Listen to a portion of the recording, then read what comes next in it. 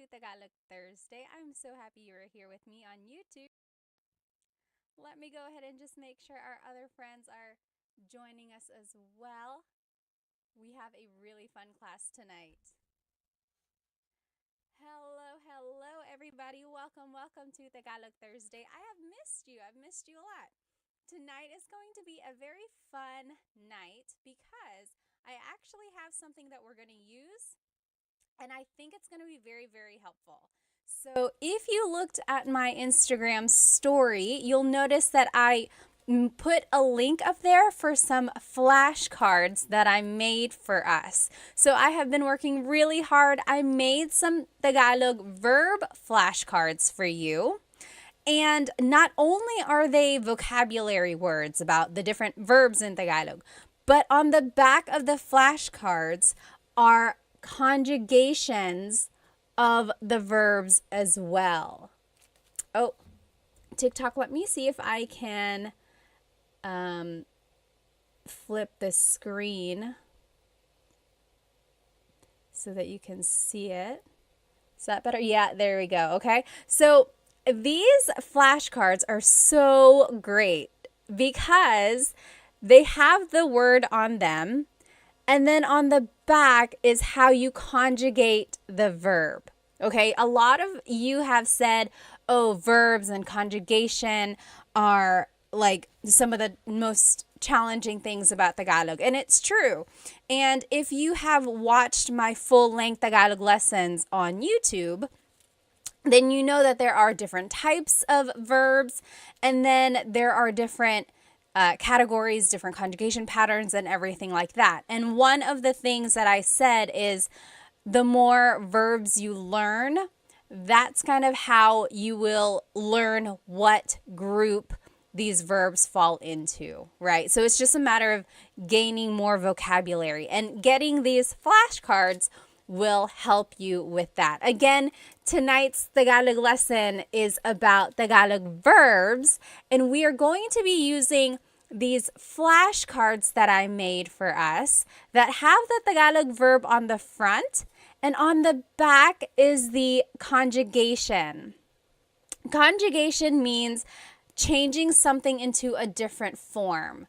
So these are the conjugations in the present tense, the past tense, the future tense, and then there's one more conjugation in there, or one more type of phrase. It's the command. You'll see how they are used when we go through them. Again, if you want to get your own copy of these flashcards that I made, the digital download is on my Stan store. I put the link in my stories, but also it's in the in my bio as well. Go ahead and write where you are currently watching from. Maybe tell me how old you are, and does anyone have a shout out? One time someone said, oh, it's my girlfriend's birthday. Can you say hi? If anyone has a special event, please let me know. Or is it just a fun night? No special event on your side, but just something to celebrate just being with me learning Tagalog. Let me go ahead and catch up on some of these comments. Okay, let me catch up on some of these comments on Instagram here. Major said, Ate Pat, gumagawa ako ng mabuti. You're doing something good. Are you trying to say you're doing well? You can say, mabuti ako, mabuti naman. What you said literally means I am doing something good. Like you are doing a good deed or something. Oh, Chunkin Deuces said, quick question. Is there a difference between learning Filipino versus Tagalog? Very good question. Does anyone know? I know the answer, but does anyone know the difference between Filipino and Tagalog? Think about it, write it in the comments, and let's see what everyone thinks. Hello, magandang araw, Vic said. Let's see. Hi, ate. Kawabanga said. Miss Anna Adams said, kumusta ka, ate? Mabuti naman. Hi, Love and Lulu. All right, let's see here. Again, we're just waiting for everyone to join. Hello, hello. Oh, so many people. Let's see here. Rose from San Diego, Ronnie from LA, Royston from Singapore. I'm Heme from California, Brandon from Jacksonville, Florida. Hello, hello. Dilshan from New Zealand, Fritz from New Jersey. Hello, hello. Mabuhay Thursday. Hello, hello. Let me see. Oh, did someone have a shout out? I forgot. Earrings are fire. Team D Texas said, Salamat. These are from Pick You Official. I think Pick You Official. Let's see. How about over here on TikTok? Captain says, I'm a Filipino. I'm all the way from LA, California. Hello, hello. Yes, exactly right. So Rocky's Barber. So the question was, Chunkin Deuces asked, what is the difference between Filipino and Tagalog? And over here on TikTok, Rockin' Barber said, Filipino incorporates the borrowed phrases and words. Exactly right. So Tagalog is a very old language. In fact, it's one of the oldest ones in the Philippines. There's like written by Bayin that's been found. It's just a very old language. And of course, the Philippines itself has had a lot of influence from so many countries, like Spain, of course, when they occupied it for 300 years. Then there was America and even Japan for a little while. And Chinese, because there were a lot of immigrants from southern China. So along with all of those different cultures, they incorporated a lot of those words into Tagalog. So much so that Tagalog itself kind of got mingled with all these languages. So they had to change it a little bit. And Filipino is the language that incorporates all of those different languages. For example, hikaw, the word hikaw is earring. That is a Chinese word, or it stems from the Chinese culture. But technically, there was at one point a true deep Tagalog word that was used before hikaw. And usually, I love Tagalog, like deep Tagalog, because it's very literal. When you think of the word a chair in Tagalog is upuan. There are lots of different words for chair. Upuan is a word for chair. Like the verb upo means to sit, upuan means a place to sit. But also, a deep Tagalog word for chair is salumpuet. Salumpuet. So that's like true deep Tagalog. And it means, salo means to catch. Puet is your bottom. So salumpuet is something that is catching your bottom, right? Your chair. So that's the difference between Tagalog and Filipino. So yes, Filipino kind of incorporates all of those different borrowed words, as Rockin' Barber said, whereas Tagalog really is like the pure whatever it was before all of those influences. Although nowadays, Filipino, Tagalog, Filipino, they are used interchangeably and people will understand what you mean. But technically, there is a difference. Oh, hello, Tagalog Kurt. Someone is saying hello, Tagalog Kurt. Are they here? Anyway, again, thank you. Let's go ahead and get started. Tonight's lesson is going to be all about Tagalog verbs, okay? So depending on where you are in your Tagalog learning journey, you might already know how to conjugate verbs and you just want to learn more. Or maybe you are a true beginner, you just want to gain more vocabulary. This is a good way to do it. Or maybe you are kind of a little bit more experienced and you just want to quiz yourself, or you just want to make sure you know the right words. We are going to be using these flashcards that I made for us. I'm so happy that I made these flashcards, you guys, because not only do they have the Tagalog word on the front, So this is a picture of a shower. To shower in Tagalog is maligo. And it says that on the front, okay? On the back of the card has the conjugation of the or of the verb.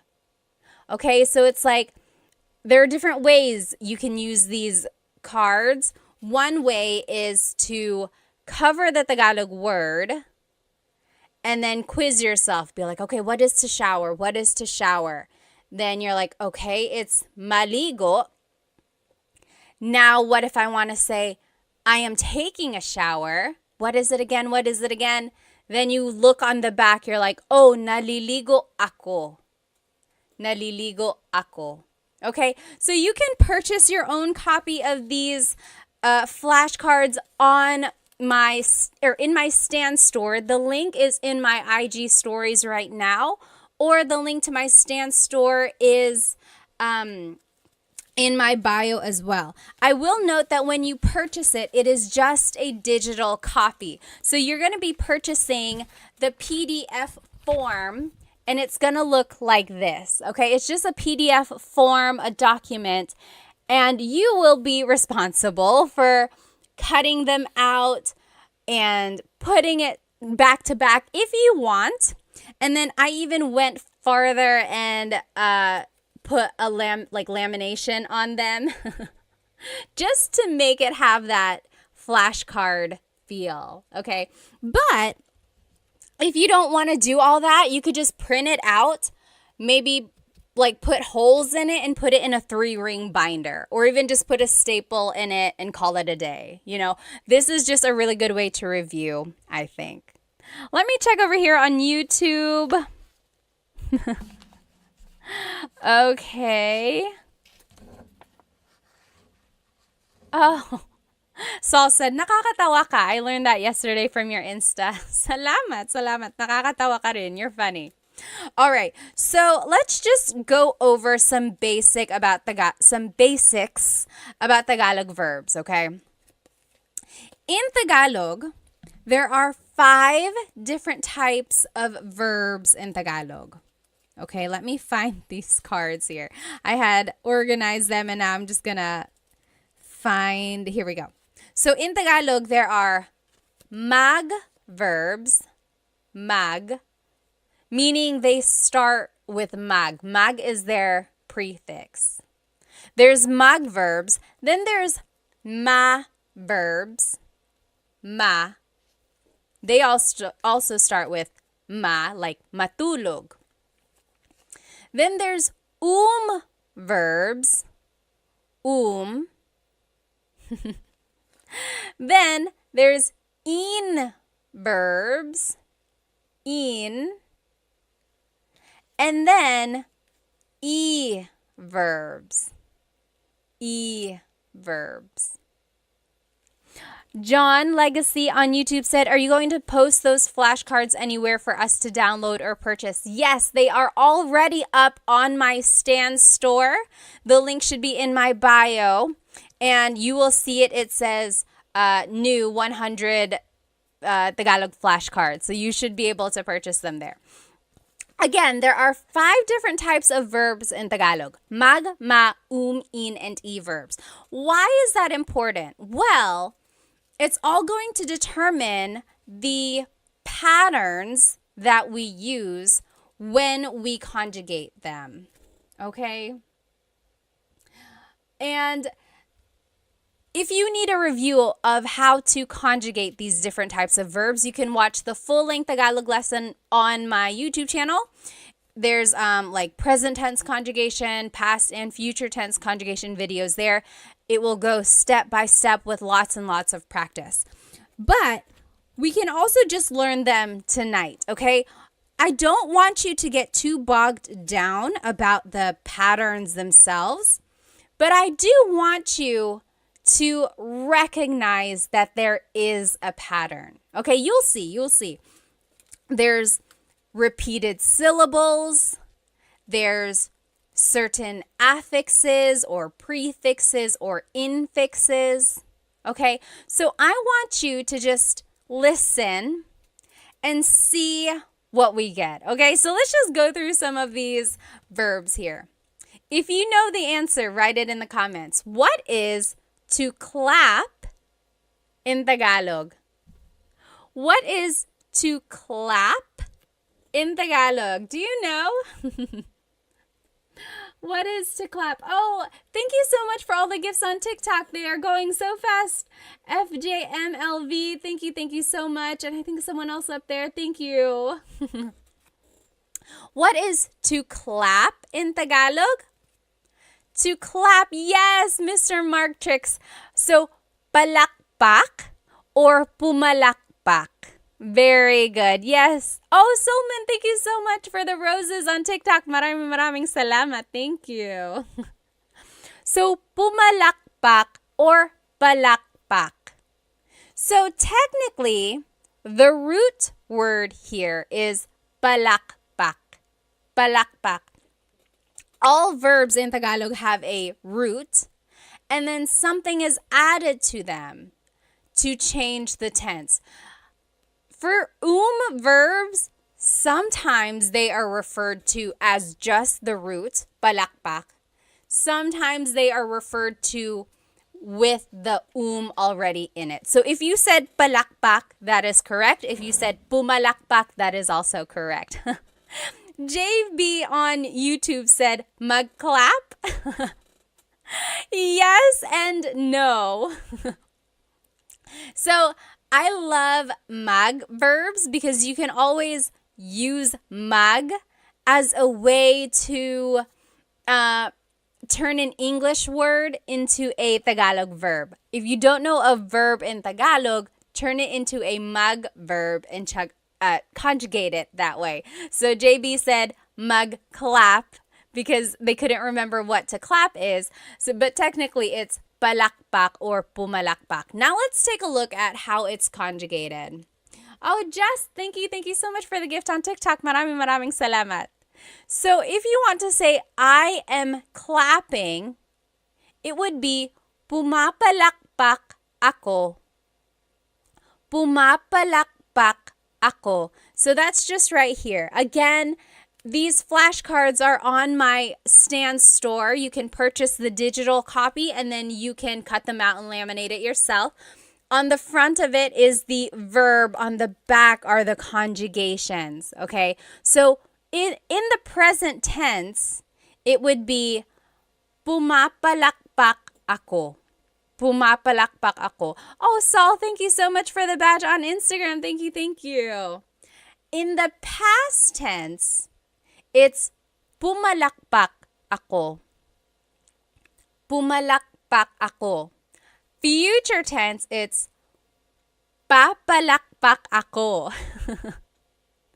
So, it's very interesting.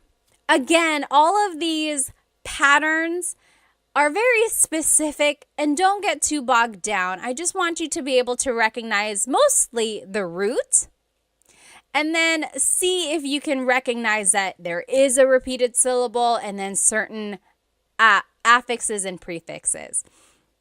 Now, if you want to say it as a command, it would be pumalakpak ka. Pumalakpak ka. Clap your hands. Okay?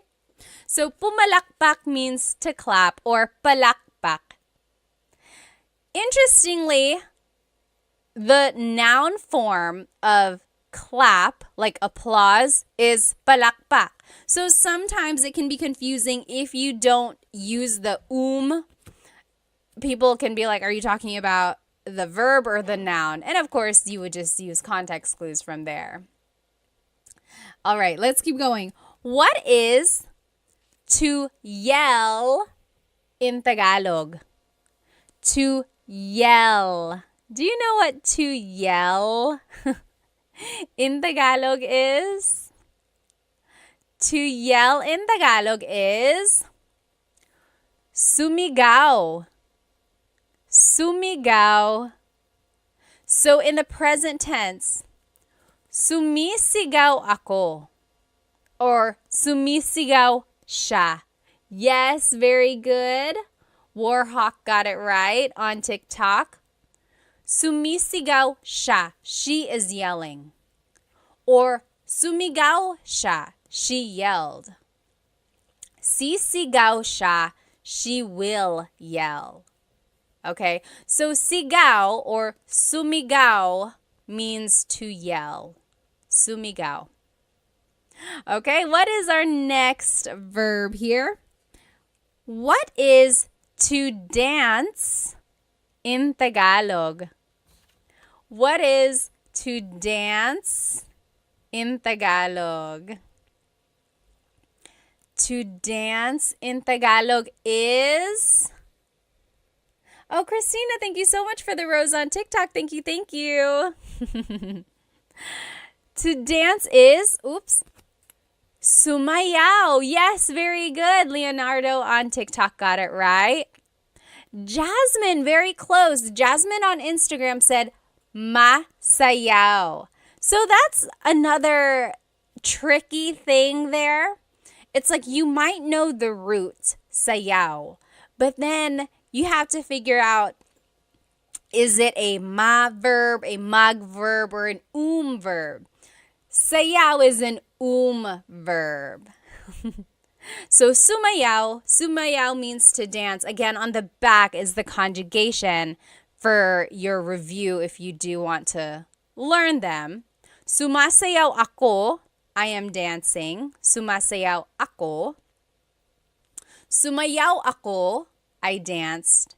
Sasayaw ako, I will dance. And then as a command, it would be sumayaw ka. Dance. Sumayaw ka. Dilshan said, isn't masaya happy? Yes, masaya means happy. Sumayaw is a little different from masaya. Okay? I guess we're in the stack of verbs. What is to cry in Tagalog? What is to cry in Tagalog? Oh, Cam said, where can I get the flashcards? You can download the flashcards from my Stan store. You can, when you download them, they will come as a PDF and you just print them out yourself.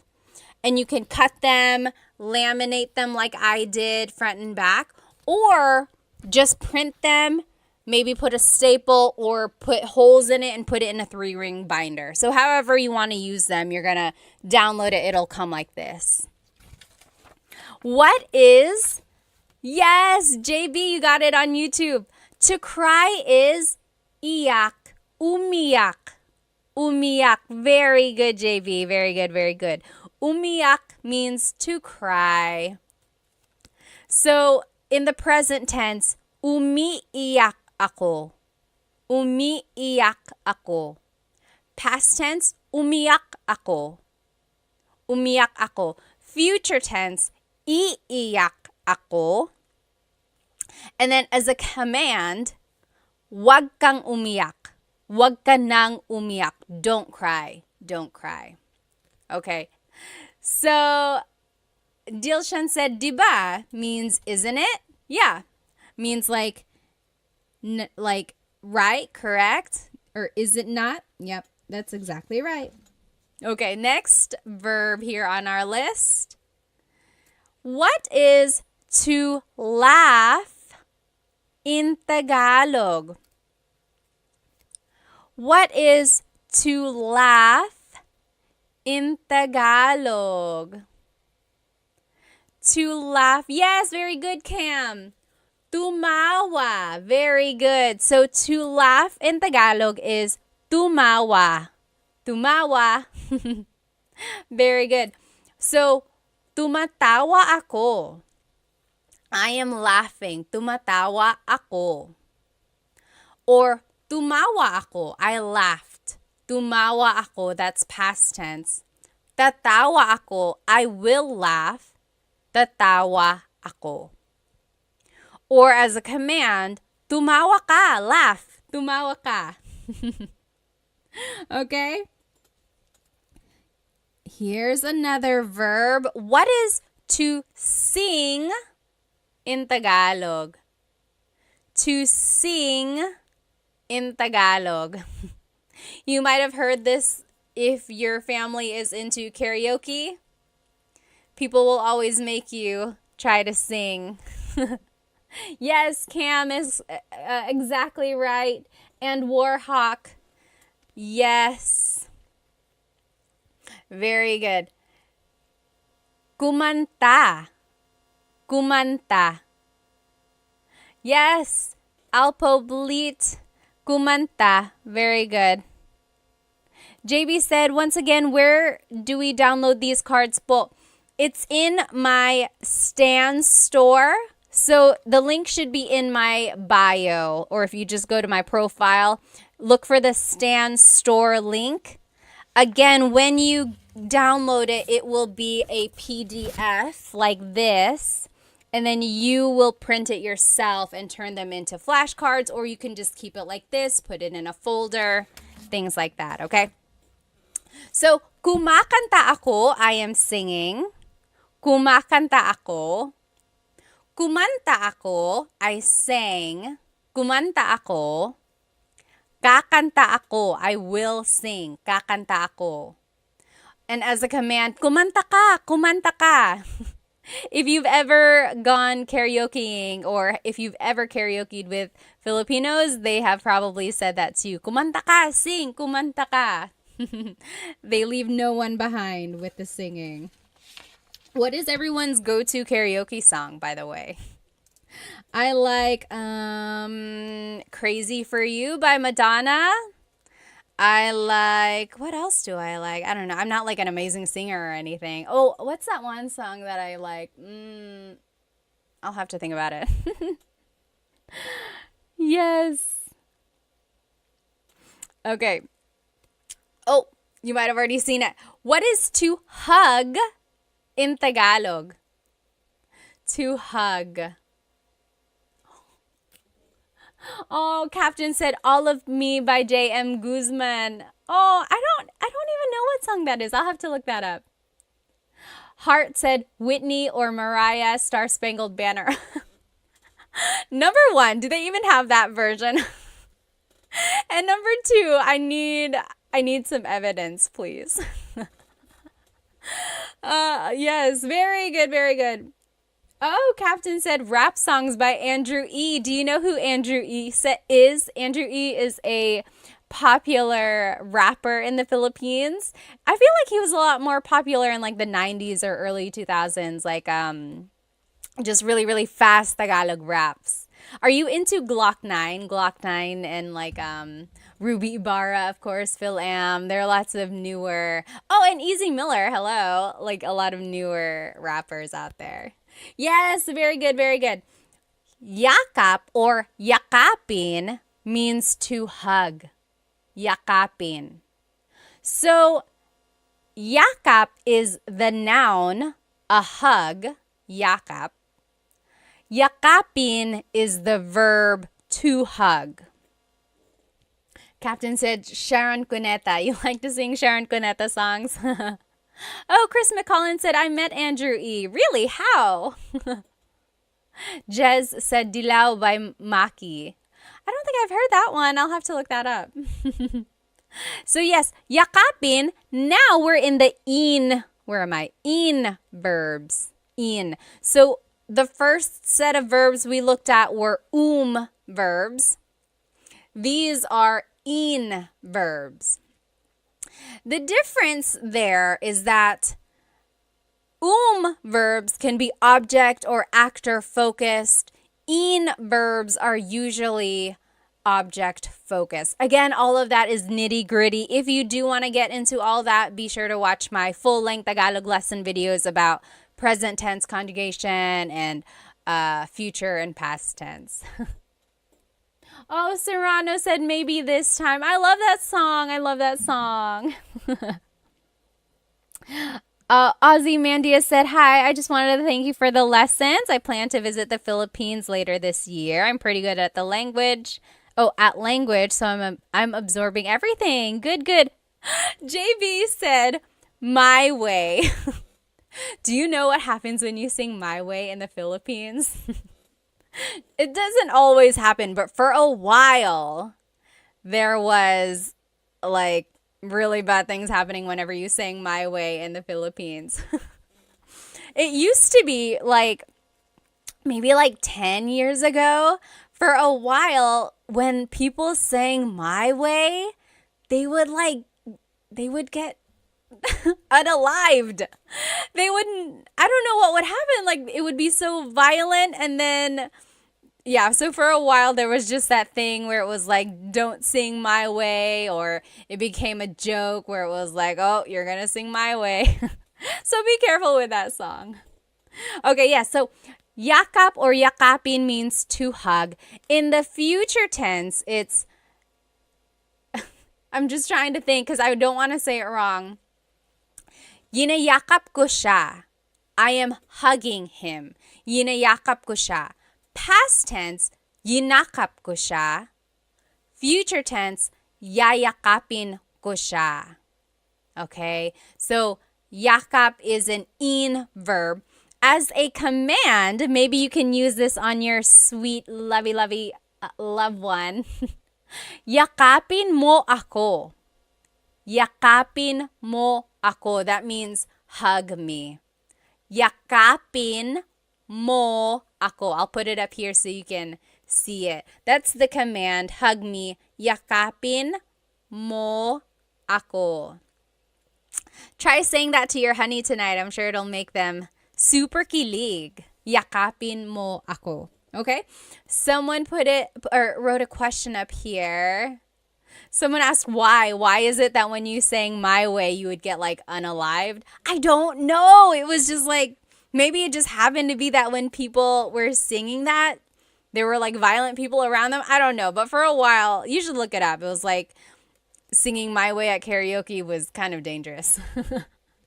Oh, and then someone asked, do you know how to speak Bisaya? No, I do not, but I know someone who does, and I'll be sharing them with you in just a little while, like maybe next week or in a couple weeks. Oh, someone up here asked, Ladorabi said, is Filipino Sign Language the same as American Sign Language? So I feel like either last year or the year before, I posted a video of Filipino Sign Language. And then people commented, oh, it's the same as American Sign Language because American Sign Language actually is universal. So people said it's the same, but I'm sure there might be some nuances. But that is a great question. If anyone knows, like, is there a difference between Filipino Sign Language and American Sign Language? Let us know. Jasmine said, I heard of you sing it badly. So maybe if you sing My Way badly, then that's why it was so violent. Patch said, your tutorials really helped me in my tutoring sesh with my US students. Thank you. Maraming salamat. Thank you, din. Oh, interesting. Okay, so PJ said Japanese Sign Language is a little different. Interesting. Okay, so yeah, there might be some similarities between Filipino Sign Language and then like American Sign Language, but also there might be some differences as well. Warhawk said, I'll never sing that song in the Philippines. Yeah, don't sing My Way. You might not want to. Okay, and then someone asked, do I speak Waray? No, I do not, but I'm looking for someone who can teach it. If you know anyone who can teach Waray, send them my way. Okay. What is to pull in Tagalog? What is to pull in Tagalog? Yes, JB, yakapin was an in verb. We're actually in the in verbs now. Tots asked, can you speak Kapampangan? No, I cannot. I wish I knew people who could, though. Yes, Serrano. Hilahin. Very good, Warhawk. Hilahin. Very good. Hilahin means to pull. Hila means to pull. That's the root. Hila. Hilahin is like the conjugated version, or it's just incorporating that in affix there. So hila means to pull. Hilahin is conjugating it as an in verb. In the present tense, it's hinihila ko ang lubid. I am pulling the rope. Hinihila ko ang lubid. In the past tense, hinila ko ang lubid. In the future tense, hihilahin ko ang lubid. As a command, it would be hilahin mo ang lubid. Okay, so again, I just want you to notice the root word. I want you to notice that there is a pattern. You don't have to get into the nitty-gritty of all the exact patterns if you don't know them yet. But see if you can recognize oh, that sounds like it's present tense. That sounds like it's past, or that sounds like it's future. Okay. But more than anything, I do just want you to get the root word to be able to recognize that, oh, hila means to pull. Again, these cards, these flashcards are on my stand store. You can purchase them. When you buy them, though, remember that it's going to be the digital download, and it will come as a PDF. When you print them out, you can cut them, you can laminate them like I did, or you can just keep it like this in a folder and use it to study, okay? You said, can you send me that card? Someone said on TikTok. Just go ahead and get it from my stand store. There are 100 verbs. 100! I found 100 verbs for you. But tonight we're only going to do maybe 25 or 30. I went through and got some of the more common ones for us to learn. But there are 100 verbs. You gotta go get it. Oh my goodness, you gotta go get it. Okay. Now, what is to sweep in Tagalog? What is to sweep in Tagalog? Samurai said there are many Filipino shops and restaurants in our region in Oman. Oh, that's nice. Very good, Serrano. To sweep in Tagalog is walis. Oh, Serrano, you bring up a really, really good point. So in this card, I am showing it to you as an in verb. Walisin. Take a look at the conjugations. Winawalis ko ang sahig. Winawalis ko ang sahig. I am sweeping the floor. Now, Serrano on TikTok said, magwalis. Oh, I love this, you guys. Walis is one of those verbs which can be either object-focused or actor-focused. Okay? So there are certain verbs in Tagalog that can take on different types of verbs. So remember, there's magma, in, or i. Walis can be an in verb, or it could be a mag verb. When it's an in verb, it's being conjugated as an object-focused verb. So you can even see it in the conjugation example. Winawalis ko ang sahig. I am sweeping the floor. The focus of this sentence really is the floor. What are you doing? I am sweeping the floor. Now listen to this. When I say, nagwawalis ako, now I'm conjugating it like a mag verb. Nagwawalis ako, that just means I'm sweeping, right? It's a complete sentence. Nagwawalis ako, I'm sweeping. There's no floor, there's no object. It's just about me, the actor. It's actor focused. What are you doing? I am sweeping. Versus, what are you doing? I am sweeping the floor. Do you see the difference there? That is a prime example of a verb that can be object or actor focused. Very good observation there, okay? Tim said, I love those cards. Thank you. Thank you. Again, these cards you can get on my Stan store as a digital download. When you purchase them, it's going to come as a PDF form and you can cut them out and laminate them like I did, like front and back. Or you can just keep it in a folder and use it to study that way. There are 100 verbs in this pack. Okay? Okay. Oh no, I have to go, Rayo said. Bye. Salamat. Let's see. This random name said, are you American? Yes, I am. And I'm also Filipino. Okay. What is to tell or to say in Tagalog? What is to tell and to say in Tagalog? Kakak said, how do I get the cards? A link to them is in my bio, the Stan store. Look for the link to my Stan store.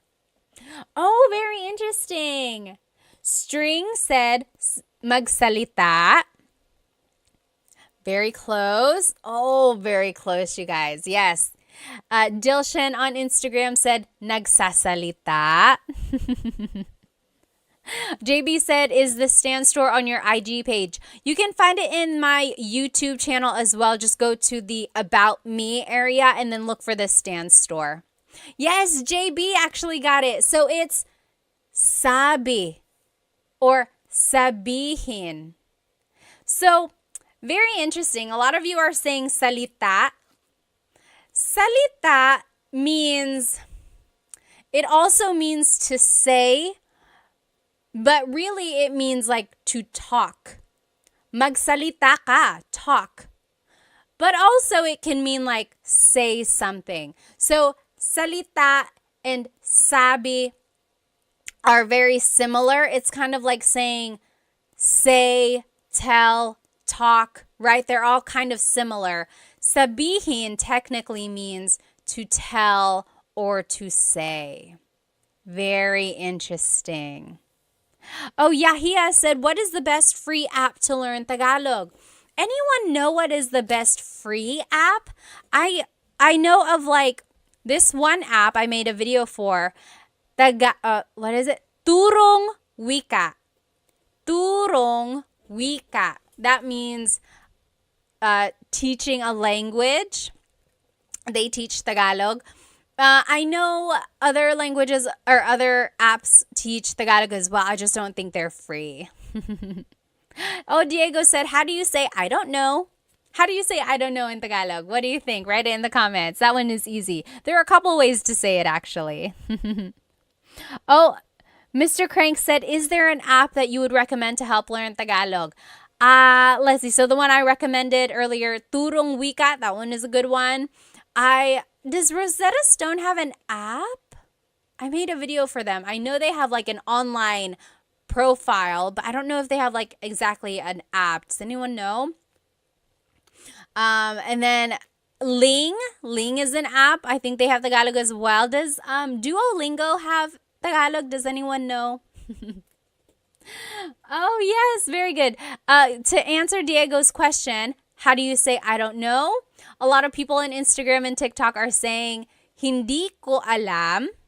Hindi ko alam literally means I do not know. Hindi ko alam. Or an easy way to just say it is ewan, ewan, or ewan ko. Very good, okay? Yes, someone had some questions up here. Oh, Diego said, hi Pat, ako si Diego. Currently started your first video on Tagalog and I can't wait to learn more. Very good, very good. Okay. Let's keep going. So yes, sabi means to say or to tell. So take a look at the conjugations. Maybe that'll help you kind of determine or help you understand the difference between sabi and salita. So, sinasabi ko sa kanya. Sinasabi ko sa kanya. I am telling him. I am saying it to him. You see the difference there? Sinabi ko sa kanya. I told him. Sasabihin ko sa kanya. I will tell him. Okay? And then, as a command, sabihin mo sa kanya. Tell him. Sabihin mo. Oh, okay. Diego said Duolingo does not have Tagalog. Interesting, interesting. What is to find in Tagalog? What is to find in Tagalog? Oh, Warhawk said Bluebird app is decent. Bluebird app. To find in Tagalog is... Yes. So, hanap is the root word. Hanapin is the verb. Hanapin, to find something. Hanapin. Like, oh, hanapin mo. Find it. Hanapin. So, here's the conjugation. Hinahanap ko ang susi. Hinahanap ko ang susi. I am looking for the key. Hinahanap. That's the present tense. Past tense, hinanap ko ang susi. Hinanap. I looked for the key. Hahanapin ko ang susi.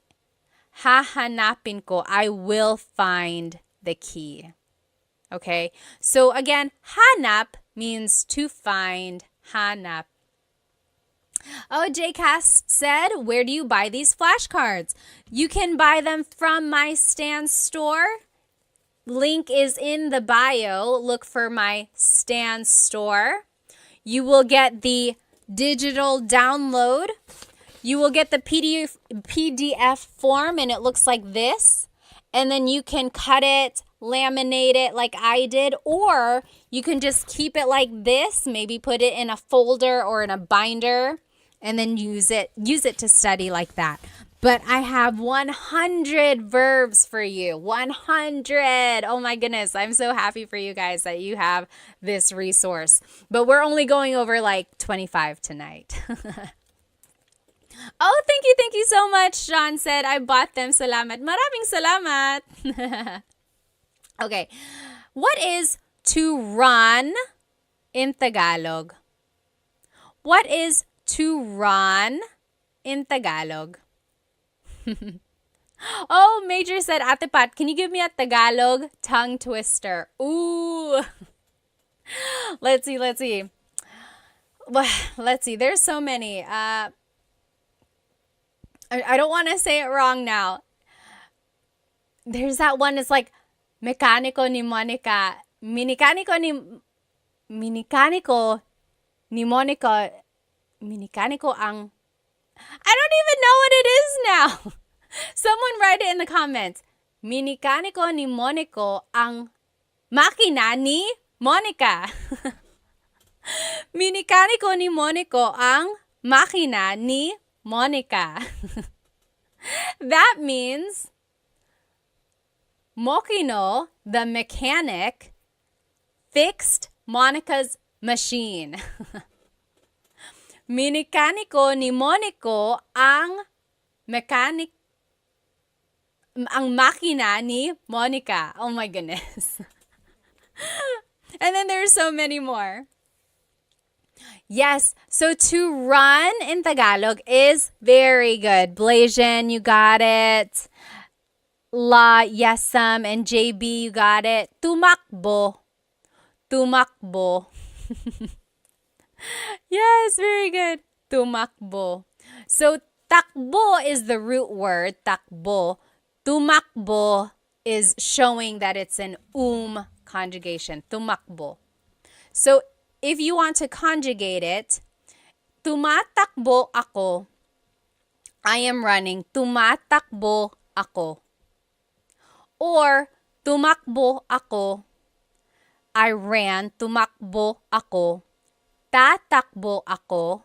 I will run. Tatakbo ako. Julie and Captain both just asked back to back, where can we get these cards? Yes, so these flashcards are on my Stan store, stan.store/Tagalog Time Pat, or you can just go look on my bio.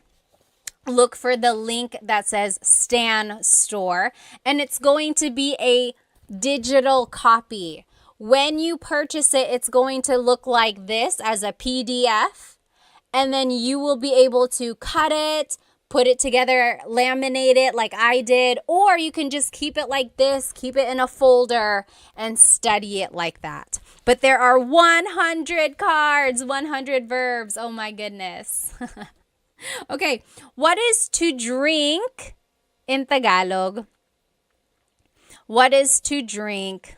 Oh, Diego on YouTube said, when do I use mo? So mo is a possessive pronoun, and you use mo for certain verbs if it's an object-focused verb. Okay? So, it goes into all of that in my full-length Tagalog lesson, I think 3, present tense conjugation. Take a look at that. It will break down how to use mo in certain verbs. Yes, very good. Serrano said umiinom or uminom. Uminom means to drink. Very good. Blasian, JB, you got it. Yes, Delician. Uminom. To drink, uminom. Very good. Now, as a conjugation or to conjugate it, umiinom ako, I am drinking. Umiinom ako. Or, uminom ako, I drank. Uminom ako. Iinom ako, I will drink. Iinom ako. Or, uminom ka, drink, uminom ka. That's a command. Remember how I told you that some verbs can be object or actor focused. Inom is one of those verbs that can be both. So, uminom means, or it's focusing on the actor. I am drinking. Umiinom ako, I am drinking. But if you want to focus on the drink itself, you actually have to conjugate it as an in verb. So, iniinom ko ang kape. I am drinking the coffee. Iniinom ko ang kape. So, as an in verb, it's focusing on the object. As an verb, it's focusing on the actor. Very interesting. Only a few more will do here, guys, because it's getting kind of late. So here, what is to eat in Tagalog? What is to eat in Tagalog? Yes, Shalona McFarland said, where do we get these cards? These cards, again, are on my Stan store. I made them for you. They are the digital download. So go to my Stan store. The link should be in my bio. When you purchase them, you're going to get them as a PDF form. You're going to get it like this.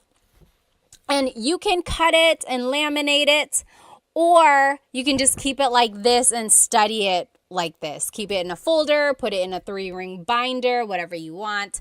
Or you can cut it out and laminate it like I did. Very good. So, very good. Kain. Kain. Kumain means to eat. Kumain. Yes. Blasian said, pwede bang magtanong? Can I please ask? Why does it change to ininom? Like in the conjugation, iinom as the future tense, that's just the pattern that it is. You have to repeat the first syllable. Or, like, are you asking why does it become an in verb when it's an object-focused verb? It's just one of those things that it's like a thing in the Tagalog language. Some verbs can be actor or object-focused, And that's how it would change. It would change by the affix or prefix. And not all verbs are like that, just certain ones. Very good. Oh, La Yesam said, can I get these cards in Canada? Yes, absolutely. When you purchase them, it's just a digital download. So it will go straight to your email, and then you can print it however you want, and then you can cut it out, or you can even just keep it like that. Very good. So kumain means to eat. Let's conjugate it. So kumakain ako. I am eating. Kumakain ako. Or past tense, kumain ako. Kumain ako. I ate. Kakain ako. I will eat. Kakain ako. And then as a command, kumain ka. Eat. Kumain ka. Okay, kumain ka. You might have heard that phrase. A lot of people like to feed their guests. So that is the thing there, the phrase that you might hear a lot. Let's see, what else? Let's take a look at some of these E verbs. We didn't get to look at them. How do you say to write in Tagalog? To write. So to write something. I'll give you a hint. It's an E verb. To write, E. Oh, hang on. Who was that?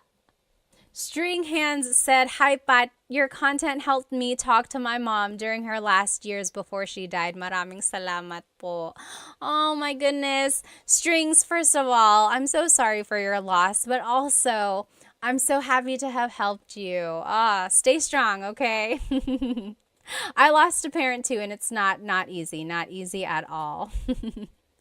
Oh, Julie said, I can't find your Stan store.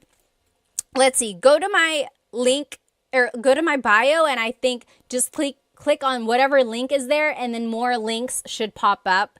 So go to the Stan store. Someone even put it up here. I think you just type in stan.store/Tagalog Time Pat or Tagalog Time.pat or something like that. You could even try to Google stanstore.com. I'll definitely put a post or make a post about it afterwards so we can all find it. Oh, very interesting. Yes. So Serrano again said magsulat. I have it as an E verb, isulat.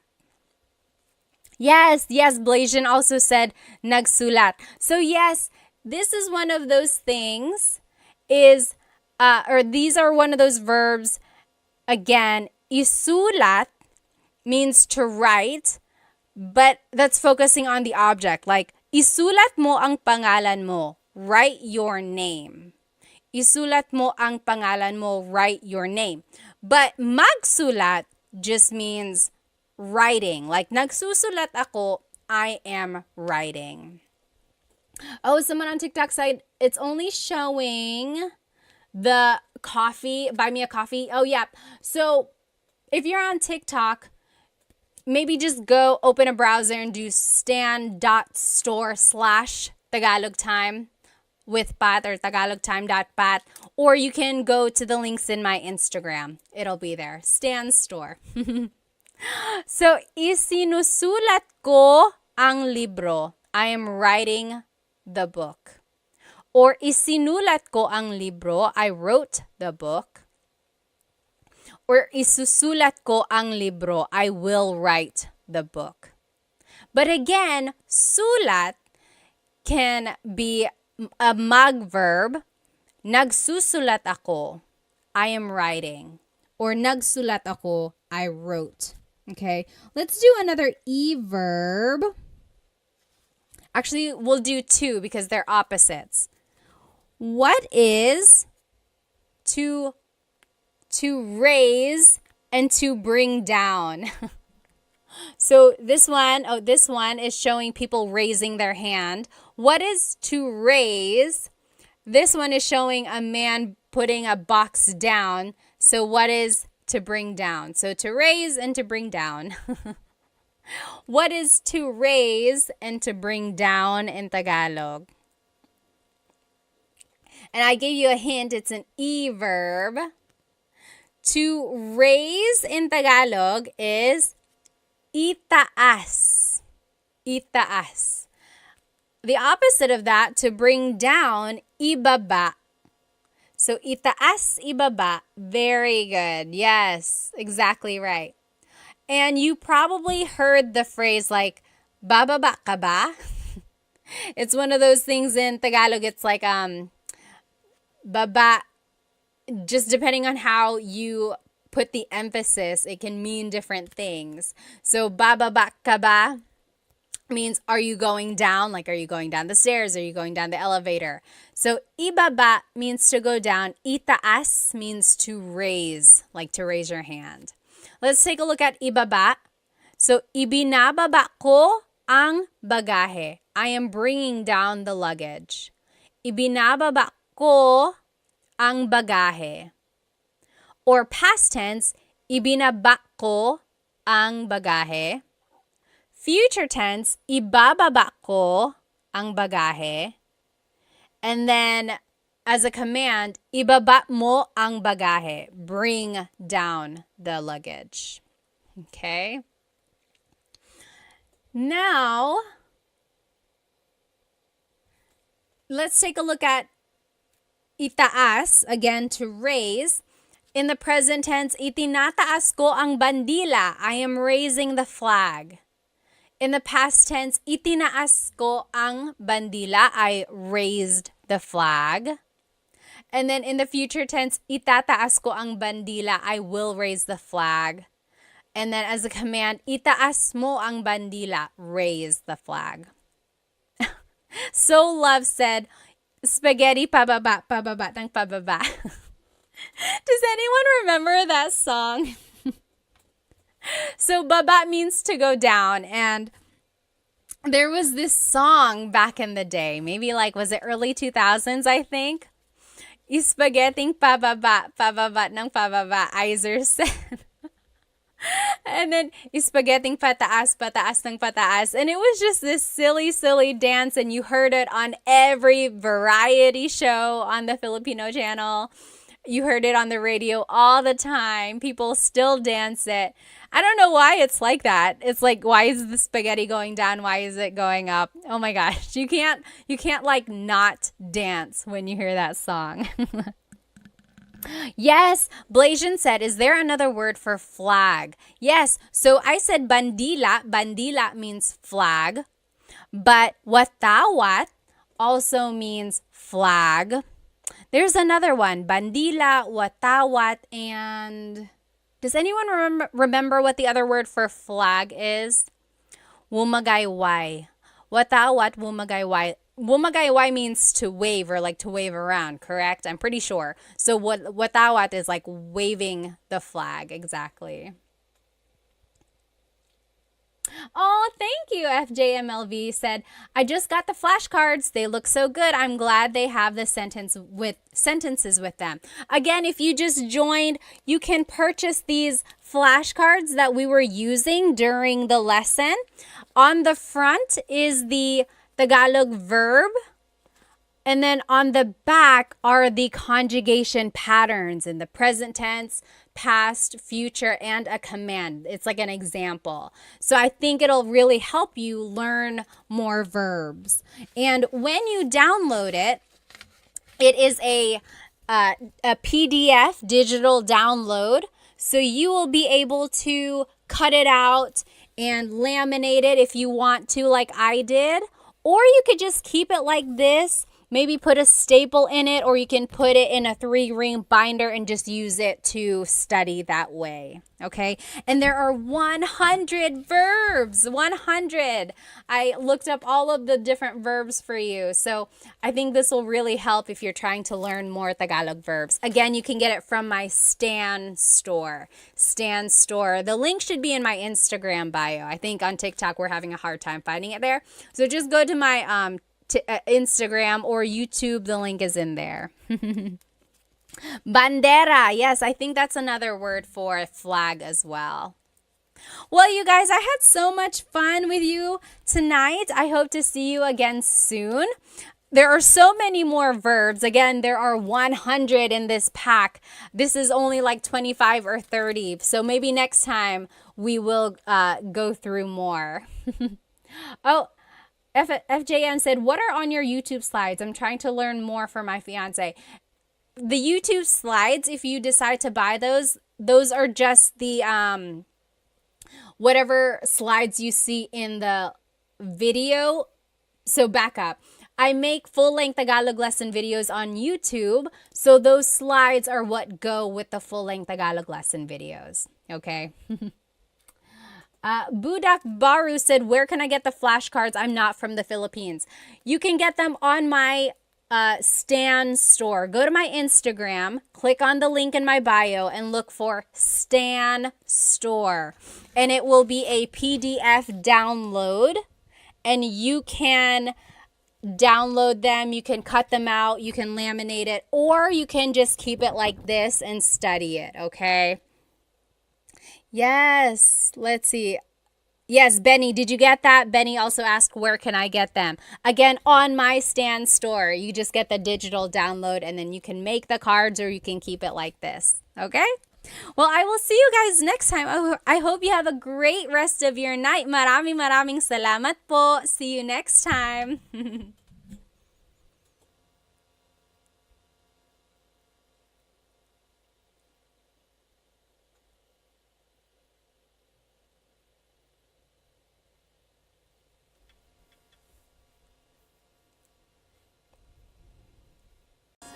Hello, everybody. Welcome. Let me just go ahead and invite our friends. If you can hear me, let me know. Of course, write it in the comments where you are currently watching. And also write maybe how old you are, because I like to see how old everyone is. Also, let me know on YouTube if my mic sounds okay. I was watching the replay last week, and I heard a lot of it didn't sound very good. So if it's too close, I can always scoot back. I just want to make sure it sounds okay for everyone. Let me go ahead and invite our other friends, of course. Hello, everybody. Welcome. You know what day it is. Happy Thursday. Happy Tagalog Thursday, in fact. Let me know if you can hear me okay, especially on TikTok. I'm trying out this new microphone. And actually, it would help if the mics were up here. Okay, again, let me know if you can hear me okay. If I am too close, I will simply push it back. If you can't hear me, let me know. I'll try to make some changes. Let me know if you can hear me by writing where you are currently watching and maybe how old you are. And as always, this Tagalog lesson is up on my YouTube channel. I am live on YouTube, TikTok, and Instagram. Hop onto my YouTube channel, Tagalog Time with Pat, and you will be able to follow along with this lesson. And this is a good lesson. I think you're going to enjoy it. You're going to find it pretty useful. Awesome. Okay, so I see, let's see, Soul to Weeze is from California. John on the Move is from New York. Hello. Hi, Planet Jamie. Hello. Watching from the Philippines, and I'm 15. Oh my goodness. Who is that? What does it say? Hello. Where in the Philippines are you watching from? That's so awesome. Jack DeHoog is from Alberta. Hello. Gene is from East Strickland. East Tennessee. His name is Gene. All right. Let me know if it sounds okay. And if not, we'll make some changes, okay? Otherwise, again, go ahead and jump onto my YouTube channel. And that is where you can follow along with this lesson. Today, we are going to be learning Tagalog vocabulary and phrases you can use with your family. It is about the family. You can use these phrases with your family. Okay, let me just go ahead and see where everyone is watching from. Mr. Aaron Arnold is from Monterey, California. Crispy Crunch is from Cali. Crown, hello, hello. Hello from Texas. TMD Texas said. Gakukolka is from Hawaii. Hello, hello. National City, California, Erwin said. Hello, hello, everybody. All right, Santa Barbara, California, Vince said. John said, ang aking pamilya. Yes, again, this whole lesson is up on my YouTube channel. And today we're going to be learning about vocabulary phrases, or vocabulary words and phrases that you can say with your family. And I think it might be useful to you. So go ahead and jump onto my YouTube channel. So this is our lesson agenda for today. We're going to be learning family vocabulary. We're going to be learning phrases about the family. And then we'll learn phrases for the family, like things you can say to each other. And then we will review the vocabulary. And then we will do a translation practice. I always like doing this translation practice. At the very end of the lesson, I will say this paragraph or this short little monologue to you, and let's see if you can understand what I'm saying. Okay, so that's at the very end. Let's just go ahead and jump right into it. So again, this whole thing is on my YouTube channel. Here is a family tree. I think the easiest way to go through all of our family members is just to take a look at a family tree. So pamilya is family. Pamilya. Up here at the top, we have our lolo and lola. So lolo and lola, your grandfather and grandmother. Hang on one moment. Let me fix this for YouTube.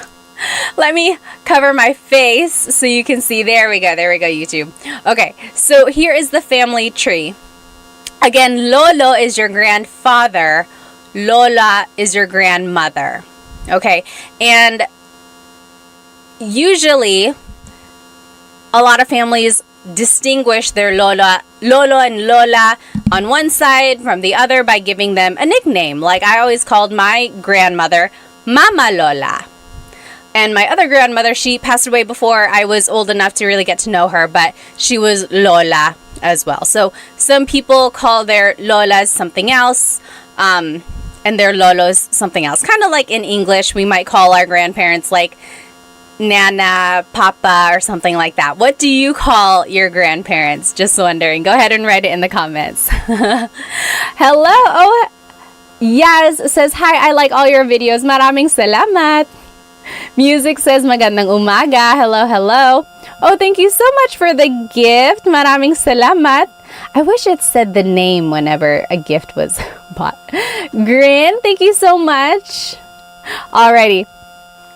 Oh, my mother's name. My mother's name was Lola. Like Lola? Awesome. Yes. Mary Loves says Nanay. That's a very common name to call a Lola. Like even I call other people's Lolas and Lolo Nanay. I'm like, oh, kamusta si Nanay? How is your grandmother or grandfather? All right. So Lolo is grandfather. Lola is grandmother. Now, if we go down the family tree, now these are the mga magulang. Mga magulang, those are parents. Okay, magulang is parents. Mga makes it plural. So, anytime you want to make something plural, you have to add the word mga. Mga. It's not like in English where you would just add the letter S at the end. You have to add that word mga to make it plural. So, mga magulang is parents. Okay, now the vocabulary word for father in Tagalog is tatay. Tatay. The vocab word for mother in Tagalog is nanay. So tatay and nanay. Those are mga magulang, so parents. Now, some people call their dad tatay. Some people call, excuse me, I could feel that coming. Anyway, some people call their mother nanay. Oftentimes, they call their mom and dad something else. Mama, papa, mommy, daddy, whatever you prefer.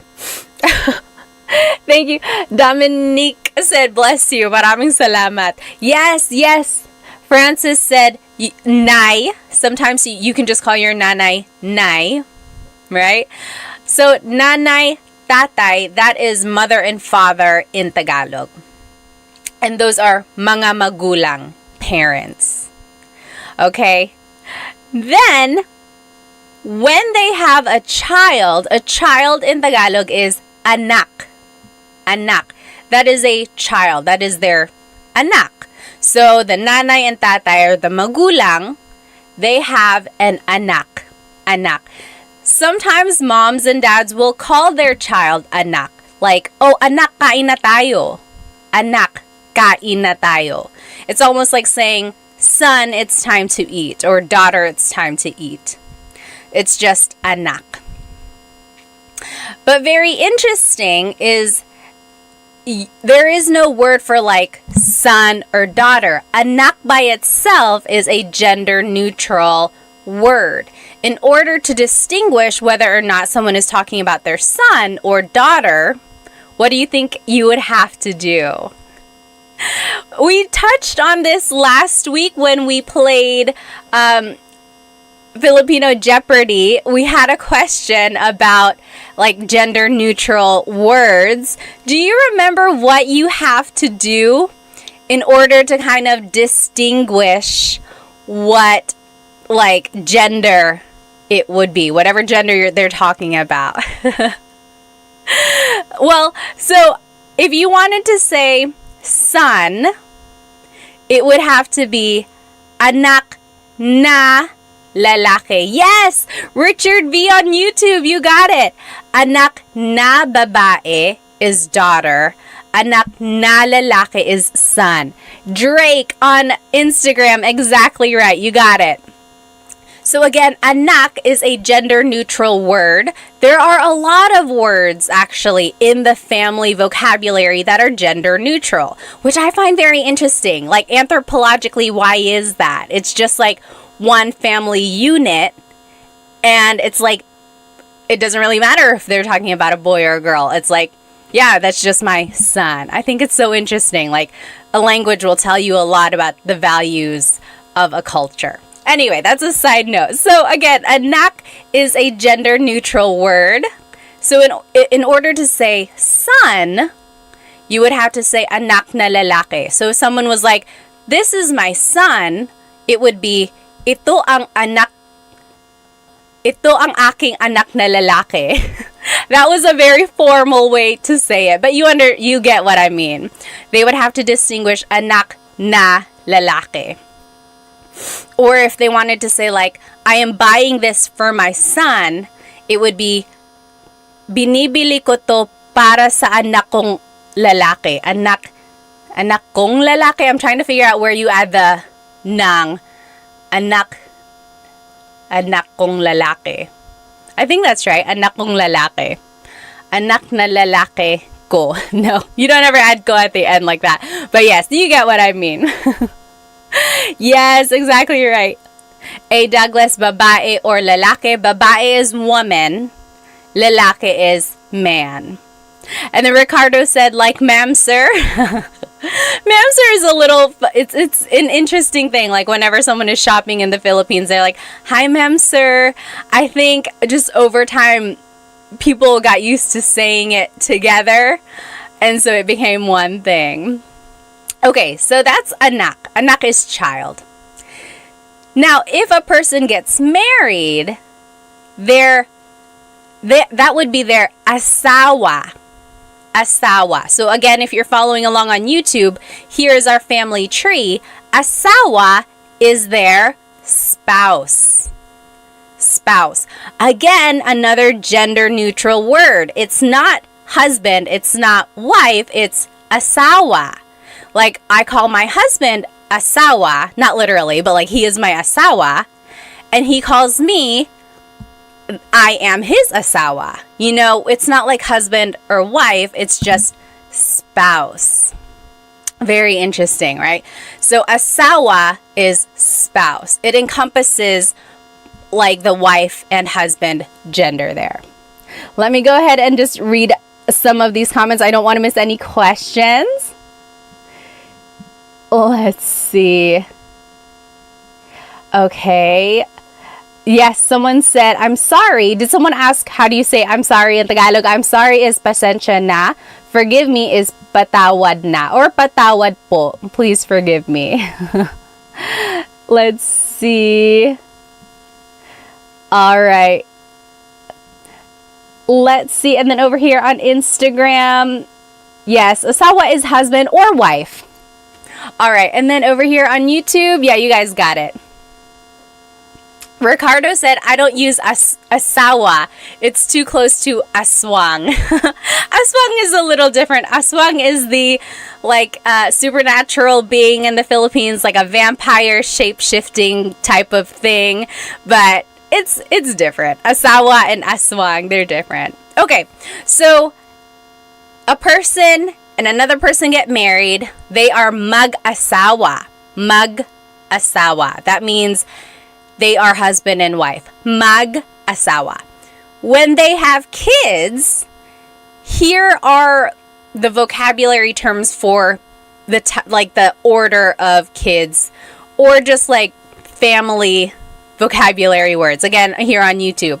So, ate is the older sister. Ate. Kuya is the older brother. Kuya. Then there's bunso. Bunso is the youngest child in the family. Ate is the oldest daughter, or not even oldest, it's just an older daughter, older sister. Kuya is an older brother. Bunso is the youngest child in the family. It could be a boy, it could be a girl, just the youngest child. They are the bunso. And then together, they are mga kapatid. Mga kapatid. Kapatid means siblings. Or sibling. Mga kapatid means siblings. Okay? This was the question in our Jeopardy game last week. The question was, how do you say brother or sister? A lot of you said ate and kuya. But remember, we had to distinguish gender if we were talking about younger brother and sister. So remember, ate and kuya are the older brother, older sister, or older sister, older brother.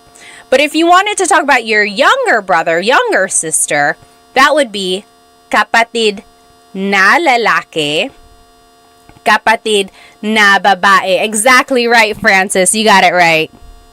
David Jr. said, my wife has 9 siblings. I feel like that's very common in the Philippines, especially like back in the day. They just had very, very big families. How many aunts or uncles do you have? Like, you write it in the comments. My mom's side of the family has, I think there's 5 of them. And then my dad's side, I think there's 6. So yeah, it's just very common to have big families.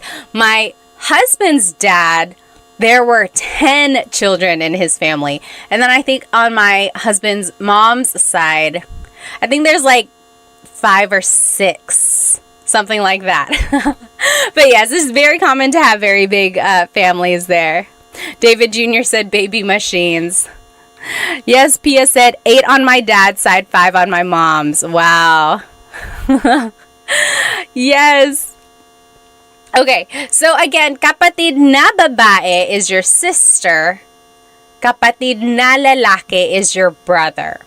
So in order to talk about like your brother or sister who's younger than you have to distinguish by saying babae, woman, or lalaki, man. Otherwise, kapatid by itself is a gender-neutral Tagalog word. Very interesting. Do you know where the words ate and kuya came from? Does anyone know where ate and kuya came from? I'm just catching up on some of these questions here. Major said, what is the English word for ipagpatawad mo, Pat?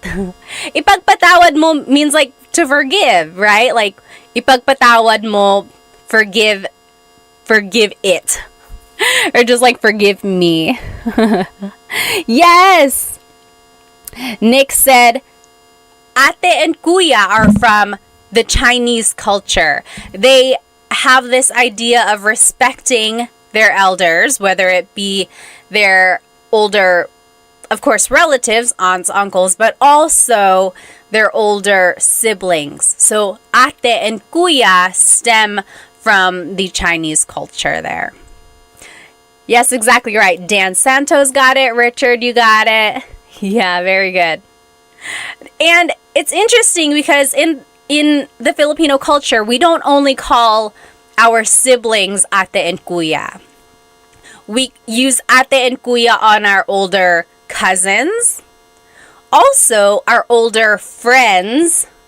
Like if you are maybe like a generation under or like just a little bit younger than a friend, you can call them ate or kuya. We can also call our co-workers ate and kuya as well. So again, it's just kind of like a familial or just like a really courteous thing to address older people with some sort of name like this. But it's not like a hard rule. There are plenty of Filipino families who don't use ate and kuya either. What about you? What about in your family? Do you use it? We use it in my family. For my kids as well, we really try to encourage them to call each other ate and kuya. I think it's just, we like to keep that in our family. Okay, so let's keep going. So that is our family tree. Okay, so there's the grandparents, lolo and lola. Mga magulang are the parents, and that's tatay and nanay. Then they have a child, that's anak. They get married, that's their asawa. Then they have kids, there's the ate, the older sister, kuya, the older brother, bunso, the youngest child. Altogether, they are mga kapatid, siblings. Okay, let me catch up on some of these comments here. Oh, Stock Class on Instagram said, or asked, is it rude to say kuya if you're the same age or younger by mistake? No, it's not. It's not rude. It's never rude to try to be polite. The only thing is if they maybe liked you and then you called them kuya, that's an automatic friend zone. It's like, oh, it's like, okay, now I'm only like an older brother. But it's never rude. And, you know, they'll correct you. They might be like, oh, you don't have to call me kuya. Just call me by my name. Or they might be like, hey, I think we're the same age. You don't have to call me kuya. But it's never rude. When in doubt, I would use it. Let's see. Any other questions here? Oh. Yes, Pia said, would not be caught lacking, not calling my sister ate. Have you seen that video floating around? There was someone who, she calls her older sister ate, and then one time she was like, calling my sister by her first name. And then her sister was like, I don't like that. Don't do that anymore. Again, it's just one of those things. It's like respect, but also it's just like a family thing. At some point, it's almost just like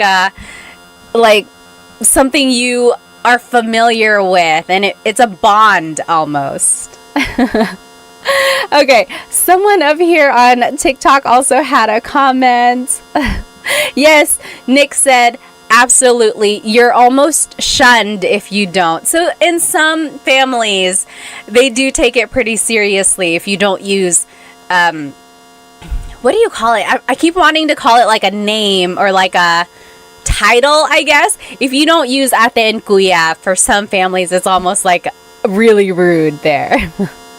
Rizzle Dizzle said, pare ko.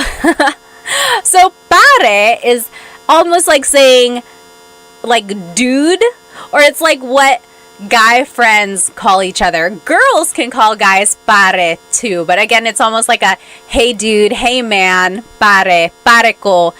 Pare ko is like my man, my dude. You know, so that's, if you ever hear anyone say like, oh, kamusta pare ko? It's almost like, hi, my man. Hi. I can't even say it. It sounds so weird when I say it. What else? Oh, yes. Yeah, Rizzle Dizzle was like, I call my coworker pare. Exactly right. Yes. P.S. Chris said, church members too, you can use ate and kuya. Yeah, so anyone you're in like some sort of community with, or some sort of like, I don't even know how to say it, like just like a connection or a community or group, you can call each other ate and kuya. Oh, okay. Yes. Jordan said, sometimes I see Filipinos use pre in comments. What does that mean? Pre is just short for pare. So again, it's that word of like dude, man. It's just like, hey man, hey dude, pre. Yes. Jay from the Bay said, I thought pinsan is cousin. It is. We will go through that in just a second. Okay. Let's keep going here. Yes, Timothy said, I noticed that many Filipinos call their relatives cousin even if they aren't, even if they are technically not. That's a very common thing. Almost like we call our parents' friends tito and tita, even though they are not literally our aunt and uncle. It's just one of those titles that we use. Again, it's almost like we are all just one big family. Okay, let's keep going. So here are just some more vocabulary words about the family. Someone mentioned it here on TikTok. Pinsan is cousin. Pinsan. Again, pinsan is one of those gender neutral words. So if you wanted to say my girl cousin, my guy cousin, it would be pinsan na babae, pinsan na lalaki. I guess in English too, cousin is pretty gender neutral. It's not distinguished there. So pinsan is cousin. Then there's pamangkin. Pamangkin is niece or nephew. Pamangkin na babae, niece. Pamangkin na lalaki, nephew. And then tito and tita is your aunt and uncle. I'm sorry, uncle and aunt. Tito and tita. But again, we use that for people who are not even related to us. So our parents' friends, or any sort of older acquaintance, maybe at work or things like that. So tito and tita is definitely what you want to use when you are talking to an older person who's not within your generation. You never ever want to call anyone by their first name. It's all up to you, of course. You are your own person, but I would highly recommend you not calling anyone by their first name. It comes off as very, very rude. Hipag is sister-in-law. Hipag. Bayaw is brother-in-law. Bianan is parent-in-law. And then there's ninong and ninang. Ninong and ninang are godparents. So when a kid gets baptized, usually there are a few ninong and ninangs, and that's just kind of what they would be called from then on. Oh, Mining Life, thank you so much for the badge on TikTok. Thank you. Let me look at some of these comments here. Yes, CV said, I also heard that kaibigan has two meanings. So kaibigan means friend, kaibigan. But if you put the stress somewhere else, like kaibigan, that means lover. So kaibigan is friend, kaibigan is lover because the word ibig means love. Very interesting. It's a homonym there. All right. Let me look here on Instagram. Major Horn said, "Saan ka sa Pilipinas, Ate Pat?" Actually, dito ako sa Amerika. Dito ako sa North Carolina. Pero pinanganak ako sa Maynila. Lumipat kami dito sa States nung 1.5 ako. Dito ako nag 2 years old. Tapos dito na ako lumaki. Dito ako nag-elementary, middle, high school, college. Pero bumabalik kami sa Pilipinas mga every 2 years. Kaya palagi kami nandoon. Sila mama taga Sorsogon, sila papa taga Catanduanes. Kayo, taga saan kayo? Alright. Let me catch up on some of these questions on YouTube. Yes. Let's see. So Civil War guy said, would native speakers ever use kapatid na lalaki or babae for an older brother or sister, or would they always use kuya or ate? I want to say they will usually use ate and kuya, especially if it's an older sibling. That way it just encompasses the idea that, oh, it's the older sibling. Otherwise, it would be kind of a long way to say it if they were like, kapatid na babae na mas matanda sa akin. It's like, why didn't they just say, oh, you're ate? So, yes. Okay, yes. And then people were saying honorific, like to say, to be a little bit respectful, of course, you would say po. It's like an honorific gesture there. Yes, Ricardo said mare is the female version of pare. So again, there's this word pare, which is like dude, man. Mare is the female version of that. So it's like a lot of like godmothers use it with each other.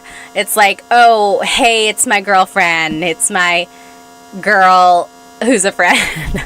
You know, it's almost like equivalent of dude or man on a female side. Okay, let's keep going.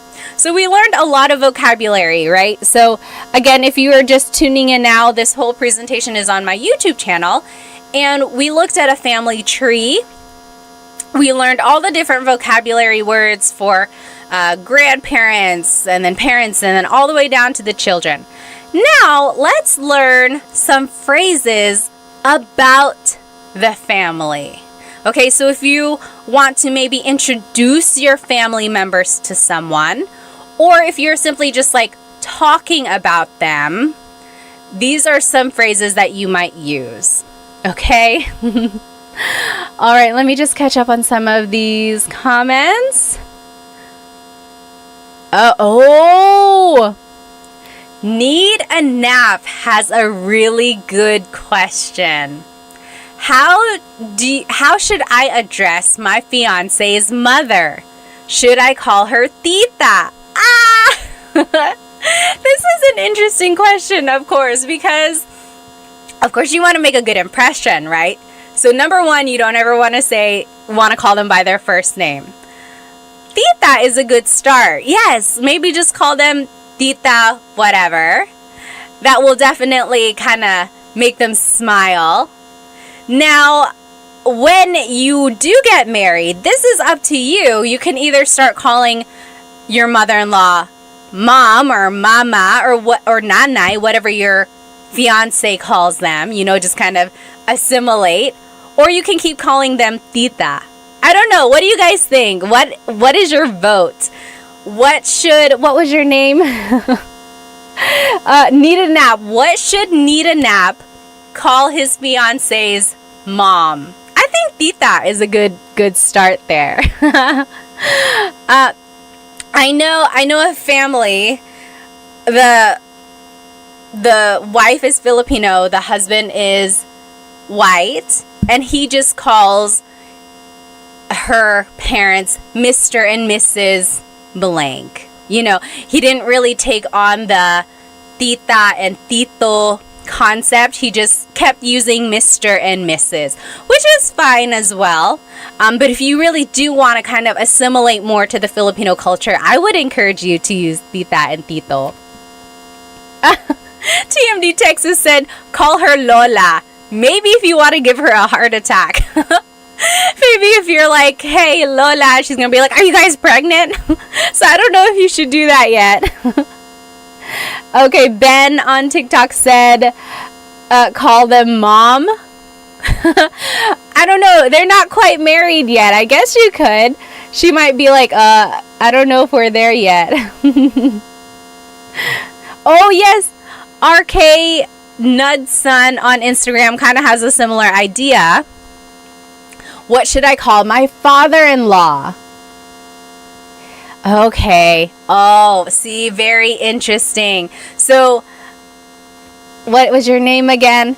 RK Nud was asking, what should I call my father-in-law? My wife calls him tatay. Is it appropriate for me to call him that as well? I would say it is appropriate. I don't think it's rude. Maybe ask your wife, though. Just say like, hey, do you think I should call him tatay like you? If she wants you to, yes, by all means, go ahead. If she feels a little weird about it, you know, she knows her dad a little bit more, then just kind of go off what she says. Maybe she'll say, you know, maybe just call him Tito or something like that. But I think give it a try. Ask your wife, see what she would suggest. Oh, okay. So Sam said, before I got married to my Filipino husband, his parents told me to call them tita and tito. Very interesting. So Sam's in-laws told her to call them tita and tito. You could ask. That's a perfectly good question. It's like, what would you prefer me to call you? Or ask your significant other, and then they'll tell you.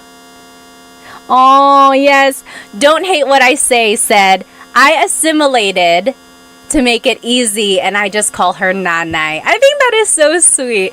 Also, props to my husband. Like, as soon as we got married, he started calling my mom mama. That is so sweet. Even now, he's like, hey, is mama home? Or hey, does mama need food? So sweet. I think it's nice. You'll definitely get bonus points. Oh, and then Sam said, and then on my wedding day, they said to call them mom and dad. Oh, you crossed over. How sweet. Let me catch up here on YouTube. You guys are still talking about po. Yeah, so po is an honorific, like, part of speech. You use it to be respectful. Yes. Okay. So here are some phrases about the family. If you wanted to introduce someone, like oh my goodness, what is happening, Instagram? Why am I sparkling? Okay, there. For some reason, sometimes I hit a filter and then it makes me look different. For a while over the summer, I always had like dog ears and stuff. Okay, so if you want to introduce your family member, you would say, ito ang blank ko. This is my blank. For example, ito ang nanay ko. This is my mother. Ito ang kapatid ko. This is my sibling. Ito ang asawa ko. This is my husband or wife, my spouse. Okay, so if you want to introduce a family member, it would be ito ang blank ko. Ito means this. Ang is a part of speech that can take on many different things, but in this phrase, it kind of translates to is. Ko is my. So, ito ang nanay ko, this is my mother. Ito ang kapatid ko, this is my sibling. And you can use that for anything. Like if you're like, oh, ito ang ballpen ko, this is my ball pen, this is my pen. Ito ang cell phone ko, this is my phone. So this is my blank. That's just the sentence structure there. If you want to be specific and you want to add someone's name, you would add this word si. Si. Si is a part of speech in Tagalog which is used to introduce a person. So, ito ang nanay ko, si Samantha. This is my mother, Samantha. Ito ang kapatid ko, si AJ. This is my sibling, AJ. Ito ang asawa ko, si Chris. This is my husband, Chris. Okay, so I wanted to show you two different things on this slide. Again, this whole presentation is up on my YouTube channel. First, just get to know, become familiar with this phrase, ito ang blank ko. This is my blank. Ito ang nanay ko. Then, if you want to be specific, you can use this word, si. So, ito ang nanay ko, si Samantha. This is my mother, Samantha. Okay, let me catch up on some of these comments. I don't want to miss any questions. Let's see. Oh, Guardian Angel said, besides using all of your videos, how is the best way to learn Tagalog? This is going to be a little biased, but I think the best way to learn Tagalog is having one-on-one tutoring, which, by the way, I have Filipino Tutors LLC. If you go to myfilipinotutors.com, that is my very new tutoring company, and I have some really good tutors for you. I have 3 Tagalog tutors, 1 Bisaya tutor, and then 1 tutor who is really good with math, college prep, and SAT prep. And then 2 of my Tagalog tutors can do grade school subjects like reading, writing, grade school math. So check out myfilipinotutors.com for one-on-one tutoring. Okay, let's see. Okay. Oh, Nita Knapp said, my mom will get jealous if I call my in-law mom. Yeah, that can happen sometimes. Again, just kind of ask your significant other, maybe get a feel for what you think they would feel like. Okay, let's see. Manglia said, ito ang aso ko. Oh my gosh, what is this filter? Okay, yes. So Manglia said, ito ang aso ko. This is my dog. Exactly right. So if you want to just talk about something that is yours, you can use this phrase, ito ang blank ko. Okay? Civil War Guy on YouTube said, is it incorrect to say itong? Very good question. In Tagalog, it's very common to put words together, especially when the word is ang.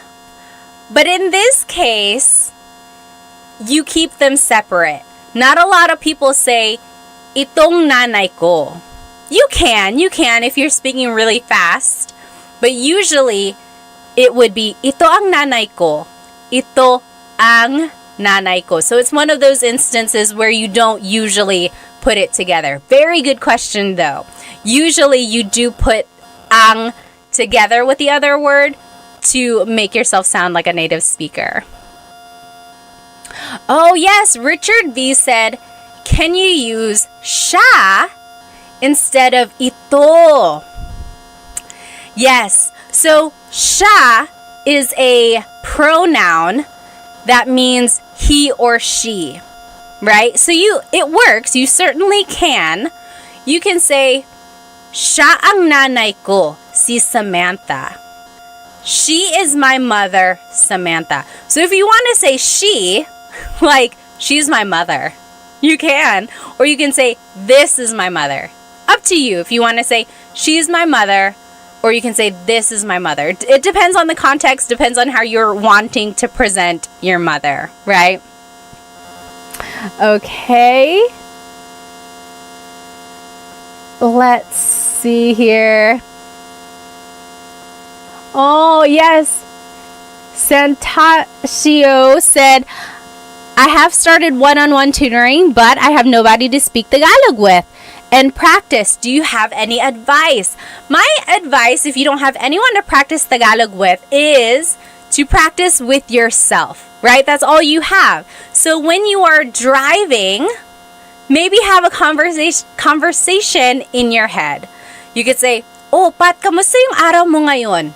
Mabuti naman, medyo busy, pero marami naman akong nagawa. O talaga, anong ginawa mo? Naglaba ko, naglinis ako, nag-alaga ng mga bata. Wow, ang busy naman. You see, I'm just talking to myself. So, practice that. Practice asking yourself questions, and then practice like responding to yourself. Okay, give that a try. Okay, what else? What else? Yes, CV said. Just basically talking to yourself. Exactly right.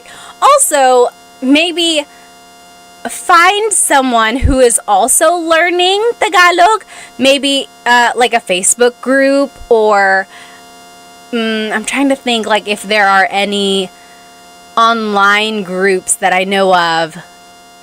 But like, try to find other people who are also learning Tagalog. That's a good way to practice.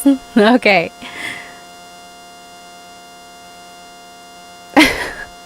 Tim Tactics said, masyado ko kasing kinakausap ang sarili ko sa English. He's already talking to himself a lot in English. Yes. Let's see. Nita Nap said, my friend says uy a lot.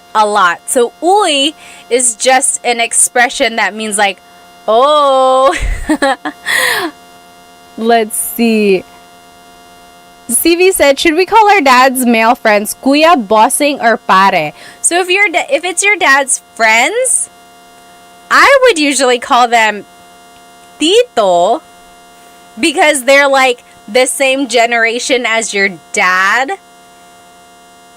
I guess depending on your relationship with them, they could also be kuya, but like usually it would be tito to me. Yeah, like uncle, exactly right.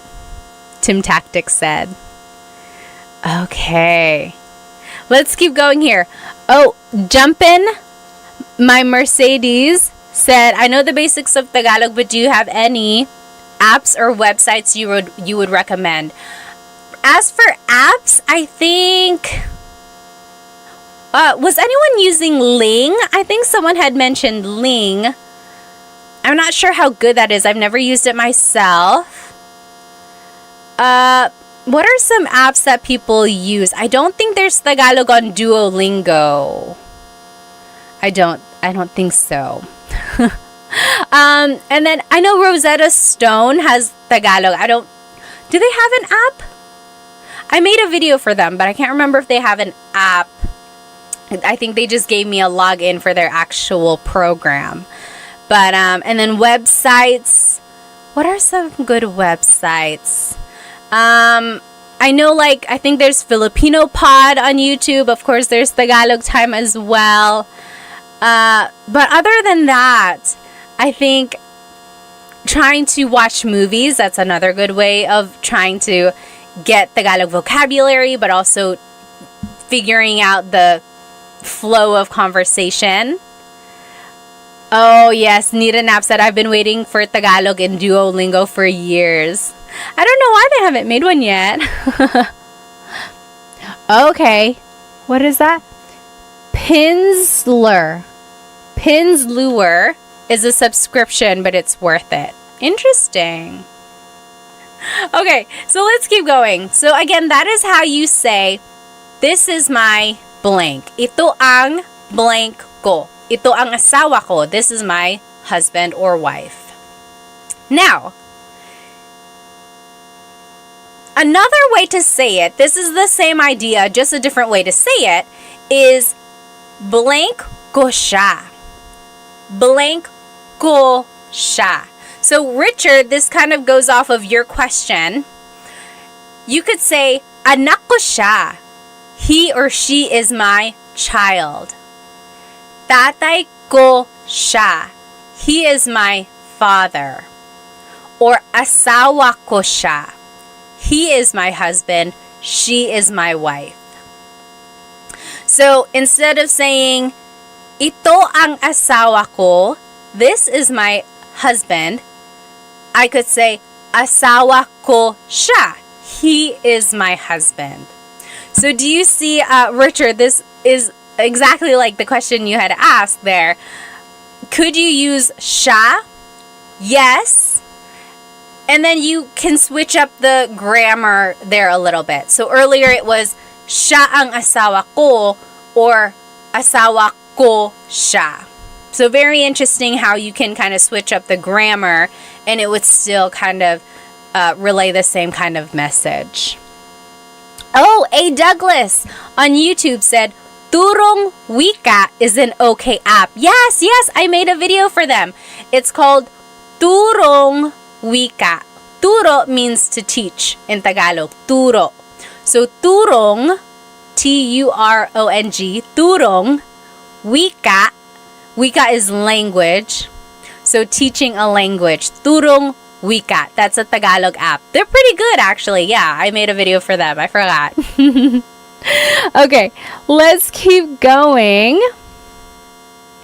So here's another phrase that you can say as well. Anak ko yan.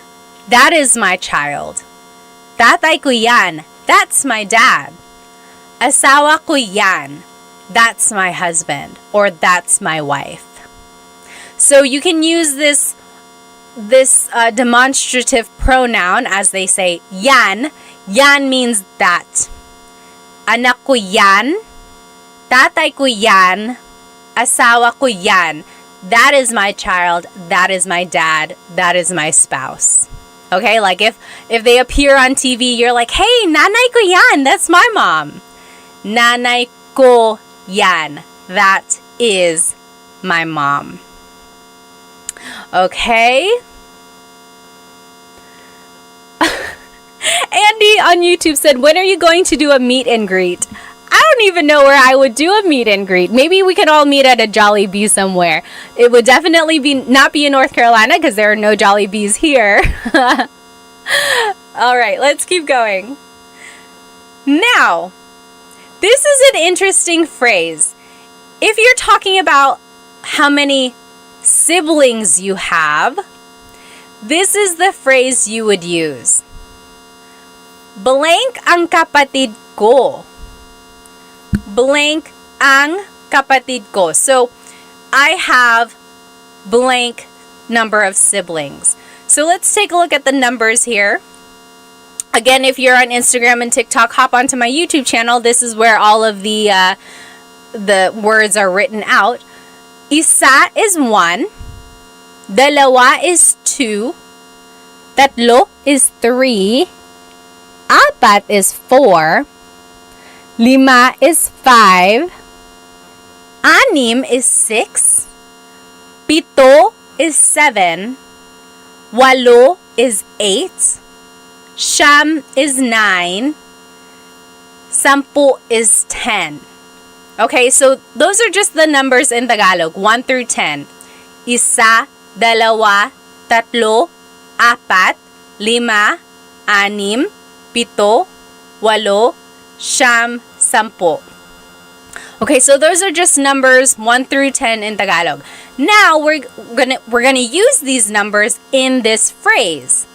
So if you want to say, I have 3 siblings, it would be, tatlo ang kapatid ko. Tatlo ang kapatid ko.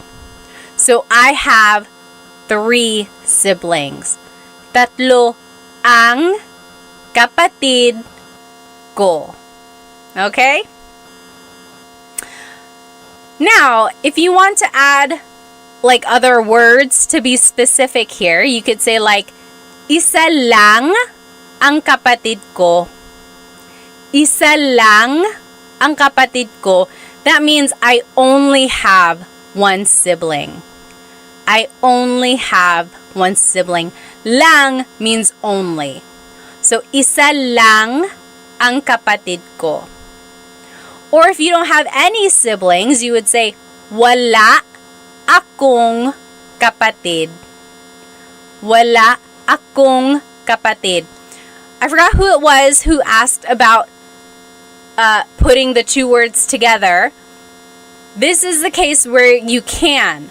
So, wala ako ng kapatid. You could just say, wala akong kapatid. Right? We're putting the words ako and nang together. Wala akong kapatid. I don't have any siblings. Okay? Yes, Aiden said, akong. So it's just one of those contractions. When you're talking really fast in Tagalog, native speakers will just put it together. Wala akong kapatid. Wala akong kapatid. I don't have any siblings. Let's see. Oh, yes! Melanie, you got it exactly right. Could you say, tatlo ang kapatid ko at babae silang lahat? Tatlo ang kapatid ko at babae silang lahat. The only thing I would change is I think I might add the word mga. Tatlo ang kapatid ko at mga babae silang lahat. You don't even have to really add lahat. You could say, tatlo ang kapatid ko at mga babae sila. Babae silang lahat. But that also works as well. Exactly right. Let's see. Okay. Yeah asked, how do I use siya? So again, kind of like in the last example, siya means he or she. So, siya ang kapatid ko or kapatid ko siya. He is my sibling. He is my sibling. Siya ang kapatid ko or kapatid ko siya. Same thing. All right. Let's see here. Mr. OK said, how old are you? How old do I look? Pop quiz, how old do I look? So, let's look at this. What was I trying to do with this asterisk? Can use for pinsan. Oh, yes. So you can also use this phrase if you're talking about your cousins or your ninongs or ninangs. So, apat ang pinsan ko. I have 4 cousins. Or dalawa ang ninang ko. I have 2 godmothers. Okay? David Jr. said 32. Exactly right. I am 32. 32. All right. Now, those are some phrases that we can use to describe our family, right? We learned how to say, this is my mother, or that's my mother, or he or she is my sibling, and so on. Now, here are some vocabulary words when you're talking about birth order, or like your order in your siblings. So, panganay is the oldest child. Panganay. That can be a girl or a boy. It doesn't matter. Panganay is the oldest child. Bunso is the youngest child. So, panganay, bunso. Panganay, bunso. Now, if you want to go like in the order, like the second child, the third child, go back and think about the numbers we had just learned. This is how you would say it. Pangalawa, the second child. Pangalawa. Pangatlo, third or third child. Pangatlo, pangatlo. And so on. So, pang-apat, pang-lima, pang-anim. And then if you want to just use those words to describe your order in your siblings, you would just add the word ako. So, panganay ako. I am the oldest child. Or bunso ako. I am the youngest child. Blank ako. Okay? So, pangalawa ako. I am the second child. Pangatlo ako, I am the third child, and so on. Another way to say it, you could say, instead of saying, bunso ako, I am the youngest child, you could say, ako ang bunso. Literally, that means, I am the youngest child. Ako ang bunso. So you could say, bunso ako, or ako ang bunso. Same thing. I'm the youngest child. if you want to just be like long-winded and you want to say the whole phrase, you could say, pangalawa ako sa magkakapatid. Pangalawa ako sa magkakapatid. Literally, that means I am the second of my children, or of my siblings. Hang on, TikTok is making me make sure I'm still here. There we go. So, pangalawa ako sa magkakapatid. I am the second of the siblings. Interesting, right? Let me catch up on some of these comments. I don't want to miss any questions. Jeff said, di ba po kailangan ng plural marker mga? For which one? Oh, for siblings? You can. You can add mga when you're talking about multiple siblings. Sometimes if native speakers are talking really fast, they drop mga. But very correct. You can always add mga. Richard said, another interesting thing, showing the numbers with your fingers, you don't start with your thumbs. So, right, like 1, 2, 3, or 1, 2, 3, or 1, 2, 3. That's very cultural, right? Depending on where you're from. Let me catch up on any comments from Instagram here. Oh, okay. What the F said, I can understand the Tagalog and Ilocano, but I cannot speak either or write it. So that's what I call receptive bilingualism, right? You can understand, but it's hard for you to use it to like speak or to write. Very interesting. I always say, if you can do that, if you can understand, then you are halfway there, right? You're halfway there. You can understand. Now you just have to kind of rewire your brain to be able to produce the grammar and the vocab that you know. It's not going to be easy, but rely on the fact that you already have knowledge in there. I know you can do it. You can do it. All right. Let's see. Nita Knapp said, do you speak Kapampangan? No, I do not. My family is from Bicol, so if anything, I would have learned Bicolano, but I don't know Bicolano.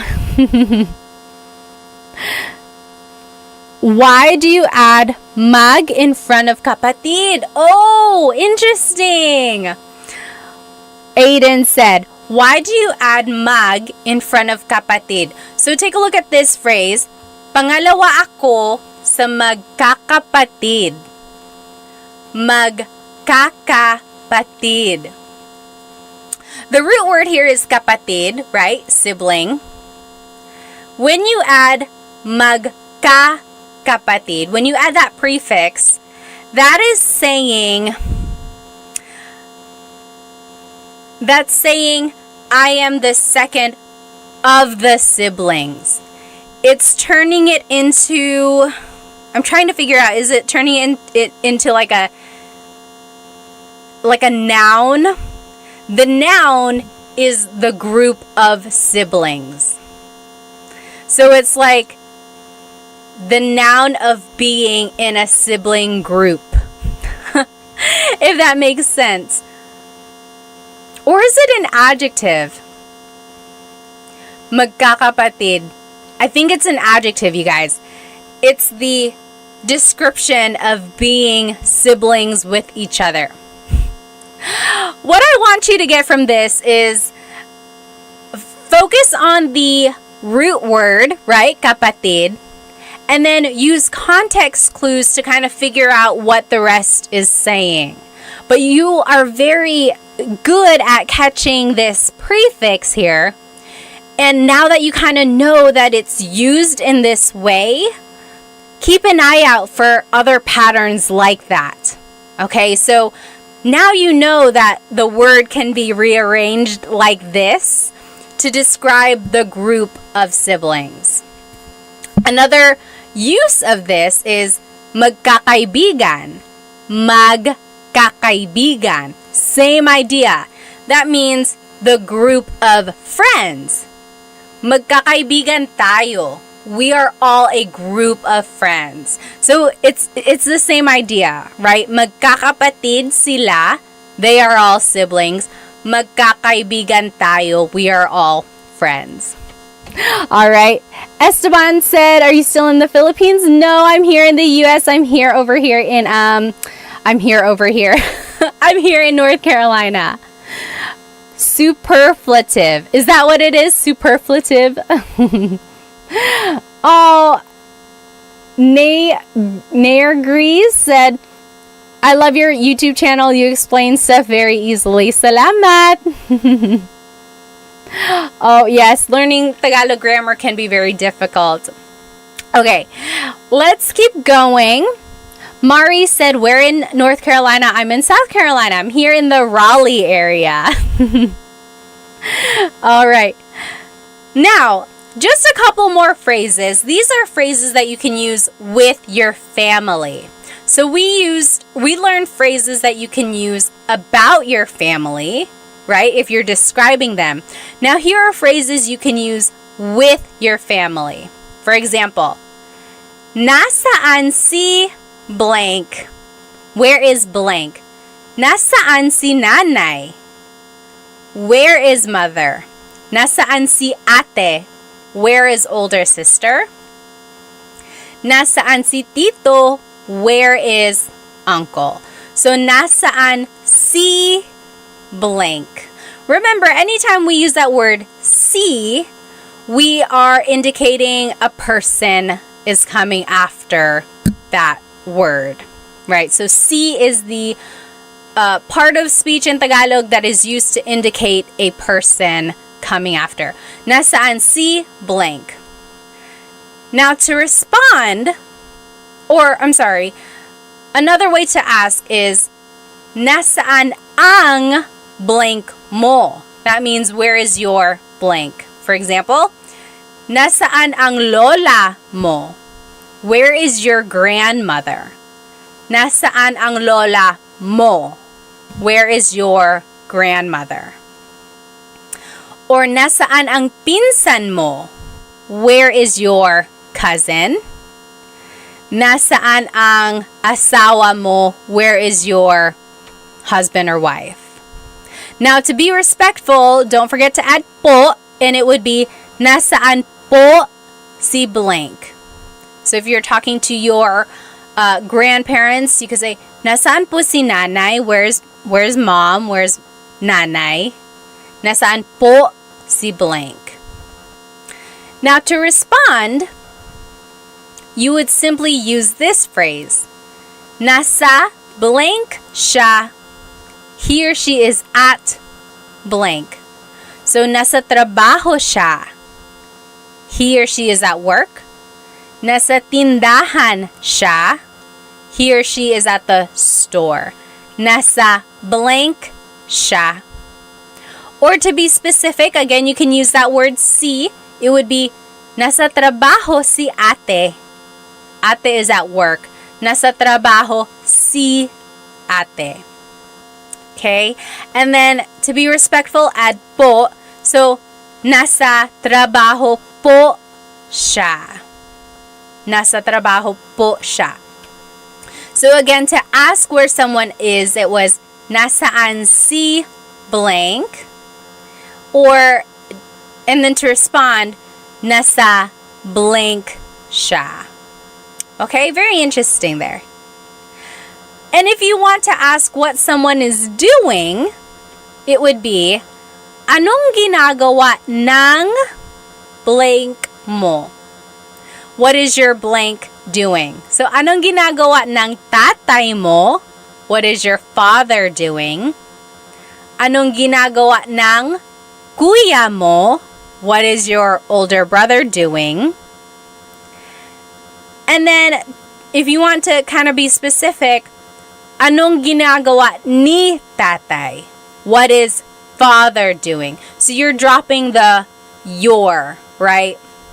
So anong ginagawa ng tatay mo versus anong ginagawa ni tatay? Both asking what is father doing versus what is your father doing. And then don't forget to add po to be respectful. Ano po ang ginagawa ni tatay? Ano po ang ginagawa ni tatay? So I always get asked like, where does po go in a phrase? Usually, po is the second word. So, ano po ang ginagawa ni tatay? Saan po si nanay? When in doubt, you can always add po to the end and it will work. It's not always common, like that's not where it naturally goes, but it will never be incorrect if you add it at the end. I do have a full-length Tagalog lesson video on my YouTube channel, how to use po. I think it's lesson number 2. On my YouTube channel, how to use po. There's lots of practice in there, and it goes through all of the different placements. You can check that out if you'd like.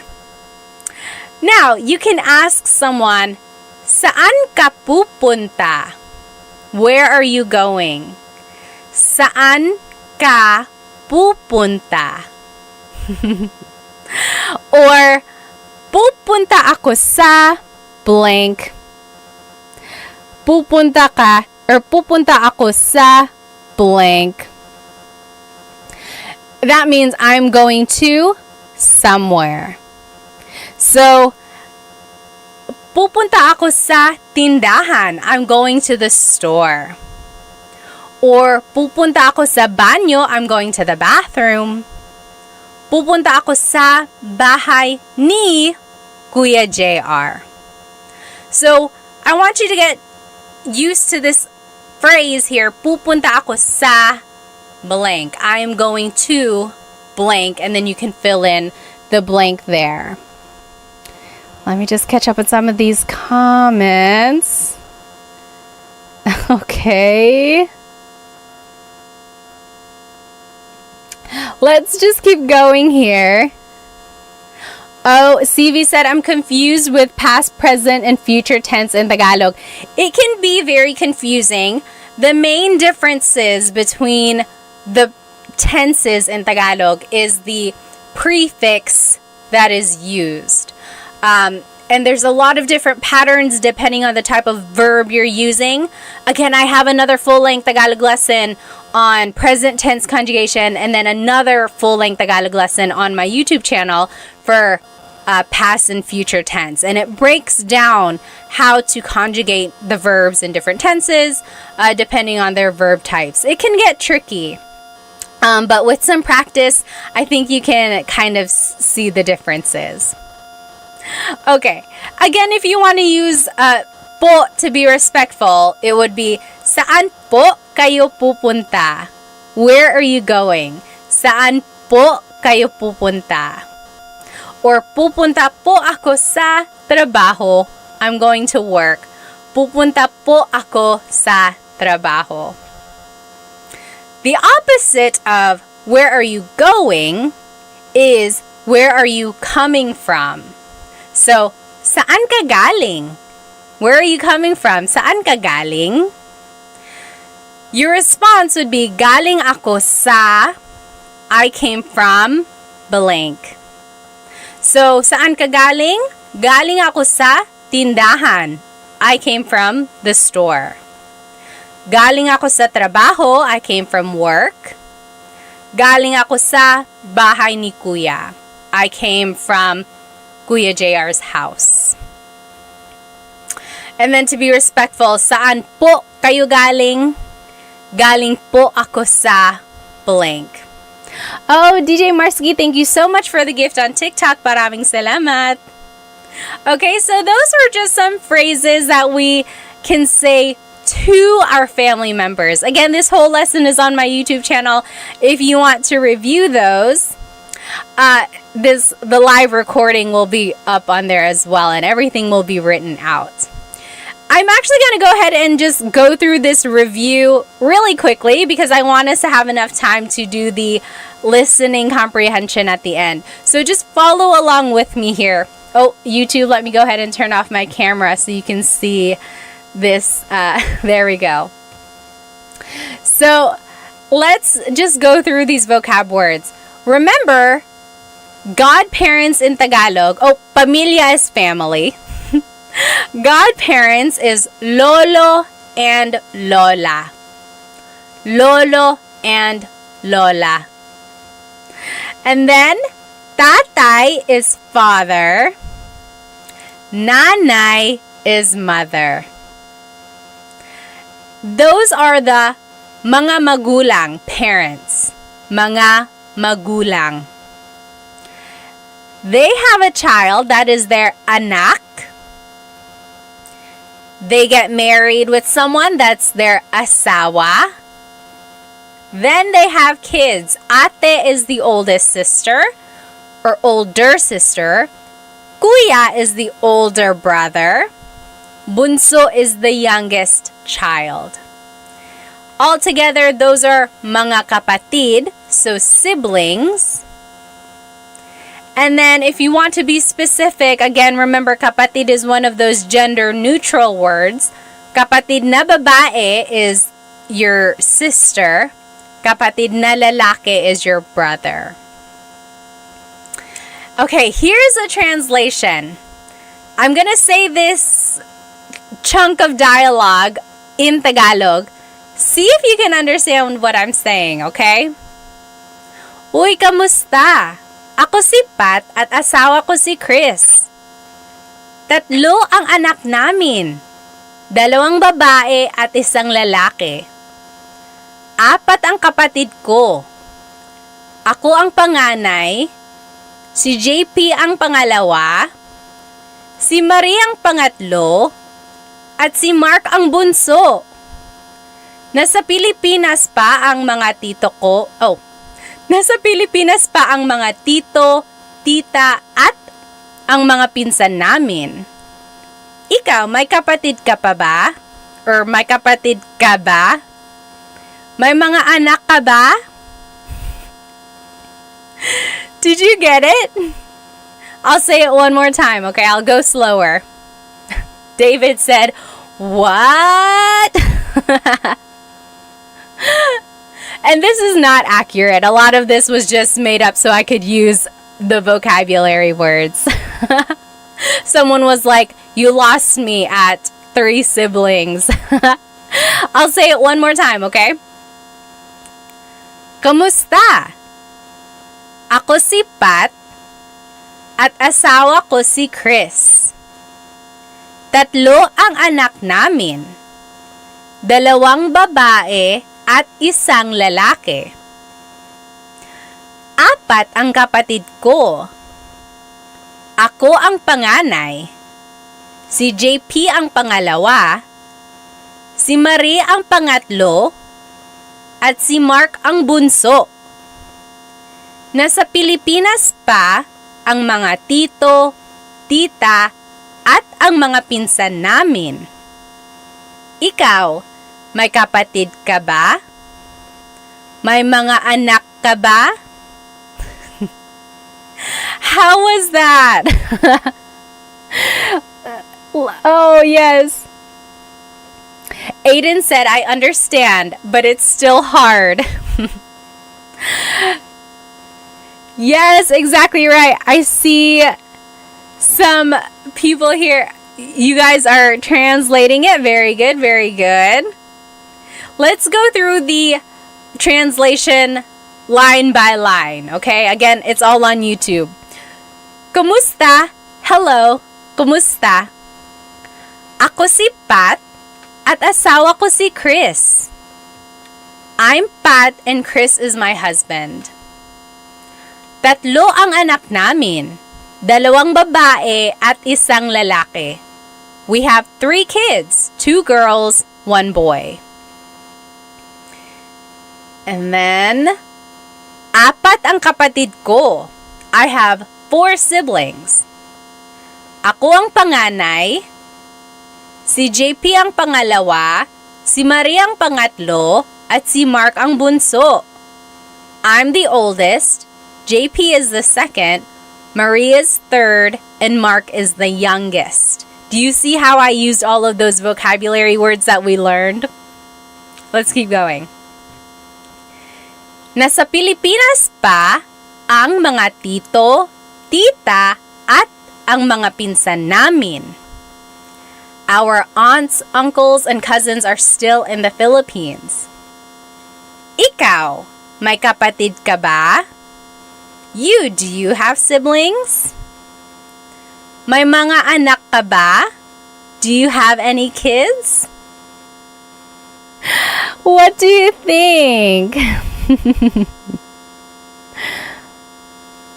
Oh, yes, Liana said, more please, I speak Bisaya trying to improve my Tagalog. Oh, good for you, good for you. Unknown says, good morning from Kuwait. Very good. So, I want you, whenever someone is speaking Tagalog to you, don't get tripped up over every word. Okay? One trick to learning a language, I know this because I took 5 years of French in high school and college, so I know how to kind of learn a language, right? I know the challenges that come with it. Don't get tripped up over every single word that you don't understand. Try to, number one, recognize the words that you do know. Number two, use context clues. Okay, we learned a lot of this vocabulary in our lesson, so now we're just kind of putting everything together. Number three, kind of when you feel more comfortable with the vocabulary, the third thing I want you to do is recognize the grammar patterns. Oftentimes, the verb goes first, then it's a pronoun, then it's a noun, or something like that. But oftentimes, the verb in Tagalog goes first. But when you are trying to understand dialogue, the biggest thing you can do is really try to latch onto words that you know, whether it be the root words of a verb or simple vocabulary that you might have just learned, okay? And then use context clues to kind of go from there, okay? I know that was a lot, but I think you might know more than you do. And if that was really, really challenging, it's okay. At least now you know that you can work on it, right? Now you know what you can focus on. So I hope you enjoyed our lesson tonight. This is everything we learned. We learned some family vocabulary. We learned phrases about our families. We learned phrases that we can use with our family members, like, where are you going? Where did you come from? We also reviewed a little bit and we did some translation practice. Okay? I hope you were able to get some vocabulary that you didn't know yet. I hope you learned some phrases that you can start using with your families. And I hope to see you next week in our Tagalog Thursday. So, I hope you have a good rest of your night. I don't want to keep you any longer. Maraming salamat. Thank you so much for joining me. Have a good night.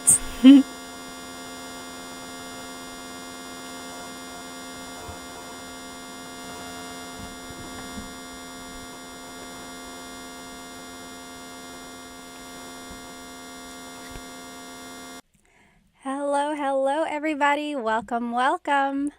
Welcome to Tagalog Thursday. Let me go ahead and log on to my Instagram here.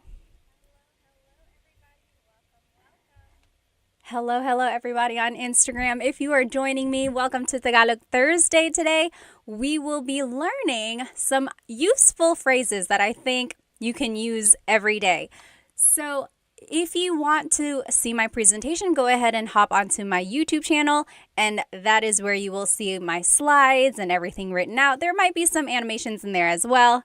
Hello, everybody. Go ahead and write where you are currently watching, and as always, feel free to write your age or your age range. I like to know my demographics, who's watching. I had Dita on here last week. 12 years old. Oh my goodness. Good for you. Good for you for learning Tagalog. Let me go ahead and just make sure everyone is in here on my YouTube channel. Hello. Oh, aloha from Maui, Caleb said. And Ola from Seth. Hi. Hello. Love and Lulu. Hi. Hello. Good to see you. K-Day GC is from California. Food Fascination is from Seattle. Hello. Stefan is from Toronto. And then Del Caballero is from Long Beach, California. Hi, Deborah. Hi, Emily from Alaska. Oh my goodness. What time is it in Alaska? Over here in North Carolina, it is 9:13 p.m. Also, just checking, is my audio okay for both Instagram and YouTube? Let me know if it's not. Oh, Drew, thank you so much for the badge. We haven't even started. If you enjoy anything from these lessons, from the lesson that I'm teaching tonight, please feel free to send me a super chat on YouTube or a badge on Instagram. Thank you so much. Any donation really helps me support Filipino businesses. By the way, my earrings tonight are from bling.co. If you can see them, they're handmade polymer clay earrings, and they have the Filipino sun on them. Hello, everybody. Oh, Kelly said, just married the love of my life. That is so great. Congrats. All right, let's go ahead and get started here. So again, this whole lesson is on my YouTube channel, and the recording will be on YouTube as well. So if you happen to not catch it, or if you want to rewatch it later, it will be here on my YouTube channel. Kelly is from Louisiana. Oh, Emily said audio is good. Good. All right. David is from New Hampshire. Deborah is watching from India. Hello. Okay, let's go ahead and get started. So today we will be learning some shopping phrases, or phrases that you can say while shopping in the Philippines, or phrases you can say while eating at a restaurant. However, a lot of these phrases will also work in different contexts. So I want you to take a note of them, even if you're not shopping in the Philippines or eating at a restaurant in the Philippines anytime soon. You'll see that a lot of them can be used in other contexts. So let's take a look at these. Hello. Mr. Sean is from Tampa, Florida. Welcome. Okay, so first of all, I just want to go over the different types of stores in the Philippines. Anyone here been to the Philippines? Raise your hand or just give me a thumbs up. I know many of us might have. Some of us might not have ever been there. Maybe we are just never had the opportunity to go. But in the Philippines, you might see little stores in people's houses. So usually if it's like a 2-story house, there might be a store in the first floor, and it's like their window has things that you can buy. So chips or rice or even some meat and fish, ice sometimes. Those are called sari-sari stores. Sari-sari. Sari-sari means like different things. Different. Because you can buy a lot of different things. So in my picture here, you'll see that you can buy rice, you can buy chips. It's like a really true definition of a convenience store. Maybe you can't go to an actual store, so you just want to walk down the street and you notice that your neighbor has things that you might need. So that is where you can buy things if you're kind of in a pinch. That's called a sari-sari store. Next, there's the palengke. Palengke. This is like an open market, sometimes called a wet market. And you can buy meats, vegetables, but really you can buy anything here. School supplies, clothes, household items. And the thing about the palengke is that some people might consider it not as clean as a grocery store, because they are just there chopping up the meat, preparing the vegetables, weighing it right there. So it's not quite the same as a grocery store because everything is open.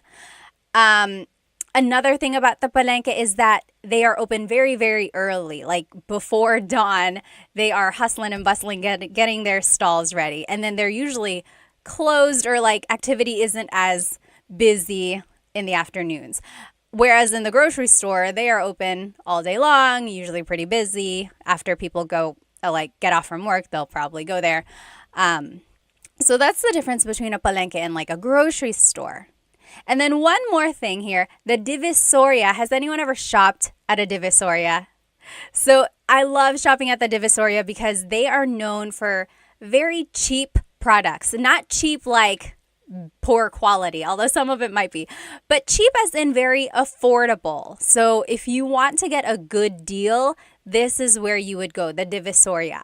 And this is usually in like really busy areas. The Divisoria that I'm thinking of is in Manila, and Some people might say it's a little sketchy. Just make sure you are aware of your surroundings when you are shopping in these places because everyone is trying to get a good deal, right? So it can get kind of crowded. And an interesting thing about the Divisoria, literally in Spanish, the Divisoria means like the dividing line. And it got that name because back in the day when the Spanish colonizers were there, there was this city called Intramuros, literally meaning like the gated city. That's where government officials were. This was like where the elite lived, Intramuros. Right outside of Intramuros was where the Chinese immigrants were. They were kind of segregated. So this dividing line, the Divisoria, was dividing the wealthy Spanish from the Chinese immigrants who were kind of segregated. And then it got this reputation of having these affordable products from the Chinese merchants who were able to sell these goods for such a cheap price. And so from then on, this area has been known to sell these very affordable things. I think that's so interesting. I love history. I love Filipino things. Let me just catch up on some of these comments here. Hello, hello. Oh, Love and Lulu said, in Pampanga, there's a lot of pickpocketers. I think in any big city, yes, Manila, even Cebu City, you just got to be aware of your surroundings. Yes, very good. Oh, Rua said, I love your content. I'm from Japan. Hello, hello. Welcome, welcome. All right, let me check over here on YouTube. Oh, Belle said, going soon, going to the Philippines. Oh, very good. Oh, Lost in the Philippines says, I am in Manila right now. Well, have fun. Have fun. All right. A lot of people are planning to go soon. Oh, hi, Dita. There you are. Good to see you. Okay. Yes, so here are the different types of stores. So Sari-Sari, Palengke, Divisoria. These are known for like places where you can haggle the price. So if you are good at maybe bartering or like asking for a lower price, these are the places to go for that. However, if you go to like a mall, those prices are pretty set in stone, right? You can't really haggle a price tag at the mall. And the picture here on my YouTube channel, if you are looking with me, this is the Mall of Asia. Raise your hand if you've been to the Mall of Asia before. At one point, it was the biggest mall in Asia, but I think last I saw, there are bigger malls now, I think in other countries, but it's still the biggest mall in the Philippines. There's a skating rink, there's like places to watch shows and things like that, and there are lots and lots of floors up there. If you have been there, what is your favorite part of the Mall of Asia? I haven't been there in a very long time. I think one of my favorite things about the Mall of Asia is the surrounding, like it's surrounded by water and you can get a lot of good pictures over there. All right, so that's the mall. That is another place you can go shopping. And then lastly, nowadays, people can go shopping online. So online selling, I don't know if you've ever seen them. It's much like here in America, or if you're just scrolling through your TikTok, a lot of people will sell things online. They'll just hold up the product and then whoever says mine in the comments, that will go to them. So those are just some different stores in the Philippines. Okay, awesome. Corner is from North Carolina. Welcome, welcome. Are we neighbors? You must be in my backyard. Yes. Frank said, amazing that they have a skating rink inside of the Mall of Asia. Oh, yes. Oh, TMD Texas says, Mall of Asia fireworks. I don't think I've seen the fireworks at Mall of Asia. Yes. The great Chadsby said MOA. That's what they call it, Mall of Asia, MOA. Very good, very good. Okay, so let's jump into these phrases now. So if you are shopping, oh my goodness. I don't know why I have this filter on my Instagram. If you're looking at me, I have dog ears. I don't know how to undo that.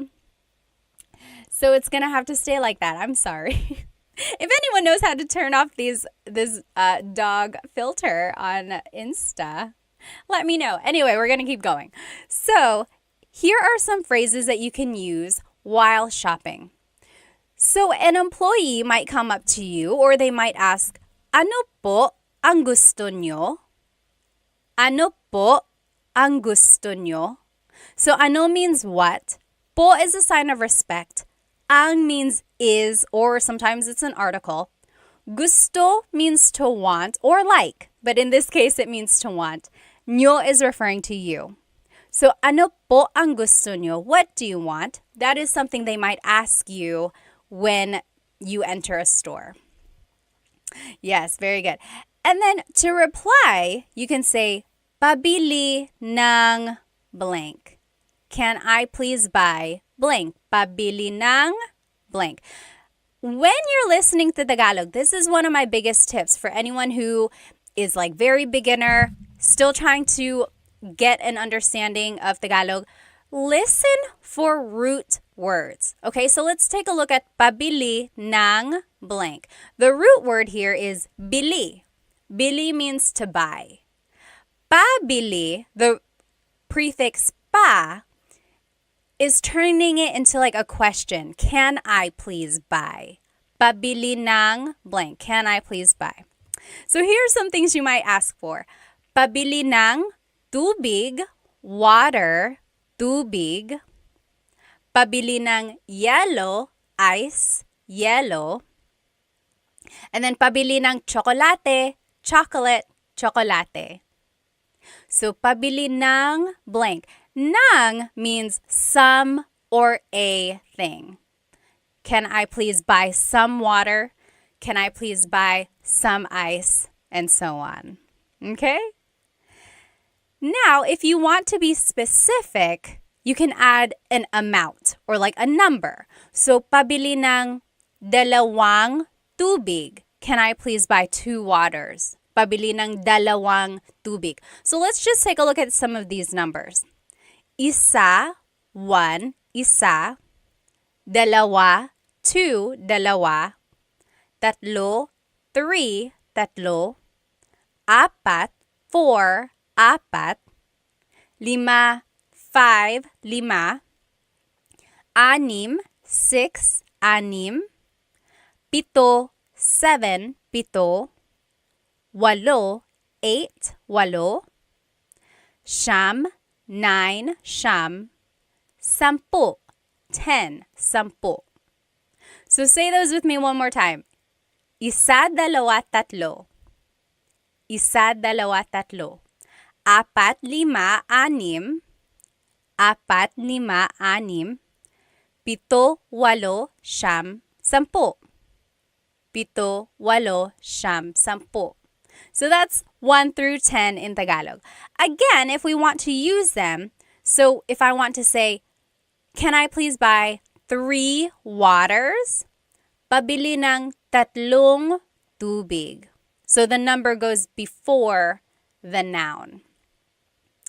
Now, I want you to listen carefully, okay? So I am saying tatlong, tatlong. There's an NG at the end of the number. The number is tatlo, but I'm saying tatlong tubig.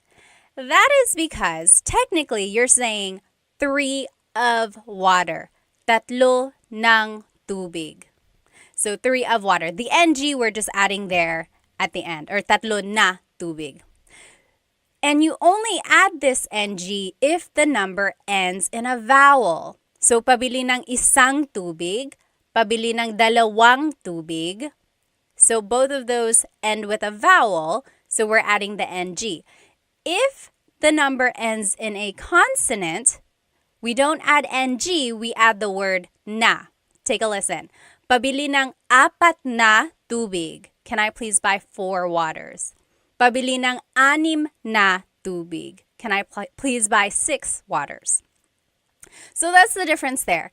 You can make the contraction if the number ends in a vowel. Dalawang tubig, tatlong tubig. If the number ends in a consonant, then you add the word na. 6 na tubig. Siyam na tubig. Okay? So that's just a little side note. You could always say the number in English. Pabili ng tubig, how many? 6. 6 po. They'll get the idea. Okay? But if you want to practice your numbers, that's a good chance to do it. Okay.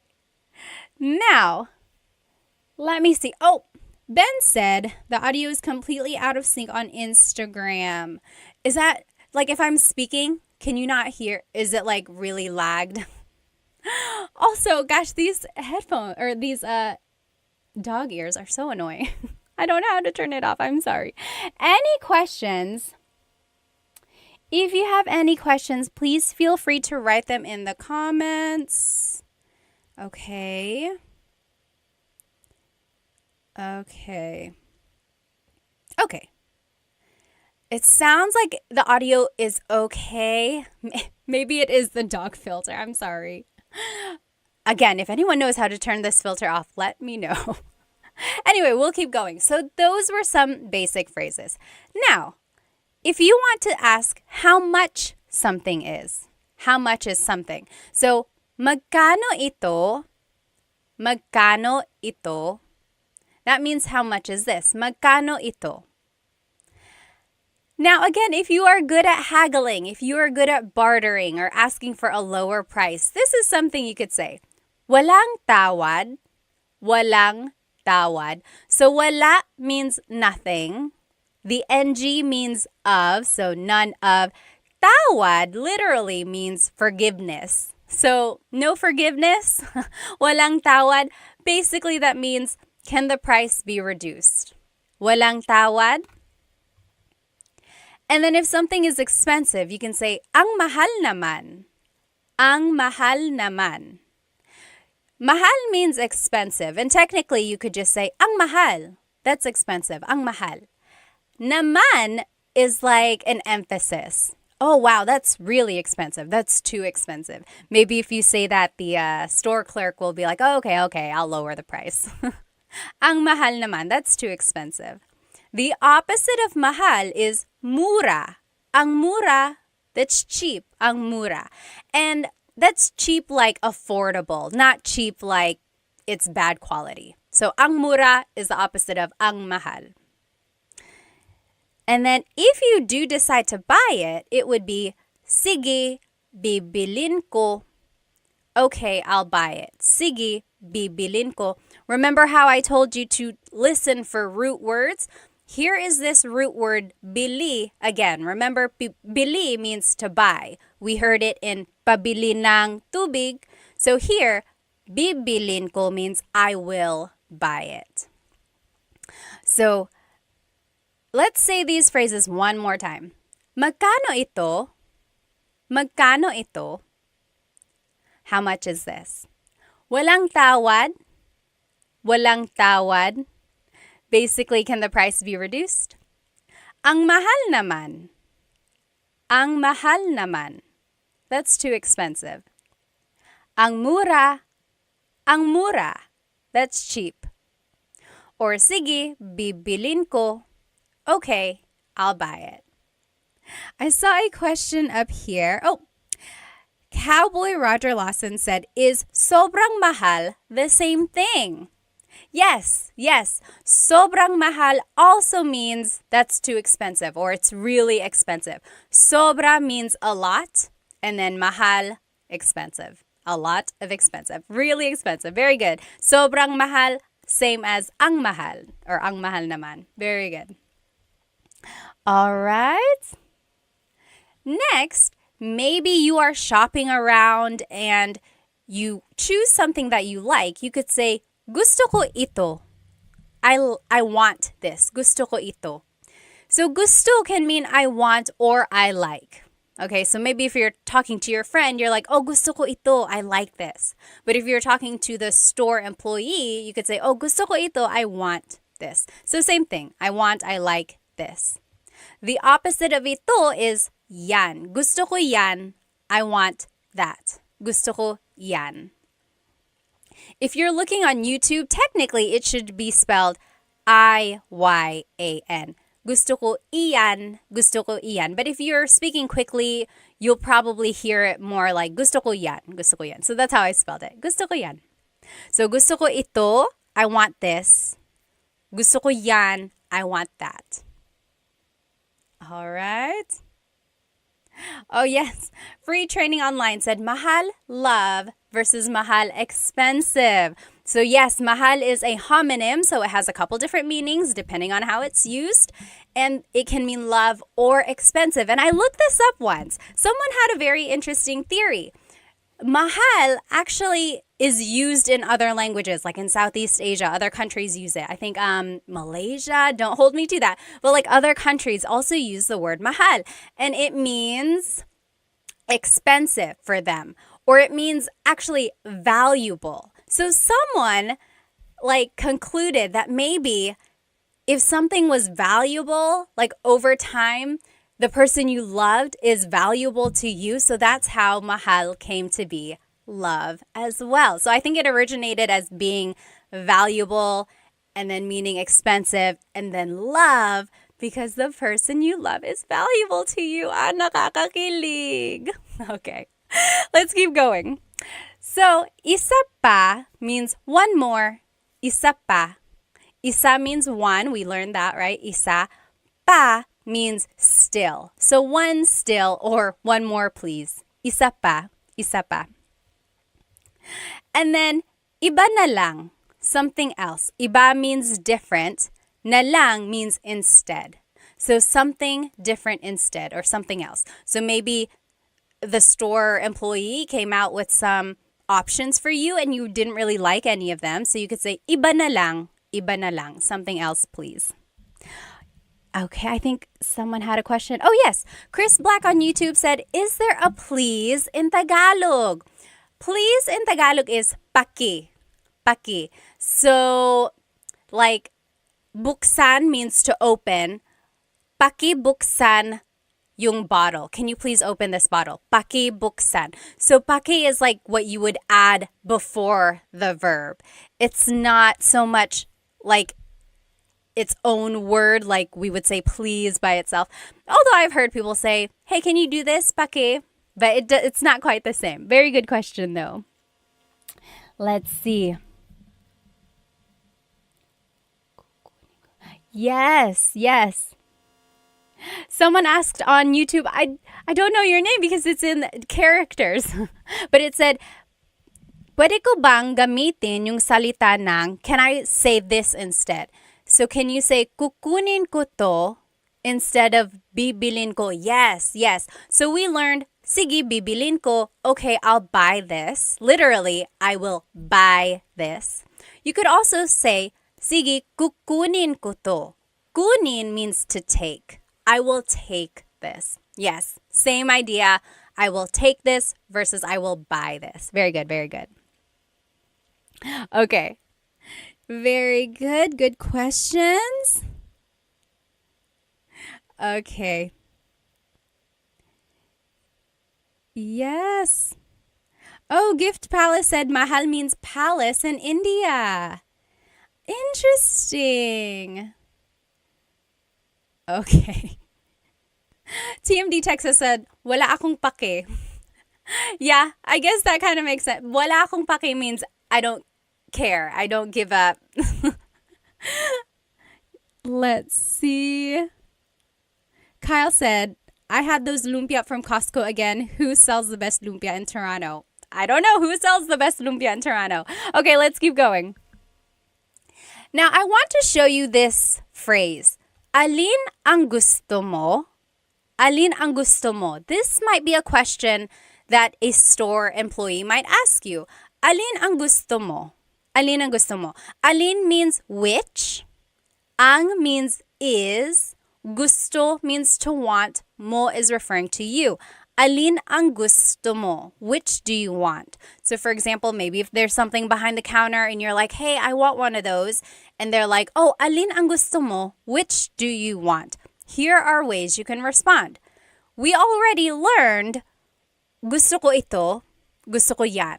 I want this, I want that. But you can also add an adjective. For example, gusto ko yung, I like the or the one that is, and here are some colors. Gusto ko yung pula, I want the red one. Gusto ko yung kahel, I want the orange one. And then just some other colors. Dilaw, yellow, dilaw. Verde, green, verde. azul, blue, azul, lila, purple, lila, puti, white, puti, itim, black, itim. Now, before you get on my case, yes, these are the Spanish colors, because remember the Philippines has a lot of Spanish influence both in the culture and the language.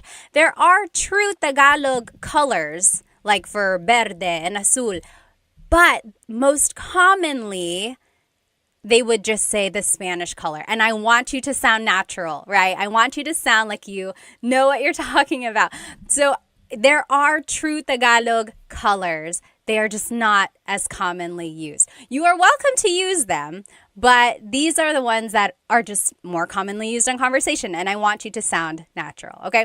So again, this is the phrase or the sentence structure you could use if you want to say, oh, I want the red one. I want the blue one. Which one do you want? I want the white one. Gusto ko yung puti. Gusto ko yung itim, the black one. So you would just add the adjective there at the end. If you're talking about something and it's not a color, you could use a different adjective. For example, gusto ko yung malaki. I want the big one. Gusto ko yung malaki. Malaki means big. Or gusto ko yung maliit, the little one. Gusto ko yung maliit. So you see, you're just sticking the adjective there at the end, and it means I want the blank one, the small one, the big one. Okay? And then another example, gusto ko yung mahal. I want the expensive one. Gusto ko yung mahal. Or the opposite, gusto ko yung mura. I want the cheap one. Gusto ko yung mura. Okay, so that's kind of a simple one there. Simple sentence structure. And then you could use this sentence structure for other things. Like if you're trying to decide on what you want to eat for dinner, you could say, oh, gusto ko yung adobo. I want the adobo that we had yesterday. Or gusto ko yung pansit. I want the pansit that you cooked. Okay? So gusto ko yung, I want the blank. Now, I always get asked in my classes, what is the difference between ang and yung? Because we learned gusto ko yung blank. Ang and yung both mean the. They are both articles. However, ang is usually used more in a general sense, whereas yung usually is used more for a specific thing. So, in our example, gusto ko yung puti. I want the white one.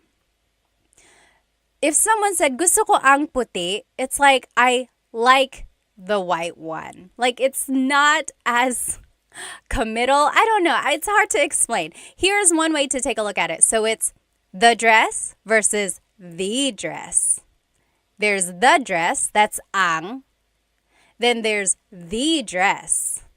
That's yung. So it's kind of like a different way to think about something. Okay. All right. Let's keep going here. Oh, Chandra said, are you taking online classes? We are just wrapping up class 4 now. So I did 1, 2, 3, and 4. So my class sets are just about done. Hopefully I can start another set in the fall. Okay, but I will still try to do these Tagalog Thursdays. This is like my 4th or 5th week. These have been fun. So join me every Thursday. Okay, now, if you want to be respectful while you are shopping, you can add po to any of the phrases we just learned. So remember, in the Philippines, we say po to be respectful to our elders, but also to people in authority. So, like priests, doctors, police officers, but also, even if they're not in authority, if you just want to be respectful, like to someone who is working at a store, feel free to add po. Here are the common placements of po. Usually it's the second word in the phrase. Most commonly, it's the second word. Or it goes after the words ko or na if either of those appear in the phrase. Ko means I or my. Na means already. So if either of those two words appear in a phrase, po usually goes after that. Or po just goes after a set phrase. So when in doubt, always add po to the end of anything you say and it will be respectful. Okay, that is key there. When you are learning po and you want to be respectful, just add it to the end and it will always work. But let's take a look at the phrases we just learned and see where the po usually goes. Pabili po ng blank. Can I please buy blank? So as you can see, it's the second word there. Pabili po ng tubig. Pabili po ng blank. Or magkano po ito? How much is this? Again, it's the second word there. Walang tawad po. It's just after this set phrase. And basically for the rest of them too. Ang mahal naman po. It's a set phrase, so it just goes at the end. Ang mura po. Another set phrase. And then, sige po, bibilin ko po. It's just another set phrase. Okay. Let's see. And then just to finish up, here are the other phrases we learned and where po would go. Gusto ko po ito. I want this. Gusto ko po yan. I want that. Remember, we learned gusto ko ito, gusto ko yan. Gusto ko ito, gusto ko yan. If you want to add po, it's gusto ko po ito, gusto ko po yan. And that was rule number 2. If ko appears in the phrase, po would go after that. Next, isa pa po. Isa pa po, that's just a set phrase. One more, please. And then, iba na lang po. Something else, please. Iba na lang po. Just another set phrase. Let me catch up on some of these questions.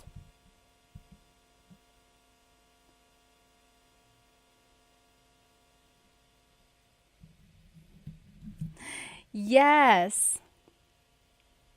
Let's see. Chris the Rhino said, isa pa din po. Gusto ko yung malaki po. Is this right? It depends on what you're trying to say. Yes, the gusto ko yung malaki po. I want the big one. That one is correct. I'm not quite sure about the first part of your statement. Okay, all right. Yes, let's keep going. So those were just some phrases that you can say while shopping. Anyone have any questions about these shopping phrases before we move on to the restaurant phrases? So a lot of these you can use in other contexts. So like gusto ko ito, gusto ko yan. It doesn't only have to be about shopping, right? You could be talking about a book, or you could be talking about anything really, the show that you're watching or a song that you're listening to. Gusto ko ito, gusto ko yan. Okay, now let's keep going. Here are some phrases you can use while eating at a restaurant. When you enter a restaurant, the host or hostess will probably ask you, ilan po sila? Ilan po sila? So ilan means how many. Po is referring to you, or I'm sorry, po is a sign of respect. Sila means they. So how many of you are there? How many are they? So how many are in your party? And then this is where you can just use your numbers in Tagalog. So isa, dalawa. You could say like dalawa kami. There are 2 of us. Dalawa kami. Or tatlo kami. There are 3 of us. Or you could say isa lang, just one. Isa lang. Okay? Now, if you want to ask for a menu, maybe you sat down and they haven't given you a menu yet, this is how you would do it. Pahingi ng menu. Pahingi ng menu. May I please have a menu? Let's take a look at the root word here. Hingi. Hingi means to ask for something. Hingi, hingi. Pahingi means, can I please ask for a menu? So the pa is like asking to do that action. Can I please ask for a menu? Pahingi ng menu. And then if you're looking on YouTube with me here, these asterisks mean that you can switch out this word. So pahingi ng napkin. The thing about napkin, though, in the Philippines, if you ask for a napkin, they call a napkin the feminine, like sanitary pad. So if that's not what you're asking for, don't ask for it. A napkin that you use to wipe your face, they call that a tissue. So pahingi ng tissue, can I please have a tissue? Okay, so that's just one thing. I made a video once of like restaurant phrases and I said pahingi ng napkin, and a lot of native Filipinos were like, why napkin? Napkin is sanitary pad. Haha, yes, I understand. So don't ask for a napkin if you're at a restaurant. Ask for a tissue. Okay, so pahingi ng blank. And again, you can use this phrase for other contexts. Maybe you are at a friend's house and you're cold. You could say, pahingi ng blanket. Can I please have a blanket? Or can I ask for a blanket? Pahingi ng blank. Can I please have something? Let's see. Deborah asked, what's the difference between kami and it's being covered up here. Let me see. Deborah, I'll answer your question as soon as it like moves up. There's like a heart icon that's covering up part of your question. But kami is the subject pronoun meaning us. And there are other pronouns that mean us or we, but they're probably a different type. There's possessive pronouns, there's subject pronouns. Kami is us in the subject pronoun. Oh, I see. Deborah asked, what's the difference between lang and kami? So I said, isa lang, only one. Lang means only. Kami means us. So dalawa kami, there are two of us. So that's the difference, lang and kami. Oh, Tony asked, why do they say ilan po sila instead of ilan po nyo? Nyo is the possessive pronoun meaning your. So that would be like saying, yes, that's a good question, or that's a good point, because technically it's like how many are in your party? That's a good question. I think because sila is the subject pronoun, it's like they're asking about you as the subject versus the possession of how many people there are. I don't know how to explain the difference between possessive and subjective pronouns sometimes, or subject pronouns. And sometimes there's no rhyme or reason, but just keep that in mind. They will likely say ilan po sila. Good question though. Okay, let's keep going. So, meron ba kayong blank? Meron ba kayong blank? The other spelling of meron is mayroon. Mayroon. That means to have. Meron means to have. Ba is a question word. Kayong means you all, you plural. And then adobo, do you have adobo? Maybe you are looking at the menu and you just want to ask or double check. Meron ba kayong adobo? Do you have adobo? So that is one question you can ask. And then again, it's underlined because you can always switch that out. Meron ba kayong pansit? Meron ba kayong blank? Meron ba kayong sinigang? Do you have pansit? Do you have sinigang? And then you can use this phrase in other contexts. Meron ba kayong aso? Do you have a dog? I'm scared of dogs. Meron ba kayong aso? Do you have blank? Okay. Next, if you want to ask about the food, you can say, maanghang ba ito? Is this spicy? Maanghang is spicy. Ba is a question word. Ito means this. Maanghang ba ito? Is this spicy? And then they would say, oo or hindi, yes or no. This is a good phrase to know if you are allergic to something. So, allergic ako sa blank. Allergic ako sa blank. I am allergic to, and here are some things you might be allergic to. Allergic ako sa mani, peanuts. Allergic ako sa mani. Or allergic ako sa gatas, milk, gatas. Or allergic ako sa itlog, eggs, itlog.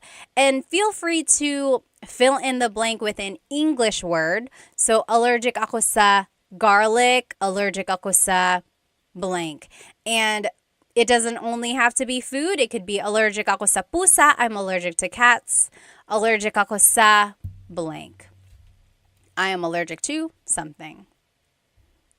Next, maybe you are done reading the menu and the waiter comes over and says, "Ano po ang order nyo?" Ano po ang order nyo? Ano means what? Po is a sign of respect. Ang means is or are. Order is order. Nyo is referring to you. So what is your order, or what would you like to order? Ano po ang order nyo? Ano po ang order nyo? Your response would just be, gusto ko ng blank. Gusto ko ng blank. I want blank. And if you want to add a couple different things, the word and in Tagalog is at. So let's take a look at these. Here are some things that you might order. So kanin is rice, kanin.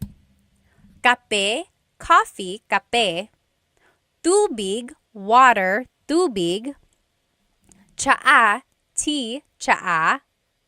Gulay, vegetables, gulay. And prutas, fruits, prutas. So if I were to ask you, ano po ang order nyo? What is your order? You could say, gusto ko ng kanin at gulay. I want some rice and vegetables. Or, gusto ko ng tsaa at kape.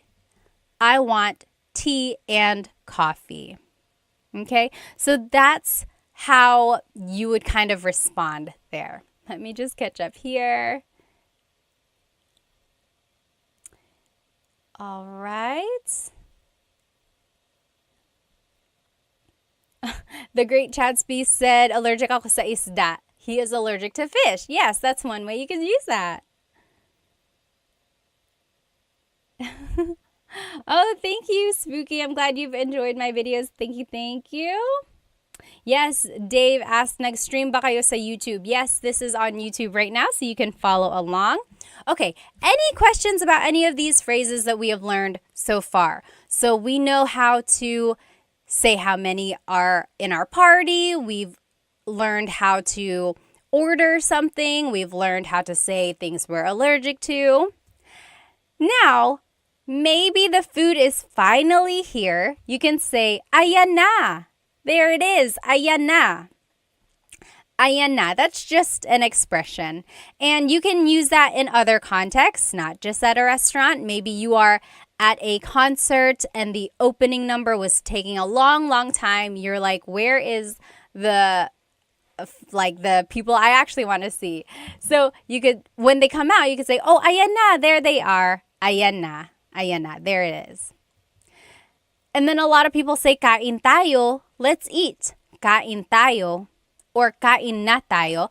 Na means already, or sometimes it's like an emphasis. Let's go ahead and eat. Kain tayo, kain na tayo. Now, here are some ways to ask or to talk about the food if it's delicious. So, masarap ba?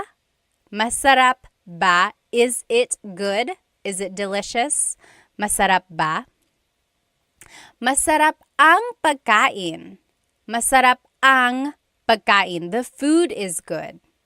You can switch out pagkain and say masarap ang adobo. The adobo is good. Or masarap ang kape. The coffee is good. Masarap ang blank. The blank is good. To be specific, masarap ito. This is good. Masarap ito.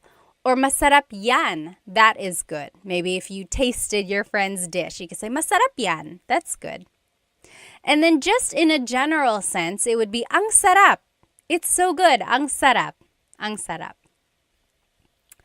Oh, Chris asked a good question on YouTube. What if you wanted to order 2 adobo? Gusto ko, dalawa.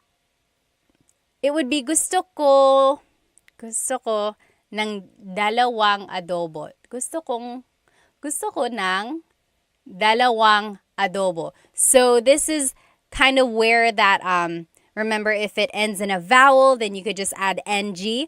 Gusto ko ng dalawang adobo. I want 2 of adobo. Very good question. All right. Next, if you want to talk about the food and maybe it's not so good, here are some things you might say. Maalat. It's salty. Maalat. That means salty. If you joined my live a couple weeks ago, we learned how to use adjectives. And there are a couple different ways to use an adjective. So you could say maalat, it's salty, maalat. Or you use the root word and say ang alat. It's salty, ang alat. They both mean the same thing and they are used interchangeably. Maalat, it's salty, or ang alat, it's salty. Sometimes ang alat, that form is a little bit more like it would mean, oh, it's so salty. It's too salty. Like it's a little bit more expressive. Or it's like really that thing. Next, matabang. That means tasteless or it needs more seasoning. Matabang, matabang. And then hindi masarap. It's not good. It doesn't taste good. Hindi masarap. All right, so those are just some ways to say, to describe food if it does not taste very good. Okay? So next, maybe you are on your way home and you are talking about your experience at the restaurant. Here are some things you could say with the people you are riding home with. Nagustuhan mo ba yung pagkain? Nagustuhan mo ba yung pagkain? So the root word again, gusto, means to like. Nagustuhan means to have liked. So it's past tense. Mo is referring to you. Ba is a question word. Yung pagkain means the food. So, nagustuhan mo ba yung pagkain? Did you like the food? And then your response would just be oo or hindi. Yes or no. Oo, hindi. Let's see. Free Training said, how would you say I don't like something like food? Oh, it would be, I think I have it here. Here it is. So, paborito ko yung means my favorite was the blank. Paborito ko yung gulay. My favorite was the vegetables. Or I didn't like, ayoko yung gulay. I didn't like, ayoko yung. Technically, it's ayaw ko, but make it a contraction. Ayoko. Ayoko yung blank. Ayoko yung gulay. I didn't like or I don't like the vegetables. And then at the very end, if you want to be very respectful, you can say maraming salamat po. You could say that to the waiter or the waiting staff. Maraming salamat po. Thank you very much. So thank you by itself is salamat, salamat. And to be respectful, it would be salamat po, salamat po. If you want to be very thankful, very respectful, maraming salamat po. Thank you very much. All right. Let's see what else. Okay, let's keep going. Now, I want to take a look at this phrase a little bit closer. Gusto ko ng blank. I want blank. So, gusto ko ng kanin at gulay. Remember, I want rice and vegetables. So, we've already seen this phrase. I want to break it down a little bit. There's a difference between gusto ko ng, which is what we learned, versus gusto ko yung. So, gusto ko ng means I want some or a thing. Gusto ko ng kanin, I want some rice. Gusto ko ng saging, I want a banana. Gusto ko ng tubig, I want some water. So, as you can see, ng can be some or a thing, depending on what you're trying to say. So, gusto ko ng blank means I want some or a thing. I want. However, if you say gusto ko yung, that means I like something. So, gusto ko ng means I want. Gusto ko yung means I like. So, let's take a look at these. Gusto ko yung tinapay. I like the bread. Gusto ko yung tsaa. I like the tea. Gusto ko yung server natin. I like our waiter. Okay, so that's the difference there. The ng means you want it. Yung means I like it. It's a very minor difference. If you happen to mix it up, it's not that big of a deal. However, there is a difference when it's a question. So let's take a look at this. Gusto mo ba ng tinapay? Gusto mo ba ng tinapay? The ng means, do you want some bread? Do you want some bread? Gusto mo ba ng tinapay? However, if you say, gusto mo ba yung tinapay? Gusto mo ba yung tinapay? That means, do you like the bread? The bread that we are eating right now, do you like it? So that's just the difference there. It really pops out when it's a question. Gusto mo ba ng tinapay? Do you want some bread? Versus gusto mo ba yung tinapay? Do you like the bread? Okay, so very minor difference there. If you happen to mix it up, it's not that big of a deal. It's just one of those things that is just like a nuance of Tagalog. Mr. Urban World said, gusto ko ng McDonald's. Ako din. You pay. Yes, McDonald's tayo. Okay. Nanay, tatay, gusto ko ng tinapay. That's a nursery rhyme. Yes, Dennis said, gusto ko ng Jollibee. I want some Jollibee. You get it. So I want versus I like. Okay? Now, we are wrapping it up here. I will finish this lesson by asking you, ano ang paborito mong restaurant? Ano ang paborito mong restaurant? Can you figure out what I'm asking you? And then type it in the comments. Ano ang paborito mong restaurant? Or another way to ask it is, ano ang paborito mong kainan? Like, kainan literally means like the place to eat. So it's like technically restaurant. So yeah, that's the way you could say it. Ano ang paborito mong kainan? Yes, very good. Filipino 25, got it right. What is your favorite restaurant? Love and Lulu said, my favorite restaurant is Korean. Lucky said chicken adobo, barbecue. Very good. Yes, SF180, you got it.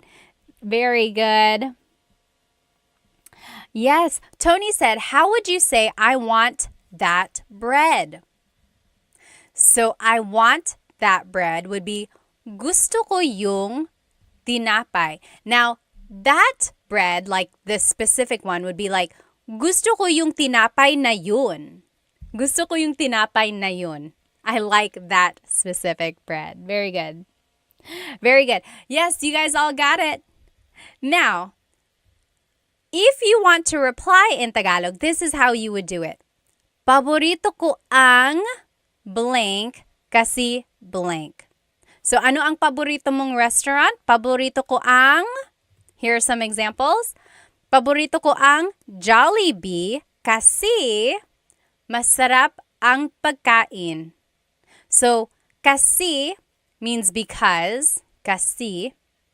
And then, masarap ang pagkain means the food is delicious. Very good. Paborito ko ang blank kasi blank. I want you to write that in the comments. Ano ang paborito mong restaurant? And then formulate your answer. Paborito ko ang blank kasi blank. Here's another example. Paborito ko ang McDo kasi mura lang. So my favorite is McDonald's because it's cheap. So that's just to show you the sentence structure here. Paborito ko ang blank kasi blank. My favorite is blank because blank. I'm just reading some comments here. So Free Training said, there's that word ba, and if you continue saying it, it becomes many different words. Oh, the ba. Are you talking about like ba. A lot of comedians make jokes about that, right? Like ba. So depending on how you're saying it, it could be ba, chin, ba. Emphasis is on the first syllable, ba. Then there's baba, Baba. Emphasis is on the second syllable. That means to go down. Baba. Like going down an elevator. Baba. Then there's ba, like the question word that we know.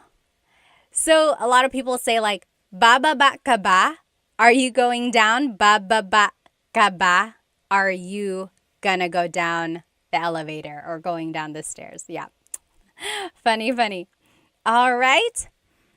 Let's see what people's answers were.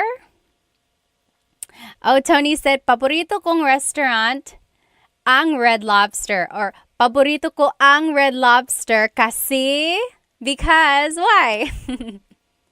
Very good. Paborito ko ang ... So, those are just some phrases that you can use when you're shopping or when you're eating at a restaurant. Parker said, paborito ko ang mesa kasi masarap ang sisig. I've never eaten there before. Saan yan? Where is mesa? Filipino25 said, love your earrings. Thank you. They are from bling.co. Make sure you find them on Instagram. Okay. So again, just to review, this is what we learned today. We learned the different types of stores. Remember, there are some stores in people's houses. Those are called sari-sari stores. Sari-sari means a variety, like a variety of things, because they sell a variety of things at their stores. So the stores in people's homes, those are sari-sari stores. Then there's the palengke, or the wet market. You can buy produce, you can buy meats, you can buy household items there. Then there's divisoria. That's like an outdoor, it's not even outdoor. It's just like a bazaar, or like a place where you can buy really affordable things, usually clothes or even household items as well. And then there's the mall. Of course, you can't really haggle the price at the mall. Those price tags are pretty set in stone. And then there's online selling, of course. And then we also learned some shopping phrases. So, can I please buy something? Or asking for more or something. Then we learned how to incorporate numbers and colors. And then we learned that you can use a lot of these phrases in other contexts, right? Not only in shopping, you can ask for something, maybe if you're at a friend's house, or you can say these phrases maybe when you're just hanging out, like watching a movie. And then lastly, we finished off by learning some restaurant phrases as well. We learned how to describe food, if food is delicious or something like that. Let me just catch up here. Oh, Hoff Basse said, shout out from Tagaytay, Vesh. When my kid gets old enough, I want him taught by you. Sige, kaya mo yan. You can do it. G-Max said, hi from Canada. Hello from Victoria, BC. Hello, everyone. Oh, Deborah said, what's pasalubong? Anyone know what pasalubong is? Pasalubong is, so salubong, the root word salubong means to like meet someone where they are. Salubong. Pasalubong is a souvenir usually brought by someone who has been away. So usually Filipinos who go back to the Philippines have a lot of pasalubong for their families. So chocolates, t-shirts, toys for kids, a lot of the things that they can't afford on their own, or things, just a way to show that you've been thinking of them. Or like if you just happen to go on a business trip, you might bring a pasalubong back for your family because you thought of them while you were away. That's a pasalubong. All right.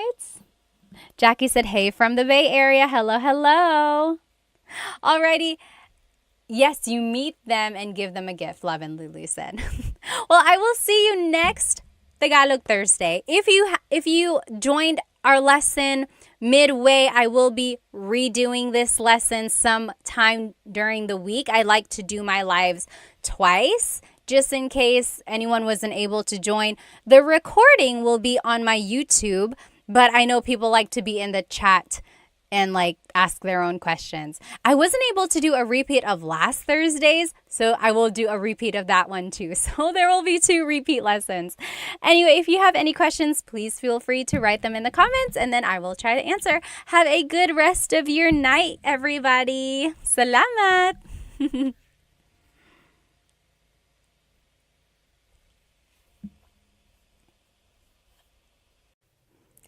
Hello, everybody. Welcome to another live Tagalog lesson on YouTube. I am starting my TikTok now as well.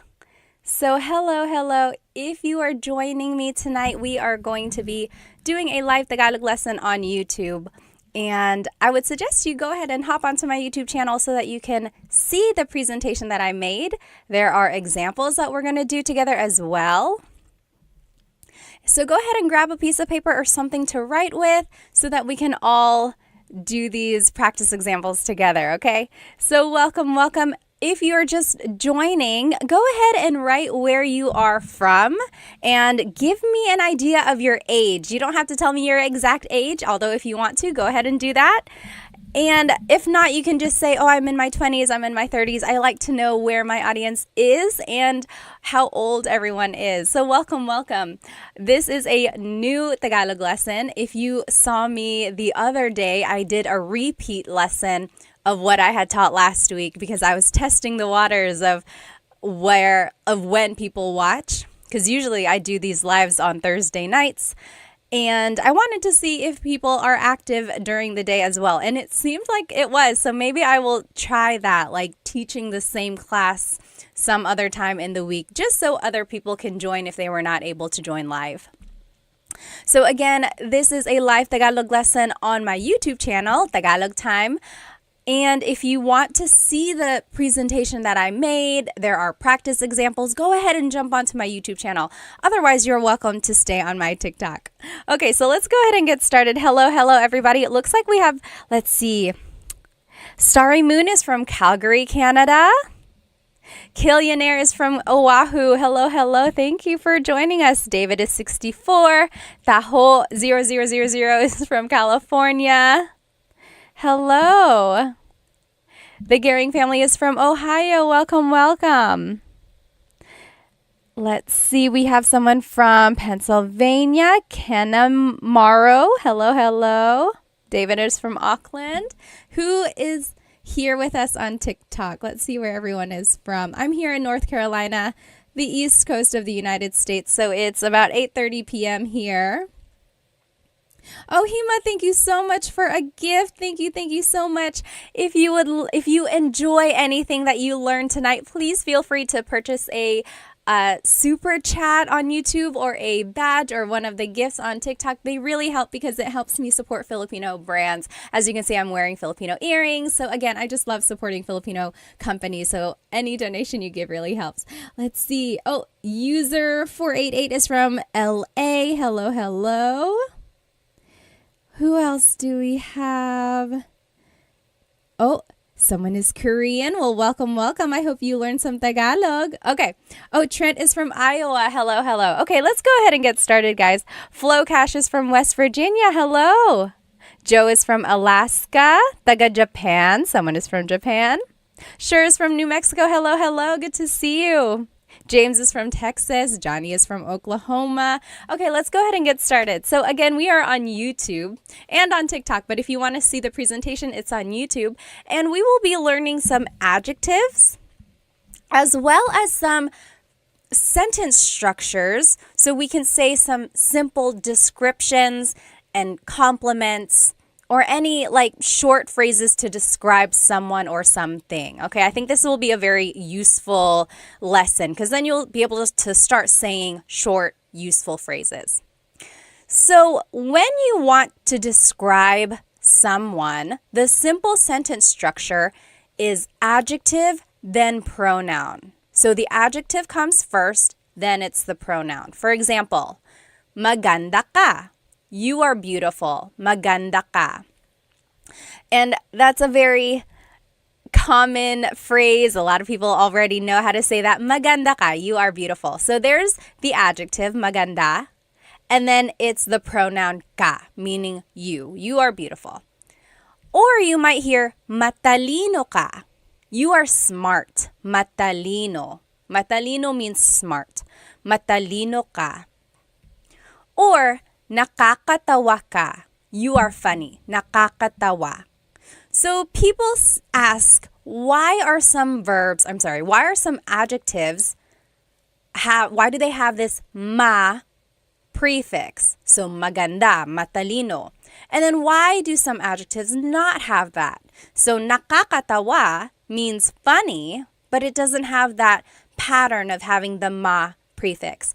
And in Tagalog, the ma prefix just means it's describing the quality of something. So when you take off the ma, it's actually a noun sometimes. So take the word maganda. That means beautiful. But if you take off the ma and it's just ganda, that is the noun meaning beauty. Isn't that interesting? But it doesn't work for all adjectives. It does work for matalino. Matalino means smart. Talino means your intelligence. So it's the noun meaning your intelligence that you have. So interesting, right? And then nakakatawa does not follow this ma adjective pattern. And that's just how it is. Some words don't follow the pattern. But so this is the simple sentence structure when you want to describe someone or something. Maganda ka. So it's adjective pronoun.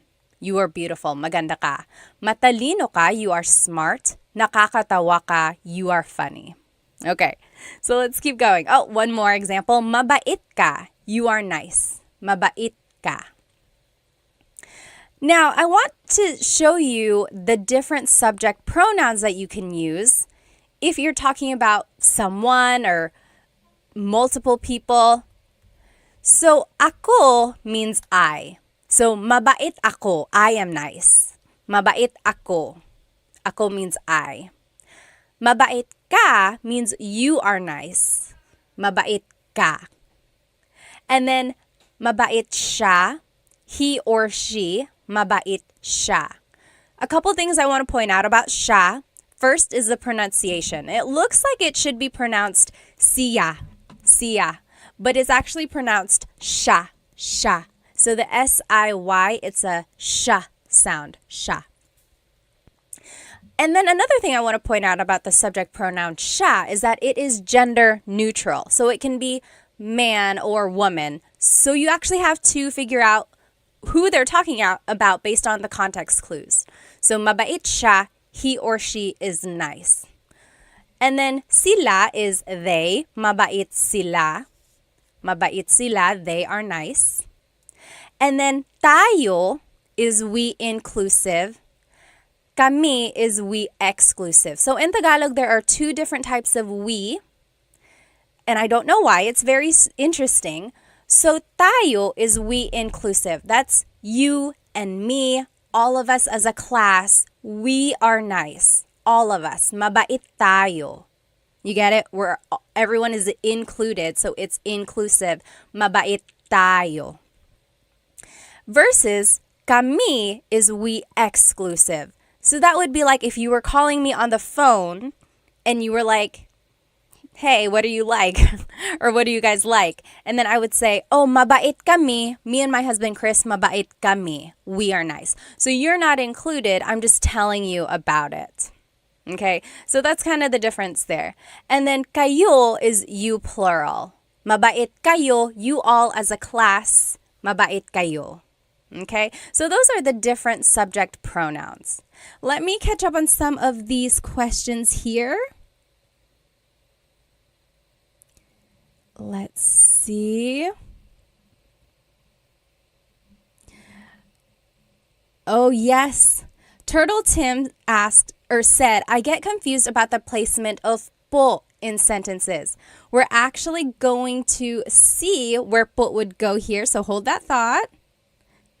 Robbie said, Filipino teacher ka ba? Hindi po. I mean, I am Filipino and then teacher ako. So, nagtuturo lang ako ng Tagalog sa mga anak ko, tapos I wanted to share it with everyone else. Okay, salamat.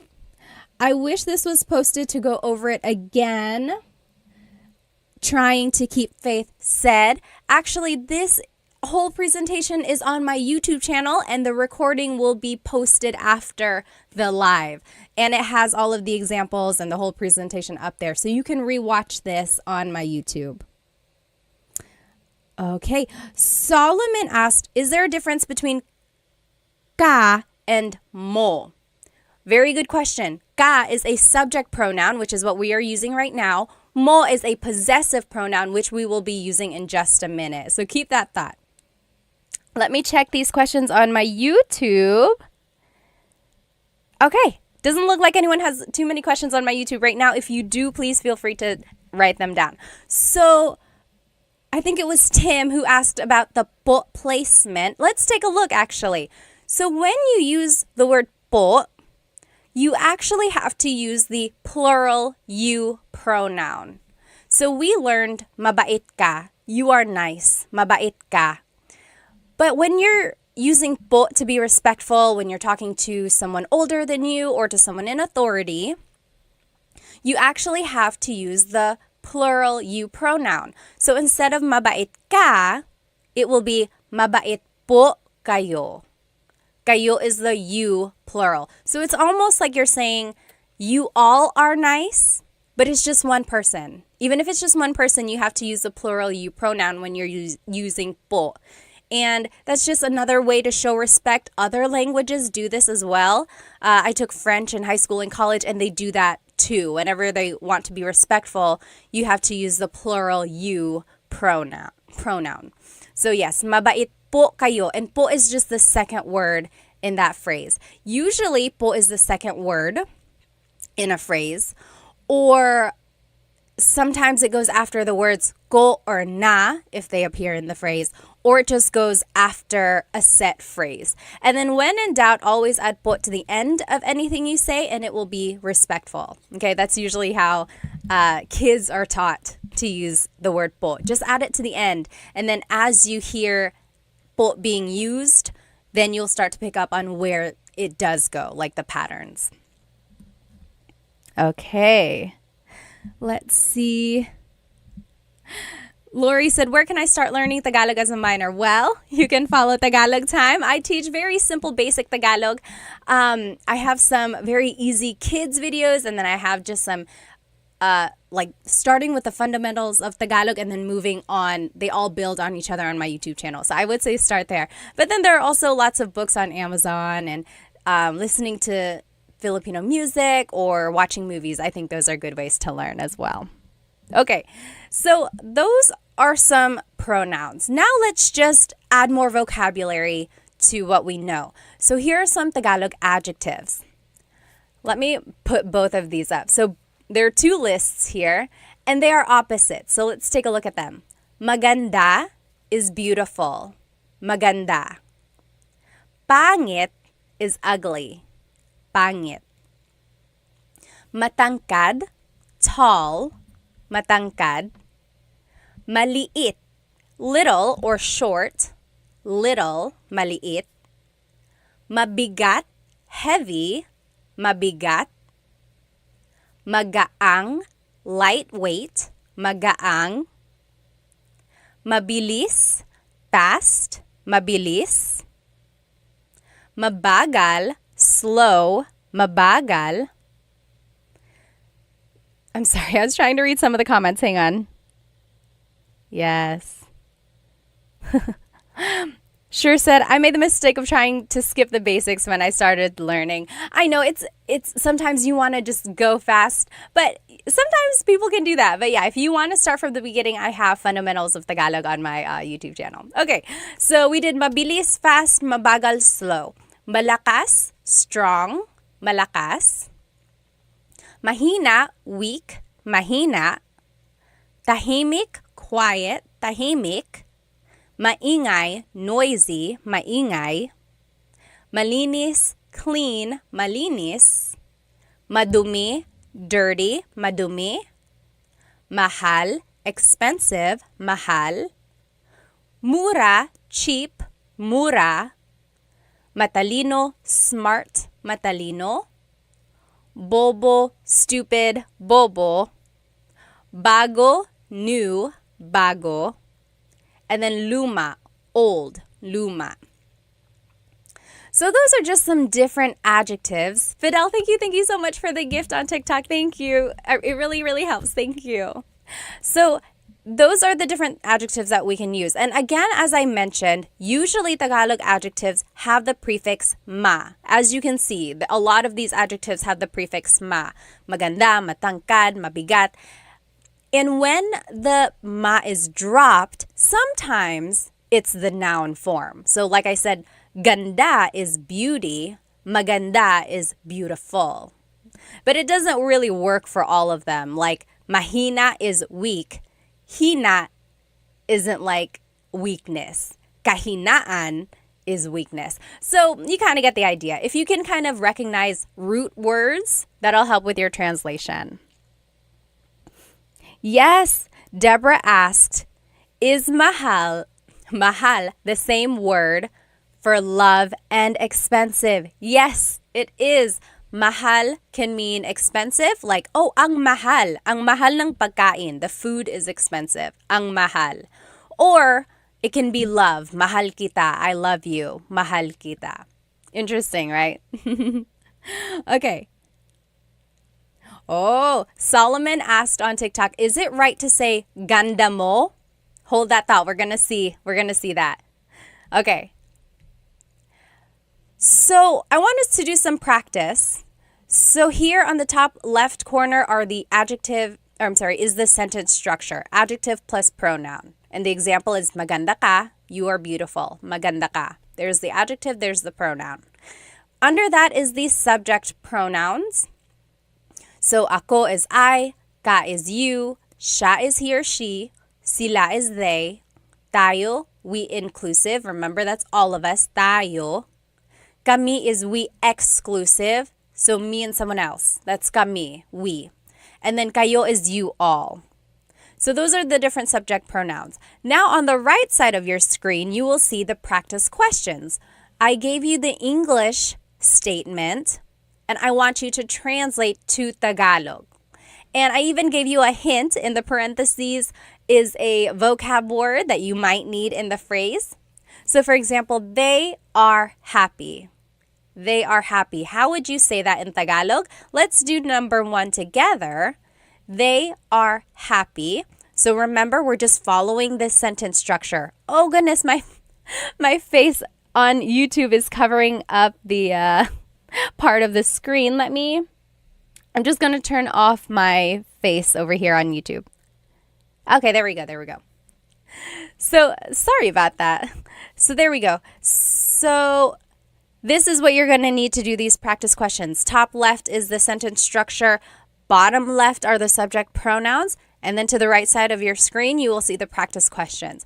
They are happy, and I gave you the hint. Masaya means happy. So let's do that one together. The adjective happy is masaya. And then it's the pronoun they. What is they? They is sila. Masaya sila. They are happy. Masaya sila. Easy, right? It's just 2 words. Masaya sila. They are happy. What do you think he is new is in Tagalog? He is new. How would you say that in Tagalog? Go ahead and take a minute to answer that. I'm just going to catch up on some of these questions or comments.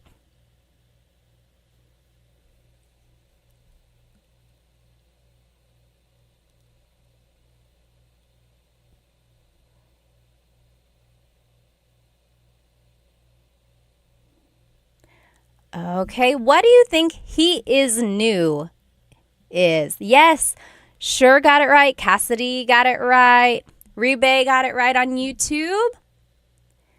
Very close over here on TikTok. Very close. Yes, I'm seeing some very close answers. So in Tagalog, if you want to say he is new, it would be, the adjective goes first.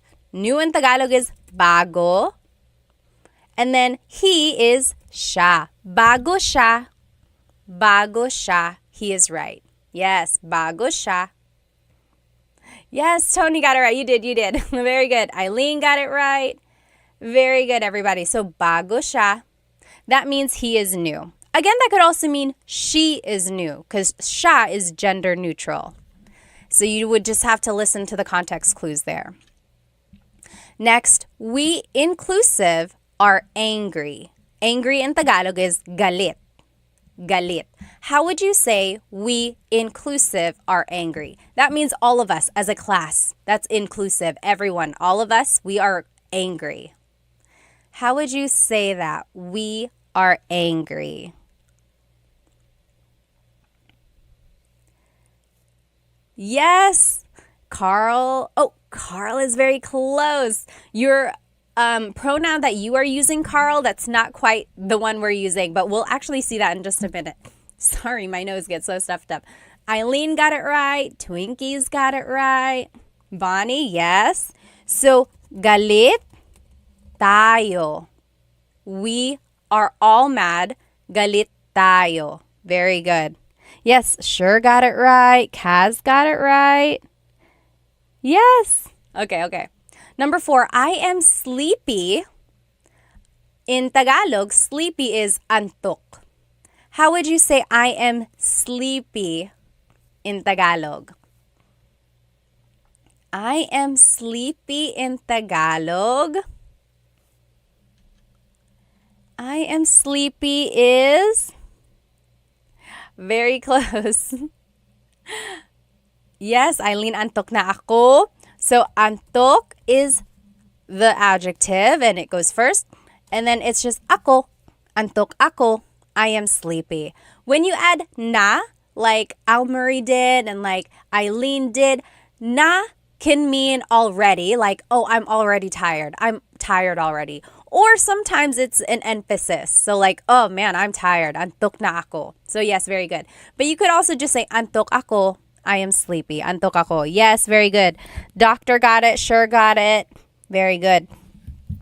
Yes, Cassidy asked on YouTube, can I use inaantok ako? And then someone on TikTok said that as well.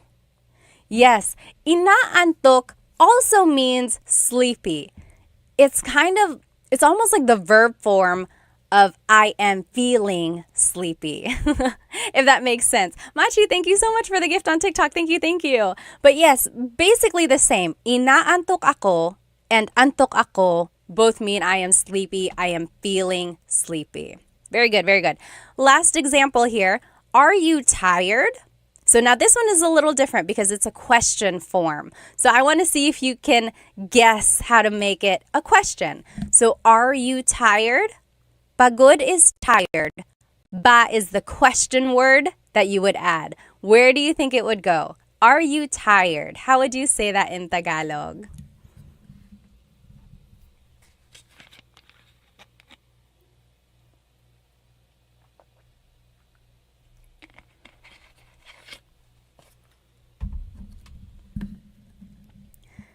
Yes. Let's see. Eileen got it. Someone said, I think Eileen already knows how to speak Tagalog. It's okay. Everyone is welcome. Yes, very good. I'm seeing it. I'm seeing the correct answer. Kaz got it. Doctor got it on YouTube.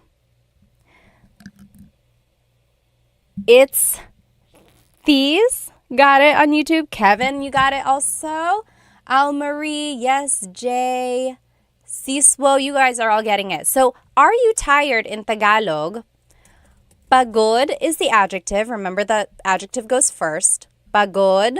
Then it's the pronoun you, ka. And then ba is at the end. Pagod ka ba? Are you tired? Pagod ka ba? You should say this to anyone you know. Maybe it's your husband or wife later tonight. You just say, pagod ka ba? They're going to be like, yes, I am. First of all, where did you learn that? Pagod ka ba? So, if it's just the phrase, pagod ka, you are tired, pagod ka. But when you add the ba, it turns it into a question. Pagod ka ba? Are you tired? Okay? Carl said, do you do live daily? No, usually I've been trying to do Thursdays, so Tagalog Thursdays. And then there was one other time this week when I went live and I did the same lesson that I had already done just to get an idea of who would be watching. So I might do that. I might do the same lesson another time just so people can see it if they weren't able to join live. Although the recording does pop up on my YouTube, but I know people want to be in the live so they can ask questions as well. Hang on, let me catch up on some of these questions. Okay, someone asked, how do you use nang? N-G. So this is not really related to adjectives, but I want to answer this question. So let's look at the word nang, N-G. Nang is actually a preposition. Sometimes it's an article. Sometimes it takes the place of like something else. Sometimes it's just a sentence marker, meaning it doesn't have a direct translation. Here's an example of when nang is used. So let's say, kumakain ako. I am eating. Kumakain ako. Kumakain ako. I could say, kumakain ako ng saging. I am eating a banana. Kumakain ako ng saging. So in this case, it's translating as I'm eating some or a banana. So it's like an article. Does that make sense? So kumakain ako ng saging. Or nanonood ako ng TV. I'm watching some TV. So nang is just an article. Again, sometimes it's a sentence marker. It's usually the word that comes before a noun. Good question, though. Okay, let's move on with our lesson here. So that is one way to use adjectives. It's just the adjective and pronoun. Masaya sila, bago siya. Easy, right? Just 2 words and you already have a complete sentence. Next, I forgot who it was. Someone on my TikTok said, what is ganda mo? Or could you say ganda mo? Yes, and here it is. So let me make my screen bigger again. There are different ways to say the adjective. So we learned maganda ka, so adjective then the pronoun. But there's this other way to say a compliment or to say a description. It is ang, then the adjective root, and then it's the pronoun. For example, we learned mabait ka, you are nice, mabait ka. But you could also say ang bait mo, that also means you're nice. Ang bait mo. So do you see they are very similar? Mabait ka, ang bait mo. They both mean you are nice. There are some differences here. For one thing, you're only using the root of the adjective, right? We're not saying mabait. We're only saying bait. So we're using the root of that adjective. Another difference is that we are using a different pronoun. So instead of ka, now it's mo. Someone asked about that as well. Can you use ka and mo interchangeably? No, there's actually certain sentence structures where you have to use one over the other. So literally, ang bait mo means your niceness.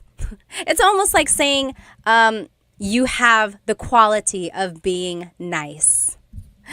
So it's very interesting. Let's see some more examples here.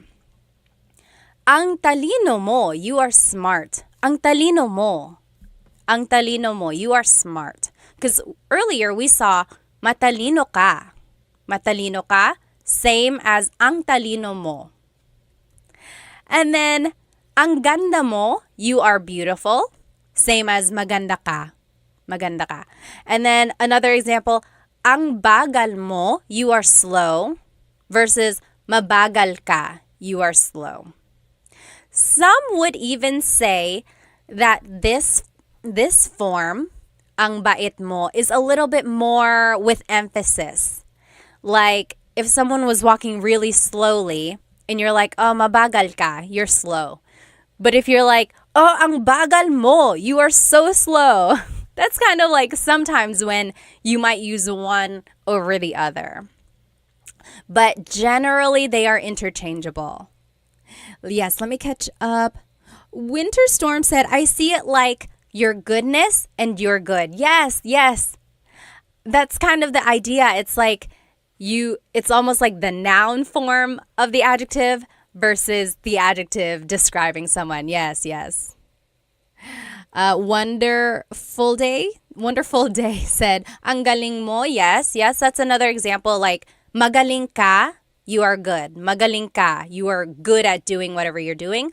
Or ang galing mo, you are good. Yes, very good, very good. So you're just using the root of the adjective. Okay. Yes, someone said, you got a YouTube channel? Yes, it's the same, Tagalog Time. I have full Tagalog lessons all on there as well. Someone joined on my Tagalog lesson recording, and they were like, I think they just wanted a faster lesson.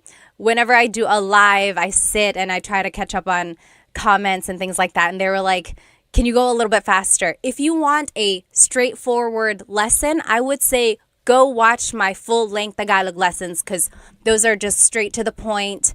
There's not a lot of fluff. And then, of course, on my YouTube, I like doing polls, like challenges, which we'll do later. So that takes up some time, too. Let me see these comments on YouTube.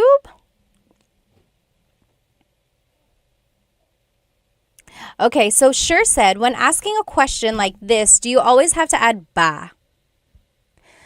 Yes, that's right. Sometimes native speakers don't add ba.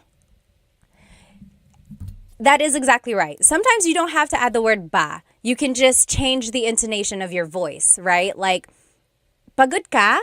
Are you tired? Pagod ka? But if you want to emphasize that it is a question, yes, add ba. So as for the question, do you always have to do it? No. But you're welcome to. And then again, it just emphasizes that it is a question. Yes, good question, good question. Okay. Is the ang construction stronger? David asked. Yes, a little bit. So it's kind of like an emphasis. I kind of mentioned that earlier. It was like, oh, mabait ka, you're nice. You're a nice person, mabait ka. Whereas maybe you did something really nice and then someone is like, oh, ang bait mo. You are so nice. Ang bait mo. Yeah, so it's a little bit like it has an emphasis. Sibay says, I have a question po. Yes, what is it? Go ahead and type it out and then I'll answer it when I see it. So let's move on with our lesson. I want to show you the different possessive pronouns that you can use with this sentence structure. So now, ang bait mo is using a possessive pronoun. Earlier, we were using a subject pronoun. So these are the different possessive pronouns. Ko means I. Mo is you singular, ang bait mo. Ang bait niya, he or she, niya, he or she. Nila is they, ang bait nila, they are nice. Natin is we inclusive. Maybe we all did something nice, so I'm like, oh, ang bait natin. We are so nice. Ang bait natin. All of us. Versus, ang bait namin, we or me and someone else, we are nice. Ang bait namin. You're not included. I'm just telling you about it.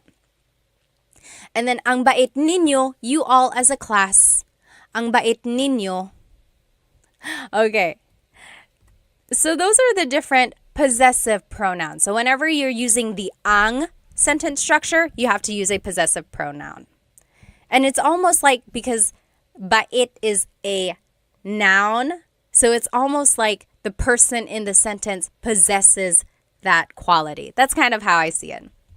So again, when you're using po, you have to use the plural you pronoun. So instead of ang bait mo, it's ang bait po ninyo. Ang bait po ninyo.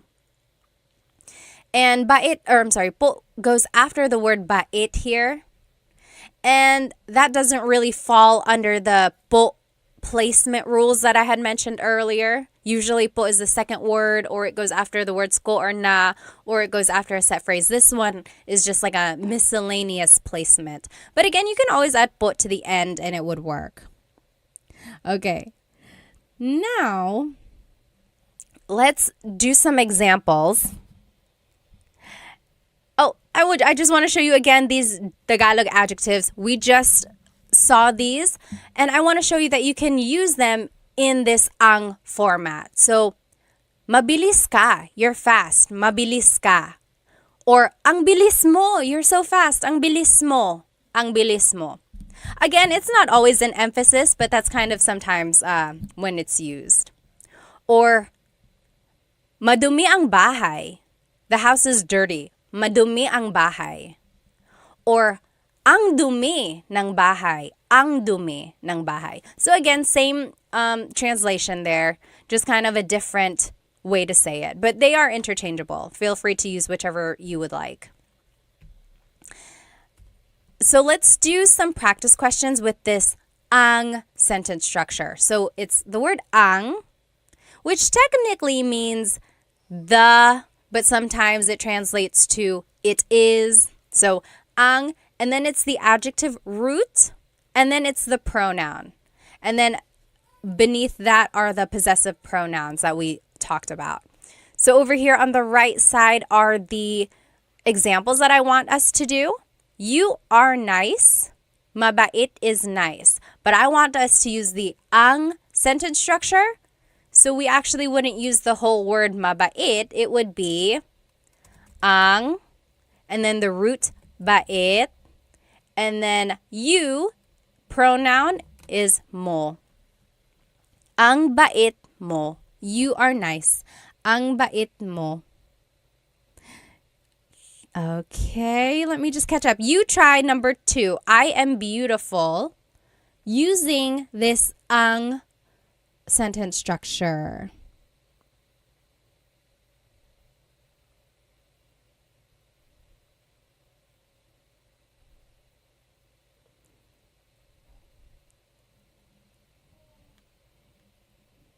I will answer in just a minute.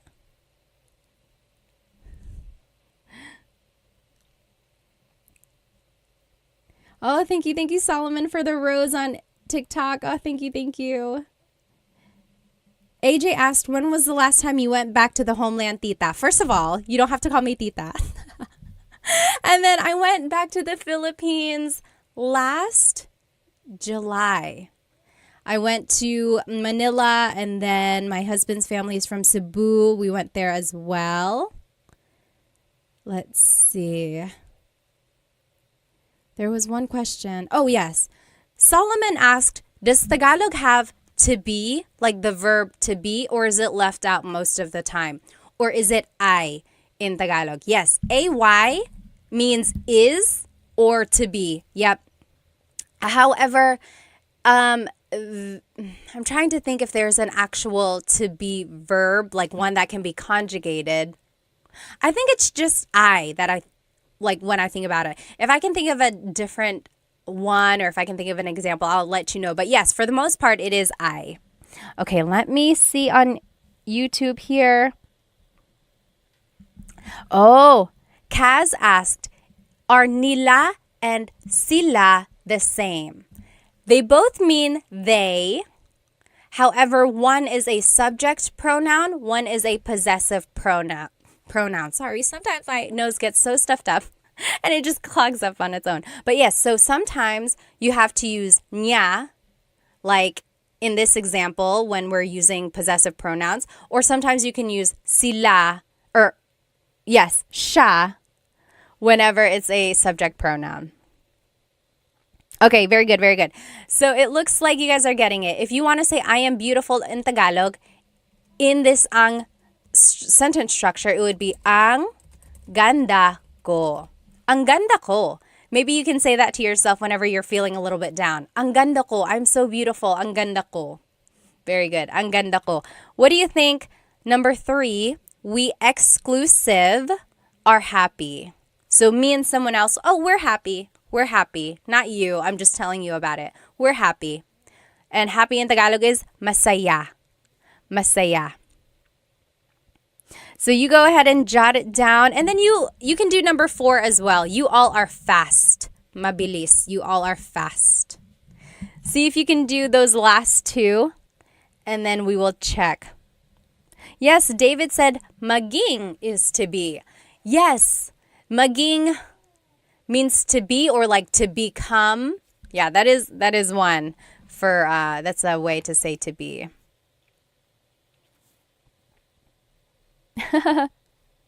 Nez said, mapalad ako kasi guro mo ko po. He feels lucky because I'm his teacher. Oh, thank you po. Masaya kami. Yes. Oh, very close, very close. So yes, those are good those are good answers. But when we're trying to say it in this ang sentence structure, it would be ang saya namin. Ang goes first, then it's the root of the adjective, and then it's the pronoun we exclusive, which is namin. Ang saya namin. We are happy. And then how would you say you all are fast? You all are fast. How would you say you all are fast? Oh, very close. Kaz said, ang bilis nila. You plural is actually ninyo. Ang bilis ninyo. Maybe you're walking behind some people and you're being left behind. You could say, oh, ang bilis ninyo. You all are fast. Ang bilis ninyo. Very good, very good. I know these these possessive pronouns can get a little bit tricky. I would say try listening to a native Tagalog speaker or watch a movie and you will see when these different pronouns are used. And I think that'll help kind of decipher when to use a subject pronoun, when to use a possessive pronoun. But when you're learning, it's okay to mix it up. It'll come the more you use them. Tony asked, are you a teacher? I am. I used to teach like elementary faith formation, like at church, there's like CCD classes. And then I got my teaching license. At one point, I could teach high school, which was very hard because I look very young. But yes, and then I just love teaching Tagalog. You guys on YouTube, why didn't you tell me that my face was covering up part of the page again? I'm so sorry. Next time I'll make sure that's not covering it. But yes, okay, let's go ahead and do this other sentence structure. So those are some ways to use adjectives with a pronoun. Now, if we want to use it with a noun, it would be adjective, then it's the word ang, then it's the noun. For example, mabilis ang kotse. The car is fast. Mabilis ang kotse. Or you could say, mahal ang bahay. The house is expensive, or a house is expensive. Mahal ang bahay. Mahal ang bahay. Or you could say, bago ang mga sapatos niya. So the adjective is bago. Then it's the word ang. Then it's mga sapatos, shoes, mga sapatos.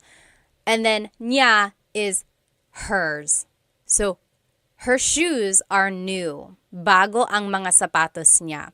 And I wanted to show you the mga sapatos because if you want to make something plural, you have to add this word mga. Mga sapatos, shoes. And then another example, maliit ang pusa. The cat is little. Maliit ang pusa. Okay? Kaz mentioned on YouTube, I've been speaking Tagalog wrong for so long and people don't correct you in the Philippines. Sometimes they don't care. Sometimes they will correct you and help you out. Okay. Oh yes, Nez said make a video of how to use nang as a marker. I will. Maybe some prepositions, a video about that. Let me see on TikTok. Tony asked, do people mostly speak Tagalog or Bisaya? So it depends on where you go. In Luzon, up in like the northern area of the Philippines, sometimes in the central areas as well, those are the Tagalog speaking regions. When you go south, like in Cebu or Leyte, that's where they speak Bisaya. And then all around the Philippines, there are lots of different languages and dialects as well. Let me see. Okay. Yes, Winter Storm said TFC and GMA are TV channels that you can watch. They're Filipino channels. Okay, so those are just some ways to use the sentence structure. Adjective, then ang, then noun. So let's do some practice. Pretty easy, right? You just have to plug in the vocab. Up here in the top left is the sentence structure that we just learned. And then here's some examples. The food is hot. And I gave you some vocab words. Mainit means hot. Pagkain means food. How would you say the food is hot? We can do this one together. So the adjective goes first, which is mainit. Then it's the word ang. Then it's the noun. Food in Tagalog is pagkain. You guys on YouTube, I'm covering it up again. We'll fix that. There we go. So, mainit ang pagkain. The food is hot. You try number 2.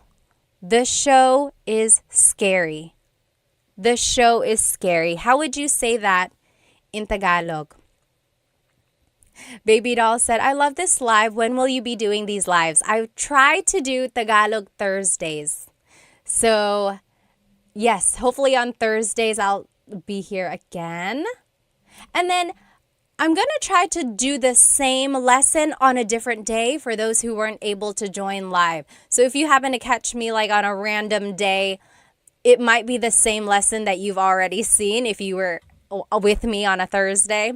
That's because I like to include people who might have wanted to join. But this recording will be up on my YouTube after the live if you just want to watch it there.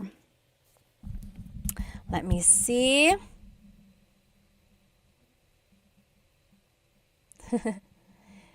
Yes.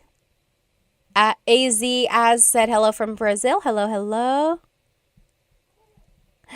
Okay. Oh, thanks everyone for telling me about my screen on YouTube. Okay. So let's go ahead and answer this one. The show is scary. So the adjective for scary is nakakatakot. Nakakatakot. Then it's the word ang. Then it's the noun. Show in Tagalog is palabas. Nakakatakot ang palabas.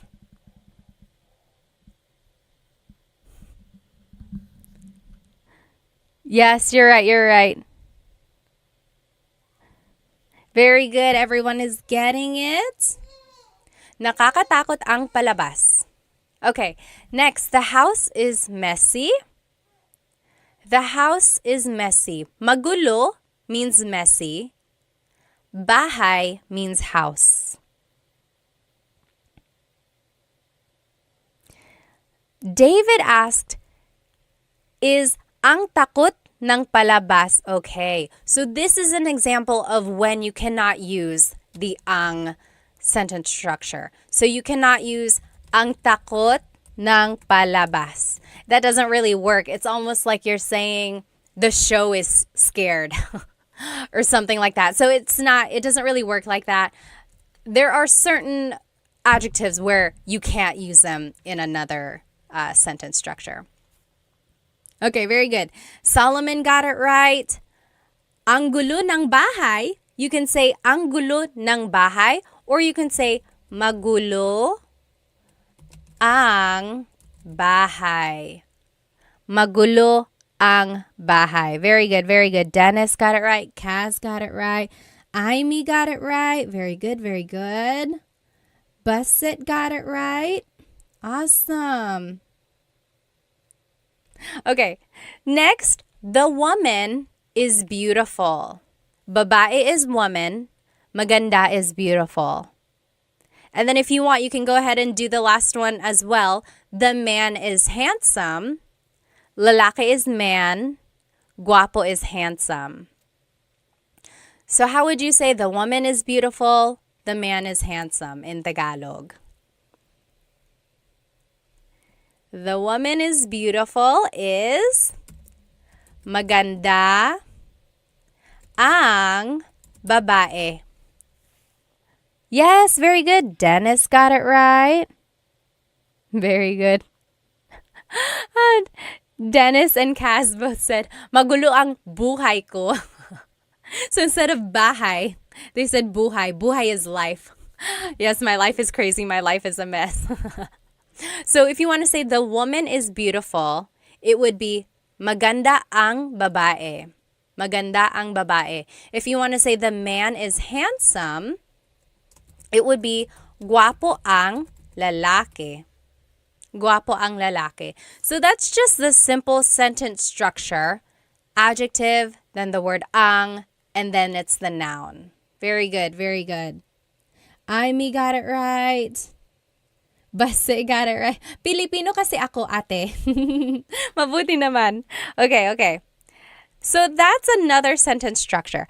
And this is the last sentence structure that we will see here.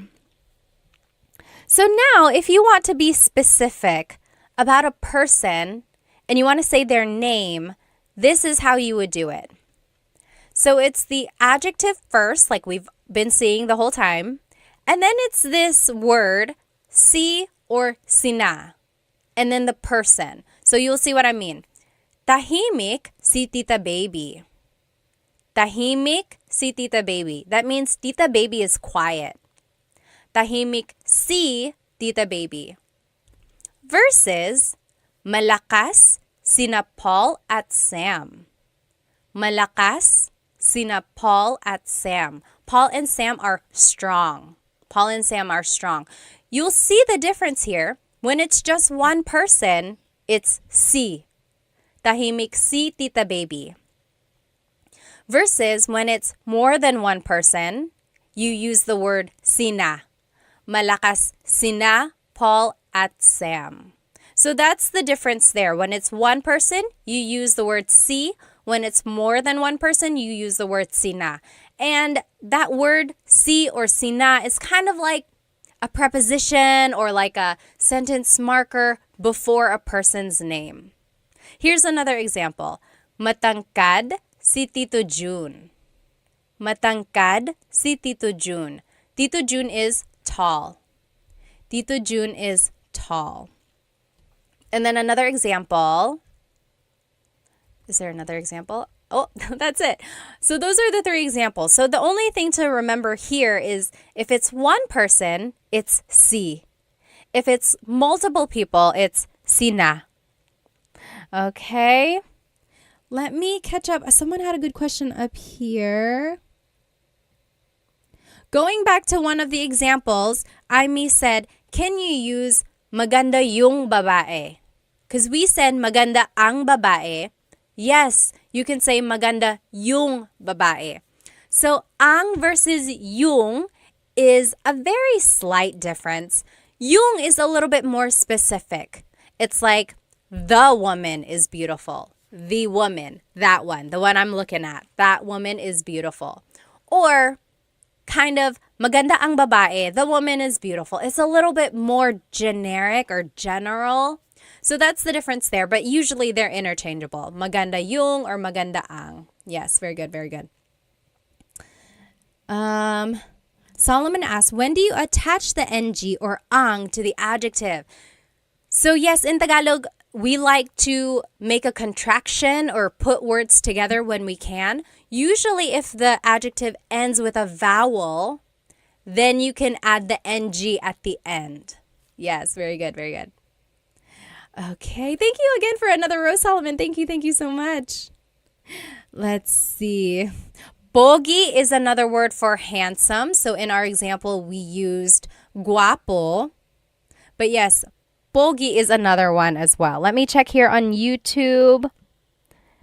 Oh, Manny said, I really enjoy these lessons. Does anyone know of a good translator app for Tagalog? I don't know any apps, and I'm trying to think like Google Translate will get the job done. It's not always 100%, but I would say maybe start with Google Translate, and then the more vocabulary you learn on your own, I would say maybe like just kind of add to that. But their sentence structures aren't always correct, like their grammar. Very good. Okay, Let's keep looking. A Kahoot company? A good app for Tagalog. Okay, maybe, yes. Jaina asked, how do you know when to interject po?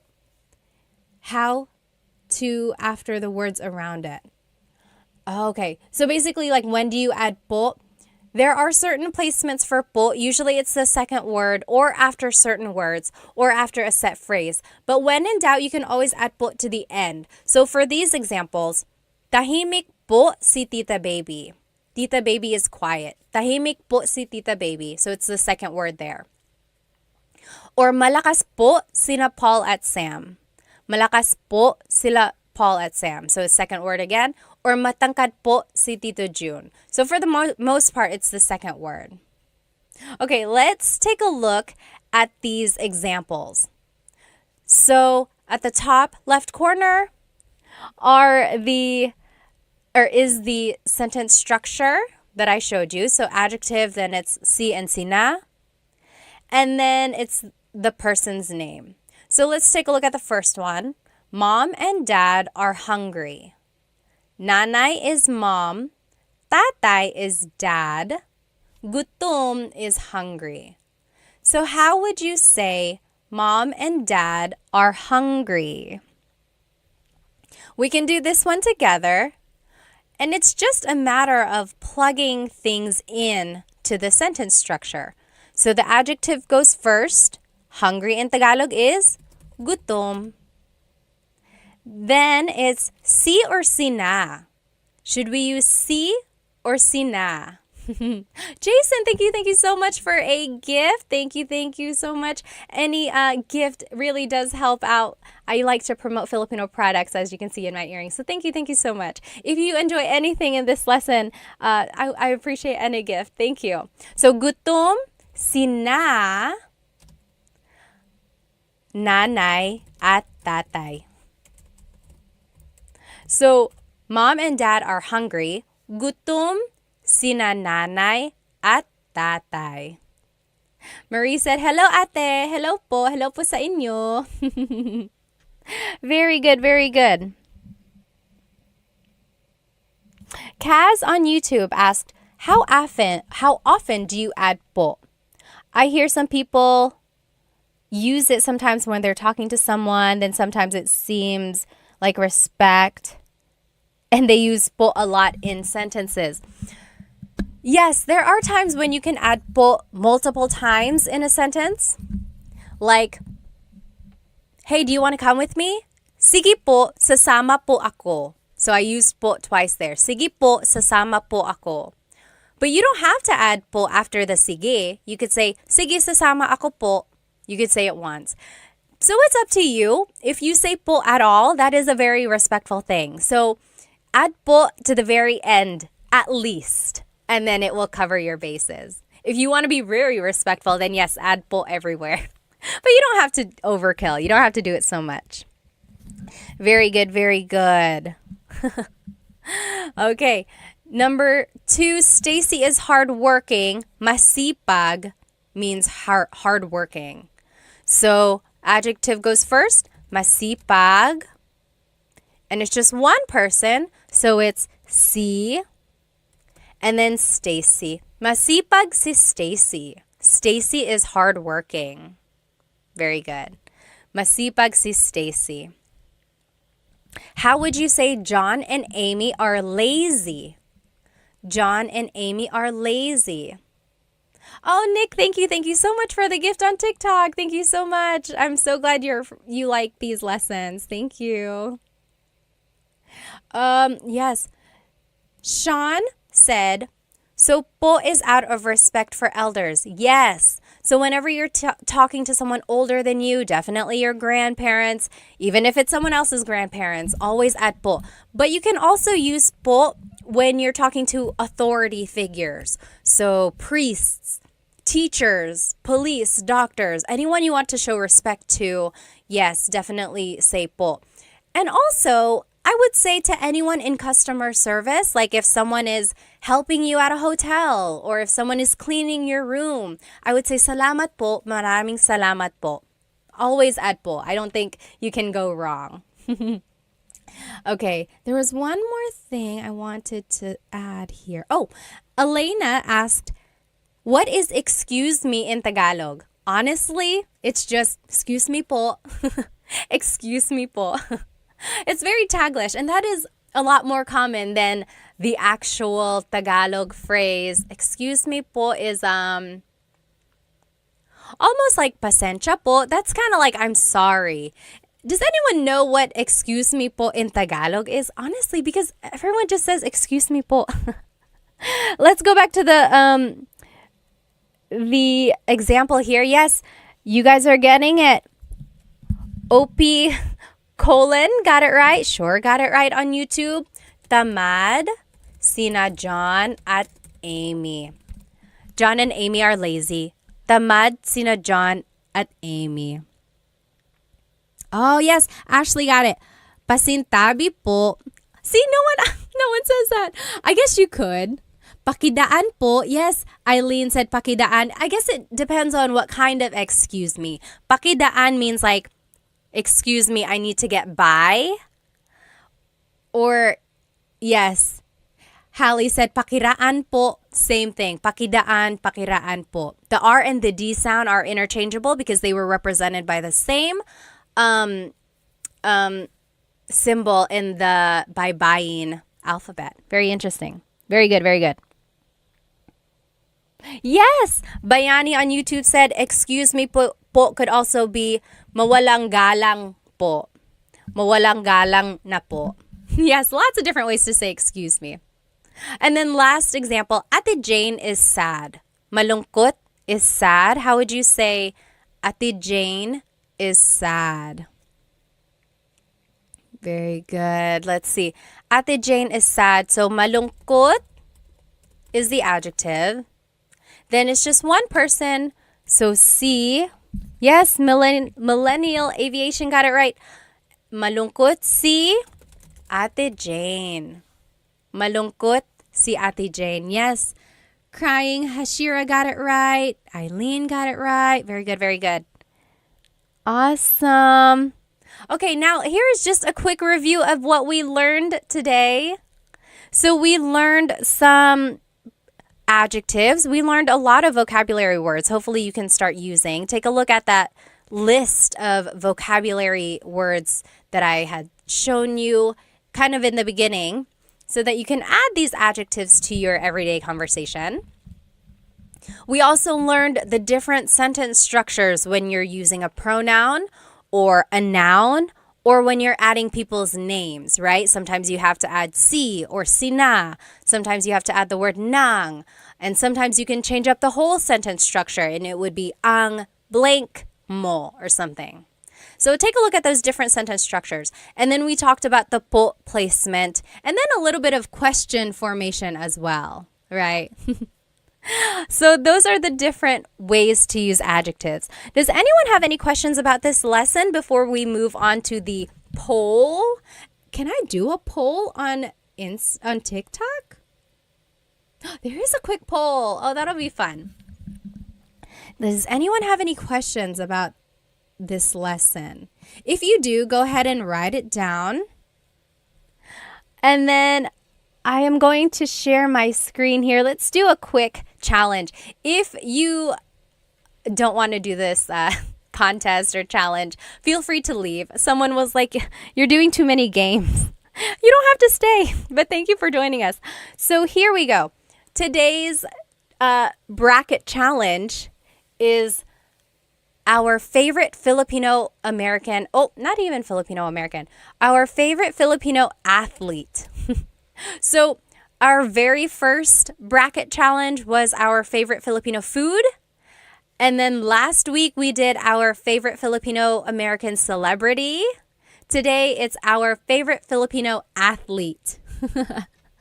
So our first poll here is going to be Manny Pacquiao versus Nonito Donaire, or is in the Tagalog pronunciation, Nonito Donaire. I think someone had a question on YouTube. Hang on. Sure said, is ate capitalized when speaking of someone? No, it doesn't have to be. It can be lowercased. Yes. Yes, Michelle said, si is one person, sina is two people. Yes, sina can be two or more. Correct. All right, let's go ahead and do this poll.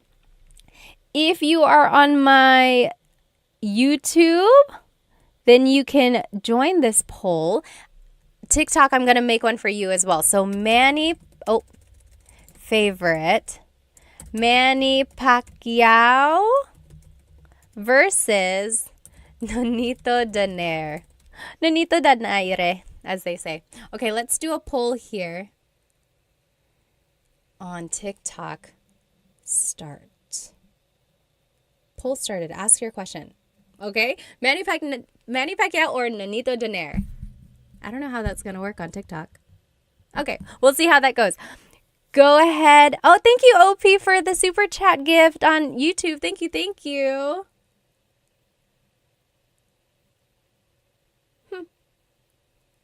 Okay. There we go.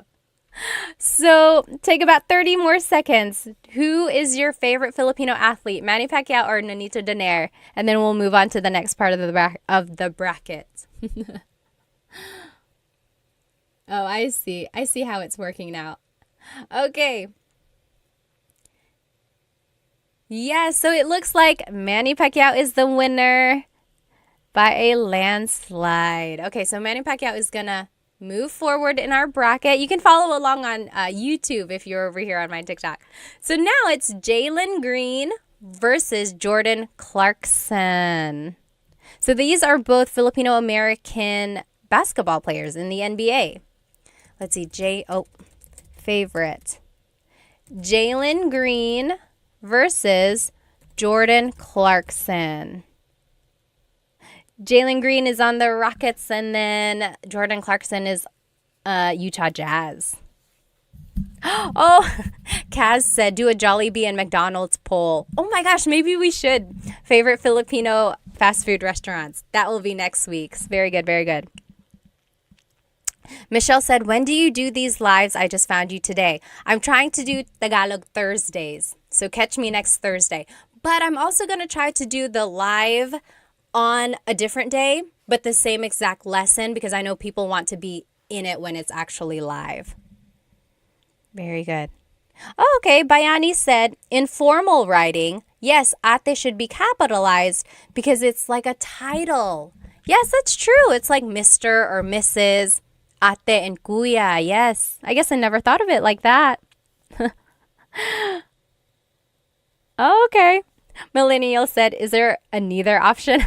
Just don't vote. That's okay. Sure said, Clarkson used to be on the Lakers. Okay, okay. Let's see. Okay. It looks like it's Jordan Clarkson over here on my YouTube. He is the winner. He's going to be moving forward. So Jordan Clarkson. And then, do you guys know about Bianca Bustamante? On Insta, she goes as Bia, Racer Bia. She is an F1 racer, and she's so cool. I wish I could be like her when I grow up. She's an F1 racer. I think she's like working with Sephora. She's in Miami practicing. But yeah, she's a really cool racer. So Bianca Bustamante. And then Heidelin Diaz. Anyone know who Heidelin Diaz is? She was the weightlifting gold medalist in the Olympics. What was that? Was that 2020? I can't remember now. Yeah, she was the gold medalist in one of the Olympics. Alrighty, so, very nice. Okay. Kaz said, Cebuano Saturdays. Do you know a Cebuano teacher? Because I want to learn. If you know, please tell me who they are.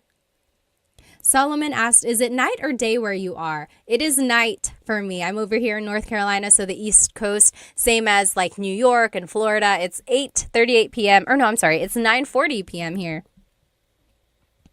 Okay. Yes, the only gold medalist ng Pilipinas, Buzzet said. Yeah. Okay.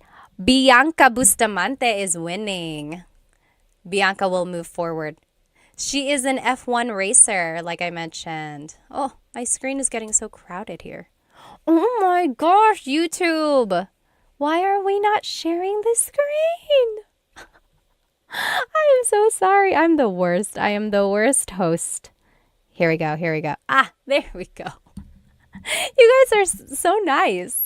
No one is like, hey, we don't see anything. Okay. Next, it's going to be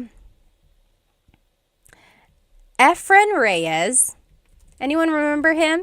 Efren Reyes. He is a billiard champion. So pool. And then Alex Iala. She is a tennis player. So definitely different generations there. Alex is young. Efren is a little older. Let me see. Bayani said Jordan Clarkson should start learning Tagalog. Yes. Sure said Pinay F1 racer. That's so cool. Yeah, she is really cool. Very good. Very good. Let's see. Maya said, did you grow up on the East Coast? Yes. So my family immigrated to North Carolina and we've been here ever since. I moved here when I was 2. 2 taon. Oh, Efren Reyes is winning. We have some old folks in here. Old at heart. Okay. So Efren is moving forward. Oh, as Bayani said, he is the goat. We can't mess with the goat. Okay, next. Okay, now we're moving on. It's going to be Manny Pacquiao versus Jordan Clarkson. Manny Pacquiao versus Jordan Clarkson. Do you guys remember when he got knocked out? Or are we not talking about that? I remember exactly where I was. I remember how I felt. 2008. I guess we won't talk about that. Oh, yes. Gabriel said, I have a friend who is what I. I wish she can join you and have what I Thursdays.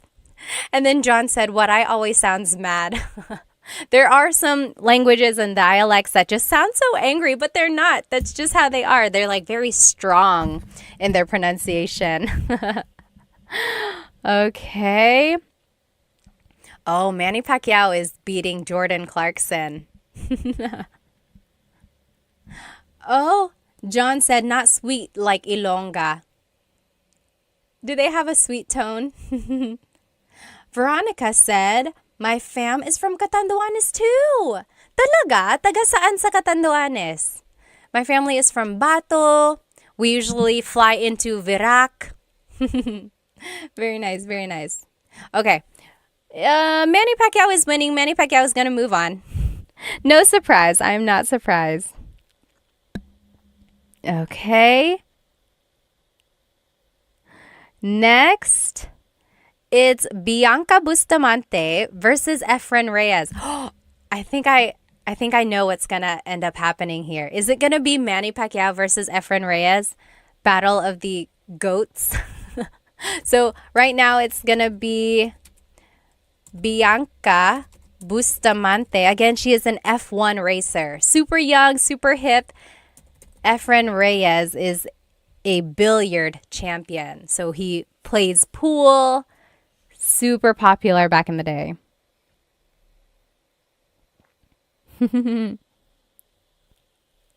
Kaz said, Ilocano is the Angry Bird dialect. On a scale of 1 to 100, how would you rate your Tagalog in terms of speaking? I would say 95%. I'm pretty confident in my Tagalog speaking skills. There are times when I get nervous. So when I'm speaking to my mom, for some reason, whenever I'm speaking to my mom, I speak to her a lot in English because I don't know, I feel like I get nervous in front of her. But she was the one who really pushed me to speak Tagalog when I was growing up. I remember when I was a kid and I would be speaking a lot of English, or she would tell me, hindi ka na nagtatagalog. You're not speaking Tagalog anymore. Hindi ka na nagtatagalog. So then that would like push me back into speaking more Tagalog. So yeah, I get nervous around her. I get nervous around my family in the Philippines sometimes. Like I just get kind of self-conscious about my accent and then I stumble over my words.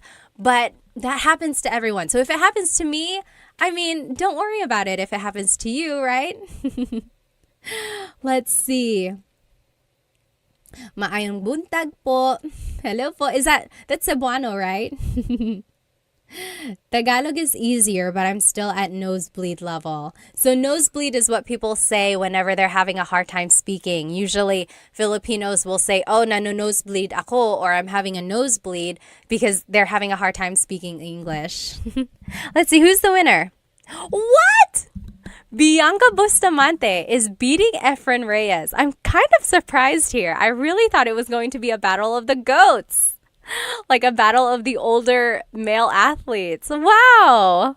Well, go Bianca. Racer B on Instagram, by the way. Let's see. Now it's going to be Manny Pacquiao versus Bianca Bustamante. Let's see here. It's the final one. It's the championship.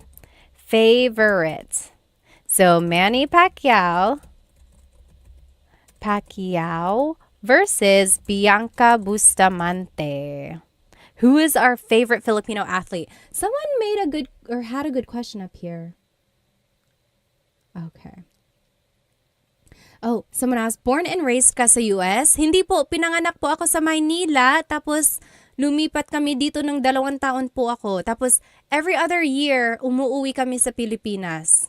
So umuwi ako nung 5 years old yata ako kasi nabantay yung mama ng papa ko. Tapos after that, mga every other year na kami umuwi. Tapos mayroon kaming TFC, tapos nagtatagalog yung mga magulang ko sa akin. So that's how I kept my Tagalog. Yes, Maya said, me and a lot of my friends that grew up in the US understand Tagalog but can't speak it. Why does this happen? You know, I have very young kids and I am trying to teach them Tagalog.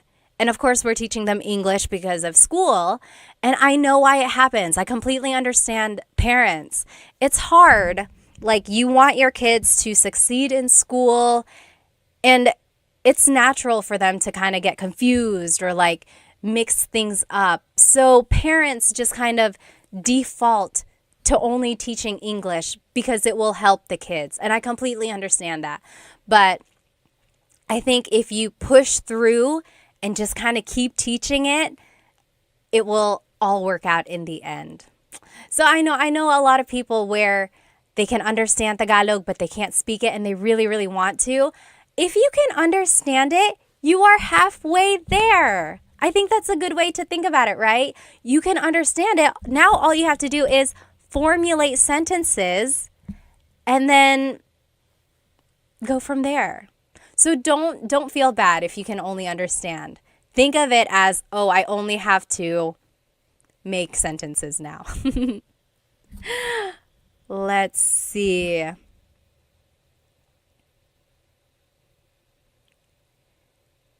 Let's see. Tony, are you married? Yes, I am, and I have kids. Yes, we've been married for 2017, 18, 19, 20, 21, 22, 23, 24. 7 years. Oops. I don't know what your name is. It's in characters. But yes, someone asked, that's rare, yung marunong magtagalog na lumaki sa US. Opo nga, ngayon ko lang na-appreciate actually, ngayon na matanda na ako. Pero nung bata ako, I always kind of got teased na marunong ako magtagalog. Okay, let's see who's the winner. Manny Pacquiao is the winner. He is the overall favorite Filipino athlete. Although I know there are some things that he's said and done that kind of make him not the favorite. Okay, Kaz said, I'm learning Cam Norte Bicol language. And then there's Sorsogon. Yes, my mom's side of the family is from Sorsogon, actually. Bayani said they forgot the greatness of Efren Reyes. I know. I was so surprised about that, actually. Let's see. Does anyone have any questions about anything we learned today? Anything? Hello, hello. Now that we are done with the lesson, I'll just turn on my camera here. Anyone have any questions about adjectives or about sentence structures? Or if there's anything you want to learn for next week, please write it in the comments because I love tailoring my lessons to what you want to learn. Otherwise, thank you so much for joining me, and I will see you next week. If you weren't able to join this live, I will try to teach this same exact lesson another day, or you can watch the recording of this later on, right after this live, actually. Okay? Thank you so much, everybody. Maraming salamat. Thank you for spending some time with me.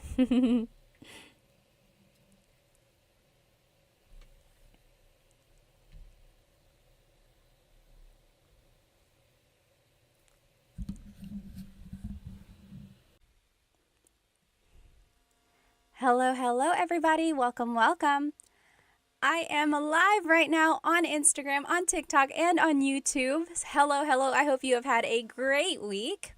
My week has been very busy. We finished a playground at my house, and I've just been busy. I've been doing lots of different things around my house. I have a really fun lesson planned for us tonight. If you are joining me on YouTube on Instagram or TikTok, go ahead and jump onto my YouTube channel because I have the whole presentation up here. You will be able to follow along. You can see the words, see any images up there that's associated with the lesson. If you are a paying Instagram subscriber, these slides will be posted on the news feed after the class. I would have done it before the class, but I just finished the slides. Next time I will do it early so that we can post it before the class. Anyway, I'm so glad to see you all. I think it was like a couple weeks ago, I did like 4 or 5 Tagalog lessons back to back to back, and then I took a break, and then now we are back. And the last couple lessons were just like games. We played Jeopardy, we played Filipino Bingo. Tonight's class is a true Tagalog lesson. So again, if you are joining me on YouTube, again, on Instagram or TikTok, go ahead and jump onto my YouTube channel where you can see this whole presentation. Let me just make sure everything is set up here. Okay.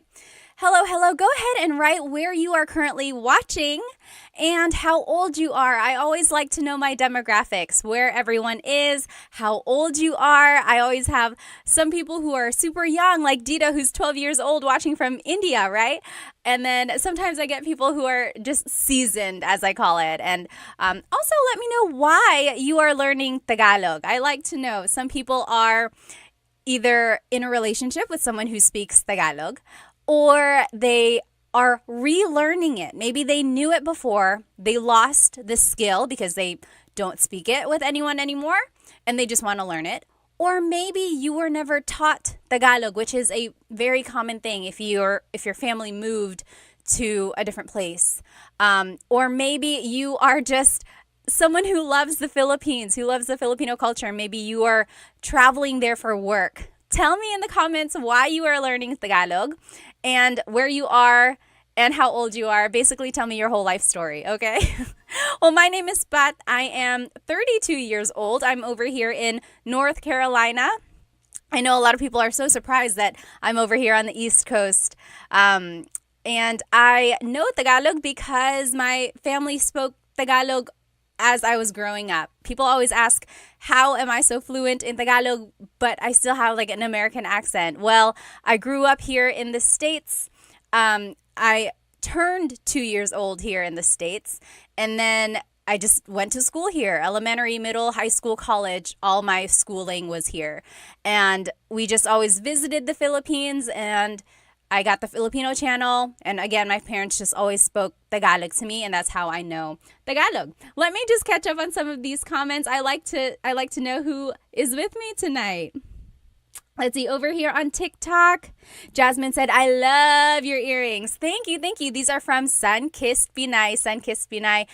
They are known for their sun earrings. Sometimes they're hoops, sometimes they're large statement earrings like these. Be sure to check out Sun-Kissed Pinay. I love, love, love them. How long is your hair? Nash said, it's too long. I know. Every time I look at it, I'm like, gosh, when am I going to get a trim? I'm going to get a trim soon, very soon. Oh, thank you so much, Floyd, for the badge. Thank you. If you are watching on YouTube, feel free to purchase a super chat sticker or whatever it's called. Or if you're on Instagram, you can purchase a badge. And then on TikTok, you can purchase a badge or a gift as well. Anything that I earn from these things, I always give back to Filipino businesses. You'll see it in whatever earrings I'm wearing or props that I have or anything like that. Okay, let's keep going. Who else? Oh, Ricky is from California. Brighter Shade is in the US, 44 years old. Sam is 49. Hello. Let's see over here on Instagram. Simply Kenny said, what's up? What's up to you? Kamusta ka? Oh, yes. TMD Texas said, love the earrings. Yes. Stone Child said, from Vancouver, Canada, learning Tagalog to connect better with my girlfriend. And we'll move to the Philippines in the future. How sweet. Hello po, kumusta ka? Pascal said. Let's see. Oh, maraming salamat, Sandy Bear. Oh, konting Tagalog, NC said. Hello. Let's look over here on YouTube, and then I promise we're going to jump into our lesson. Who is over here on YouTube? Aiden is from Virginia Beach. David, is that New Zealand? Hello. Sky said, kumusta ka? Ray is from Australia. Hello. Christopher from Orlando. Jack is from Alberta. Hello. Sky is 14 years old. Hello. Orpix is from Maryland, 19. Very good. Oh, nag-aaral ako ng Tagalog kasi Pilipina ang jowa ko. At ang sarap ng pakinggan ng Pinoy. It's nice to listen to Tagalog, and also his or her girlfriend is Filipino. Hello. My mom speaks Tagalog and I'm trying to learn, Sky says. Oh, that's great. That's so great. Amos is on vacation in the Philippines. Christopher is learning because of my fiance, it says. Vince is in Santa Barbara learning because his asawa is Filipino, his wife. Oh, that's so nice. Okay, guys, let's go ahead and jump right into this lesson. Tonight's lesson is actually about driving. So things that you can say while driving or while riding a car or while riding in transportation in the Philippines. So if you are traveling to the Philippines, you'll be able to see all the different types of public transportation over there. We'll talk about them. And then here are some things that you can say just in the car if you're driving wherever you are. Maybe while you're driving, or if someone is driving you. Here are some things that would be applicable. Let me know if you can't hear me. I think you can hear me since you're answering my questions, but there shouldn't be an echo. So TikTok, Instagram, YouTube, I have 3 mics because I have 3 different platforms. Let me know if the audio goes out or anything, okay? Let's keep going. I just want to make sure I don't miss any questions here. Oh, let's see. Oh, no sound. Oh, no. It's muted. You know what? I feel like the mic... Okay. Hello. Instagram, is it working now? I feel like the battery died on that mic. So sorry about that. But I'll just try to speak loudly, okay? Let's keep going. Again, if you just joined me, this whole presentation is on my YouTube channel. And you should be able to follow along. Okay, everyone, can you hear me now? Let me know if you cannot. Ray said, how not to get scammed by a taxi in Manila. Alrighty, let's keep going. So here are just some vocabulary words about driving or about the car, about different things. Okay, so these are just vocab terms. So a vehicle is sasakyan. Sasakyan. That's just a vehicle. It encompasses a bus, a car, a train, a bike. That's just a vehicle in general. Sasakyan. Sasakyan. I will say when I was growing up, my parents used coche and sasakyan interchangeably. Like if they were like, oh, nasan ang bag ko? Where is my bag? They would say, oh, nasa sasakyan. It's in the vehicle. It's in the car. But just know that technically sasakyan is vehicle. Okay? And here are the different types of vehicles. Okay? Oh, let me just double check here. Their phone is sira. Whose phone is sira? Can you hear me okay? Oh, Joyce, Mommy, thank you so much for the gift on TikTok. Thank you. Okay. You got a Filipino accent. Me, a little bit, yeah. Okay, again, here are the different types of vehicles in the Philippines. This very first one, if you are here on YouTube, what is this called? What is this called? If you are here on Instagram and TikTok, I will describe it to you. So this vehicle is a very large and long vehicle. Inside it has benches where people can sit along the sides. There's usually a handrail at the top and you can grab on so that you're not like swinging back and forth. Yes, J-Rod, you got it on Instagram, and Philipati, you got it on TikTok. Yes, and over here, Brian, Ray, Miss Signo, Dree, yep, you guys all got it. So this is a jeepney. A jeepney. So the jeepney is this very, very long jeep. It's like a long, elongated jeep. Inside, there are benches, and people can sit on both sides of the jeepney inside. And then the handrail is there so that when the jeepney stops and goes, you're not just like flying all around inside. And some people like it, some people don't like it. I personally love riding in the jeepney, and my cousins always tease me for this because I love it. I love the fresh air. I'm doing air quotes because I mean, how fresh can the air be in Manila, right? But I love the breeze that you feel, and then I love being with the locals, but I also love that some of these jeepneys are so decked out. Has anyone been in a decked out jeepney? Some of them have like lights, like it's a disco in there, and then some of them have like music. And not like crazy loud music, but like really jazzy or like OPM music. It's a vibe. It really is. I love it. So I personally love the jeepney. When it rains, if you're looking at the picture here on YouTube, the windows are just open. There's just a big opening on the sides here. When it rains, there's like a plastic tarp that you put down over the windows so that you don't get wet. And I love it because everyone knows that. Everyone knows that when it starts to drizzle, you go ahead, you untie this plastic, and you just pull it down. It's like a known thing. You don't have to wait for the driver to be like, hey, can you pull down the tarps? You just do it so you don't get wet, right? I love it. So again, this is called the jeepney. If you have ridden in a jeepney before, leave me a jeep emoji or like a car, whatever emoji looks like a jeep over there. I love the jeepney. Another thing, if you're traveling to the Philippines, this is how you ride a jeepney, okay? So jeepney riding 101.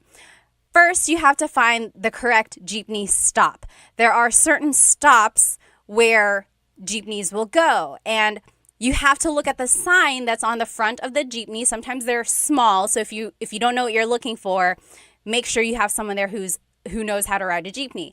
You got to look for the sign, and it'll say like, oh, Cubao or Rosas. So it'll say the location it's going to, because not all jeepneys go to the same spots, right? It's like a bus. It has a route.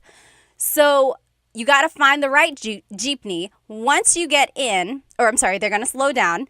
You hop in, try to hop in as fast as you can. Number one, because there might be someone behind you. Number two, because the jeepney has places to go, okay? Everyone has a place to be. So just kind of run in there.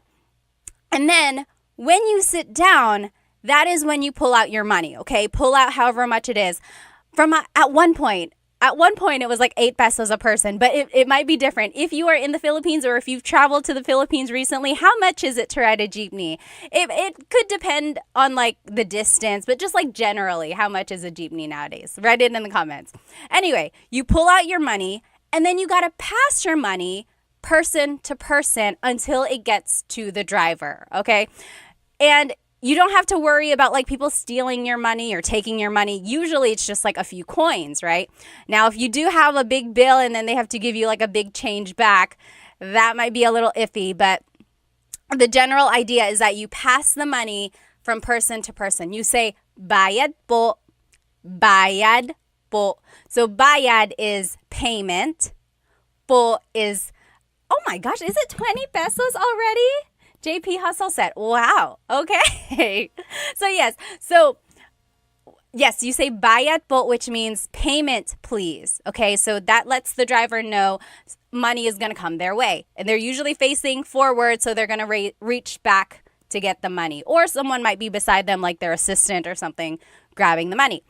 They will usually have like bills in their fingers, or they have a little container of coins and they'll just grab however much they need. Then they will send the change back to you. And again, it will go from person to person to person until it gets back to you. Okay, so that's how you pay. That's how you get your change. Now, if you are getting close to your stop, you really got to pay attention because they might just keep going. And your stop doesn't have to be at a designated stop. You can stop anywhere as long as it's on the route, right? Usually. There might be exceptions. When you get to the place you want to go, you have to say, para. That means stop. Or like that's letting the driver know someone has to get off. Para po. Okay, para. So then they will stop. They will go to the side of the road. They'll stop. You just get out the way you came in, okay? Again, try to be fast, grab all your things, make sure you didn't leave anything behind, and then get off because, again, they have places to go. Also, be careful because someone might be trying to come in, okay? So just be aware of your surroundings, definitely. Be careful if you have like expensive things, really hold your bags close to you and things like that. Just be aware of your surroundings. And then that is how you ride the jeepney, okay? Another thing about the jeepney, goodness, I love the Filipino culture. I love jeepneys and everything like that. But it's really cool because on the top, on the front of the jeepney is usually a name. So like if a family has a jeepney, they might name their jeepney after one of the children, like Sabrina. It's like, oh, I'm going to take the Sabrina today. Or it's like this one in this picture says, what does it say? I think it says like, God is with us. So sometimes it might just have like a saying, or usually there's a name, like a family member's name, just to kind of like how you name a boat or something like that, you know?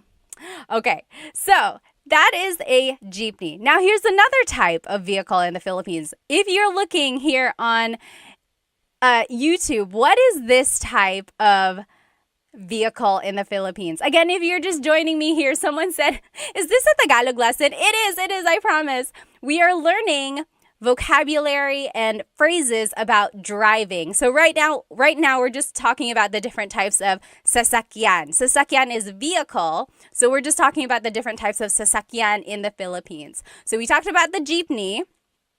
Over here, this is a motorcycle with a pedicab on the side. What is that called? Yes, almost polyglot got it. Steve got it on YouTube. So it is a Mista said a sidecar motorbike. Yes, literally. Yes, Roach Clip said tricycle. Yes, and it's Richard on Instagram. It's called a tricycle. So a tricycle is a motorcycle with a pedicab attached to the side. Sometimes it's not a motorcycle, in which case it's a bicycle. Sometimes in like the province, or if you're just going a really short distance, it might just be a bicycle. It's a little bit more work for the driver in that case, right? But for the tricycle, the pedicab can fit usually 2 people facing forward. In the front of that same sidecar, there might be a little seat facing the other direction. So that's another person who can fit in there. And then there might also be a little seat on the side next to the driver. So that's 4. So if there are very small people or like children, they can fit in those tiny seats. So again, there's 2 seats in the back of the pedicab. There might be a tiny seat in the front. There might be a tiny seat on the side. Okay. And then there are 2 seats behind the driver on the actual motorcycle. So that's another 2 people who can sit there. Sometimes they sit, they're usually sitting sideways so that your feet dangle off. That's just how you would fit there. Now, during busy times, like in the province or in certain places, people might latch on to the sides of a tricycle. They'll hold on to the sides, they'll hold on to the back. Some of them might even sit at the very top of a tricycle. And they do that because sometimes there aren't a lot of tricycles traveling that way. Like, for example, if kids are trying to go to school and it's going to be the last tricycle for a while, a lot of kids will try to pack onto that one tricycle just to get to school on time. From my understanding, though, there might be some places that don't allow that just because it's a little dangerous. But again, there are some places that will try to do that as well. So a lot of people will just like hang on to the side. Some people might hang on to the back of a jeepney as well. But again, it's dangerous, so some people try not to do that. Okay. Mr. said, my head keeps hitting the top. Yes, if you are a big person, you might hit your head on the top of a tricycle. So just be careful with that. You know, in Cebu, they have very big tricycles. They have tricycles with like a front seat and a back seat. I had never seen that until I went to Cebu. Very interesting. Okay, so yes, again, this is called a tricycle. And then in the Philippines, there are also other types of vehicles. There's a bus, or in Tagalog, bus. This picture that you see on YouTube, I'm doing this whole live on YouTube and you can see the presentation there. This bus is air-conditioned. And have you ever ridden an air-conditioned bus in the Philippines? They turn the air conditioner up so high, or like very, very strong. It's just very, very cold. Like it's a freezer in there because I guess you want to get your money's worth, right? So when it's an air-conditioned bus, it is an air-conditioned bus. It feels good for like the first 30 minutes or so, but then if you're taking a really long drive, it's like a freezer. I got really cold one time. Let me know if that has ever happened to you. It was so cold. But then some buses are not air-conditioned, in which case they just leave all the windows down. And it's like a jeepney where the air just kind of flows in and out. So it's not that hot if they're like traveling. Oh, yes. Ron Uprising said they drive very fast. They do. Unfortunately, sometimes like these big, huge buses or even like cars, sometimes they drive so fast. Like if it's a highway or if it's like just a very busy street, you really, really got to be careful. There are some bad stories of like just accidents on the side of the road. And they're so big, right? It's like you don't want to get too close to it. Okay, so there's a bus or a bus. There's also taxis in the Philippines. Sometimes they are yellow, like a regular taxi. Sometimes they are white. I think I've seen other colors as well, but usually they're like white. So someone on YouTube mentioned, don't be scammed by taxi drivers. You have to be very careful, especially if you look foreign. One thing they might do is like hike up the price for you.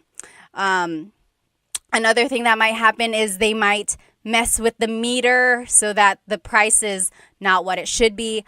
Another thing is that they might take you to a place they're not supposed to go, or they'll take you a long way. When I was a kid, we wanted to go to Fort Santiago, but the person didn't hear us, they said, and they were taking us to Fort something else, like Fort San Pedro or something like that. Like we clearly had said Fort Santiago, but then they were taking us to a different fort because they misheard us. So they, it was just not a very nice thing. But yes, so just be very aware. They also have like grab cab or grab taxi or something like that. That kind of helps with the liability, or like just keeps someone accountable, because there's like the record of you getting that one taxi, right? So just be careful.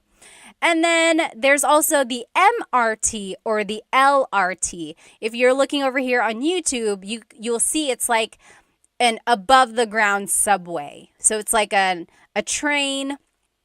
And this is usually in Metro Manila. The difference between the MRT and the LRT is the route that it goes. So the MRT goes one way around EDSA, the LRT goes a different area. Okay, but just know it's like an above the ground subway. So there are lots of different types of vehicles in the Philippines. Again, let's go back to our Tagalog lesson. So vehicle in Tagalog is sasakyan. Sasakyan. Okay? Now, coche is car. Coche. Coche. And again, the difference between coche and sasakyan is that coche is specific. Coche is car. Sasakyan is vehicle. Okay, so sasakyan encompasses lots of different types of vehicles. But my family used sasakyan and coche interchangeably. It's like, oh, nasaan ang susi? Where is the key? Nasa sasakyan. It's in the vehicle.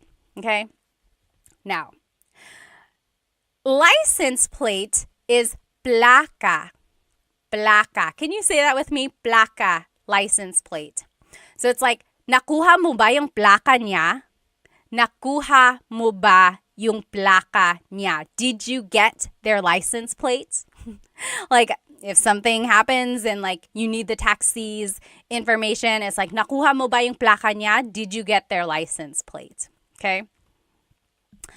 Tire in Tagalog is gulong. Gulong. Gulong. That's tire. That's just one tire. If you want to say multiple, it would be mga gulong. Mga gulong. To make a noun plural in Tagalog, you have to add the word mga. Mga gulong. Steering wheel in Tagalog is manibela. Manibela. Manibela. So it's like, hawakan mo ang manibela. Hold this steering wheel. Manibela. Mirror, like your side view mirror or side mirror, and then your rear view mirror. Salamin. Salamin. That's just a mirror. If you know some Tagalog, salamin also means glasses. Salamin. Salamin. That's a mirror or like glasses. Salamin. A window, like the window of your car, that would be bintana. Bintana. Okay? And then headlights. Technically, there's no like real word for headlights that I know of. Usually, it's just referred to as ilaw. Ilaw. Ilaw is light. Okay, so it's like, naka-on ba ang ilaw mo? Is your light on? Are your lights on? Naka-on ba ang mga ilaw mo? Okay, so you see how I'm just using ilaw. Okay, let me just take a look at some of these comments and questions. If you have any questions at all, feel free to leave them.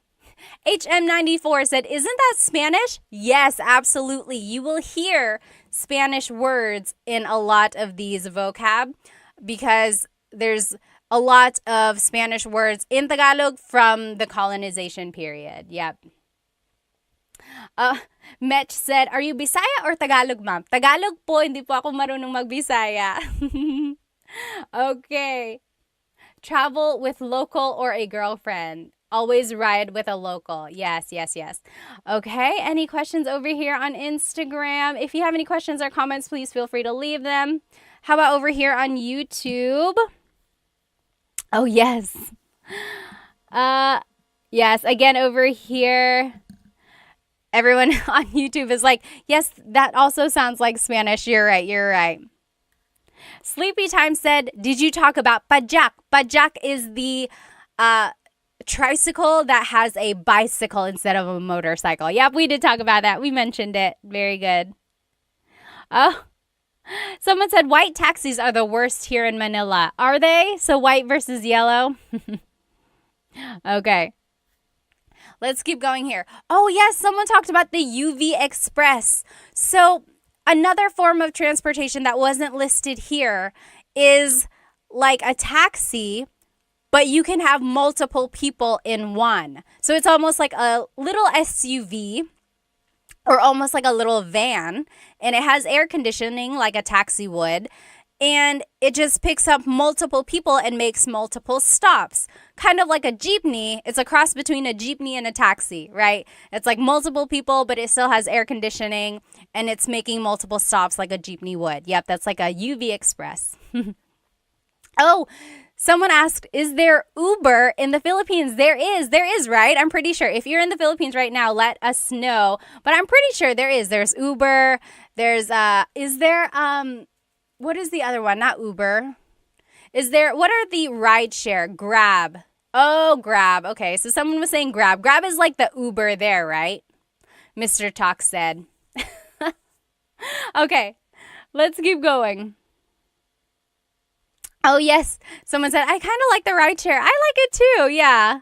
Sometimes if you are trying to go to a place really, really fast, you might not want to do a rideshare. Very good. Okay, yes. Everyone is saying it's Grab. So instead of Uber, it's called Grab. It's an app, right? You just have an app. Lyft. Is there Lyft in the Philippines? Yes? No? Oh, Love and Lulu said it's expensive for locals. Yeah, I can see that. So if you're getting like Grab or like Lyft or Uber or whatever, yeah, it can be kind of expensive. Grab is the best, they're saying. Only Grab and taxi, Peter said. Interesting. Okay. Let's keep going. So here are some more. Let's review though. These are the vocabulary terms about driving that we've learned so far. Repeat after me, okay? Sasakyan, sasakyan. Vehicle, sasakyan. Coche, car, coche. Placa, license plate, placa. Gulong, tire, gulong. Manibela, steering wheel, manibela. Salamin, mirror, salamin. Bintana, window, bintana. Ilaw, headlight or like light, ilaw. Okay? Very good, very good. So, now a license, like the license, the ID that you carry, that is lisensya. Lisensya. So it's like, nasaan ang lisensya ko? Where is my license? Nasaan ang lisensya ko? Lisensya, that's license. Ilaw, light. So again, we used ilaw for like headlight.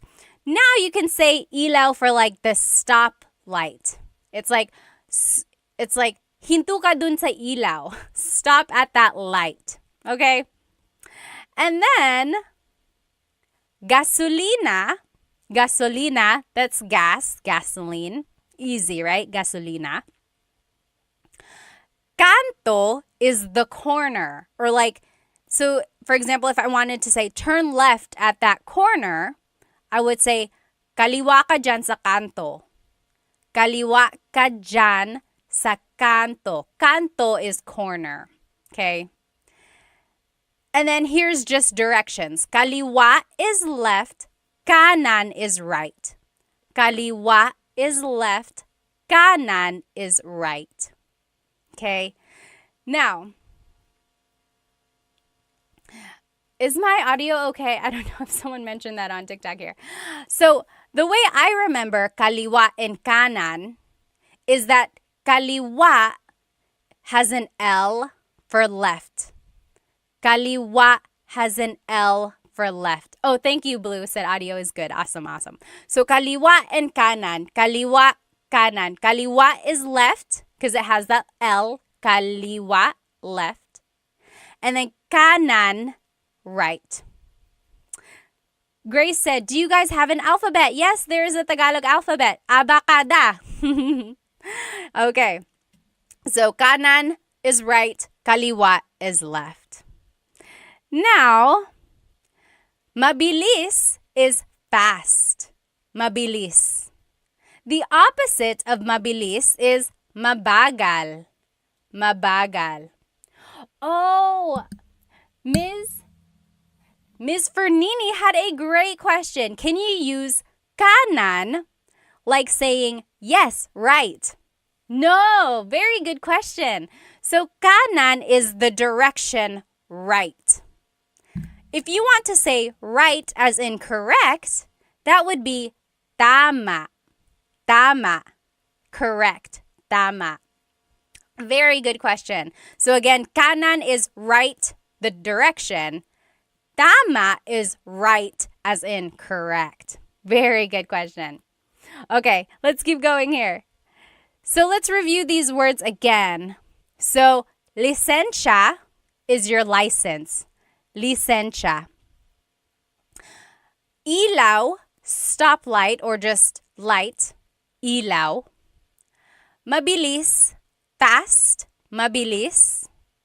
Mabagal, slow. Mabagal. Gasolina, gas. Gasolina. Kanto, the corner. Kanto. Kaliwa, kanan. Left and right. Kaliwa and kanan. Remember, how are we going to remember kaliwa? Kaliwa is left because it has the letter L.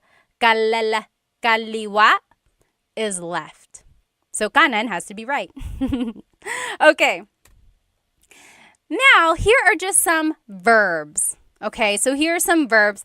One thing about verbs that I want you to get from this lesson is that all verbs have a Tagalog root. Okay, so for example, maglakad is to walk. Maglakad. If I want to say I'm walking, it's naglalakad ako. Naglalakad ako. Do you hear the root word lakad? Okay, so for all of these verbs, I'm going to give you the root word. So if you can recognize the root word in a conversation, that'll kind of help you with the translation of what someone is saying. Okay, so it's okay if you don't know how to conjugate them. It's okay if you don't know how to use them in a sentence exactly yet, but just try to use this to gain vocab so that you can recognize them in a conversation. Okay. Oh, thank you. Thank you so much for the gift, Will. Thank you so much on TikTok. Thank you. Thank you. Okay. So, stop in Tagalog is hinto. Hinto. Okay, so stop in Tagalog is hinto. If I wanted to say stop here, or one way I could say it in Tagalog is huminto ka dito. Huminto ka dito. Stop here. Huminto ka dito. So do you hear the root word hinto? And then just kind of use that as a way to recognize how something is being conjugated or how the verb is being used in a phrase. Okay? Huminto ka dito. Stop here. So hinto means stop. Next. We learned this a second ago. There's another way to say stop. Stop, if you're in a jeepney, would be para. Para. Remember, if you're riding in a jeepney and you want to stop, you would say para po, para. That means stop the jeepney. But you only use that in the jeepney context. If you're riding with your friend, you wouldn't say para. I guess you could. But usually I've heard it in the jeepney setting, okay? So just know there are two different types of stop, hinto and para, okay? Tuloy means go. Actually, tuloy means continue. Like, tumuloy ka lang, keep going. Continue on. Tumuloy ka lang. Tuloy means go. Try saying these words with me. Hinto, stop. Hinto. Okay, so hinto means stop. Huminto ka dito. Stop here. Another way to say stop is para. Para. Stop the jeepney. Again, remember, para is usually used in the jeepney context. The Raffy Taffy said, this is my first live session. I love it. Salamat, salamat. That's why I said session. Do you do this regularly? I do Tagalog Thursdays. Yes, Tagalog Thursdays. And then I try to do the lesson again, like I do a repeat of that lesson another time during the week, just in case someone wasn't able to join. But the recording is always up on my YouTube channel, but I know some people like to be in the live comments, so I like to do it a couple times. Okay, so tuloy means go. Tuloy, try saying that with me. Tuloy. Okay? Now, magmaneho is to drive. Magmaneho. Magmaneho. So you could say like, nagmamaneho ako. I am driving. It's like, oh, I can't answer my phone right now. Nagmamaneho ako. I am driving. Magmaneho means to drive. Sakay means to ride. Sakay. Sakay na, get in, or come on for the ride. Sakay. Baba, to get down or to get out. Baba. You might have heard the joke like, bababa ka ba? Opo, bababa ako. Right? So baba is a homonym, as they call it. A homonym has a couple different meanings depending on its context. So baba is like to go down or to get out. Like if you want to get out of the jeepney, you would say, bababa ako, I'm getting out, I'm getting down. Or if you're riding in your friend's car, you could be like, oh, hinto ka dito, stop here, bababa na ako, I am getting out. Okay? Liko means to turn. Liko. Liko. So it's like, lumiko ka dito, turn here. Lumiko ka dito. So it's an verb. If you've been watching some of my lessons, you know that verbs come in 5 different categories. Mag, ma, in, and e verbs. Liko is an verb. Lumiko ka dito. Turn here. Atras is to back up. Atras. The opposite of atras is abante, to move forward. Atras, to back up. Abante, to move forward. Very Spanish, right? Going back to these different types of verbs, number 1, I have a full-length Tagalog lesson on my YouTube channel, and it just goes through how to use verbs in the present tense.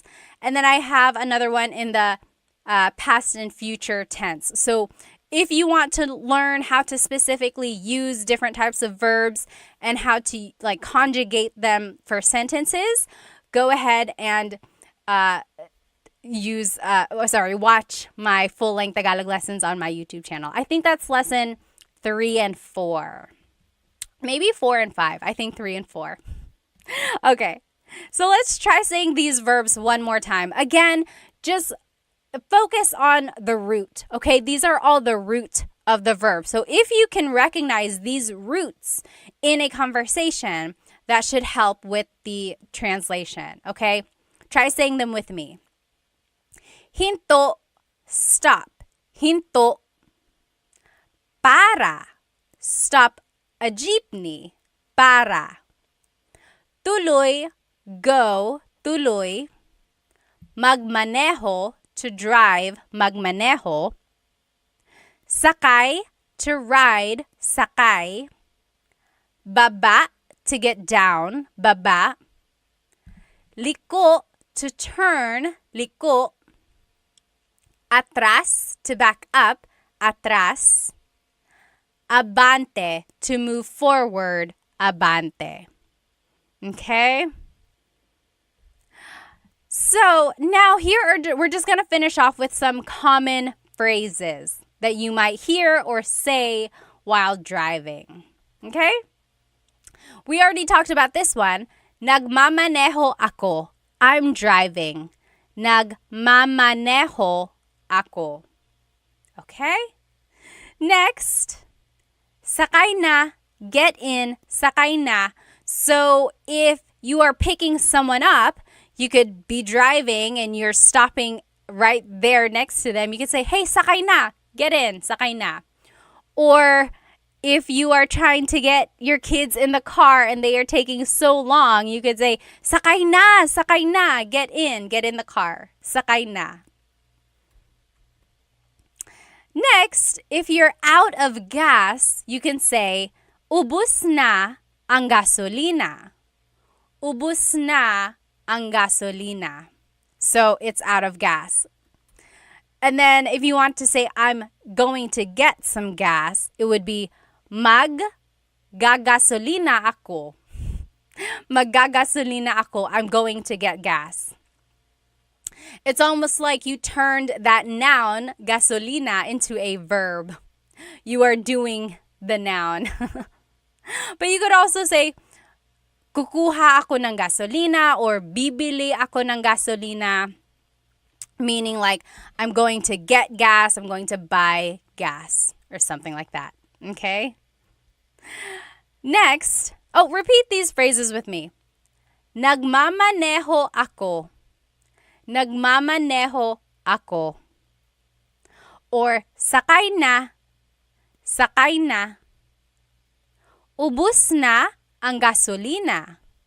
Ubus na ang gasolina. Or maggagasolina ako.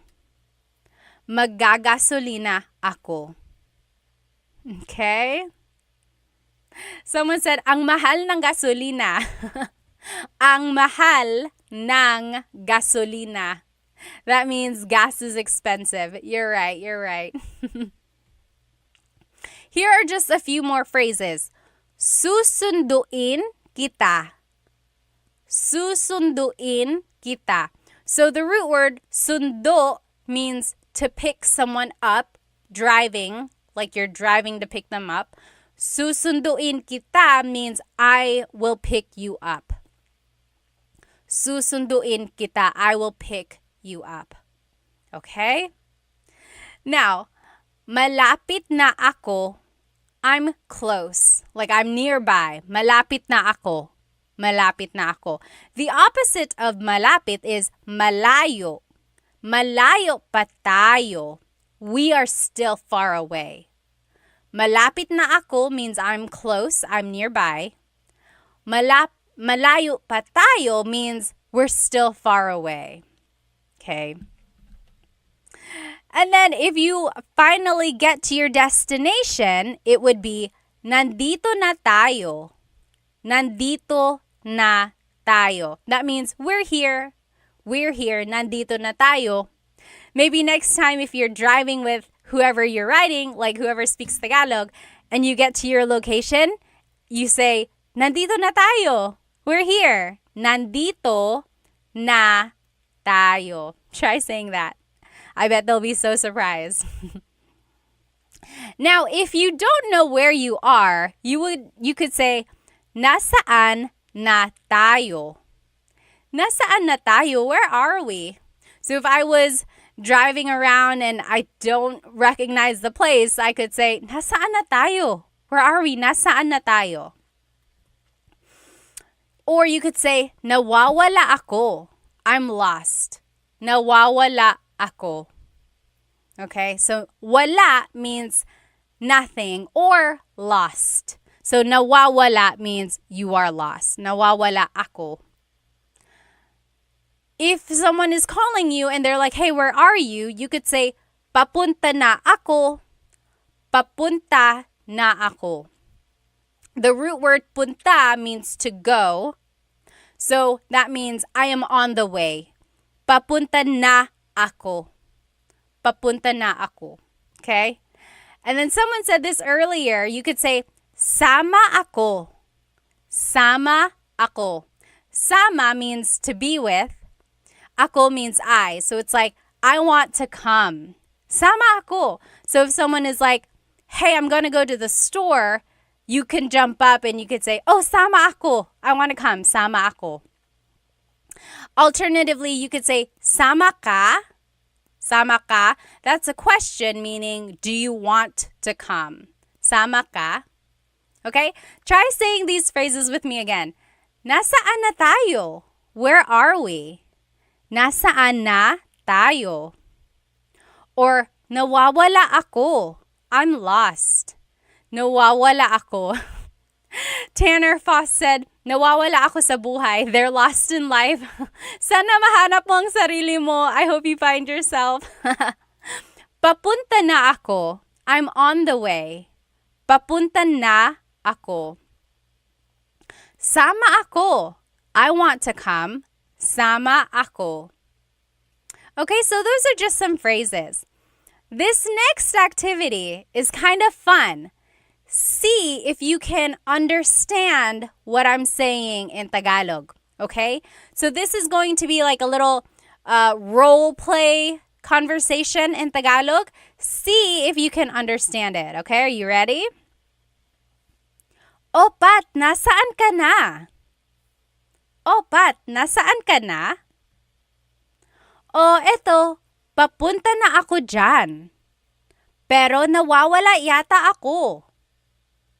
O eto, papunta na ako dyan. Pero nawawala yata ako. Talaga? Anong nakikita mo dyan? Talaga? Anong nakikita mo dyan?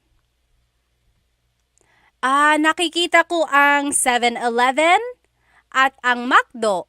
Malapit na ba ako? Nakikita ko ang 7-Eleven at ang McDo. Malapit na ba ako? Ay, malayo ka pa. Diretso ka lang ng 1 kilometro. Tapos kumaliwa ka sa Jollibee. Tapos kumanan ka sa gasolinahan. Pagkatapos nun, makikita mo na yung bahay ko. That was a lot, wasn't it? Did you get it? I will say the whole thing one more time, okay? O Pat, nasaan ka na? O eto, papunta na ako dyan, pero nawawala yata ako. Talaga? Anong nakikita mo dyan? Nakikita ko ang 7-Eleven at ang McDo. Malapit na ba ako? Ay, malayo ka pa. Diretso ka lang ng 1 kilometro. Tapos kumaliwa ka sa Jollibee. Tapos kumanan ka sa gasolinahan. Pagkatapos nun, makikita mo na ang bahay ko. What did I say? If you are just joining me, you're probably like, what are you talking about? So we are doing a Tagalog lesson about driving, directions, vocabulary, and just common phrases about like driving. And I wanted you to see if you could understand what I said. Brianna on YouTube said, I just joined. I'm very confused. I'm sorry. That was the worst time to join, but this whole recording will be up on the YouTube channel, okay? Let's go ahead and see. Yes, I see some of you guys got some of the phrases. Yes, you're writing it in the comments right now. Oh, Agzi said, I understood pretty much everything, but I would be so confused in a real situation. I think you can understand more than you think. Even in a real situation, just kind of focus on what you know, okay? So let's go through these phrases one more time to see what it means, okay? O Pat, nasaan ka na? O Pat, nasaan ka na? That means, Pat, where are you? O Pat, nasaan ka na? Where are you? O eto, papunta na ako dyan. Oh, I'm on my way there. Pero nawawala yata ako. But I think I'm lost. Yes, very good. You guys are writing it in the comments as we go. Very good, very good. Yes. J3 said, what is your YouTube channel? It's Tagalog Time. Same name, same name. Okay, very good. So I asked, or the question was, Pat, where are you? And I said, oh, I'm on my way there, but I think I'm lost. Okay, let's keep going. Talaga? Anong nakikita mo dyan? Oh, really? What do you see there? Talaga? Anong nakikita mo dyan? What do you see there? And then the response was, nakikita ko ang 7-Eleven at ang McDo. Malapit na ba ako? That means I see a 7-Eleven and a McDonald's. Am I close? Am I close by? Okay. Yes. Swingovic said, I would just say mahal kita. I don't know if you want to do that. That might give off the wrong impression. I don't know what would happen if you say that. Okay, so are you with me so far? So first, it was like, hey, Pat, where are you? And I said, oh, I'm on my way there, but I think I'm lost. Then the person asked, oh, really? What do you see? And I said, I see a 7-Eleven and I see a McDonald's. Am I close? Let's see what else I said. Okay. Ay, malayo ka pa. Oh, you're still far away. Ay, malayo ka pa. Diretso ka lang ng 1 kilometro. Keep going straight for 1 kilometer. In the Philippines, they measure everything by kilometers, not miles, like they would in America. So, diretso ka lang ng 1 kilometro. Go straight for 1 mile, or 1 kilometer. Tapos, kumaliwa ka sa Jollibee.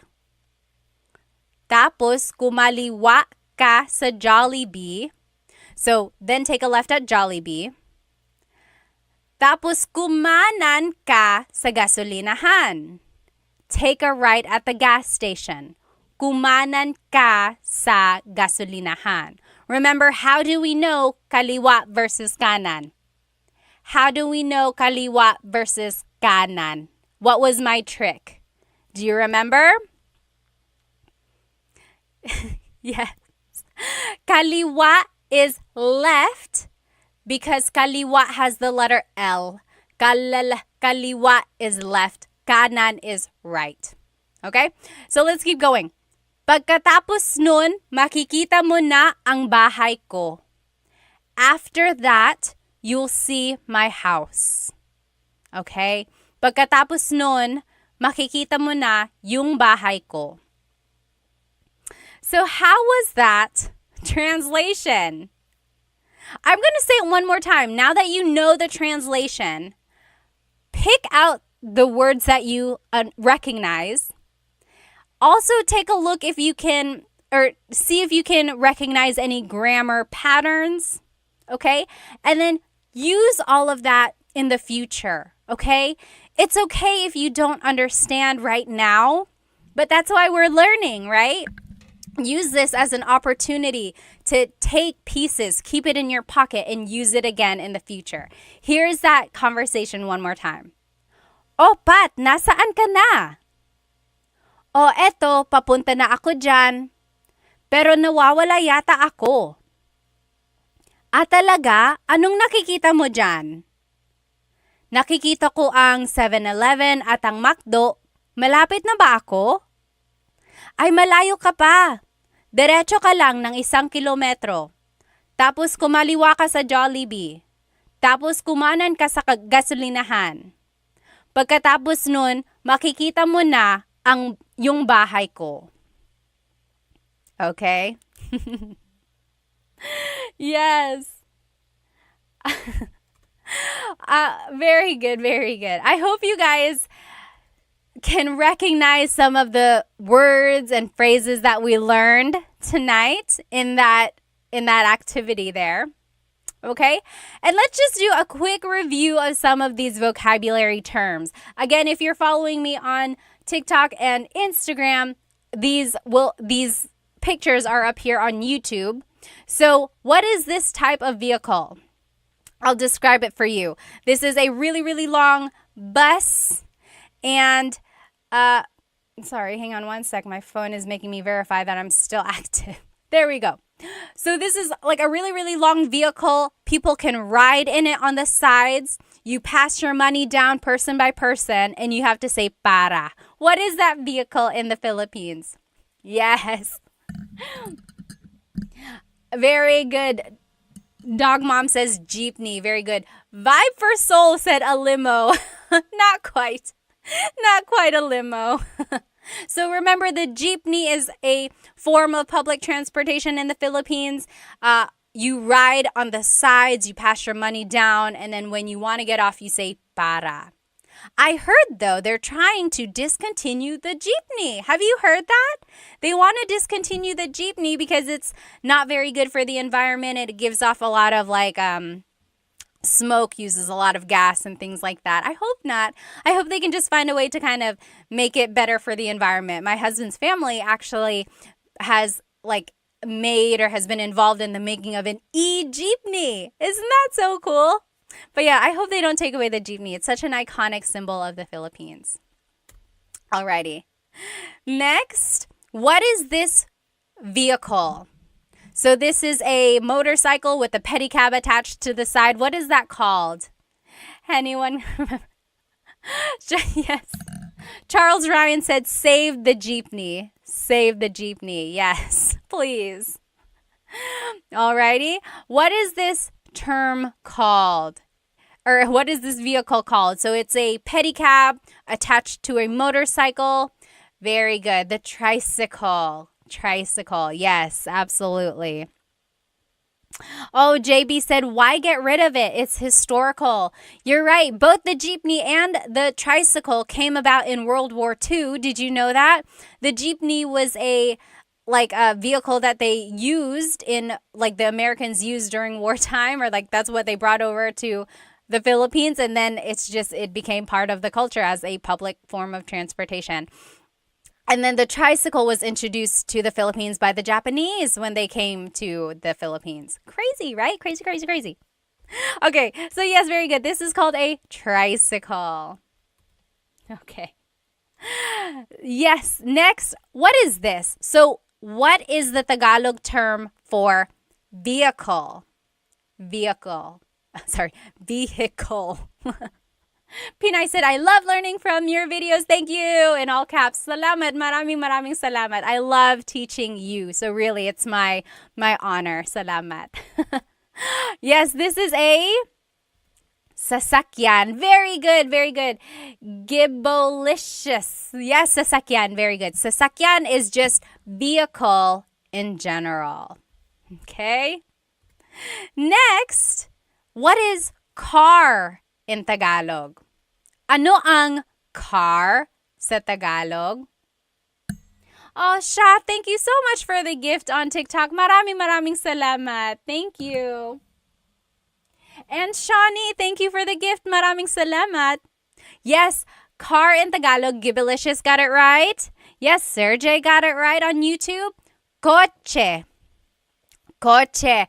Oh, yes, I am seeing some different spellings here. So, someone mentioned the Tagalog alphabet. In the Tagalog alphabet, there is no letter C in Tagalog naturally occurring. The ch sound is a TS combination. Coche, coche, car is coche with a TS spelling. Very good. Ano ang license plate sa Tagalog? Ano ang license plate sa Tagalog? Do you remember license plate in Tagalog is?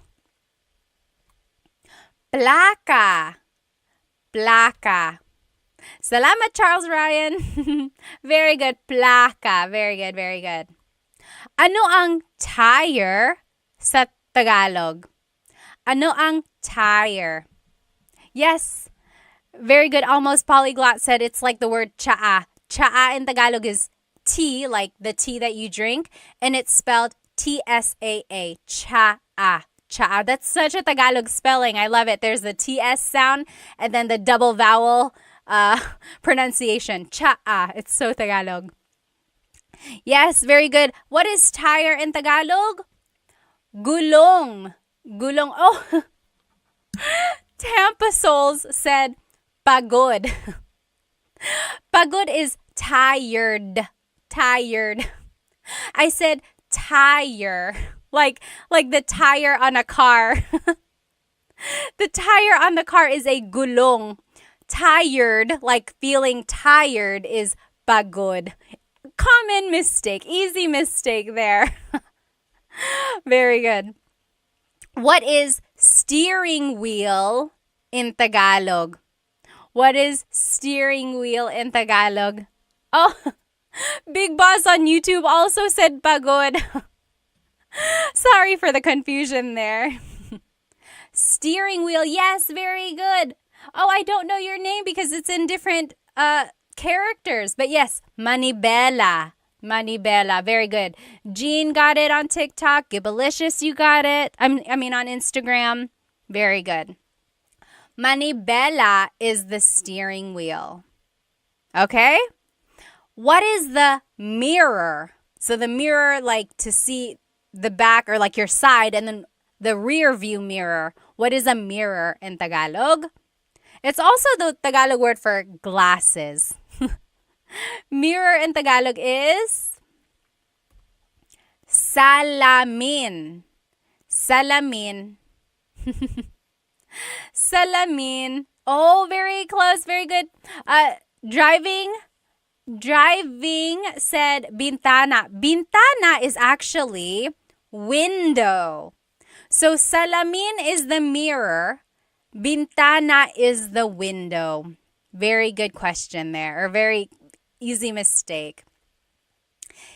If you didn't see the beginning of this lesson and you don't know the words we're talking about, this whole lesson is recorded and it will be on my YouTube channel, Tagalog Time with Pat. Okay, so don't worry there. And the whole presentation is there. Okay.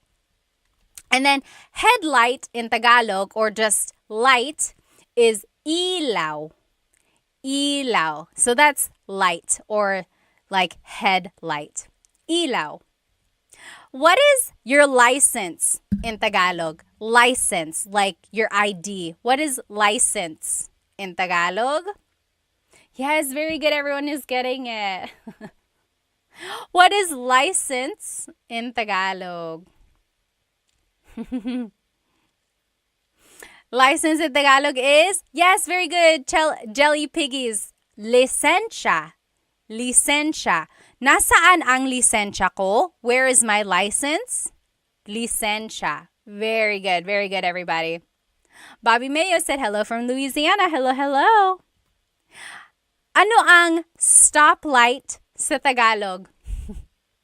Ano ang stoplight sa Tagalog? This one is a little tricky. I'll just give it to you. Ilaw is what I would say. So light. Ilaw. So it's like, kaliwa ka dyan sa ilaw. Take a left at the light, or something like that. Ano ang gas sa Tagalog? Ano ang gas sa Tagalog? Gas in Tagalog is, yes, B, very good, very good. Gasolina. Timothy, you got it on TikTok. Very good, very good. Jelly Piggies on Insta. Very good. So gasolina. So very similar to Spanish, right? Again, there's a lot of Tagalog or Spanish influence in Tagalog. Yes. Ano ang corner sa Tagalog? Corner in Tagalog?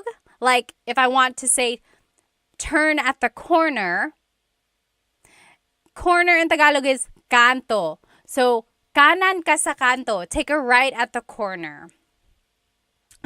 Tampa Soul said, stoplight, close the light. So yes, ilaw in Tagalog is light. And there's that running joke of Filipinos when they say close the light, right? When they want to say turn off the light, they say close the light. And that's because in Tagalog, if you want to say turn on the light, literally you say buksan mo ang ilaw. Buksan mo ang ilaw. That is how you would say turn on the light. However, buksan means to turn on, or open. Okay, so that's why there's a little confusion when native Tagalog speakers are learning English. They want to say close the light because they are so used to saying open the light, right? So they're like, oh, well, what's the opposite of open? It would be close. But then they have to kind of learn later on that actually it's a different type of verb in English. Okay? All right. What is left and right in Tagalog? What is left and right in Tagalog? Remember, I gave you a way to remember it. What is left and right in Tagalog? Left.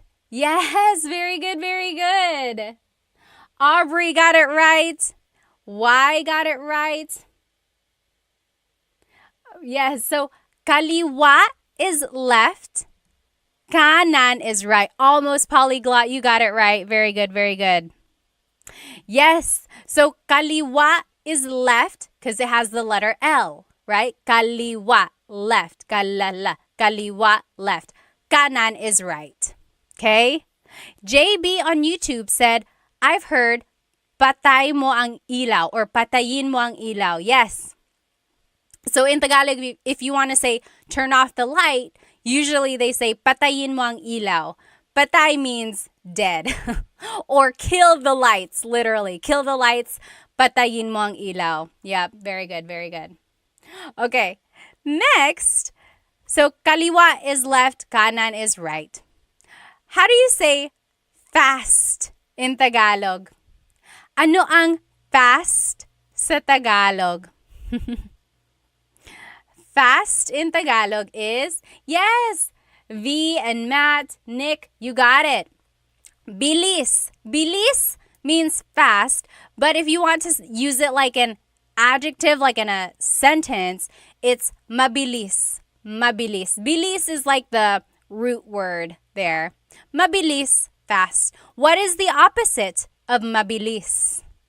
Ano ang slow sa Tagalog? Ronald Smith on YouTube said, rapido. Rapido. Yes, that also means fast. That's more of the Spanish. Ano ang slow sa Tagalog? Yes, very good. Matt, you got it. Nick, you got it. Slow is mabagal. Mabagal. I am seeing some people say nakaraan. So nakaraan means in the past. Like, if you've ever watched a teleserye, you know what a teleserye is? It's like a soap opera, a Filipino soap opera, or like a Filipino drama on the Filipino channel. Usually, like, if today's episode is on, they have a short recap of what happened in yesterday's episode. At the bottom of the screen, it would say, ang nakaraan, which means in the past or what just happened. So nakaraan means past. Very good. Yes. Yes, exactly right, Nick. That means previously on. Exactly. Ano ang paborito mong teleserye, ha? What is your favorite teleserye? Very good, very good. So, mabilis is fast. Mabagal is slow. Levin Lulu said they take too long to end. You are exactly right. They will drag on a story and they will add more problems, more characters until you're like lost in this crazy whirlwind. But then you can't stop watching because you got to know how it all ends, right? Side note, I was watching Halik on TFC, or no, I Want TFC with my husband, and they had the English subtitles, but then we lost it. And then I tried to resubscribe and they didn't have the one with the English subtitles anymore. What the heck? And so now my husband can't watch it with me. He can, but it won't be the same. I need to know what happened. Okay. So that's it. That is it, you guys. Here's a review of everything we learned tonight. So we learned vocab about driving, about the car, about vehicles, about different types of vehicles in Tagalog, right? We learned lots of vocabulary words. Then we also learned verbs in Tagalog. We learned lots of different verbs like to go forward, to go back, to stop, to go. Okay? Now, and then we also learned some common phrases. Common phrases. Uh, someone said, gusto ko nang bumitaw. You want to let go? Why? I thought you said gusto ko nang bumate. Bumate means I want to give a shout out. If you do, write it in the comments. Go ahead and make your bate if you want. If you know anyone else who's watching, tell them that you're going to make a bate to them. If you would like to go, feel free to go. I'm just going to catch up on some of these comments before I head out. Oh, Andrea said on YouTube, what Filipino TV show should I watch to help learn Tagalog? Oh my goodness, that is such a good question. If you want to learn Tagalog, like in real time, or like about current events, I would say watch the news, right? It might be a little tricky because sometimes the reporters will use very deep Tagalog words if it's about something that's like specific about a case or something like that. But it's also very like it's in a context that you can use every day, like something that has happened around you or around people. So the news is good for learning kind of phrases and words like that. Now, if you want to learn like funny phrases or romantic phrases, go watch movies, like romantic movies or comedies, things like that. You'll learn like funny punchlines or like one-liners that are quick and witty. Those would be good. As for like shows, honestly, I don't watch a lot of shows lately. Anyone have any good show recommendations? But another good one is like Showtime. So Showtime is just like a variety show that comes on every afternoon. And it's good because there's a lot of dialogue between people. It's just like ways to get to know people. They're introducing each other. Also just like funny one-liners again. So anything you watch, I think, will be useful there. JB said, oh, totally immersing myself in Tagalog. That's great. That's great. Yeah, just like surround yourself with Tagalog movies, shows, or music, things like that. Very good. Salamat, Jay. Maraming salamat din. Oh, Hank said, I loved watching or enjoyed watching your brain multitask. Talaga, I hope you don't see it. I have a lot going on sometimes. Is Vice Ganda still on Showtime? David Jr. said. I believe so. Yes, I believe so. Oh, Ate, General Daughter, Filipino drama. What is the new one with Kim Chu? What is that one called? I haven't been watching it. Love and Lulu said Coco Martin and his drama show. So Coco Martin had a show that went on for years and years and years. Ang Provinciano, FPJ Ang Provinciano. It's like I remember starting to watch it and then I kind of just stopped watching it. And then I would check back and it was still on, and then it was still on, and then it was still on. But finally it ended. Yes, you're right. B said FBJ was so long. I don't know why. They just kept like changing the storyline. Oh, yes. What is your name? It's in different characters. But over here on TikTok, someone said OPM songs are too good for learning. They are really good. They are really good for learning. Okay, awesome, everybody. Let's see. Any more questions here? Oh, Maging Sino Ka Man. It's a pretty corny series. So the thing about Filipino shows and movies, if you're not used to them, you might find them to be corny or like the jokes are cheesy, right? And my theory for that is because Filipinos just love lighthearted things. A lot of us have things going on in our lives. Sometimes they can get really, really heavy. So what do we like to do? We like to laugh. We like to watch light-hearted things. So if things come off as corny or cheesy, it's just because Filipinos like cheesy and corny things because it's an easy laugh. Okay, so that's just my theory about why some things are really cheesy like that. I mean, when you think about it, sometimes life in the Philippines can be very hard if you don't have a lot of resources. So if you can watch something nice on TV, that's just one way. Oh, V said, what's the best way to learn to speak Tagalog if I already understand it perfectly? So you can understand, but you cannot speak. Is that correct? I would say congratulations to you because you are already halfway there. I know people always say like, "Oh, I can only understand, but I can't speak it." In that case, all you have to do is practice what you already know. I think you know more than you might think. Like a lot of us get embarrassed. We don't want to try speaking. We don't want to say anything wrong. We don't want to make a mistake. But just jump right in, start speaking it. What's the worst that can happen? Someone will laugh at you, so what? Who cares? At least you are learning, right? Really have a thick skin. Toughen up your mind. Focus on what you want and practice and practice and practice until you get better. And when people see that you are really trying, hopefully they'll stop laughing at you and they'll get on board and try to help you. If they keep laughing at you, turn your head, keep studying, go back and talk to them in Tagalog when you are better and show them what they are missing, or just show them what you have learned, okay? So you got it. Keep going, okay? Oh, again, I don't know your name because it's in terms or it's in characters. It says, on a scale from 1 to 100, how would you rate your Tagalog in terms of speaking? I would say 95%.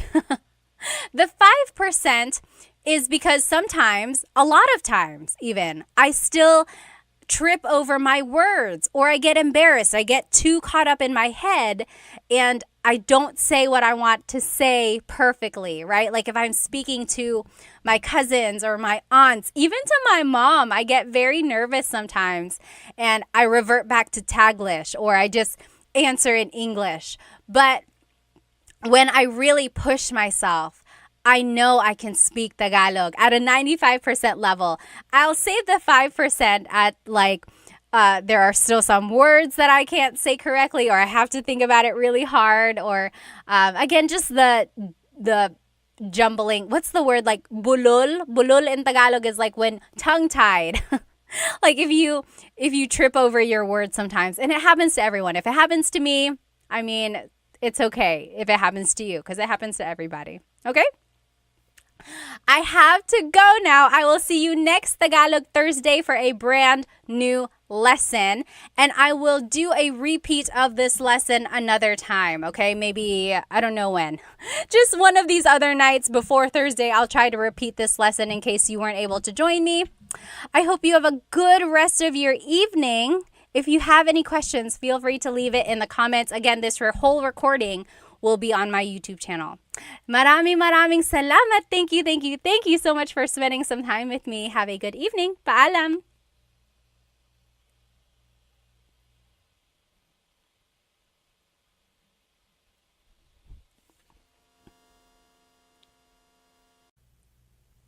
Hello everybody. So sorry for the delay, but I'm so glad you're here with me now. Okay, I'm turning on my TikTok now. Let me go ahead and just make sure I can see all the comments because I do want to see you. Hello everybody. Welcome to my live Tagalog lesson tonight on Tagalog Thursday. I think you're going to enjoy today's lesson. So today we will be learning some vocabulary. Last week we learned a lot of grammar. If you joined me last week, we learned adjectives and then we learned some simple sentence structures so that we can use those adjectives in sentences to describe people or to describe things. Today we will be focusing less on sentence structure, so less grammar, and this time more on vocabulary. I know a lot of you guys wanted to learn more useful phrases, so I think tonight will be a fun lesson for you. Hello everyone. If you are joining me on TikTok, you are welcome to join me on YouTube where you will see my presentation. And if you are on YouTube, hello, hello. I know there's a little lag on YouTube. So if you are like listening to me on TikTok and then joining me on YouTube, there might be a little delay there. Yes, Maximilian, hello, hello. You did exactly what I wanted you to do. If you would like, please tell me where you are currently watching and how old you are, or give me an age range. Like I'm in my 20s, I'm in my 30s, and so on. I just like to get an idea of my audience. So Maximilian is from Canada. Hello, hello. Hi, Dita. Oh, you have school? Okay. Oh, you don't have school. Awesome, awesome. I'm so glad you're here. Hello, hello. Yes. Oh, thank you. Yes, my earrings are from Sunkissed Pinay, my favorite. Be sure to check them out on TikTok, Insta, everywhere. Sunkissed Pinay. Hello, hello. Dita is from Singapore. 12 years old. My goodness, Dita. Well, welcome, welcome. Sure is 33 from their house. James is in their 50s. Hello, hello. Aaron, thank you so much for sending me a badge on TikTok. Sorry. Any donation or anything you all give, I love giving back to Filipino businesses. Thank you, thank you. So if you like anything that you see in tonight's live, go ahead and either do a super chat or a donation on TikTok, but you don't have to. Thank you, thank you. Okay, so tonight we will be doing a Tagalog lesson about some vocabulary. So let's take a look here. Here's tonight's lesson agenda. We will be learning some house vocabulary. So we'll be talking about parts of the house. We'll be talking about the kitchen, the bathroom, and the bedroom. That's all we have time for today. There's so many words and so many things to talk about the house. We'll save the other rooms for another night. But tonight we will be talking about the kitchen, the bathroom, and the bedroom. And then some related phrases about those vocabulary words. Let me just catch up on some of these comments. If you have any questions, be sure to write them in here because I do want to make sure I catch them.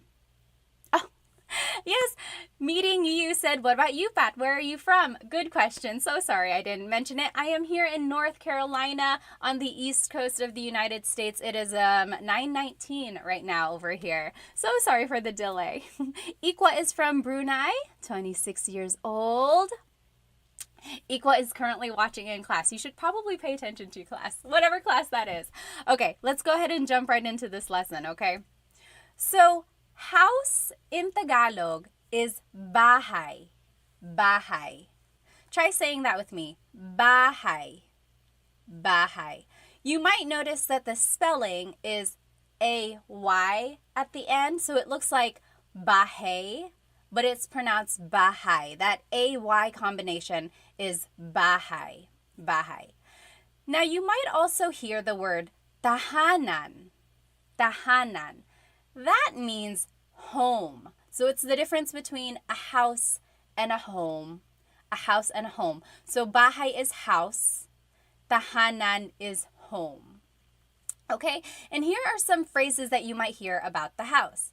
Malaki ang bahay ko. Malaki ang bahay ko. So my house is big. Malaki ang bahay ko. The opposite of malaki is maliit. Maliit ang bahay ko. Maliit. So if you were with me last week or even yesterday when I did the repeat lesson, malaki and maliit were some of the adjectives we learned. Big and little. Malaki, maliit. Okay? So that's one way to describe your house. Now, you might want to say that your house is old or new. So if you want to say your house is new, it would be bago ang bahay ko. Bago ang bahay ko. My house is new. If you want to say your house is old, it would be luma ang bahay ko. Luma, that means old. So bago is new, luma is old. And it's just the same sentence structure all throughout. And we learned this last week, if you remember. So it's adjective, then it's the word ang, which means is or are. Technically, it's an article. It's all different. And then bahay, which is the noun, and then the pronoun ko. So bago ang bahay ko. My house is new. Okay? And then the last thing you might want to say about your house is the distance of it. So, malayo ang bahay ko. My house is far. Malayo. Malayo. And then, malapit ang bahay ko. My house is near or it's close by. Malapit ang bahay ko. Okay? So those are the different things you can say about your house. Let me just see if there are any questions. Oh, Little Duck said, ang bahay ko ay malaki. Yes, so you can say, malaki ang bahay ko, or you can say, ang bahay ko ay malaki. Both of those mean my house is big. Right? They are the same. They just have a different sentence structure. Little Duck, I will say your phrase is a little bit formal. It's not like what is commonly used in common conversation, but it's not wrong. It's like almost too correct. But you can say that if you would like. Yes, yes. Okay, let me see. Let me catch up on some of these questions here. Tony on TikTok said, my house is pangit. Pangit means ugly. I'm sorry. Let's see. Johnny said casa. Casa is house in Spanish, so not quite. Almost. All right. Yes. One initiative said, is she streaming on YouTube too? Yes, I am. So this whole lesson is on YouTube. The recording will also be on YouTube afterwards. And then I will also redo this lesson next Wednesday, hopefully. So I tried to do this lesson a couple times.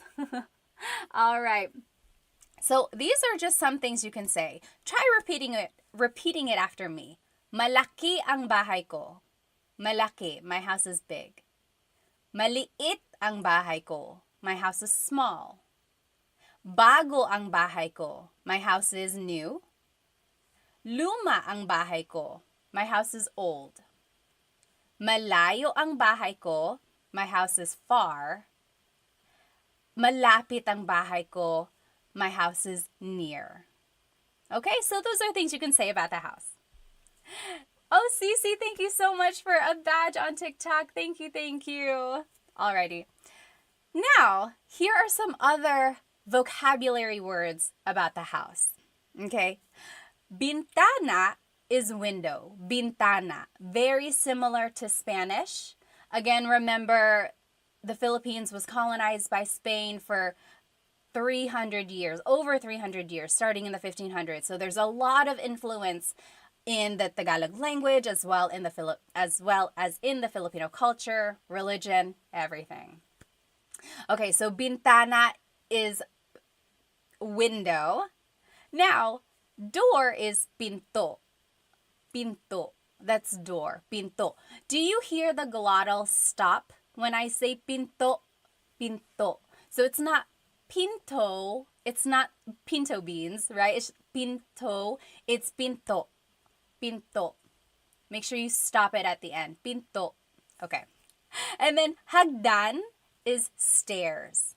Hagdan. You might also hear hagdanan. That is just another way to say stairs, hagdan, hagdanan, mostly interchangeable. Okay? So try saying those with me. Bintana, bintana. Pinto, pinto. And then hagdan, hagdan. Yes. Little Duck said in Spanish we say ventana. So the V. And in Tagalog there is no letter V. They have the B sound. So they're like interchangeable there. Yes. All right. Let me just catch up here. Yes. Very good.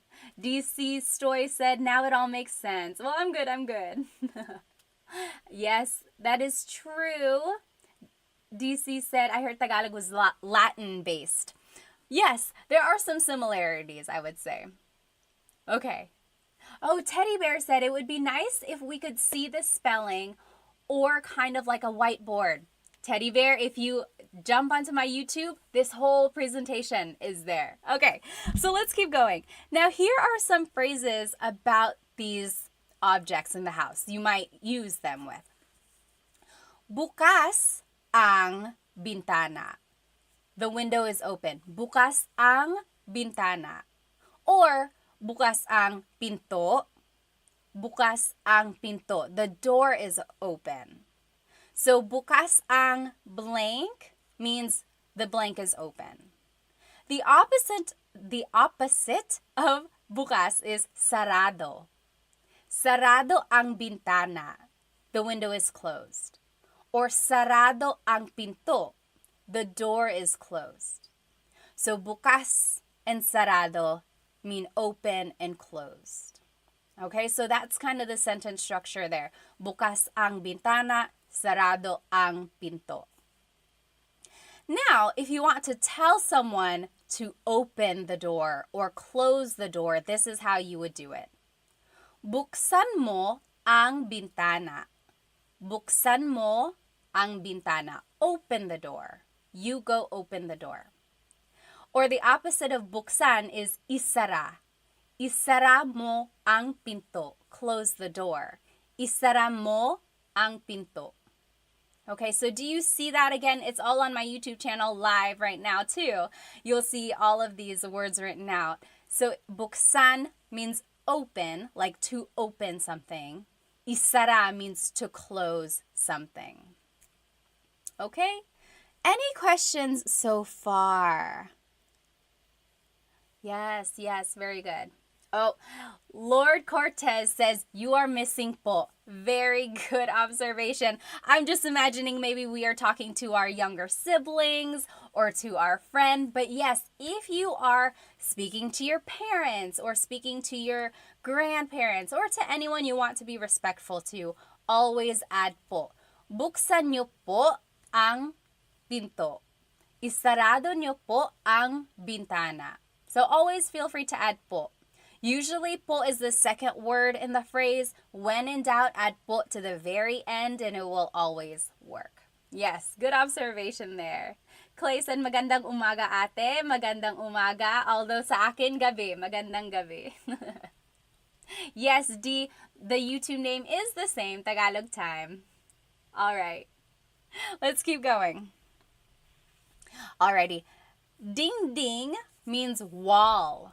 Ding ding. So right behind me, this is the ding ding. Puti ang ding ding. The wall is white. Ding ding. Roof is bubong. Bubong, roof. Ceiling is kisame. Kisame. So repeat those after me. Ding ding. Ding ding. That's the wall. Ding ding. And then bubong is the roof. Bubong, so that's on the outside, the roof, bubong. And then kisame is the ceiling, kisame.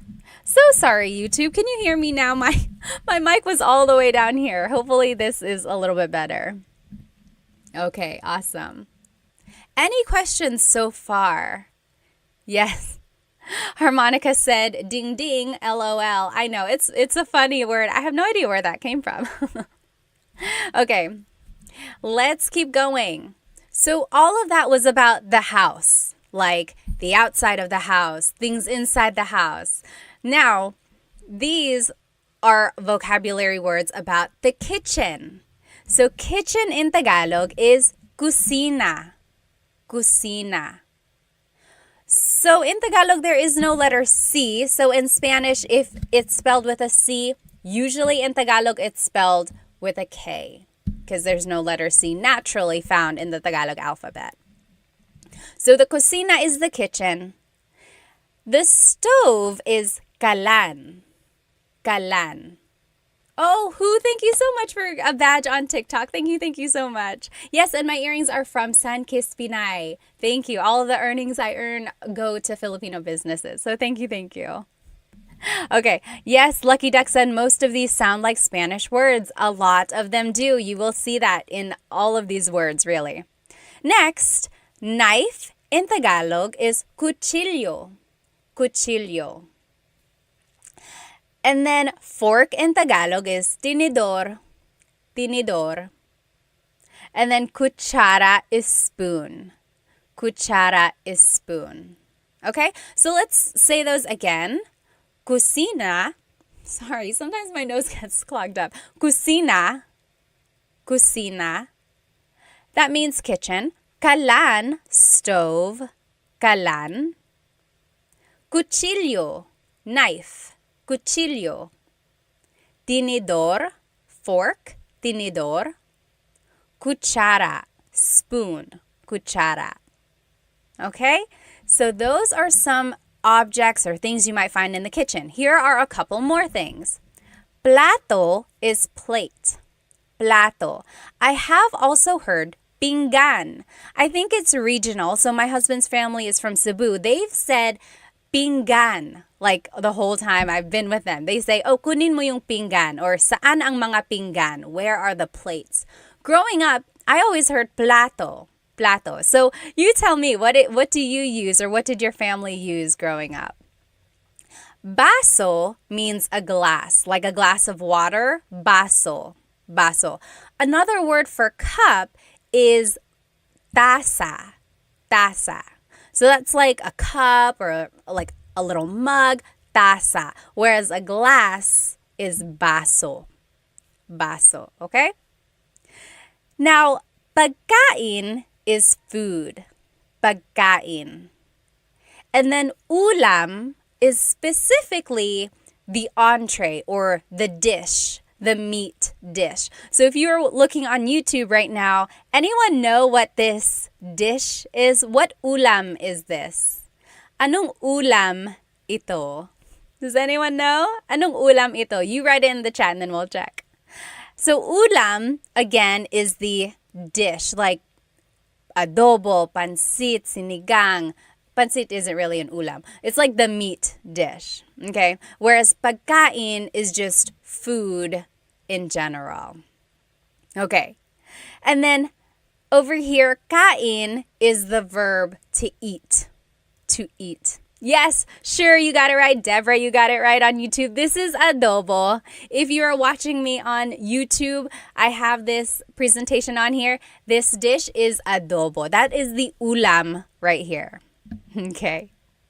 So, kain means to eat. Kumakain ako. I am eating. Kumakain ako. Okay? So now here are some phrases about eating or things that you might hear or say in the kitchen. Nagluluto ako. I am cooking. Nagluluto ako. Nagluluto ako. So the root word luto means to cook. Luto. So I am cooking is nagluluto ako. And you can always switch out the pronouns. Nagluluto siya, he or she is cooking. Nagluluto ka, you are cooking. Okay, but if you want to say I am cooking, it would be nagluluto ako. Nagluluto ako. Oh, Rui said my favorite dish is dinuguan. I like that too. Do you know what dinuguan is? Dinuguan is a dish usually made of pork. There's ginger, long green beans, but the main ingredient is pork blood. Dinuguan. Dugo means blood. So dinuguan means made of blood or bloody. And a lot of people call it like chocolate meat if you see it at Filipino parties. But I like it. It's one of those iconic Filipino dishes. You write it in the comment. What is your favorite Filipino dish? TikTok Pocket, thank you so much. Oh, Tick Pocket, thank you so much for the badge on TikTok. Thank you. All right. Okay. So the next phrase that you might hear in the kitchen, anong niluluto mo? Anong niluluto mo? So you might see the root word luto again. So we said, nagluluto ako, I am cooking. So now maybe you can figure out, okay, so something about cooking. Anong niluluto mo means what are you cooking? What are you cooking? Anong niluluto mo? That is a good question to ask. Maybe if your significant other is cooking something, you surprise them by saying, anong niluluto mo? Okay? Next, kain tayo. Kain tayo. That means let's eat. Kain tayo. Okay? Let me just check on some of these questions here. Yes. Sure said, I remember the difference between napkin and tissue from your last class. So if you are at a restaurant and you want to ask for something to wipe your face with, don't ask for a tissue. Or I'm sorry, don't ask for a napkin. So a lot of times in English, we would say, oh, excuse me, can I please have a napkin? Can I have a napkin to wipe my face? Don't say napkin. In the Philippines, napkin is what they call a sanitary pad. So things that women would use. So if that's not what you're asking for, don't say napkin. In the Philippines, they call that a tissue. So pahingi ng tissue. Pahingi po ng tissue. Can I have a tissue? So that's the difference there. It's not that big of a deal if you happen to mix it up, but you might get a little chuckles. Even me, I've made a video and I was like, oh, pahingi pong ng napkin. And in the comments, people were like, why napkin? That's not correct. Okay, so just know the difference there. Okay, very good, very good. Maverick said, sinigang, stand up. Sinigang. I love sinigang. Yes, yes. All right. Let me just follow up. Oh, Maylee said, how do you say, what is there to eat? What is there to eat? That is a good question. Maybe you are hungry and you're like, oh, what's there to eat? You can say, anong pwedeng kainin? Or ano ang merong kainin? What is there to eat, literally. Or anong pagkain? What is the food? Food. Ano ang pagkain? Okay, those are all ways you can ask that. All right, any other questions? Tick Pocket said, do you have lives that teach people Filipino alphabet? I have not yet. No, I haven't taught the Filipino alphabet. I'll add that to my list of things to teach. All right. Yes. XOKZ asked, do you only speak Tagalog? Yes, Tagalog and English. I took a little bit of French in high school and college, but no, I don't speak Bisaya or Waray or the other languages or dialects. I would love to, though. I'm hoping to find someone who can teach me that online. So if you know any accounts, that would be so helpful.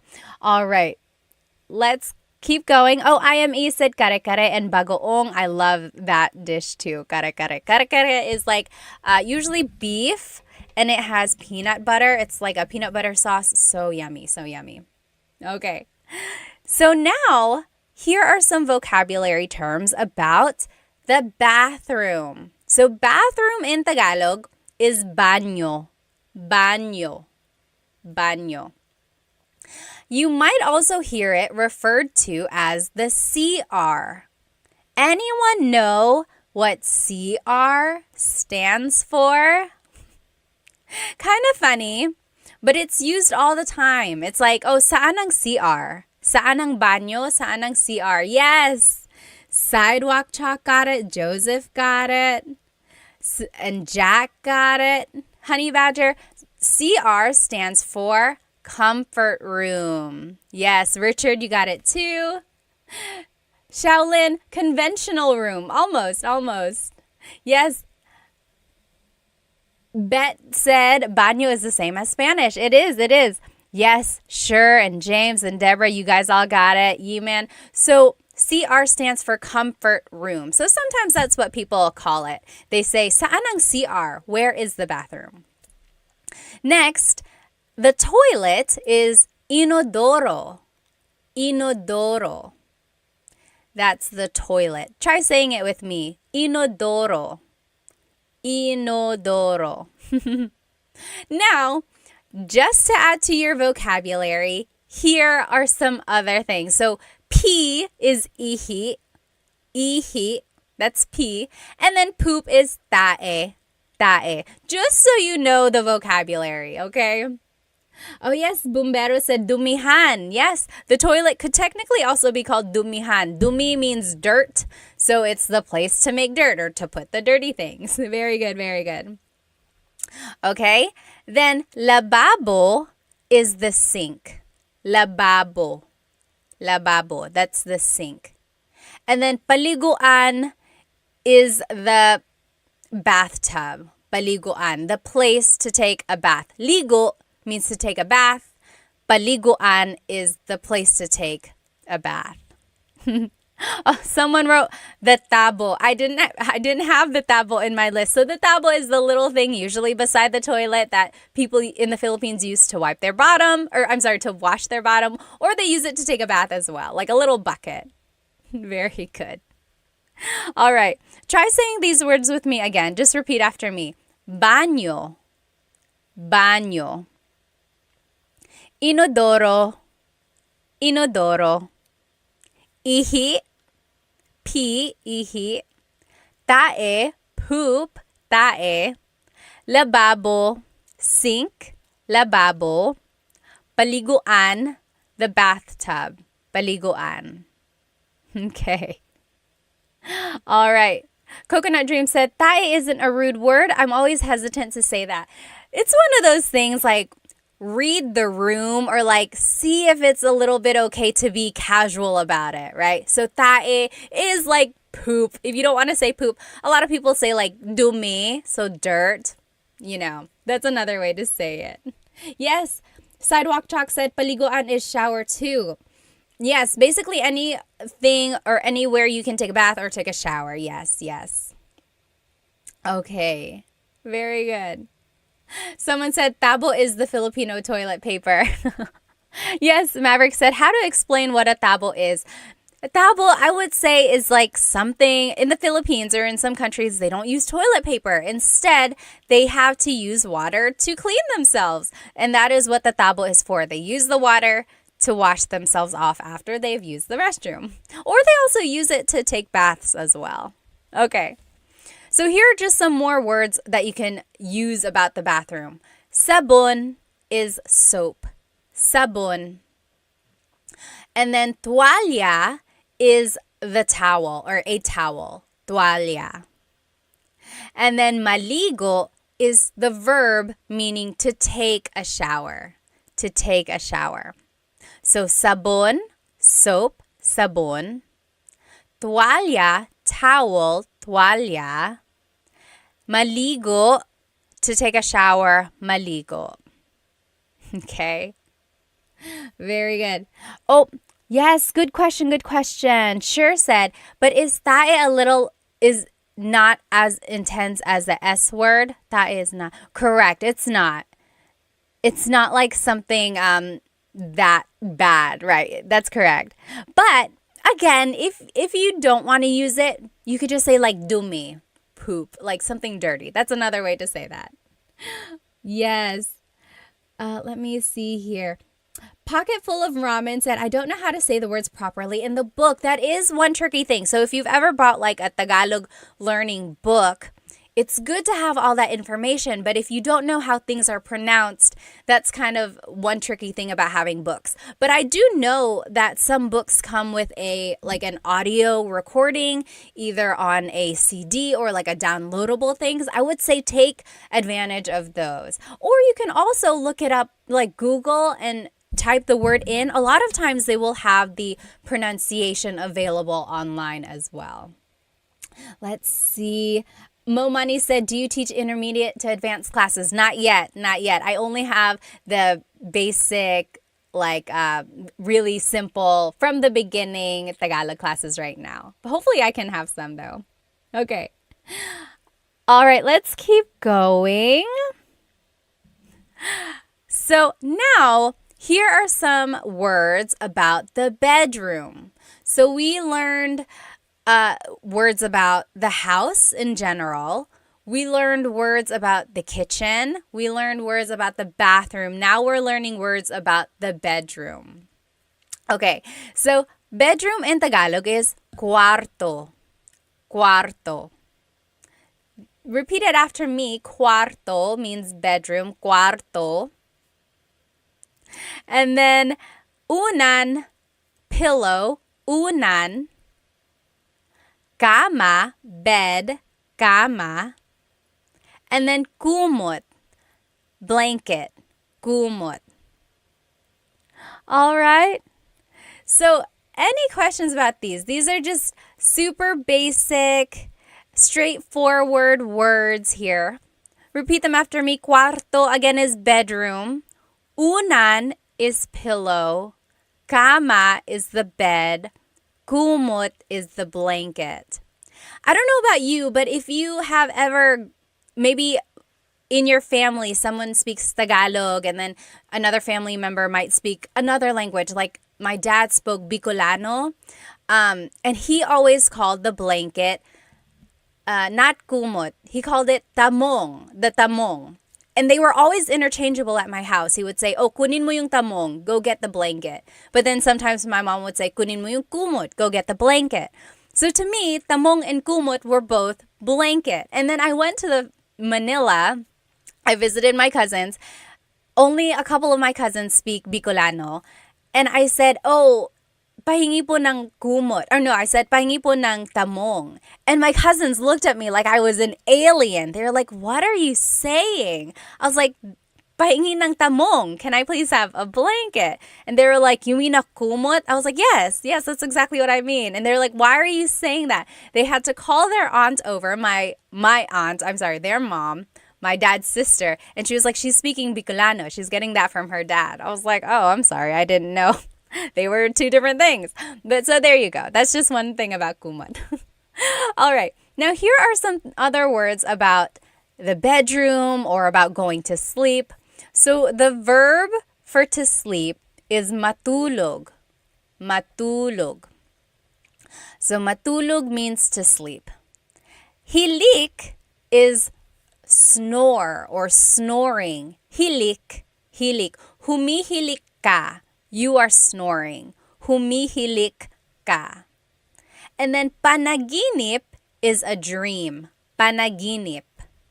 So, oh, nananaginip ako. I am dreaming.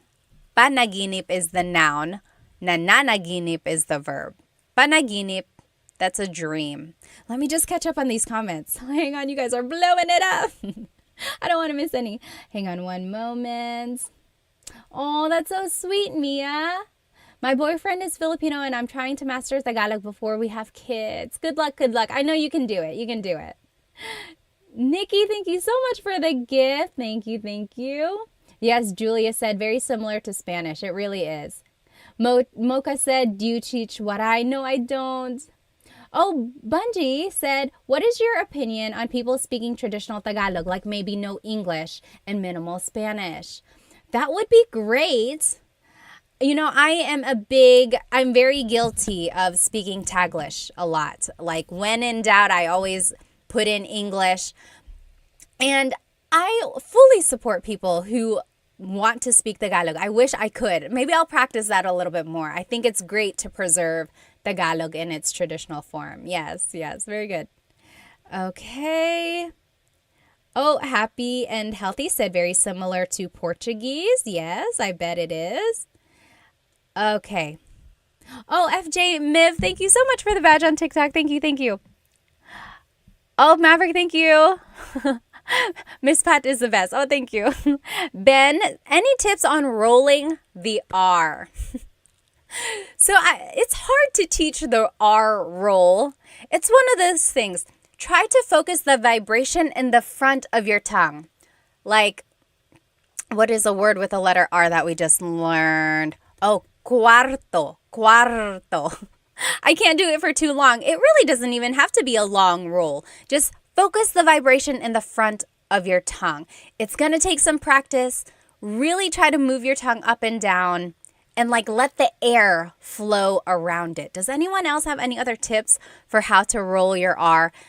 It just really takes a lot of practice. Maverick said it's like exhaling a lot of hot breath. Yes. Okay, Dita asked, what is the difference between matulog and matutulog? Let's go ahead and look at these example phrases, and I think that'll answer your question, Dita. So, antok ako means I'm sleepy. Antok ako. I am sleepy. You could switch out the pronoun. Antok siya. He or she is sleepy. Antok siya. You can turn it into a question. Antok ka ba? Antok ka ba? Are you sleepy? So, antok is sleepy. Now, Dita, here is your question. What is the difference between matulog and matutulog? So, this is matutulog ako matutulog ako, I am going to sleep. Versus matulog means to just sleep. So matutulog is the conjugated verb. Conjugated means it has been changed. So matutulog is the present tense conjugation of matulog. That's the difference there. Here's another example of that. Matutulog na tayo. Matutulog na tayo. We are going to sleep. Or matulog na tayo. Let's go to sleep. And then maybe in the morning, you want to say, ayusin mo ang kama. Fix the bed. Ayusin mo ang kama. So those are different things you might hear or say in the bedroom. Oh, Lem said, Cebuano or Tagalog, which is more common in the Philippines? Very interesting question. So Tagalog is mostly spoken in like the Luzon area, maybe in the Bicol regions as well. And then Cebuano or Bisaya is spoken in the southern parts of the Philippines. From what I've seen, it looks like there might be a little bit more Tagalog speaking areas, but Cebuano and Bisaya are also very, very popular in the Philippines. It's funny because my husband's family is from Cebu, so we visit there sometimes, and they don't speak Tagalog there. They know how. They are taught it in school, but they would much rather speak to you in English because that's just what they are more comfortable with. Very, very interesting. And I don't understand Cebuano. Like even when his family speaks it around me, it is a very, very different language / dialect, whatever you choose to call it. In my head, I call it a language, but I know people call it a dialect. And sometimes I've said it other ways, like, oh, I've called it a dialect, and people call it a language. You choose what you want to call it, and then stick with that. Yes, sure said, if I'm not mistaken, there are over 1,000 dialects in the Philippines. Yes, I don't know the exact number, but I know there are a lot. Yes. Oh, Coconut Dreams said, what is the difference between panaginip and pangarap? Very good question. So we learned panaginip is your dream. Pangarap is also a dream. The difference is whether or not you're awake. Panaginip is the dream you're having when you're sleeping. Pangarap is like your dreams and your goals in your life. Things you want to happen. Oh, pangarap ko yan. It's like, pangarap ko to have a Range Rover. It's my dream to have a Range Rover, right? Versus panaginip is like, oh, I woke up and I was having a good panaginip. I was having a dream. Or is like, panaginip ba to? Is this a dream? That's the difference there. Pangarap is like your dream achievements in the future. Good question. Yes. All right. Oh, Dita said my mom is Filipino and my dad is Indian. That's why I'm learning Tagalog. Well, good for you. Good for you. Net said, thank you so much for creating these videos. My son has speech delay and I will try for him to view your videos. Yes, yes. All righty. Very good. Let's go ahead. Oh, yes. Is the third example the right translation? Yes, yes. You're right, Alu. I just read that. Matutulog na tayo means we are going to sleep. Let's go to sleep is matulog na tayo. Yes, you're right. All right. Sure said, baka pangarap ko to win the lottery. Me too, me too. Is it Cebu? Oh, southbound. How do you say Cebu? So Cebu, spelled C-E-B-U, is it Cebu or Cebu? So technically, in the Tagalog alphabet, the letter E can be pronounced E or E, like the letter I. So I say Cebu, Cebu. And I know some people say Cebu, but usually it's either Cebu or Cebu. Good question. All right, so now we are going to review. So we learned all of those vocabulary words about the house, like the structure of the house. We also learned vocabulary words about the kitchen, then the bathroom, and then the bedroom. And then we also learned different phrases about those things. Hang on one moment.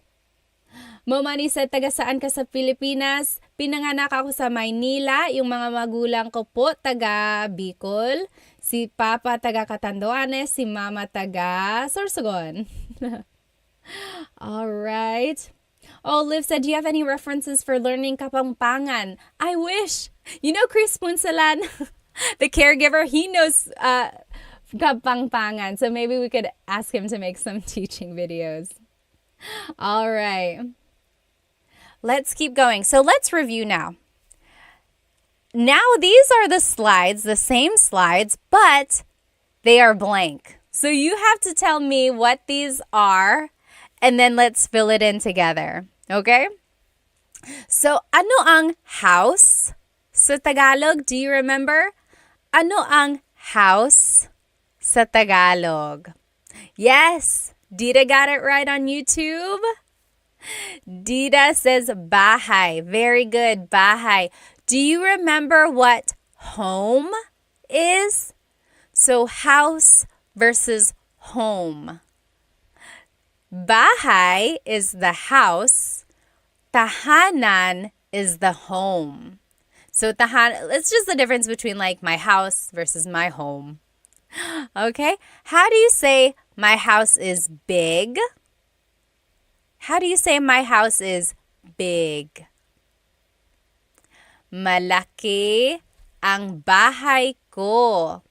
The opposite of malaki is maliit. So malaki ang bahay ko, my house is big. Maliit ang bahay ko, my house is small. How do you say my house is new or my house is old? How do you say my house is new or my house is old? It would be, yes, Dita, you got it right. Bago ang bahay ko or luma ang bahay ko.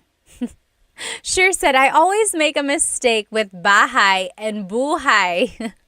So bahay is house, buhay is your life. Yes, so malaki ang bahay ko, not malaki ang buhay ko. Very good. Yes, bago is new, luma is old. Very good, very good. Now, how do you say my house is far or my house is near? What is the difference between far and near? Oh, thank you, Hima. Thank you so much for the badge on TikTok. Thank you. Oh, user 413 said, where did you get your earrings? These are from Sunkissed Pinay. Sunkissed Pinay. Be sure to check them out. So pretty, so pretty. Yes. Oh, Brooks Cooper, you're welcome. You're welcome. Said, thank you so much for the lesson. Very good. Luma is old. Bago is new. Now we're talking about my house is far, my house is near. Malayo ang bahay ko or malapit ang bahay ko. Yes. Very good, Coconut. So if you were in my lesson last week, if you attended the class, we learned a couple different ways to use adjectives. And those recordings are on my YouTube channel if you weren't able to catch it. But if you want to say malayo, you could also say ang layo. Ang layo ng bahay ko. Yes. Very good, very good. Okay. Now, what is window in Tagalog? Ano ang window sa Tagalog? Artsy, how do we join the lesson? It's on YouTube. Jump onto YouTube right now and you'll be in it. Shadi said, do you do one-on-one? I really want to learn. Not right now. I don't have any one-on-one classes. And my group classes are finishing up right now. We're on lesson 3 and my group classes. We're going to do lesson 4 next week. Oh, Shell, right there. I'm Kapampangan. There you go. Shell, maybe you can teach us. Do you make lessons on somewhere? We would love to watch those. Yes, very good, very good. Sure. And Gabby, Harmonica, I think you might have just missed one letter. Window in Tagalog is bintana. Bintana. Tiny pancakes, you got it. Bintana, that's window. Very similar to Spanish, remember. Ano ang door sa Tagalog? Ano ang door sa Tagalog? Diego, you're welcome, you're welcome. Door in Tagalog is pinto. Pinto. And remember, don't forget the glottal stop. Don't forget to stop the sound at the end. That's called a glottal stop. Pinto. Pinto. It's not pinto. It's pinto. Stop it at the end. That's just a word on pronunciation there. Alrighty, and then stairs, hagdan. Hagdan. Stairs is hagdan. Alright. Now, how do you say the blank is open or the blank is closed? Like the window is open. The door is open. It would be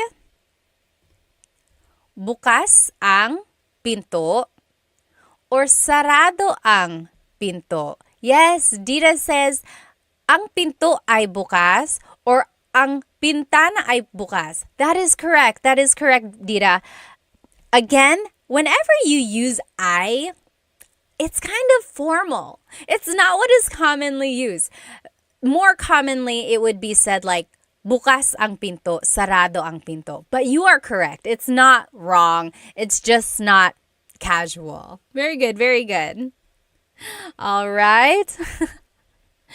Sink said, amiga, amiga, are you Mexican? No, I get that a lot though. Okay. How do you say open the blank or close the blank? Open the door, close the door.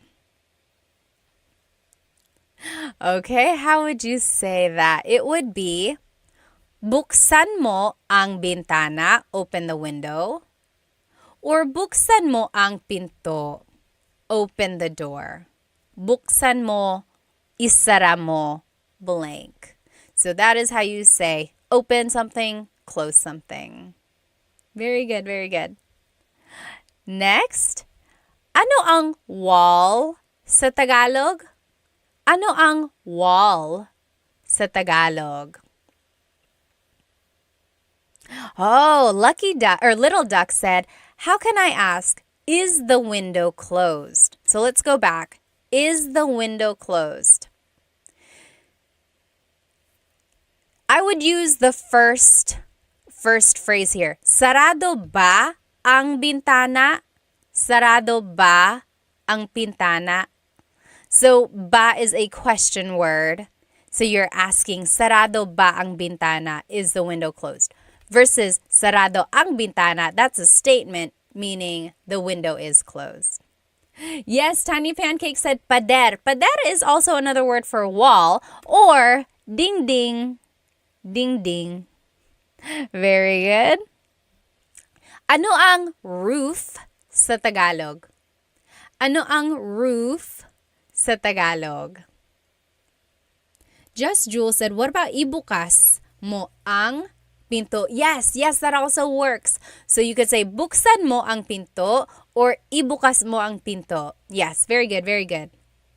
The only difference with that is sometimes verbs are object-focused, sometimes verbs are actor-focused. So, ibukas mo ang pinto is the object-focused verb, whereas buksan mo ang pinto is, maybe I'm getting mixed up. Ibuksan mo. No, I would say it's correct. Sorry, it's very grammatical there. But yes, you are correct. All right. Roof in Tagalog is bubong. Bubong. Yes, very good. Very good. Maverick said, ding, ding, ding, ding. We got a winner. Very funny. Yes. Megan said, where did you get your earrings? These are from Sunkissed Pinay. Oh, and Moho Fotoko is from Virginia Beach. Are you near the Jollibee? And then ceiling in Tagalog is kisame. Kisame. That's the ceiling. Kisame. All right? Now, here are some vocabulary words about the kitchen. The kitchen. Kitchen, do you remember what the kitchen is in Tagalog? Ano ang kitchen sa Tagalog? Ano ang kitchen sa Tagalog? Kitchen in Tagalog is, yes, Dita, you got it. Whoops. Kusina. Kusina, yes, FYP January. And Tiny Pancakes, you got it. Kusina, that's the kitchen. Manal on YouTube said, is bukas? Does that mean tomorrow too? Yes. So, bukas is tomorrow. Bukas means open. So it's a homonym. Homonym means it has more than one meaning depending on the context or depending on the pronunciation. If you say bukas, bukas, the emphasis is on the second syllable, that means open. If you say bukas, bukas, emphasis is on the first syllable, that means tomorrow. Very interesting. Like, oh, may work ako bukas. I have work tomorrow. May work ako bukas. Or, bukas ang bintana. The window is open. Bukas ang bintana. Very good, Manal. Very good observation there. All right. Yes, very good. So next, what is stove in Tagalog? Ano ang stove sa Tagalog? Stove in Tagalog is kalan. Kalan. Kalan. Okay, how do you say knife in Tagalog? How do you say knife in Tagalog? Knife in Tagalog is cuchillo. Cuchillo. Maverick said, how do you say we open tomorrow? Bukas kami bukas. Bukas kami bukas. Funny, funny. Very good, Gabby. You got it. Cuchillo. That means knife in Tagalog. How do you say fork and spoon in Tagalog? How do you say fork and spoon in Tagalog? Very similar to Spanish. Yes, Shal, you're right. How do you say fork and spoon? Fork in Tagalog is tinidor. Tinidor. Yes, Elizabeth, you got it. Cuchara. Cuchara. Elizabeth is spelling it with C's. So instead of C's in Tagalog, it's K's. And the TS makes the ch sound. In Tagalog, there's no letter C in the abacada alphabet. That only came later on. In Filipino, in the Filipino alphabet, there is a letter C. So Filipino is different from Tagalog. Filipino incorporates all of the loan words and all of the influences from Spanish, Chinese, and English. So yes, the Filipino alphabet has the letter C, but the Tagalog alphabet, abacada, does not. Very interesting, very interesting. All right. Oh, Isa said, how do you say see you tomorrow in Tagalog? Kita tayo bukas. Kita tayo bukas. Kita means to see. Kita, tayo means us. And then bukas is tomorrow. Very good, very good. Very good. Tinidor is fork, kutsara is spoon. Next, what is plate in Tagalog? Ano ang plate sa Tagalog? Ano ang plate sa Tagalog? What is plate in Tagalog?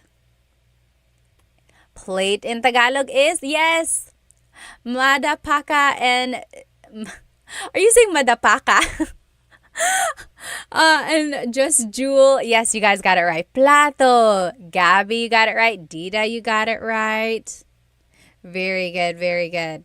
Plato, again, in different regions, it's different. Like in Bisaya, I've heard pinggan. Pinggan also means plate. Ano ang glass sa Tagalog? Ano ang glass? Like a glass cup. Ano ang glass sa Tagalog? Glass in Tagalog is baso. Baso. Baso is glass. If you are just joining me on TikTok, this whole lesson is on my YouTube channel right now. Okay, ano ang food sa Tagalog? Ano ang food sa Tagalog? Yes, Gabby, Manal, Little Duck. You guys all got it right. Cassidy, very good, very good. And then harmonica, correct. Tasa is for a regular cup. Tasa is a regular cup. Baso is for a glass. So what is food in Tagalog? Yes, very good. Just Jewel got it. Definitely not Robin got it. Harmonica and Gabby, yes. Pagkain is food. And then the meat dish or the entree is the ulam. Ulam. So ano ang ulam natin? What is our dish? Ano ang ulam natin? Oh, adobo or sinigang or kare-kare or dinuguan. All of those are ulam. James said ulam. O-O-O-L-A-M. Very good. And then what is to eat in Tagalog? To eat. To eat in Tagalog, what is the verb to eat? To eat in Tagalog is kain. Very good. Just Jewel, kumain. Yes. So you could say kain or you could say kumain. Kevin said kakain. So all of these are different conjugations or different ways to use kain. Very good, very good. Someone had a question up here. Oh, Sure said, I always mess up pagkain and kumain. Yes, so pagkain is the noun food. Kumain is the verb to eat. Very good. Someone else had a question up here. Hang on one moment. Oh, Cody Paul said, do you visit the Philippines much? I do. I try to go every couple years, every 2 to 3 years. When I was younger, my family visited every other year, and I think that really helped me retain Tagalog. Yes, yes. Okay, very good. Alrighty. Now, how do you say I am cooking? I am cooking. If someone walks into the kitchen and they're like, oh, what are you doing? You say, I am cooking. It would be, nagluluto ako. Nagluluto ako. So, luto means to cook. Luto. Nagluluto ako means I am cooking. Very good. Oh, Gabby said nagluto ako. Very close. Nagluto ako means I cooked. Past tense. I cooked. There's a repeated syllable there. Nagluluto ako. Yes, very good. Sure got it. Cassidy got it. David, very good, very good. Awesome.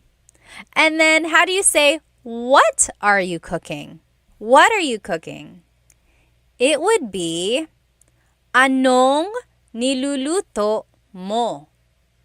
Anong niluluto mo? What are you cooking? Ano means what. Niluluto means cooking. Mo is referring to you. Very good, very good. And then how do you say, let's eat? Let's eat.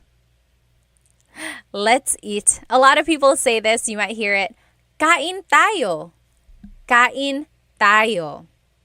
Oh, Gio, thank you so much for the badge. Thank you, thank you. Let me catch up on some of these comments here. Let's see. John asked, where are you from in the Philippines? Taga Maynila ako. I was born in Manila. Let's see. Oh, Panda World said, is the Philippines a safe country? I hear 1 in every 5 Filipinos is a criminal. I don't know about that statistic. I would say it's like, if you go to Manila, which is a big city, it's like any other big city. You just got to be aware of your surroundings. If you are a foreigner, I would say maybe don't stay out too late. Be aware of like where your wallet is and try not to get too close to people who may not look very friendly. But if you are in the province, if you are in like just the rural areas, a lot of people there are quite nice. Even in the cities, people are nice. And it's just the way it is everywhere, I think. If you're in a big city, just really be careful. Oh, Marvel said, how do you say I'm back? Hang on one moment. Okay. How do you say I'm back? So maybe you came back from somewhere. It would be, there are a couple ways to say it. You could say like, andito na ako. I'm here already. Andito na ako or nandito na ako. Or bumalik na ako. I came back. Bumalik na ako. Anyone else have any other suggestions for how to say I'm back? All right. Yes. Very good. Very good. Gabby said, how often do you do live lessons? I'm trying to do Tagalog Thursdays. So every Thursday, there's hopefully going to be a new live. I've done it for like 3 or 4 weeks now, Tagalog Thursdays. And then I try to do the lesson again live another time during the week. It's the same exact lesson, just for those who weren't able to join the live the first time. So I try to do the live twice with the same lesson. Yes, Cassidy said, babalik na ako or bumalik na ako. Sure said, back na ako. That also works, back na ako. All right. Blockmaster Scott said, is there a time to use kasi and dahil, or are they totally interchangeable? So this is off topic, but kasi and dahil mean because. So if someone asks you bakit means why, usually your answer is because ... So kasi is casual. You can use it with friends anytime you want to be casual. Dahil is formal. So yes, that one, you might want to stick to dahil if you are using po or if you just want to be formal. But dahil can also be used casually. But kasi, usually you don't want to use it in a formal setting. Good question. Actually, this is a great time to promote my latest YouTube lesson. On YouTube, I have full-length Tagalog lessons. And lessons 6, 7, and 8 are all about questions. I had to split it up into 3 different parts because the final video was over 2 hours long. I did not mean for that to happen. But there's just so many questions, like question words in Tagalog. So I broke it up for you so that you can watch it in like smaller chunks. Go take a look at that. And I talk about the words dahil and kasi in there. All right. Let's get back to work here. Okay. Shell said Tuesdays and Thursdays for Tagalog lessons. Usually it's Thursdays. Sometimes the repeat is on Wednesdays. Okay. Now, how do you say bathroom in Tagalog? How do you say bathroom in Tagalog? Anyone know? Bathroom in Tagalog. There are 2 ways. Bathroom in Tagalog is? Yes, you guys got it. Just Jewel, Gio, Aaron, you guys are getting it. Yes! And Avalon. So, banyo or CR. Yes, Sergey, workout, got it. Maximilian, you guys are getting it. Harmonica, palikuran. Yeah. Paliguan, maybe. Very good. Gregory and Dita. Yes, Blockmaster. Very good. Okay. So, how do you say toilet in Tagalog? How do you say toilet in Tagalog? So, CR, remember, stands for comfort room. Comfort room. So sometimes people say, saan ang CR? Where is the bathroom? Saan ang CR? Same as saan ang banyo. Inodoro. Inodoro. Toilet. That means toilet. Inodoro. Han Solo said, are you American? I guess technically I am. I'm an American citizen. I was born in Manila, so Filipino-American. And remember, just so you can have the vocabulary, ihi is pee, tae is poop. Now, what is sink in Tagalog? What is sink in Tagalog? Sink in Tagalog is...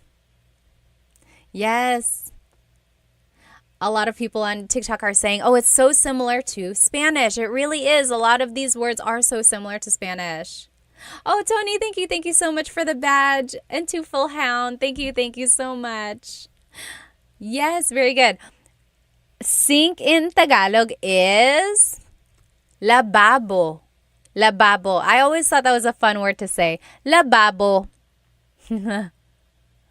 Lababo. Very good. Han Solo said, I knew it. Filipino Americans have the same look, either this or the one with eyelashes and mascara. Okay, I don't know. How do you say bathtub in Tagalog? How do you say bathtub? Let's see. K Fantasy said, how do you say see you Saturday? See you Saturday would be kita tayo sa Sabado. Magkita tayo sa Sabado. Kita tayo sa Sabado. Yes, sure said lababo reminds me of bubbles. That's a good way to remember it. Lababo, bubbles. Yes, very good. Ano ang bathtub sa Tagalog? Paliguan. Paliguan. It could also mean shower. Ligo means to take a shower or to take a bath. Paliguan basically just means a place to take a bath, a place to take a shower. Yes, William, you got it. Very good, very good. What else? How do you say soap in Tagalog? Soap in Tagalog. Soap in Tagalog is sabon. Sabon. Habon. I think I've heard that before. Yes, yes. Sabon, also soap. How do you say towel? Do you know how to say towel in Tagalog? Towel in Tagalog is... Yes, Little Tuck, you got it, you got it. The Mantis, you got that too. Yes, toalla. Toalla, towel, toalla. Very good. And then how do you say to take a shower? The verb to take a shower. Yes, Annalise says, so similar to Spanish. It really is. To take a shower is maligo. Maligo. Very good. Very good, everyone. And let's just go through these phrases together. I am taking a shower. I am taking a shower. Naliligo ako. Naliligo ako. And then, are you done yet? Tapos ka na ba? Tapos ka na ba? And then, hurry up. Dalian mo na. Dalian mo na. So these are just some phrases you might hear. Again, if you're just joining me on TikTok, this whole lesson is on YouTube right now too. I'm doing a live on YouTube and you'll be able to see the lesson there with all the words and the pictures as well.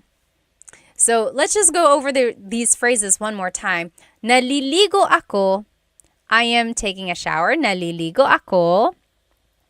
And then, tapos ka na ba? Are you done yet? Tapos ka na ba? Maybe if someone is taking a long time, you can say that.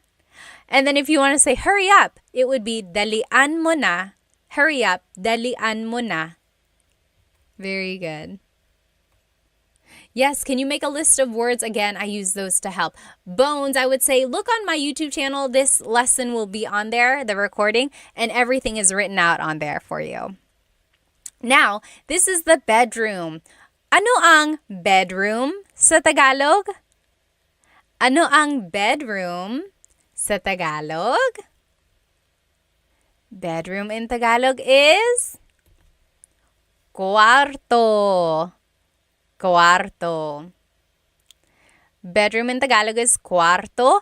Ano ang bed sa Tagalog? Ano ang bed?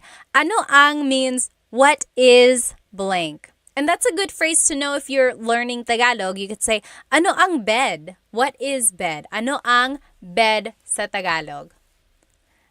Bed in Tagalog is kama. Harmonica said kama room. Almost.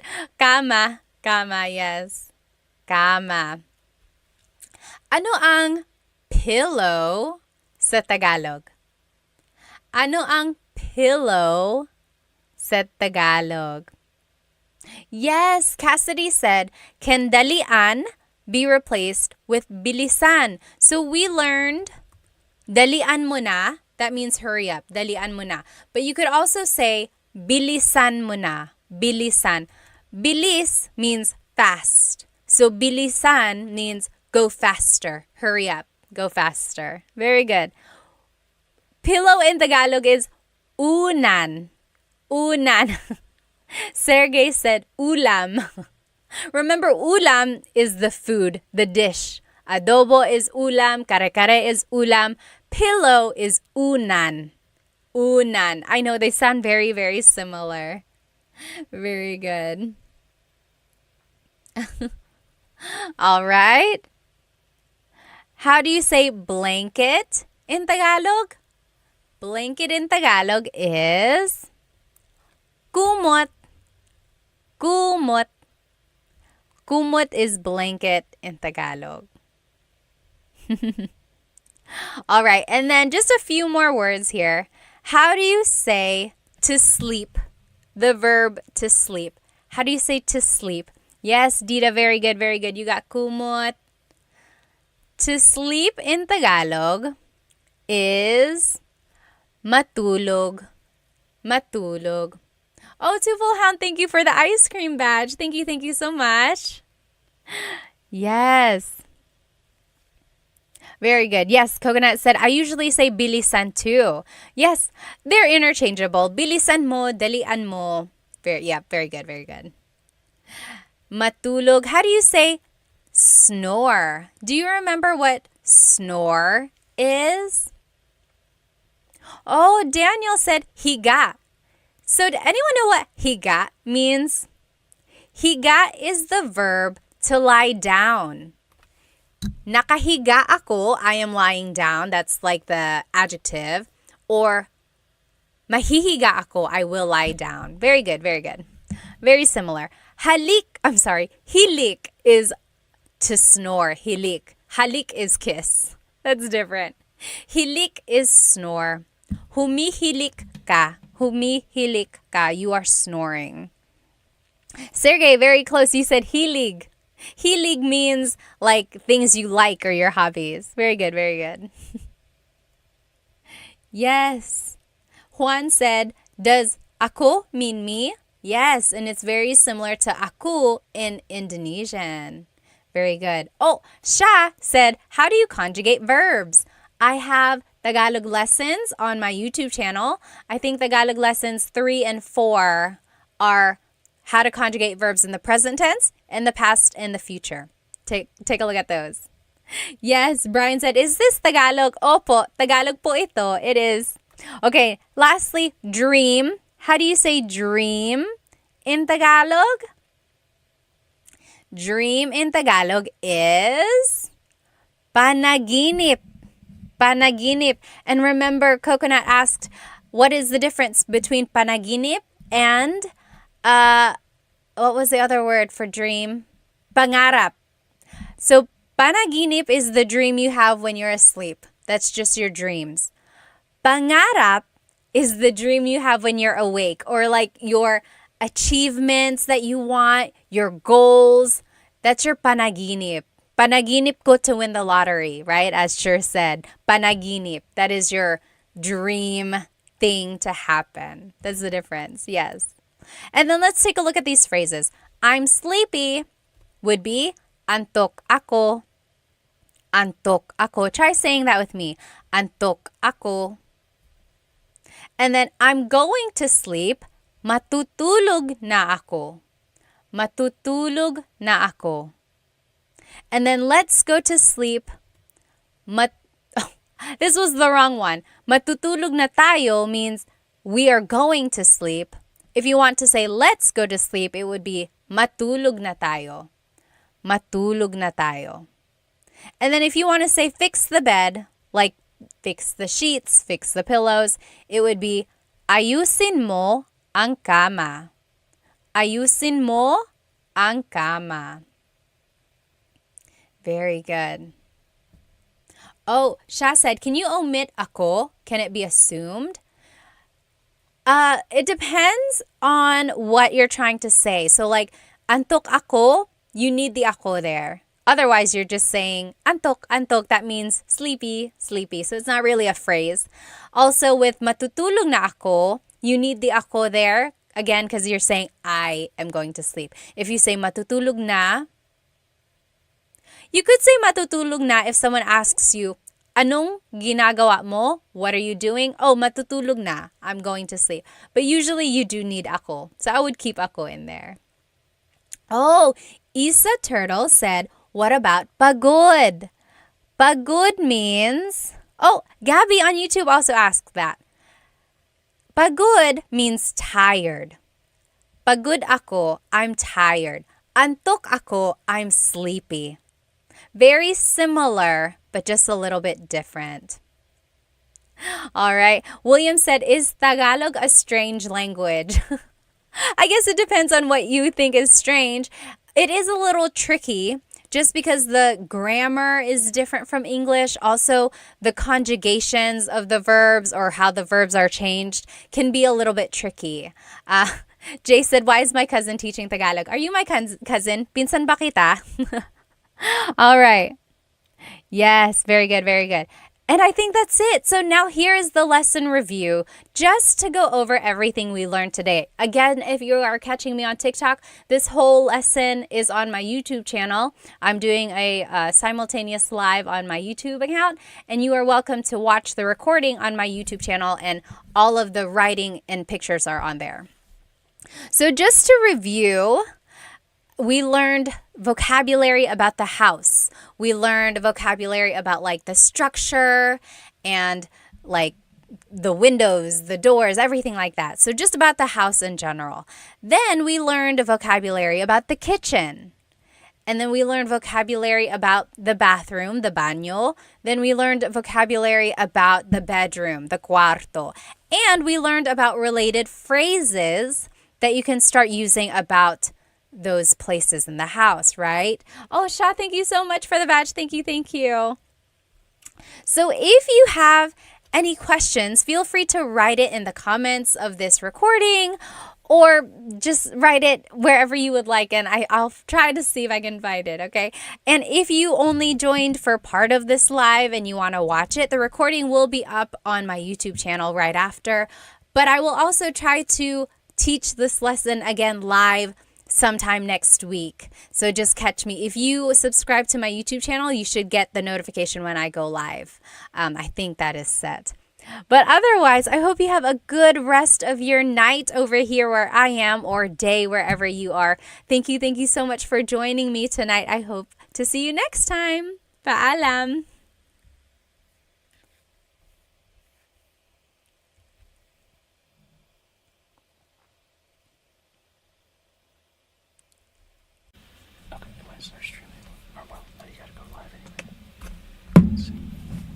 Oh. Oh, wait, it's going live now. It's live. Go away.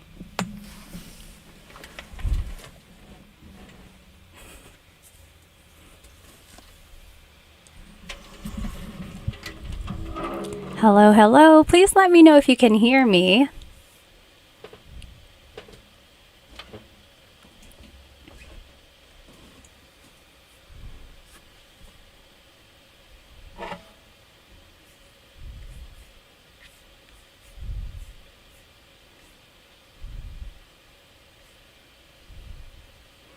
Hello, Maximilian. Are you the same one from last week? If you are, hello again. Hello from Canada. Nice to see you.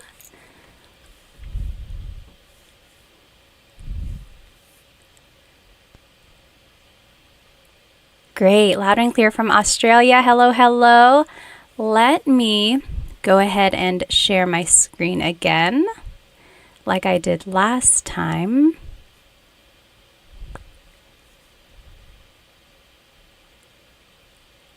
Okay, awesome. Welcome, everyone. If you are just joining us, go ahead and grab a piece of paper and something to write with. Today, we're actually going to be learning how to use gusto ko and ayaw ko phrases. So you'll be able to say things like what you like, what you don't like, or what you want. Let me see here.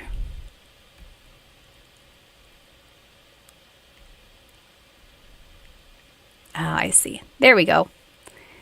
Okay, hello. Again, welcome. If you are just joining us, we'll let everyone hop on in for another minute or so. So sorry I'm late. One of these nights I'm going to be on time, I promise. Go ahead and write where you are watching from. Let's see, Maximilian is from Canada. Hello. Australia, Rob is from Australia. Dennis is from Sacramento. Alrighty, let's go ahead and hop right into this lesson. So last week, we learned some question words. We also learned how to use possessive pronouns. And we learned how to put everything into a sentence, a simple sentence, and then how to answer those questions as well. Today, we're going to be learning how to say I like or I want something, and then how to say what you don't like or you don't want something. And then we're going to learn the kasi clause. Kasi means because. So everything's going to tie into each other. Let me just read these comments here. So I see Scott is from Washington State. Hello. Sher is from New Mexico. Kevin is from Rhode Island. Coconut Dreams. Yes. Oh, okay, you're living in the Philippines, but you're from Ohio. That's so cool. Jimmy is from Massachusetts. Jared is from Montreal. Rich is from New York. Yawanthan is from Cali. Hello. Let's go ahead and jump into this lesson. So, gusto ko means I like or I want something. So, depending on how it's used in the phrase, it means I like or I want. Oh, Travis, hello from Sorsogon. My family is from Sorsogon, actually, my mom's side. That's so cool. So, if you want to say that you like something, you can just say gusto ko by itself. Gusto ko. For example, gusto ko ito, gusto ko yan. I like this, I like that. So, for example, if you are shopping with a friend and you can't decide, you're like, which one do you like? And your friend says, oh, gusto ko ito. I like this. I like this one. Gusto ko ito. Or I like that. Gusto ko yan. Gusto ko yan. So you could just say it by itself. Gusto ko ito, gusto ko yan. You could also add a pronoun. Gusto ko siya. I like him or her. Maybe if there's a new employee at your workplace and you're like, oh, he was really nice. Gusto ko siya. I like him. Gusto ko siya. Also, romantically, you could use it like that as well. Gusto ko siya. I like him. I like her. Gusto ko siya. So that means I like him or I like her. So that's the first way you can use gusto ko. You can use it by itself or you can add a pronoun or a demonstrative pronoun as well. So gusto ko, I like it. Oh, Travis, you're from Donsol. Yeah. Have you swam with the whale sharks? I know you can do that over there. And then Stellar's from Italy. Hello. Kawika from California. Welcome. Now, if you want to say that you want something, you would say gusto ko ng plus a noun. So the word ng is just a sentence marker. It's something that goes in front of a noun usually. It doesn't really have a direct sentence, a direct translation. It does mean some or a thing. So it could be either one of those, but technically it's just kind of a sentence marker is what they call it. Okay. So gusto ko ng pagkain. I want some food.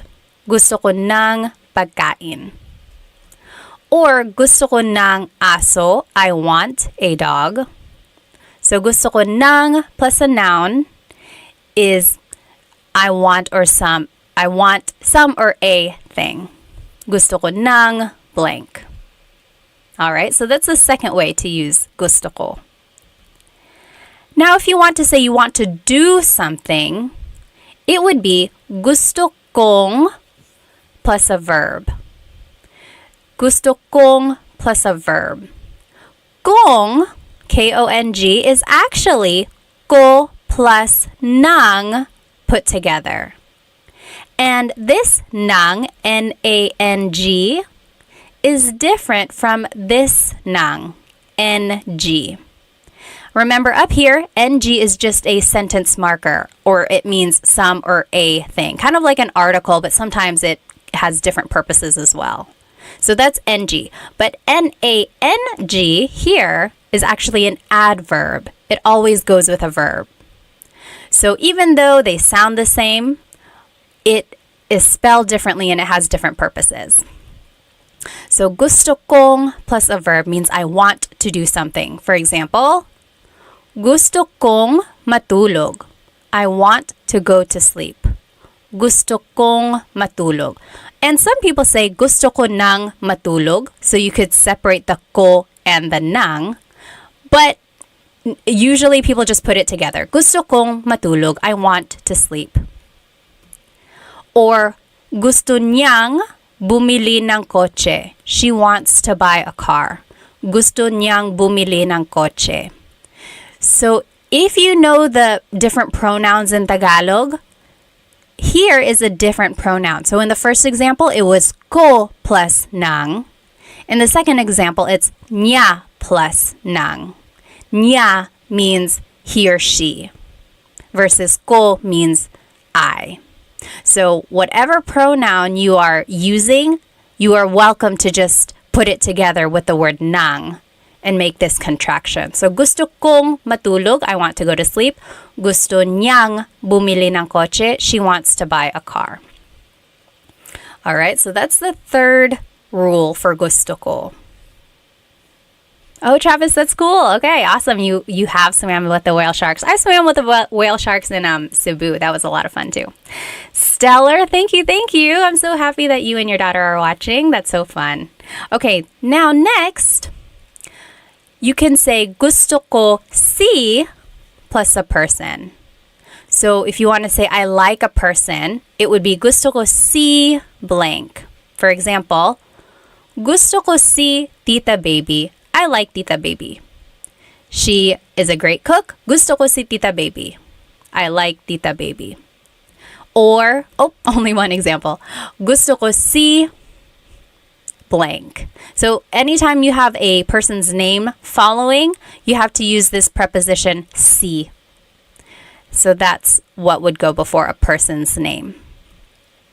Now, if you want to say I like it in a place, gusto ko sa, then the place. So now the word is sa. That's the leading word there. Gusto ko sa Japan. I like it in Japan. So gusto ko sa Japan because it's very historical. Gusto ko sa Japan. Versus gusto ko yung plus a noun. That means I like something. So the difference here in rule number 2, gusto ko ng plus a noun, versus gusto ko yung plus a noun. So very similar, but the leading word is different there. Remember up here in number 2, gusto ko ng plus a noun means I want something. I want some food. But gusto ko yung means I like something. For example, gusto ko yung buhok mo. I like your hair. Gusto ko yung buhok mo. So yung means you like it. Nang means you want it. Right? So we're not saying I want your hair. You say I like your hair. Gusto ko yung buhok mo. And then gusto ko yung damit mo. I like her dress. Gusto ko yung damit niya. Gusto ko yung damit niya. I like her dress. So gusto ko yung and gusto ko nang are very similar. And if you happen to mix it up in conversation, it's not a big deal. People will understand what you mean. But technically, there is a difference there. Oh, thanks, Basil. Gusto ko yung this channel. I love it. Gusto ko yung channel na ito. Thank you. All right. Any questions about these gusto ko grammar rules? So these are essentially how gusto ko can be used. There may be other ways, but these are the main ways gusto ko is used. So just depending on what you want to say, you have to think about the preposition or the leading word that would go before it. Go ahead and write any questions in the comments, and then we will go ahead and hop into these practice questions in the meantime. So up here on the top left corner are the rules that we just learned. Remember, gusto ko means I like it. Gusto ko ng plus a noun means I want something. Gusto kong plus a verb means I want to do something. Gusto ko si plus a person means I like a person. Gusto ko sa plus a place, I like it in a place. And then gusto ko yung plus a noun, I like something. So now let's go ahead and do these examples. So number 1, I want some bread. Bread in Tagalog is tinapay. Tinapay. The AY makes an I sound. Tinapay. It's not tinapay. Tinapay. Okay, so I want some bread. Let's do this one together. Take a look at all of the rules here. Which one is I want something? So number 1 is I like it, so that's not it. Number 2, I want some or a thing. Yeah, that could be it. Number 3, I want to, but then it's a verb, so that's not it. And then the last 3 are I like, I like, I like. So that's not it. So I want something, that would be rule number 2. Gusto ko ng plus a noun. Oh, I'm seeing the correct answers in the comments. What do you think it is in Tagalog? I want some bread. So we are just going to follow the rules here. Gusto ko ng tinapay. Gusto ko ng tinapay. So remember, I want some bread. Gusto ko ng tinapay. Now, if we had said, gusto ko yung tinapay, what would that have meant? Gusto ko yung tinapay. That one means I like the bread. So maybe we are eating at a restaurant and they brought out a basket of bread and you're like, oh, gusto ko yung tinapay. I like the bread. That is when you would use it. Yep. Good job, Sure. That is exactly right. So that's just the difference between those two. So I want some bread. Oh, I'm sorry. I like some bread versus I want some. Okay? But again, that's just a very minor thing. It's not going to be a big deal if you happen to mix them up, but technically there is a difference there. Okay, so Nicole asked, would it be wrong to say gusto kong tinapay instead of gusto ko ng? I'm trying to think, gusto kong tinapay. No, it's not wrong. I've heard it before. It's not very common. The kong really is saved for verbs, but that also works as well. Gusto kong tinapay. Yeah, if you're speaking fast, feel free to say that as well. Good question. All right, you take maybe 5 minutes. You do well, it says number 3, but technically it's the second one. Do the last examples here, and then we'll go over it. Let's see. Sure said, when you add some or the before bread, is that implied in the context? I would say not so much implied, but the ng or the nang or the yung, that's the one that indicates it. So yeah, as long as the nang or the yung are there, then you can assume or you can pretty much understand that it is some or the. Yeah. Okay, very good. So so Jimmy is already answering it. Go ahead and answer these on your own. Feel free to write it in the chats. If you want to do it by yourself first, don't read the chats. And then we'll go over it in about 3 minutes.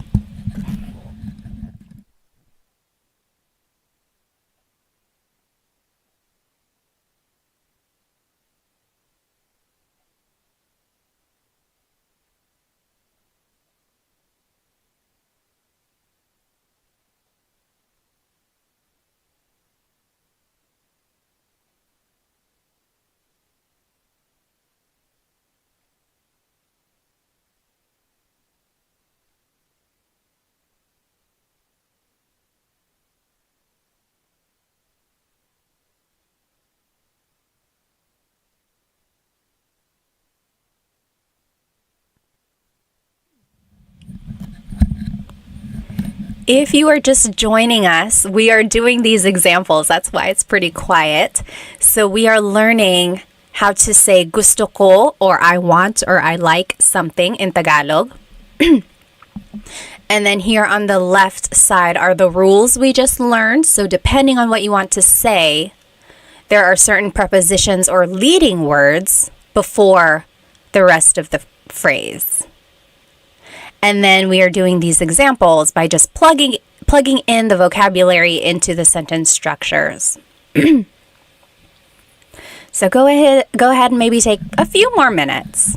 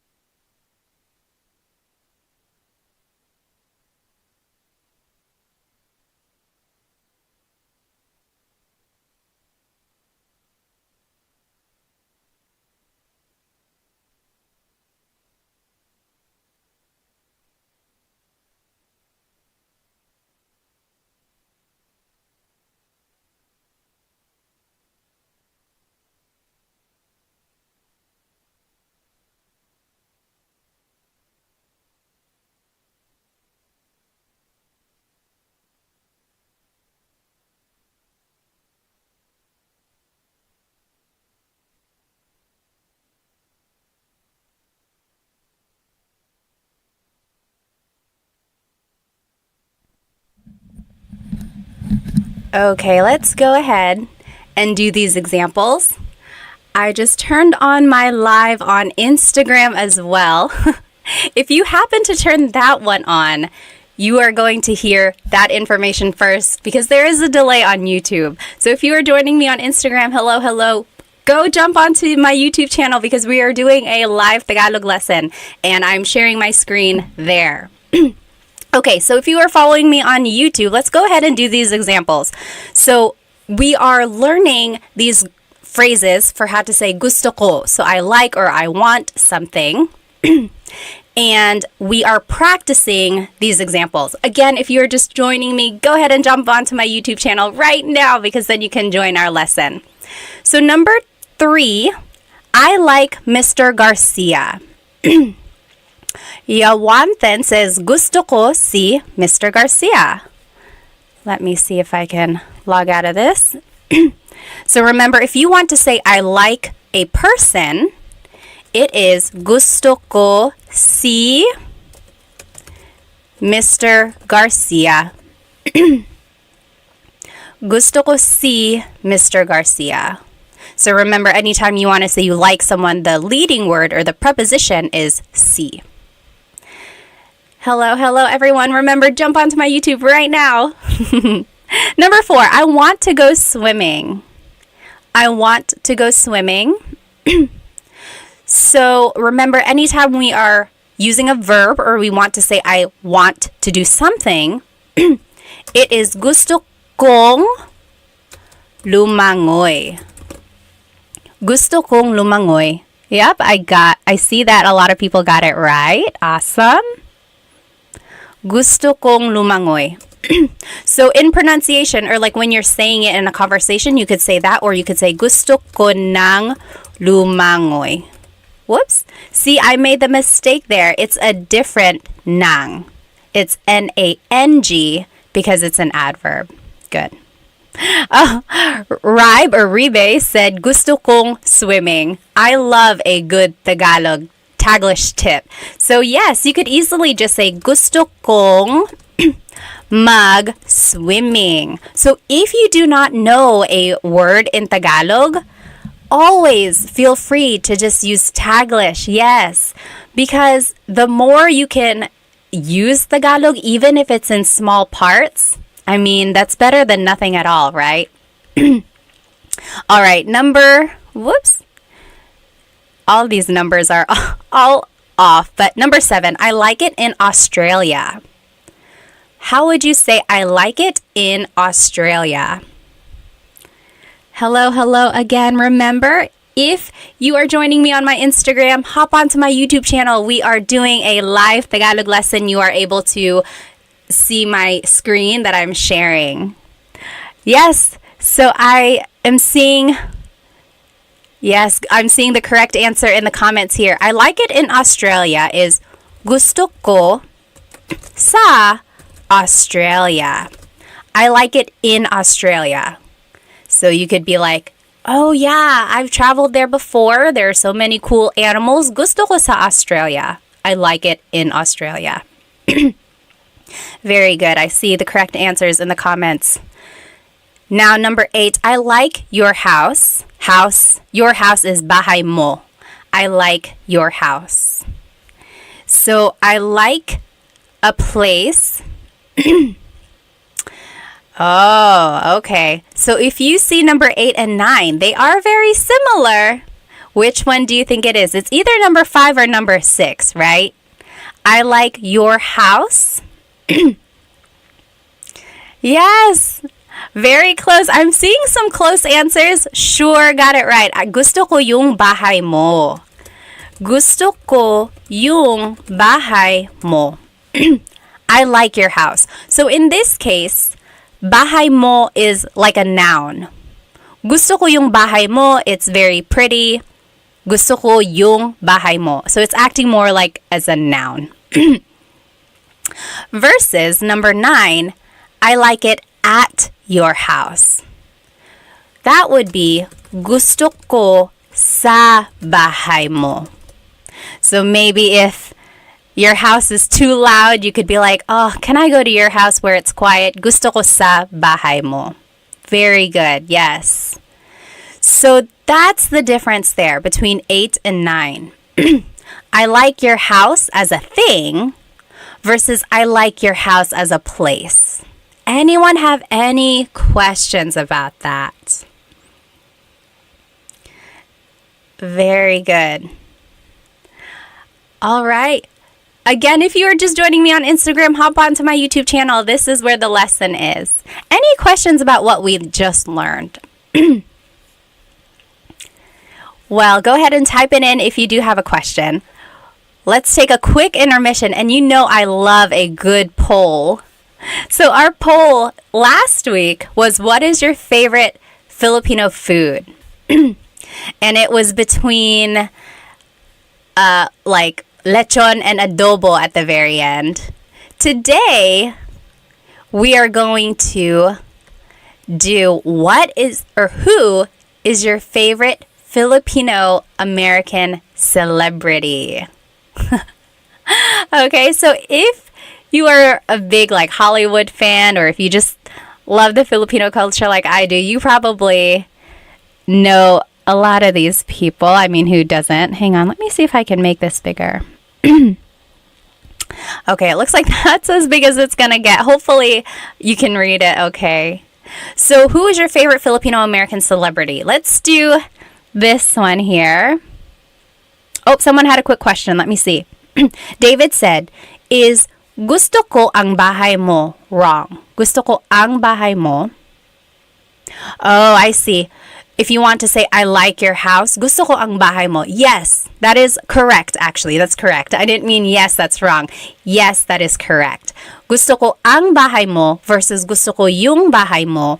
Very similar. The only difference between ang and yung is that yung is more specific. Like yung kind of means that. I like that house that is yours. That is a whole lesson in itself. But yes, to answer your question, gusto ko ang bahay mo. That is correct. So let's go ahead and do this poll. R said, Bruno Mars is Filipino? Yes, yes, he is. He's half. I think his mom is Filipino and his dad is Puerto Rican, I think. I should know. I'm a big Bruno Mars fan. I've seen him in concert twice. Okay, so Bruno Mars versus Olivia Rodrigo. So I am starting this poll in the comments. Go ahead and vote. Who between Bruno Mars and Olivia Rodrigo? You have 1 minute. Put your vote in. Oh my gosh, it's already a landslide here. Go ahead and put your vote in. Everyone on Instagram, hop on to my YouTube channel so you can put your vote in. Who is your favorite, Bruno Mars or Olivia Rodrigo? Oh, wow. Right now, Bruno Mars is winning. I mean, I love Olivia Rodrigo, but I love Bruno Mars. Let's see. Riwe said, sorry, I don't know Filipino Americans. I don't live in the USA. I like Kim Domingo. Yeah, she is a very funny actress. Ako din. Gusto ko siya. Yes, Bruno Mars is from Hawaii. Okay, you have 10 seconds. Put your vote in. Bruno Mars or Olivia Rodrigo? Oh, Jim has never heard of them before? Oh, goodness. Well, you got to look them up. They have some really good songs. Okay, 3, 2, 1. Bruno Mars is the winner. 77% voted for Bruno Mars. Oh, 78%. So Bruno Mars is going to move forward. Oh no, it's frozen. Let's see if I can fix it here. In the meantime, let's do the next poll. So now it's going to be between Vanessa Hudgens and Shay Mitchell. Do you guys know who they are? If you are younger, you might or might not know them, actually. Vanessa Hudgens, she was in High School Musical. She's also been in a lot of other things like after that. And then Shay Mitchell, she's known for being in, what is it called? Nah, I keep wanting to say Easy A. It's not Easy A. But there was that A in there. What was she in? Pretty Little Liars. Yes. Okay. Is there an American Filipino cubing world record holder? I don't know, Kira. Cubing? What is cubing? Like the Rubik's Cube? Okay. Go ahead and put your vote in. Wow. Oh, I guess I'm not too surprised. Right now, it's Vanessa Hudgens winning. Let me see if I can fix my poll here. Or my poll, my bracket. Hello again. Remember, if you are joining me on Instagram, please jump onto my YouTube channel because that is where I am doing this lesson. Except right now, we're not doing a lesson. We're taking a break and we are doing our bracket challenge. Who is our favorite Filipino American celebrity? Hop onto my YouTube channel right now. Okay. As soon as I finish this thing in my bracket, we're going to stop the poll. Go ahead and put your vote in. 3, 2, 1. End poll. Vanessa Hudgens won. All right. We'll finish. Actually, let's go ahead and do at least these two. So, oh yeah, Archangel said, didn't know that Vanessa Hudgens was Filipino though. Yep, cubing is solving the Rubik's Cube.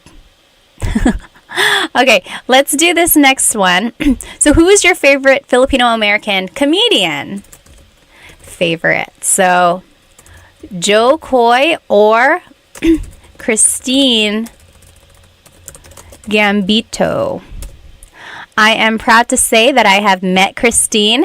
She is Happy Slip on YouTube. So So if you were watching YouTube a long time ago, okay, not a long time ago, I don't want to say she's old or anything, but like she is an OG YouTuber, Christine Gambino. She's known as Happy Slip. And I've met her. She's, oh my gosh, I want to say we're friends. We've only met once though, but she's so funny, she's so nice. So yeah, so Christine, Happy Slip, or Joe Coy, who is your favorite comedian? Multi Archangel said, how did Vanessa win over Shay Mitchell? Well, you know, I feel like Vanessa might be a little bit more well known. She has a lot of projects versus Shay Mitchell. I just know her from Pretty Little Liars, but who knows? All right, get your vote in. Who do you think is your favorite Filipino American comedian? Christine Gambino or Joe Coy? Yeah, you're right, Ray. He said not fair. Happy Slip versus Joe Coy, different eras. Although I feel like it's just like Joe Coy has gotten a lot bigger, but Happy Slip and Joe Coy have been doing comedy a long time, I think. But yeah, let's see. Okay, go ahead and put your vote in. 3, 2, 1. Michael said, this is like asking me to pick my favorite child. I know. Oh, Rex Navarrete. Yeah, he is funny too. You're right. Okay, so it looks like Joe Coy was the winner here. Joe Coy, let me find my mouse. Where in the world? Okay, here it is. So Joe Coy is moving forward. He is everyone's favorite celebrity, at least in this bracket.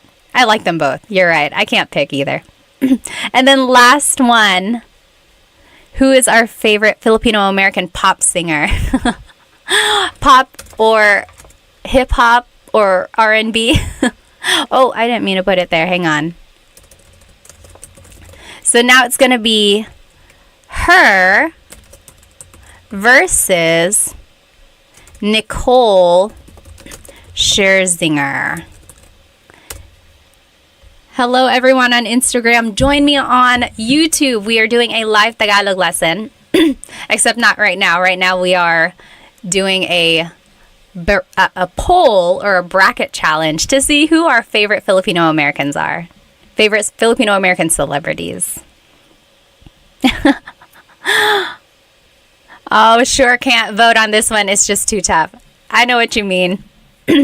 Her was so good in the Super Bowl, though, don't you think? Goodness, if I could play the guitar and sing, wow. Hello, everybody. On Instagram, where are you guys from? Where are you guys watching?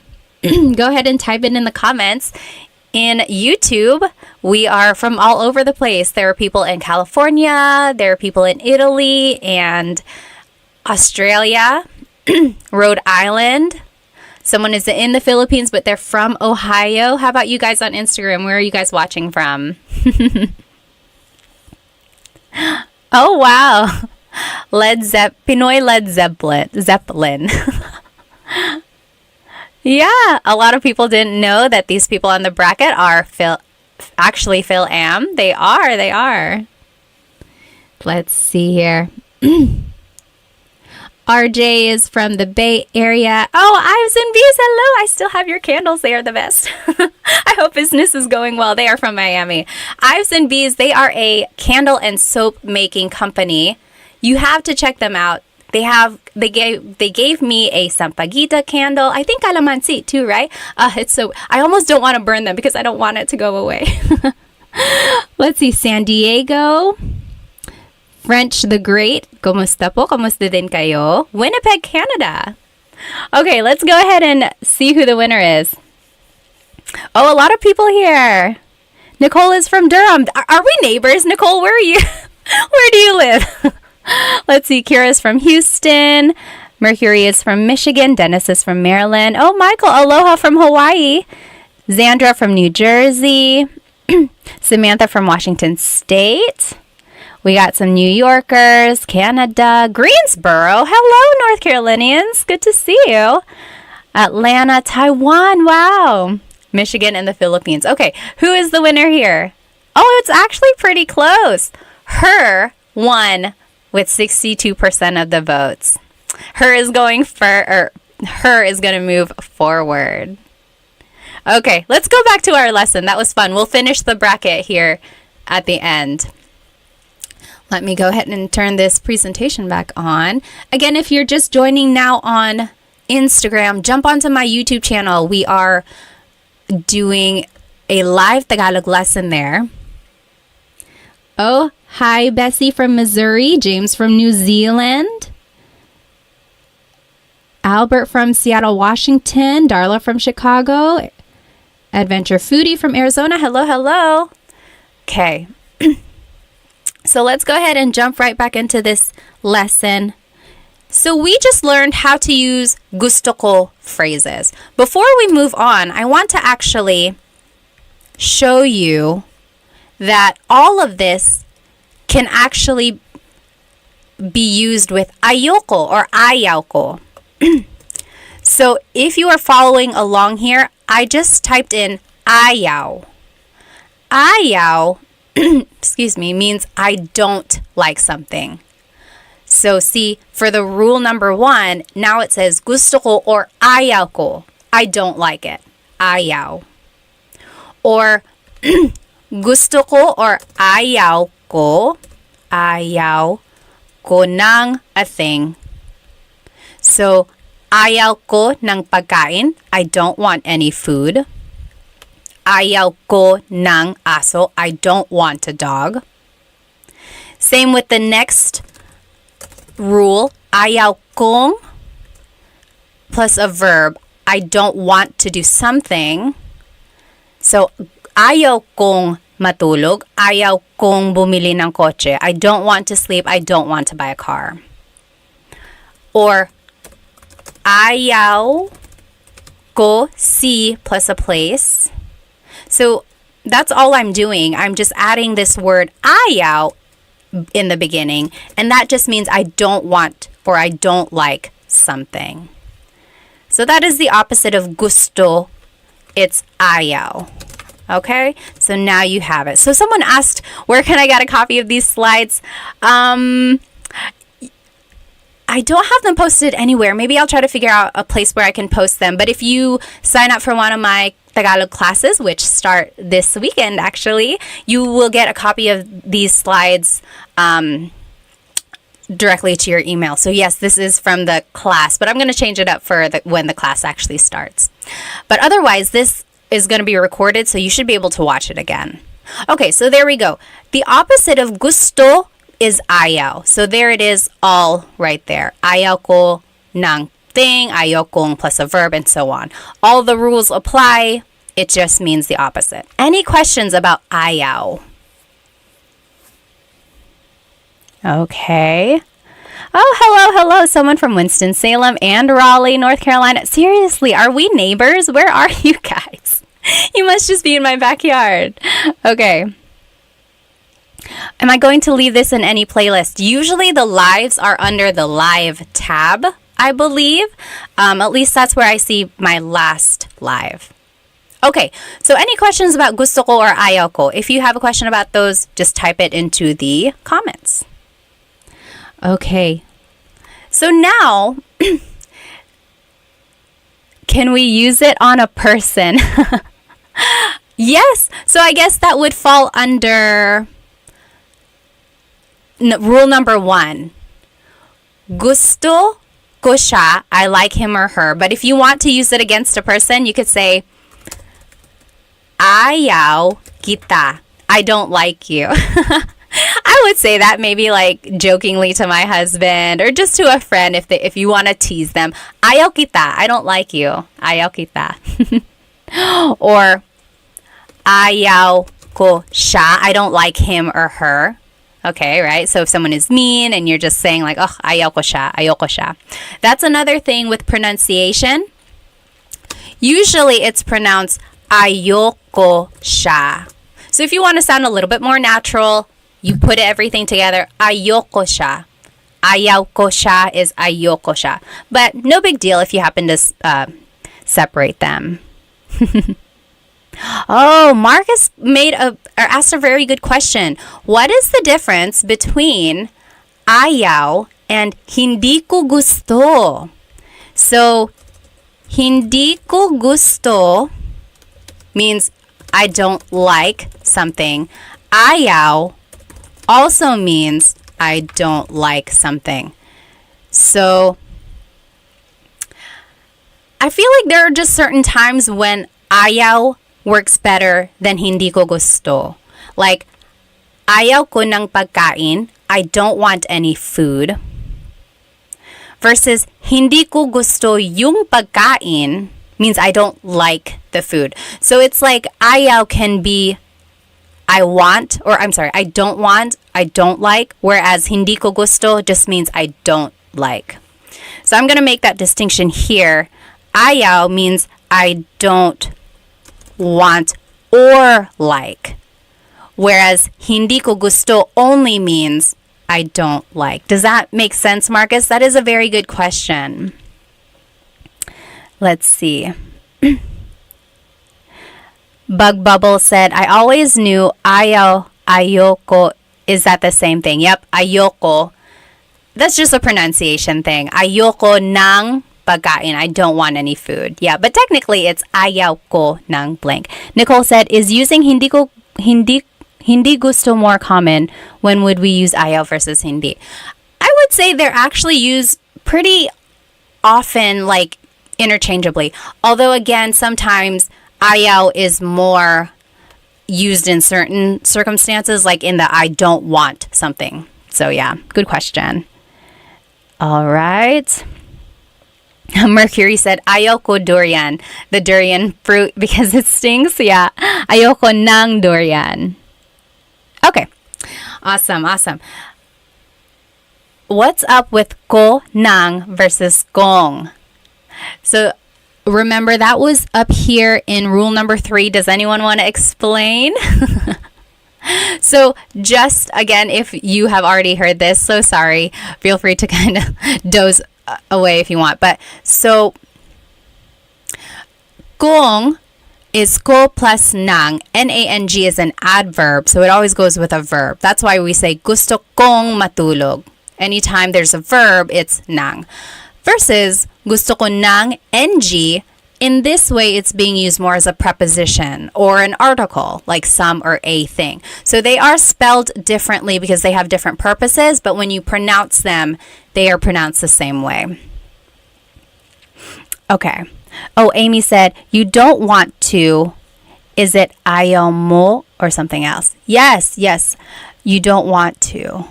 So if you want to say like, you don't want to go to sleep, like if you're asking someone, you don't want to go to sleep, you could say, ayaw mong matulog. You don't want to go to sleep, ayaw mong matulog. Yeah, ayaw mo. Does that make sense, Amy? So yeah, you could say ayaw mong matulog. Again, that's just the contraction there. Okay, keep asking those questions. We'll go ahead and just move on to this kasi clause. So kasi means because. If you were part of our class last week, we talked about the different words for questions and how to ask. So bakit means why, and usually the answer to a bakit question is kasi. So why did you do something? Well, kasi ... because ... So here are the different ways you can use kasi. And it ties into the gusto ko phrases we just learned. So, gusto ko ang sinigang kasi masarap ang sabaw. Gusto ko ang sinigang means I like sinigang. I like sinigang. Because masarap ang sabaw. Because the soup is delicious. Okay, so that's just 2 clauses or 2 phrases here that was put together by this word kasi. I like the sinigang because the soup tastes good. Next, you could say, paborito ko ang cake kasi mahilig ako sa matamis. My favorite is cake. Paborito ko ang cake because I like sweets. Mahilig ako sa matamis. So it's just putting together like 2 phrases. So if you know some simple sentence structures, it's just kind of putting those together with this kasi phrase. And then lastly, ayoko yung sausawan kasi maanghang. I don't like the dipping sauce because it's spicy. Okay, so those are just some examples here. If I were to ask you, ano ang paborito mong pagkain? What is your favorite food? Ano ang paborito mong pagkain? I want you to jot it down using this kasi clause. Paborito ko ang blank kasi blank. So my favorite is blank because blank. And here are the examples again to the left. Gusto ko ang blank kasi blank. So paborito ko ang blank kasi blank. My example, let's go over these vocabulary words. Matamis means sweet. Matamis. Maalat means salty. Maalat. Maanghang means spicy. Maanghang. Maasim means sour. Maasim. Matabang means bitter. Matabang. Mainit means hot. Mainit. And then malamig means cold. So for example, I would say, on a hot summer day, paborito ko ang ice cream kasi malamig. My favorite is ice cream because it's cold. Paborito ko ang ice cream kasi malamig. Or I guess a more fitting statement would have been like, gusto ko ng ice cream kasi malamig. Okay, go ahead and jot it down, or you can write it in the comments here. What would be your answer to this question? Ano ang paborito mong pagkain? Hello again on Instagram. If you're just joining me, we are on YouTube. I'm doing a live Tagalog lesson. You will be able to see my presentation shared on your screen there. We are just doing an example here of how to use kasi clauses. Let me see if I can catch up on some of these comments. Go ahead and jot it down. What would be your answer? You can write it in the comments as well.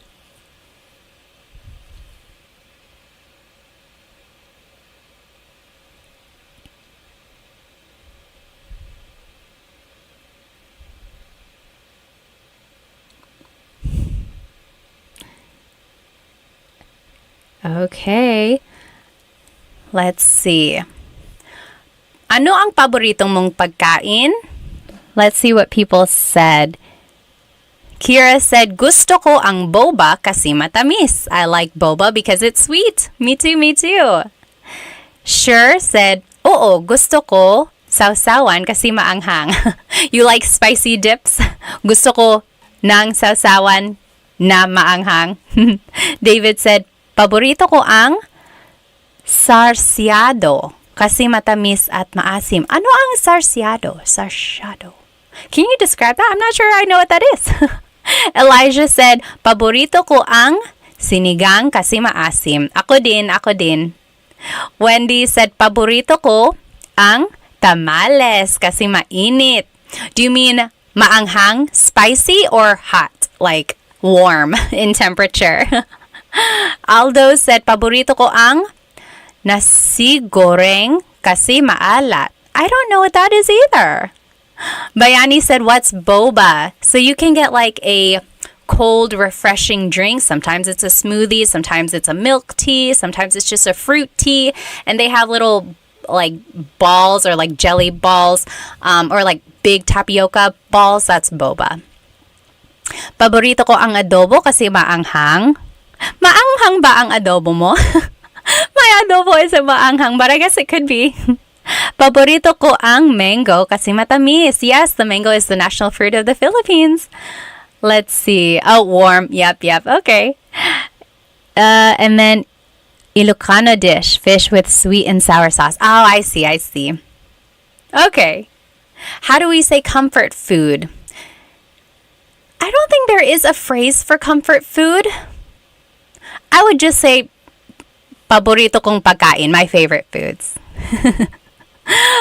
Alrighty, let's see if anyone wrote their answer on Instagram.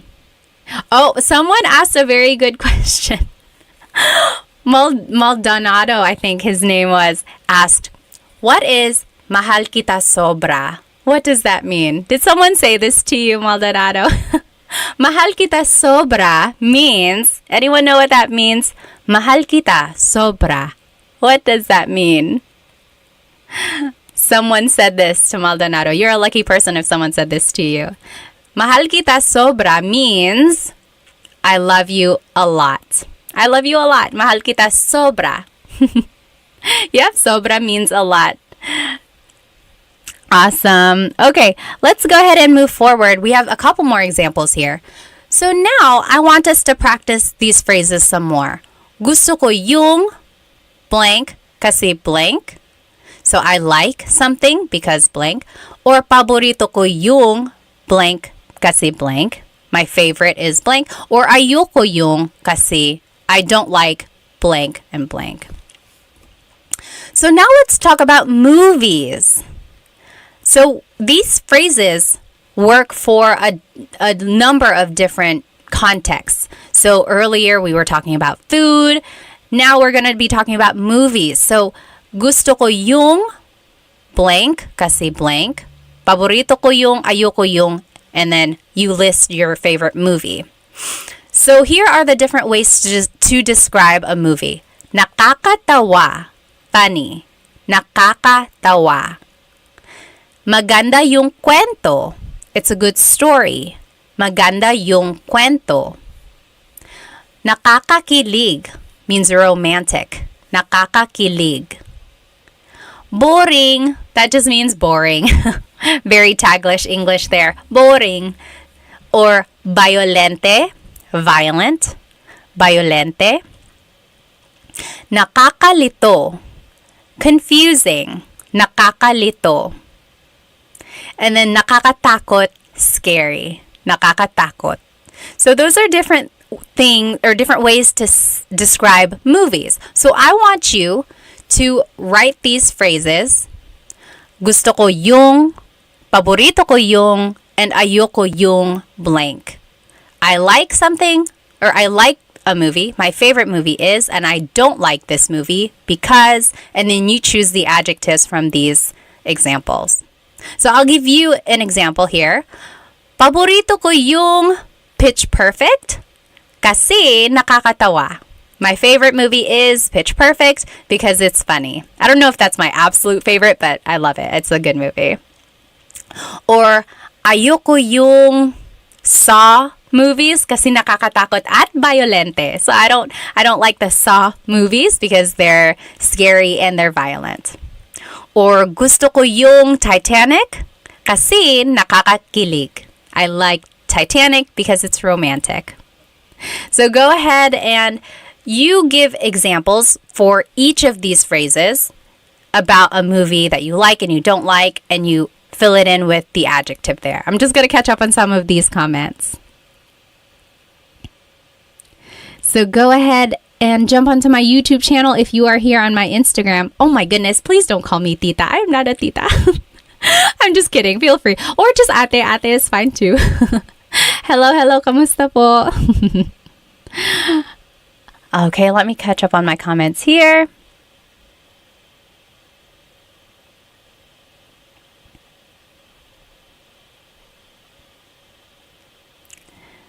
Let's see. Someone asked, where did it go? Oh, what does mahilig mean? Mahilig means you like to do something or you like something. So, mahilig ako magbasa. I like to read. Mahilig ako magbasa. Or mahilig ako sa strawberries. I like strawberries. Mahilig ako blank. That just means I like. EJ said, saan ka sa US? Pinoy here living in Miami. Dito ako sa North Carolina. So hello sa mga North Carolinians dyan. Okay, if you want to share your example, go ahead and type it into the comments. Let's see. Sure said, ayoko yung paranormal activity kasi nakakatakot. Ako din. Ayoko sa nakakatakot na pelikula. EJ said, ayoko yung cannibal holocaust kasi nakakadiri. Yeah, I've never seen that. Nakakadiri means gross. So, oh, vomit, nakakadiri, or something like that. Yeah, gross. So, FF Noob said, I just joined. Can I watch this later Can I watch this video on your channel? Yes, it will be recorded and it should be under the live tab. So, it should be there. Mooney said, gusto ko yung Friday kasi nakakatawa. David said, ayoko ang mga action movies kasi boring. Oh, really? Some people would think it's actually not boring. But yes, sometimes it's boring too. Mooney said, paborito ko yung Hello, Love, Goodbye kasi nakakakilig. Okay. Royden said, gusto ko Kung Fu Panda kasi nakakatawa. Very good, very good. So again, you can use these phrases and these like the kasi clause in different contexts. So that was about movies, but you could also use it for a place. So, excuse me. For example, gusto ko sa a place kasi blank. Paborito ko sa kasi ayoko sa kasi blank. So as you can see now, we are using the preposition sa. Remember a couple slides ago, anytime we're talking about a place, like you like it at that place, you use the preposition sa. So now we're talking about places. Here are the adjectives you can use to describe a place. Maganda ang mga tanawin. So gusto ko sa Japan kasi maganda ang mga tanawin. It has beautiful views. Or masarap ang pagkain. Good food. Food is delicious. Nakaka-relax. It's relaxing. Mura lang. It's cheap. Madaming tao. Too many people. Madaming traffic. Lots of traffic. Masyadong mahal. It's too expensive. So if I were to give an example, I would say, gusto ko sa Pilipinas kasi mura lang. I like the Philippines because it's cheap. Gusto ko sa Pilipinas kasi mura lang. Or paborito ko sa New York kasi masarap ang pagkain. That's not true. I mean, I love New York, but I don't know if the food is the best there. That's just an example. So, paborito ko sa New York kasi masarap ang pagkain. Or ayoko sa Manila kasi madaming traffic. I don't like Manila because there's a lot of traffic. I mean, I love Manila. I just don't like traffic.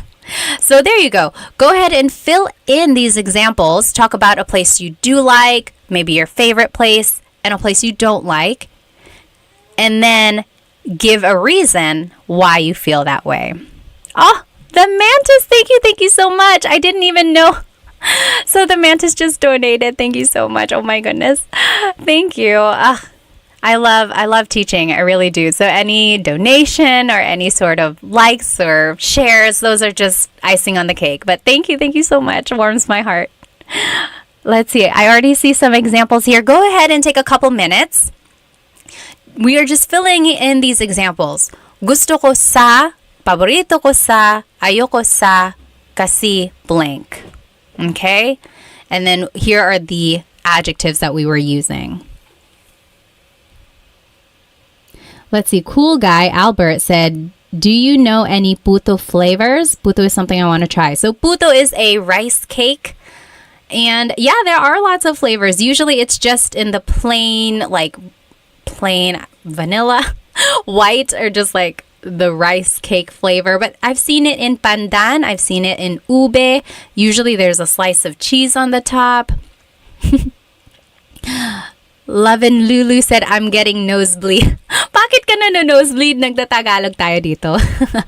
So usually Filipinos, whenever they're speaking English a lot, they say, oh, I'm getting nosebleed, or nosebleed ako. And that's just a silly way of saying, my brain can't take it. I don't know how to speak English. But yes.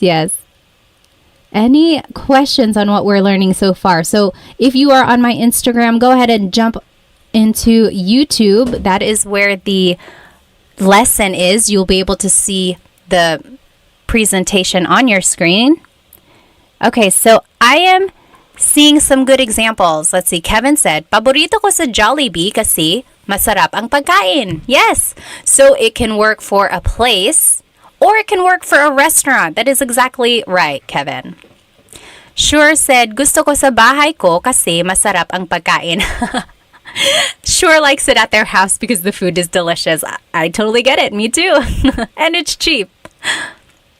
David said, gusto ko sa Pilipinas kasi sobrang mabait ang mga tao. Oh, how nice. He said, I like it in the Philippines because the people are really nice. I'm glad you had a great experience there. Yes, Filipinos are known for being welcoming. They really are. And just being so happy and smiley all the time. Kevin said, ayoko sa New York City kasi madaming tao. Yeah, I don't like it in New York because there's a lot of people. Elijah said, how do you pronounce masyadong? Masyadong means a lot. So the S-Y-A is a sha sound. Masyadong. Yep. EJ said, gusto ko sa Miami kasi parang Boracay na may pagka Metro Manila.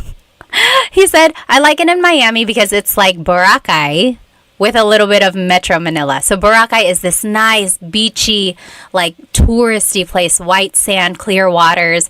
And then Metro Manila, of course, is known for being bustling and exciting, lively. So it has that city feel, but also a nice, relaxing feel. Nice. Okay. Kira said, ayoko sa England kasi hindi masarap ang pagkain. Really?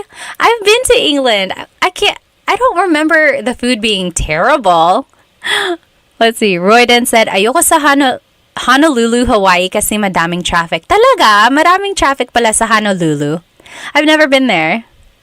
Let's see. Maximilian said, what is the difference between mahilig ako or mahilig ko and gusto ko yung? Let me think. When you say mahilig, it's more like you're describing that you like something in a continuous way. I don't know how else to say that. It's like you could also say it with hobbies. I would say actually they're comparable. Mahilig and gusto ko. Like, mahilig ako mag-swimming. I like to swim. Or you could say gusto ko mag-swimming.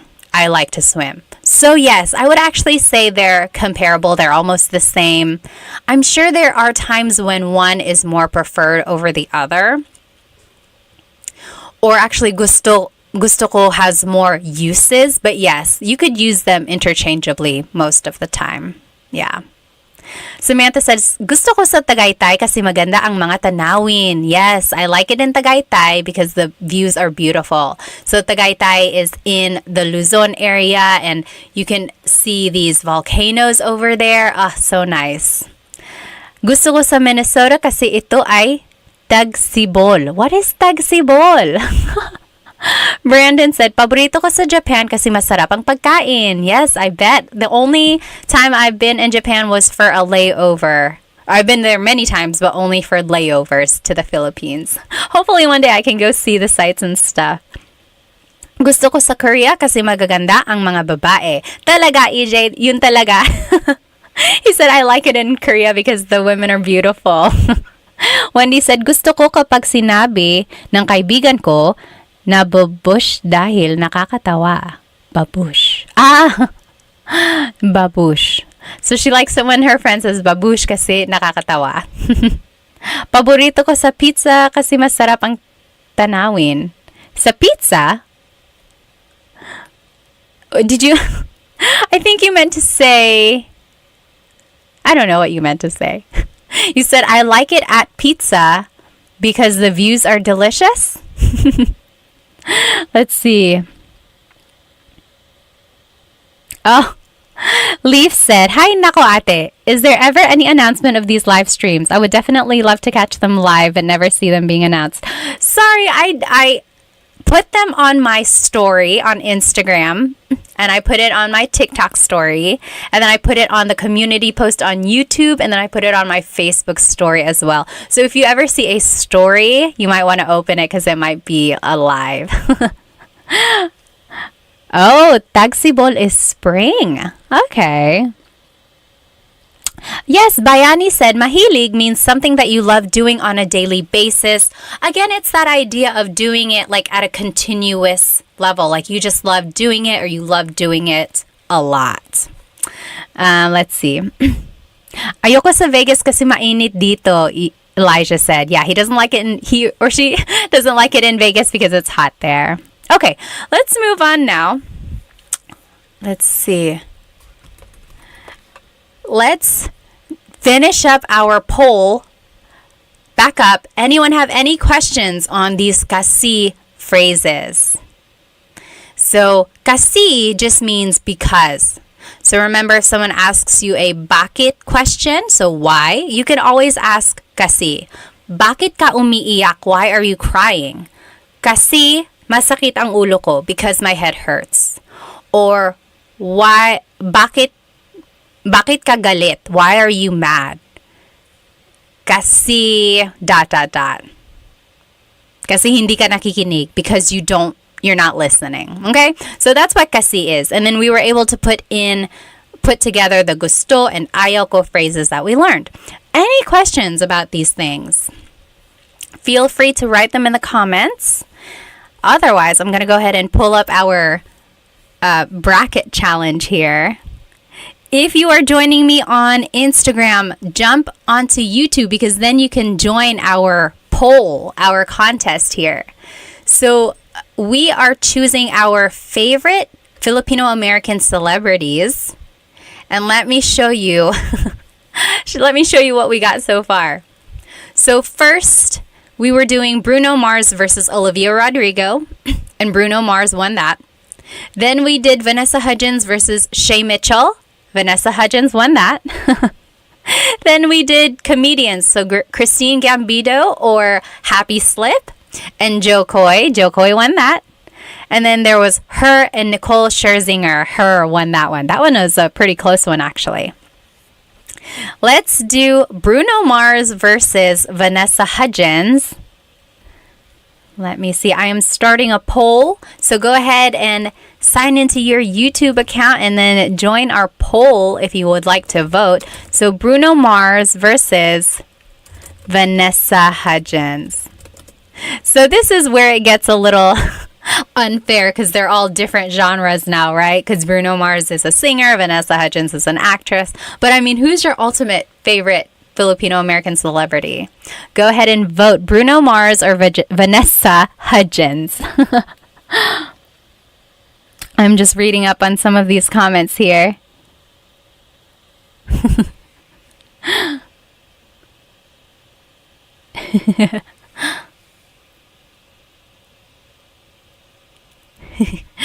Kira said, gusto ko sa China, Korea, Japan, and Pilipinas kasi guys ang maganda. Or you could say kasi guwapo ang mga lalaki because the guys are handsome. Liza on Instagram is voting for Bruno Mars. Jump onto my YouTube so you can cast your vote in. So we are doing a live Tagalog lesson on my YouTube channel here. Actually, now we're not doing a live. We're not doing a lesson. We're actually just doing a contest to see who our favorite Filipino American celebrity is. And it's between Bruno Mars and Vanessa Hudgens right now. Take 10 seconds. Oh, I didn't know that. Sure said the lead guitar player from Metallica is Benoy. He's my fave. I didn't know that. Okay, 3, 2, 1. Bruno Mars. Bruno Mars is the winner. He is going to move forward. I didn't make my bracket right, but you get the idea. There it is. Next is Joe Coy versus Her. Who is your ultimate favorite Filipino celebrity? Filipino American celebrity. Favorites. Let's see. Joe Coy or Her. Oh, that's hard. I love Her. And I love Joe Coy. But you got to choose one. Only one. If you were going to be stuck on an island, who would you choose to be with?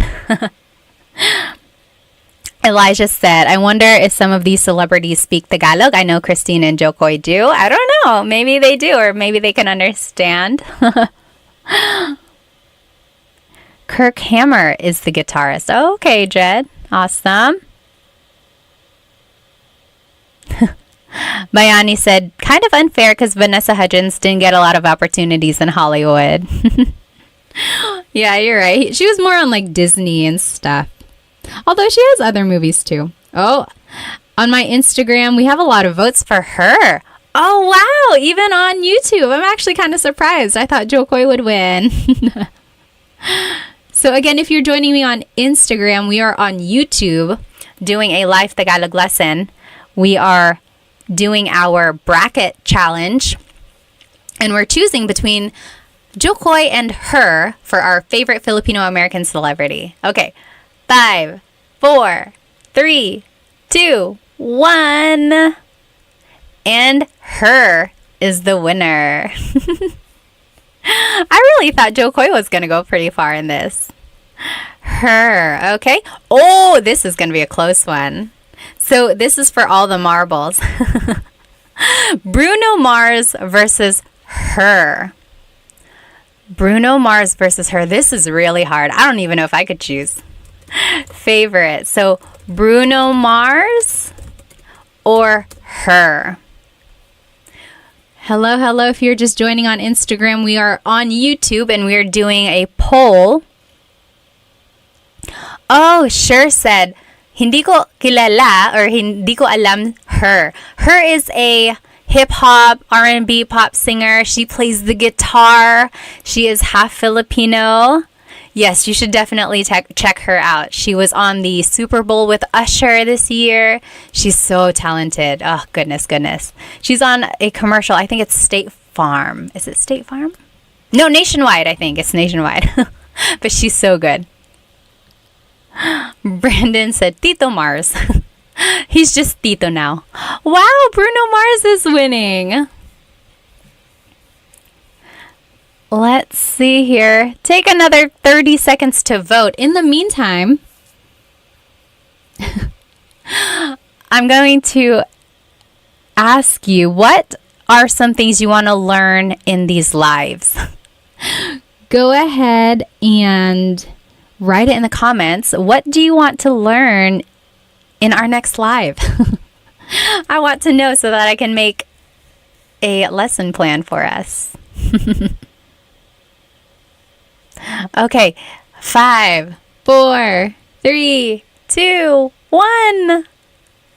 Bruno Mars is the ultimate favorite Filipino-American celebrity. Okay. I'm going to answer some of your questions here. So someone asked here on Instagram, how do you say this in Tagalog? Let me open up my screen again here for our friends on YouTube. Again, this is a live Tagalog lesson on YouTube. Feel free to join us here. Oh, I must have... Okay, so the question was, how do you say this in Tagalog? Oops, let me turn my screen back on. Oh, where is it? There it is. Oh, wrong. Anyway, if you want to say, how do you say this in Tagalog? It would be, ano ang blank sa Tagalog? Ano ang blank sa Tagalog? So, how do you say in Tagalog? So, someone asked that on my Instagram here. How do you say blank in Tagalog?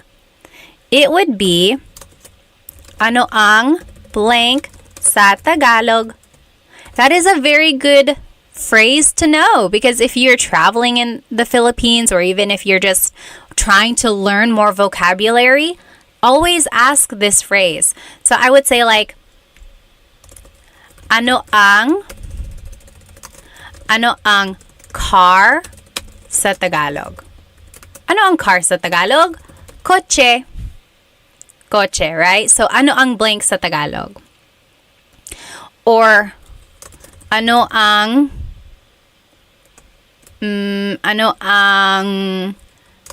dog sa Tagalog?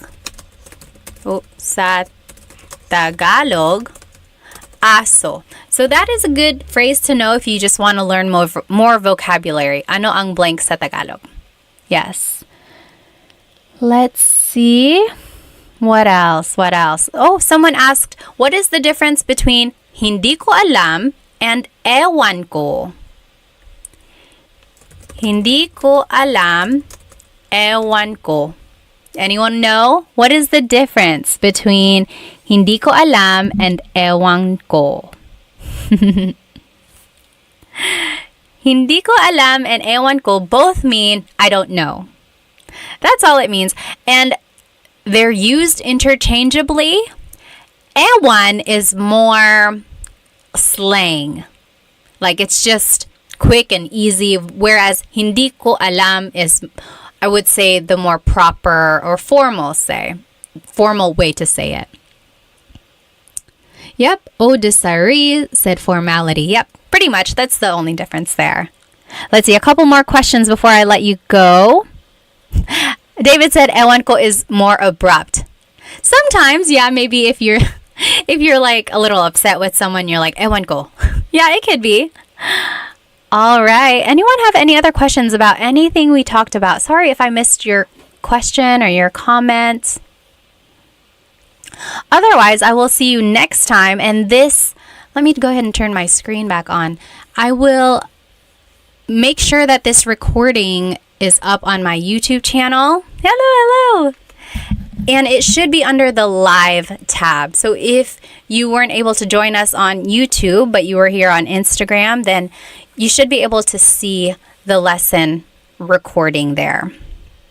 Okay, well, I will let you guys go. I hope you have a good rest of the night, and I hope to see you next time. Paalam!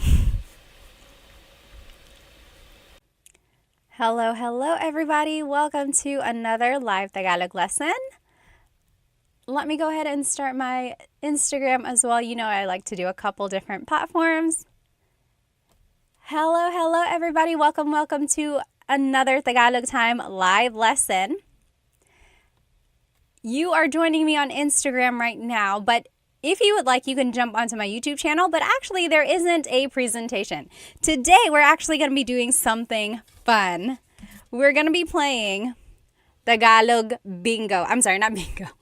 Jeopardy, Tagalog Jeopardy.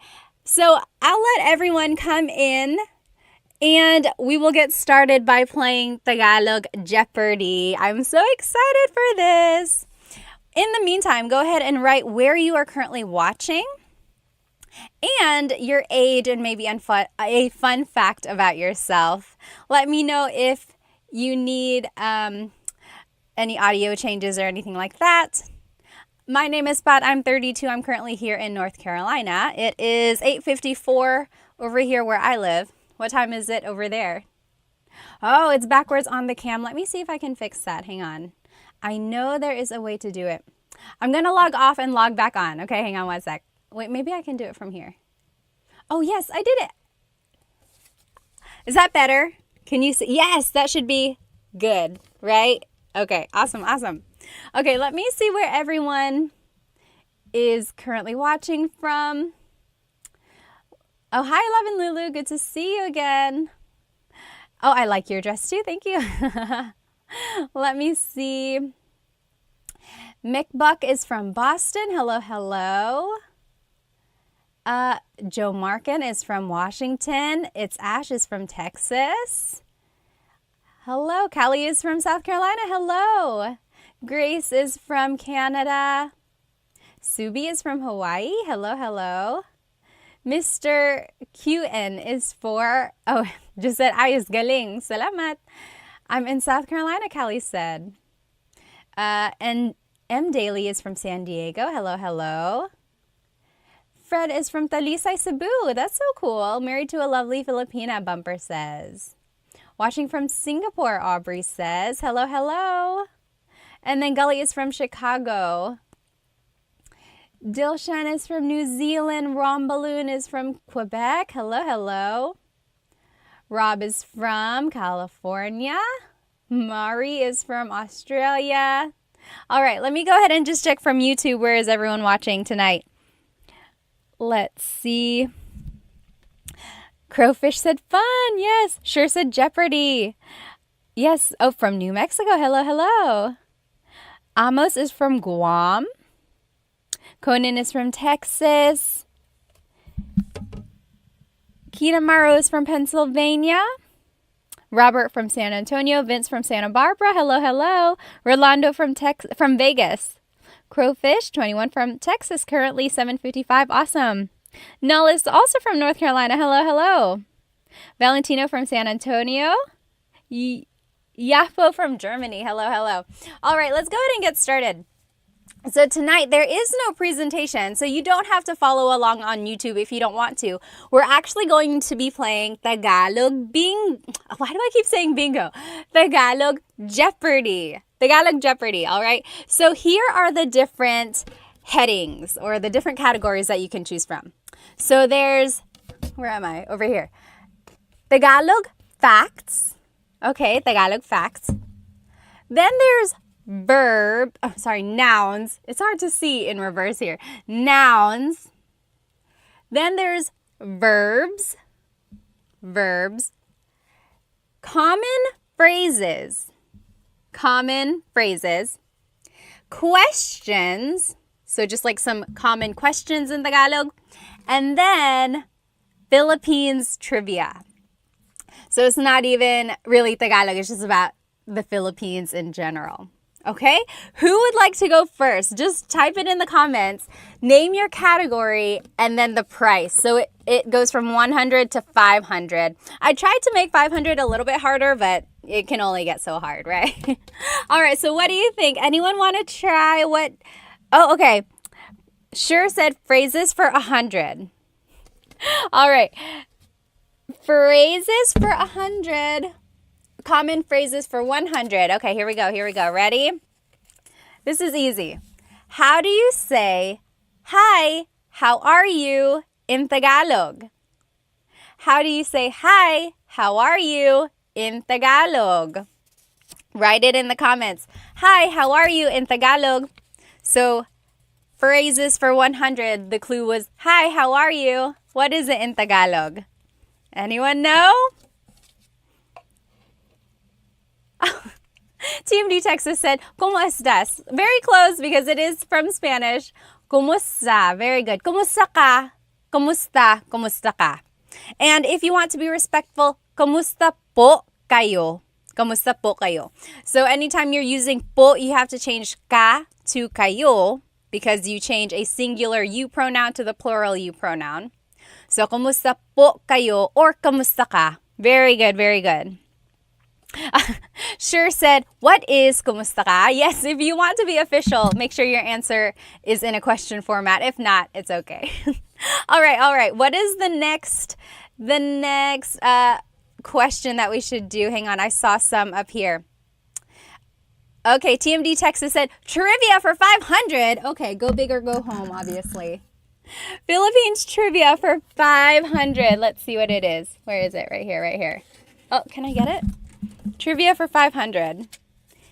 So, see, this one's not very hard. What is the national animal of the Philippines?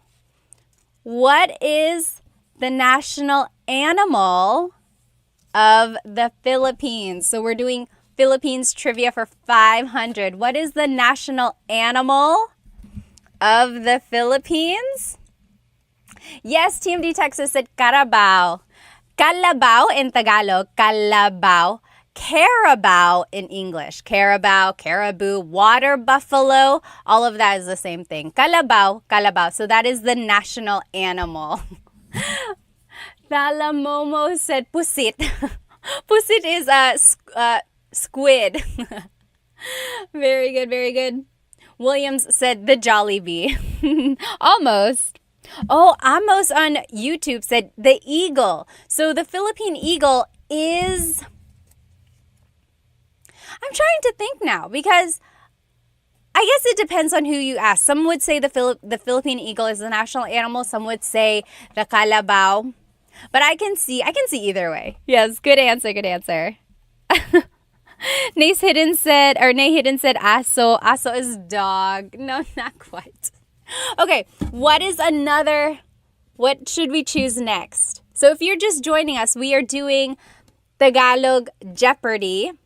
And here are our categories: Tagalog facts, nouns, verbs, common phrases, questions, and Philippines trivia. And it goes from 100 to 500. Okay, Brandon said verbs for 300. Verbs for 300. Here we go. I want you to give me a Taglish version of how you would say walking. Like, I want to go walk. I want to take a walk. How do you say it in a Taglish version? Anyone know? If you've taken my class, you kind of know what I'm asking for. So I'll give you like two chances. You could either say the Tagalog phrase for to walk, or you could say the Taglish phrase. How would you say? Oh, very good. So Thalamos has the idea. He or she said, mas strolling ako. Very close, very close. David Jr. said, walk mo. Very good. Yes, sure said, magwalking. So if you've attended some of my classes or even here on these lives, I've given you the hint to use Taglish when you can. So if you don't know a verb in Tagalog, turn it into a mag verb. So magwo-walking ako. I will go walking. Mag-cook ako. I will cook. Or magsisleep ako. I will sleep. So in that way, you're using the English verb, but you're kind of doing the Tagalog conjugation. Okay, so magwo-walking. That was kind of what I was looking for. Anyone know what to walk is in Tagalog? How would you say, I am walking in Tagalog? What is the Tagalog way to say it? Levin Lulu said, let's go walking na. Yes, that also works. Yes. Oh, Brandon Connor said, lalakad or maglakad, Makbak said. So very good. So you might hear maglakad. So maglalakad ako or naglalakad ako. But you might also hear the verb lalakad. Lalakad ako. I've heard that as well. They are used interchangeably. Some might prefer one over the other. So yes, lakad, maglakad, lalakad. Very good, very good. All right, let's keep going. What is our next question? Someone choose. So Tagalog, what is it? Tagalog facts, nouns, verbs, common phrases, or questions. I'm going to scroll up and see what people suggested earlier, just so you don't have to keep writing it in. Let's see. It's too far to scroll back. Okay, Tagalog facts for 300, KFXXO said. Tagalog facts for 300. Here we go. Are you ready? Name 3 languages that have influenced Tagalog. Name 3 languages that have influenced Tagalog. So there's been lots of influences in Tagalog, like not just 3. I'm sure like lots and lots, there are lots of components of Tagalog that have been, from different areas. But yes, name 3 that have had like a very major impact in the language. Very good, very good. So I'm seeing Spanish. Oh, Arabic. I didn't think of that. That wasn't one on my list. Yes, English. There's one more. Yes, there it is. So grub down Chinese. So I'm seeing Japanese in there as well. Yes, my main 3 from what I've kind of looked up is Spanish, then Chinese, actually, and then English. So those are 3 main influences in Tagalog. And of course, Tagalog itself is an Austronesian language, as they call it. So there's a lot of overlap in languages in the Southeast Asia region. So There's a lot of like similarities there. Very good, you guys. Okay, next, let's see what has everyone suggested. Question for 200. Question for 200. Someone said, here we go. How would you say, where are you from in Tagalog? So questions for 200. The question was, how would you say, where are you from in Tagalog? Where are you from? Yes, very good. Brandon Connor said, taga saan ka? Taga saan ka? So taga means from, saan means where, ka is referring to you. Taga saan ka?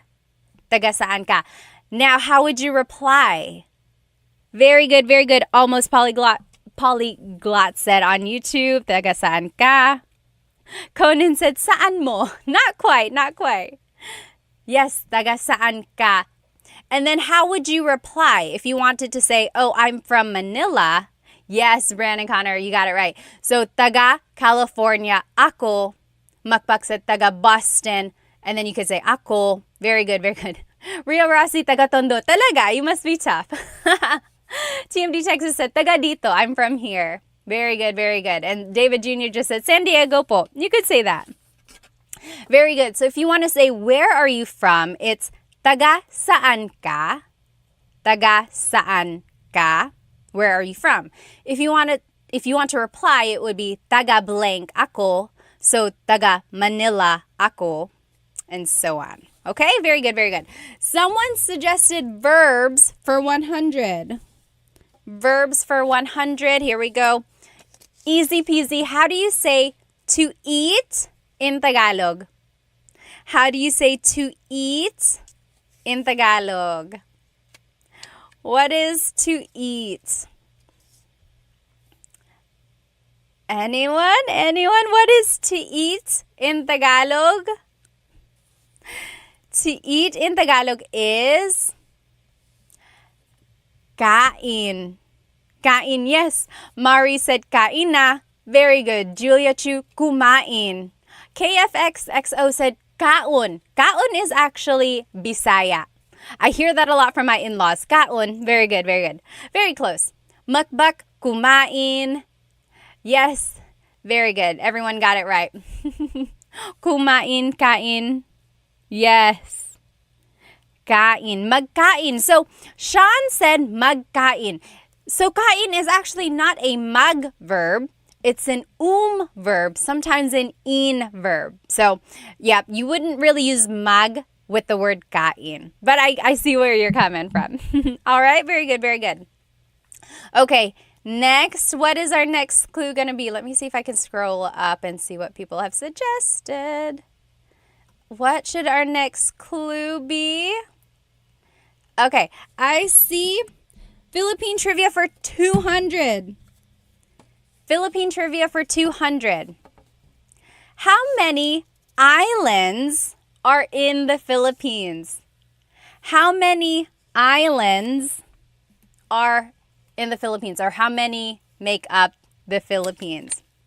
This one is tricky, depending on who you ask. Yes, so Ria Rossi says 7,107. So that's a very common number. I think it's in like some songs. It's just like the trivia that everyone knows. 7,107. And then, see, R. Woody said 7,109. Some people are saying 7,000, 7,100.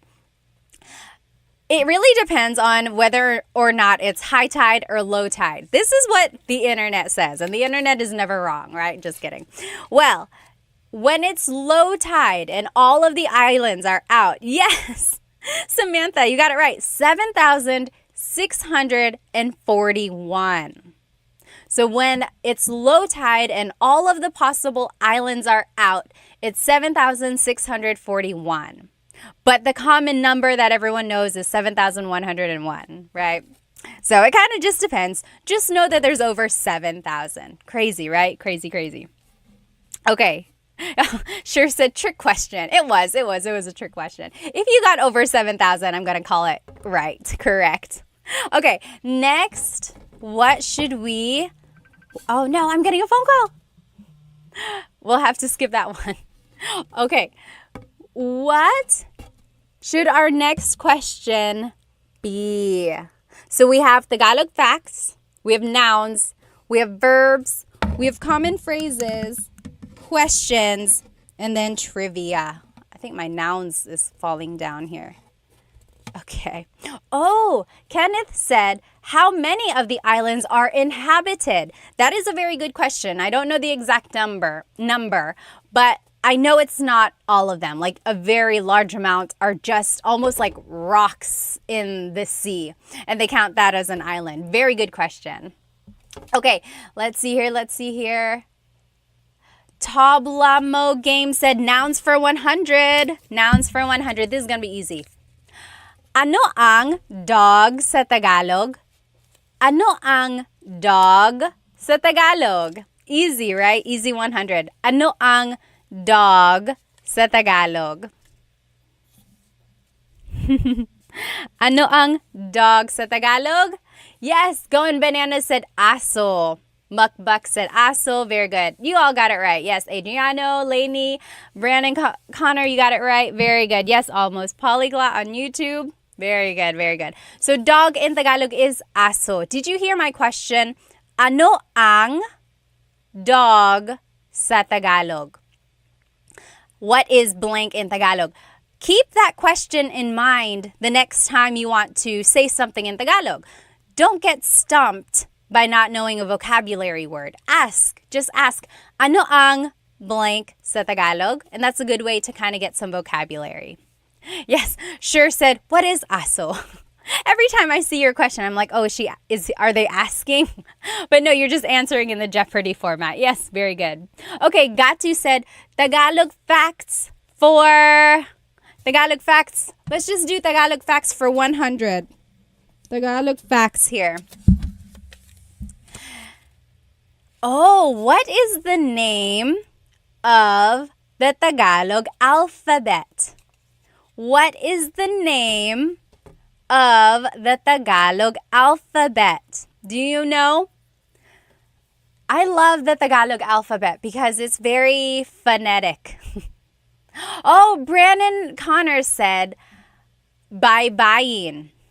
So there is a difference between baybayin and the Filipino or the Tagalog alphabet.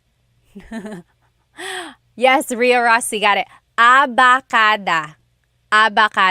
So the abacada is the alphabet of Tagalog. Baybayin is the ancient Philippine script. So baybayin is considered like the oldest type of writing in Tagalog, in the Philippines.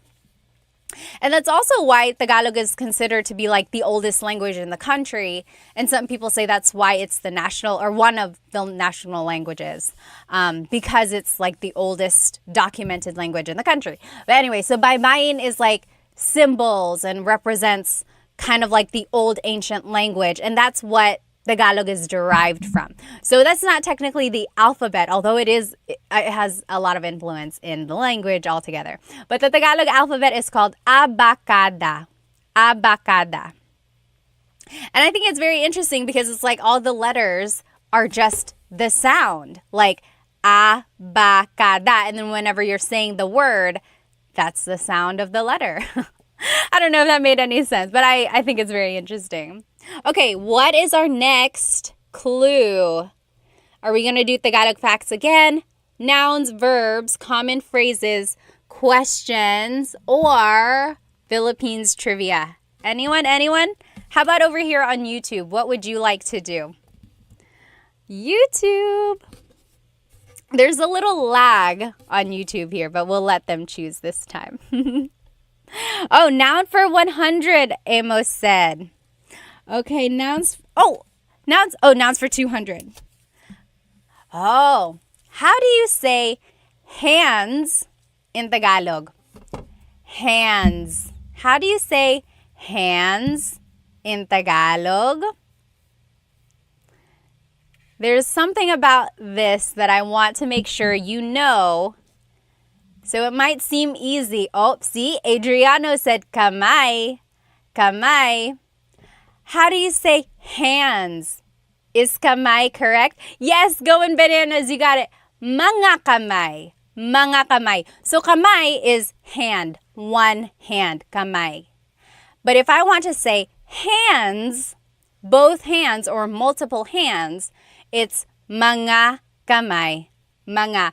Don't forget the mga when you want to make something plural. So in English, we always add an S at the end. But in Tagalog, if you want to make something plural, it's mga. Mga kamay, hands. Mga aso, dogs. Mga babae, women. Okay? So mga was the thing I wanted you to get from that. Very good, everybody. Yes, sure got it. Yes, David, very good, very good. And just don't forget the mga. All right, next. All right, let's do, someone up here suggested, let us do common phrases for 200. Common phrases for 200 here. Common phrases, easy. How do you say thank you in Tagalog? How do you say thank you in Tagalog? Thank you in Tagalog is... Kaylin said, thank you for doing this. You are so awesome. Salamat, salamat. Thank you for spending some time with me tonight. Yes, Residue 1830 said, salamat. Yes, Samantha said, salamat po. Very good, very good. Ballroom, yes, you got it. Salamat. Yes, JR said, or JB said, salamat po. Yes, Conan, Gatu, you guys all got it. Matthew, Sean, everyone. Yes, sure. What is salamat? Yes, Mark, got to everyone. So you can say salamat, salamat. That means thank you. If you want to be respectful, it's salamat po, salamat po. You add po if you're speaking to someone older than you or to someone in authority. So priests, doctors, lawyers, police, anyone you want to be respectful to, you would add po. Now, if you want to say I'm very thankful or thank you very much, that would be maraming salamat po. Maraming salamat po. Okay? But you could just say salamat. That also means thank you. All right. McClaskey said, this is so fun. Thank you. Salamat, salamat din. Levin Lulu said, salamat po. Salamat times 1,000, Matthew said. All right. Pick the next one. Should we do Tagalog facts, nouns, verbs, common phrases, questions, or Philippines trivia? What should we do? What should we do? JM said questions for 100. Let's do it.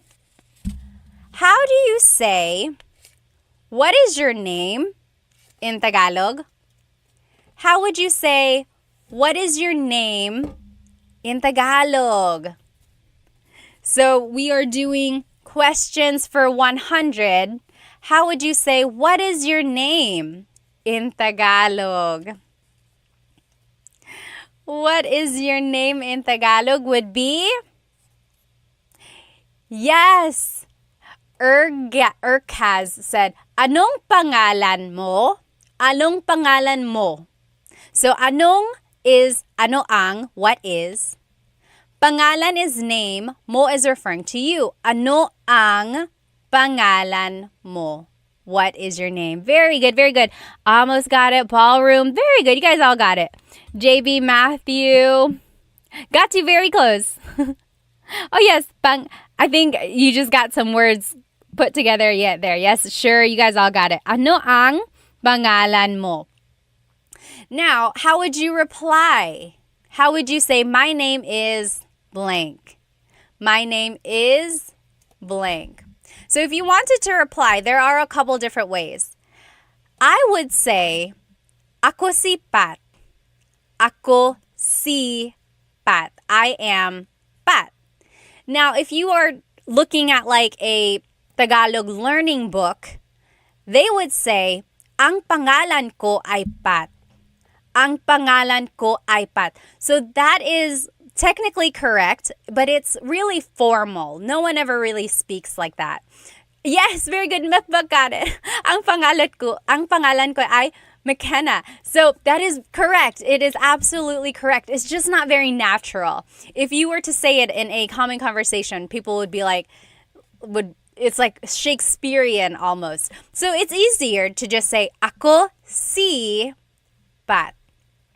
Ako si Pat. I am Pat. Very good, very good. Okay? Very good. Next, I saw verbs for 100. Oh, we already did 100. Verbs for 200. Let's do that. Verbs for 200. How do you say to cook in Tagalog? To cook. How would you say to cook in Tagalog? To cook in Tagalog. To cook in Tagalog, let me see. Urkaz said, why don't we say, ikinagagalak kong makilala ka anymore? So do you know what see, I can't even say it without reading it. Ikinagagalak kong makilala ka. That means, like, I am happy to meet you. It's like great meeting you almost. But I think because it's just so formal, maybe we don't say that. Very good. Yes, Mukbak said magluto. Travis on YouTube got it. Sean got to. Very good. So to cook in Tagalog is magluto. Magluto. If you wanted to say I am cooking, it's nagluluto ako. Nagluluto ako. To be specific, it would be nagluluto ako ng adobo. Nagluluto ako ng pansit. So, nang means some or a thing. Nagluluto ako ng blank. Okay? Very good. Next, what should we do? This verbs one is gonna fall off. So, we have Tagalog facts, nouns, verbs, common phrases, questions, or Philippines trivia. What should we do? Should we do Tagalog facts, nouns, verbs, common phrases, questions? Okay, we should do facts. McClaskey said. Let's do Tagalog facts for 200. Tagalog facts. Oh, what fraction of Tagalog comes from Spanish? So, like, what fraction of all the words in Tagalog have a Spanish origin? Is it like half of the words, 3/4 of the words? What do you think? How much of the Tagalog language comes from Spanish? What do you think? Oh, McClaskey said half. Oh, Urkaz said 30%. Mukbak said 3/4. So there is a lot of influence from Spanish in the Tagalog language. So according to my research, of course, the internet never lies. Just kidding. It's 1/3. 1/3 of Tagalog has Spanish origins. And it's interesting because different dialects, different languages in the Philippines have different amounts of Spanish in them. So my in-laws are from Cebu and they speak Bisaya. And there is a lot of Spanish words there. Like, there's a lot in Tagalog, but it's like there are some things that they would say that Tagalog they don't say. And it's just very, like, a lot more Spanish in what they're saying. All right. Yeah, so it's 1/3. 1/3 of Tagalog has a Spanish origin. 1/3 of all the words. Okay. I saw Philippine trivia. Let's do Philippine trivia for 100. Name 2 countries that colonized the Philippines. Bonus points if you can give a time period. Name 2 countries that colonized the Philippines. Sean said, no way, it's as high as 33%. According to my research, again, the internet never lies. Well, it's 1/3. 1/3. And again, there's some variations because it's like, even though there are Spanish words, sometimes people prefer to use the true authentic Tagalog word for a certain thing. Yes. Oh, very interesting. TMD Texas said Spain and Japan. KFXXO said Spanish and the US. Oh, Japan and Spain. I'm seeing, oh, Spain and India. I've never heard that one before. Yes, I'm seeing a lot here. So Spain, Japan, the US. Oh, let's see here. So E. Christ said Spain from 1800 to 1930. It's actually way before the 1800s. I'll give you that hint. Yes. JB said Spain for 333 years, US from 1989 to 1946. Sure, Spain for 300 years, US after World War II. Yes, very good, very good. Okay, so Spain colonized the Philippines in the 1500s. And the oldest city in the Philippines is Cebu City. So Magellan and his crew all landed in Cebu. Magellan was actually killed by Lapu-Lapu. So Lapu-Lapu and his team kind of kicked Spain out. And Spain kept returning.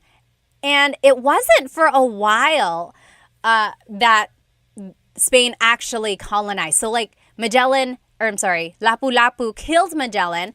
Their fleet kind of left and tried to keep coming back. But then they just kept getting like attacked by the natives.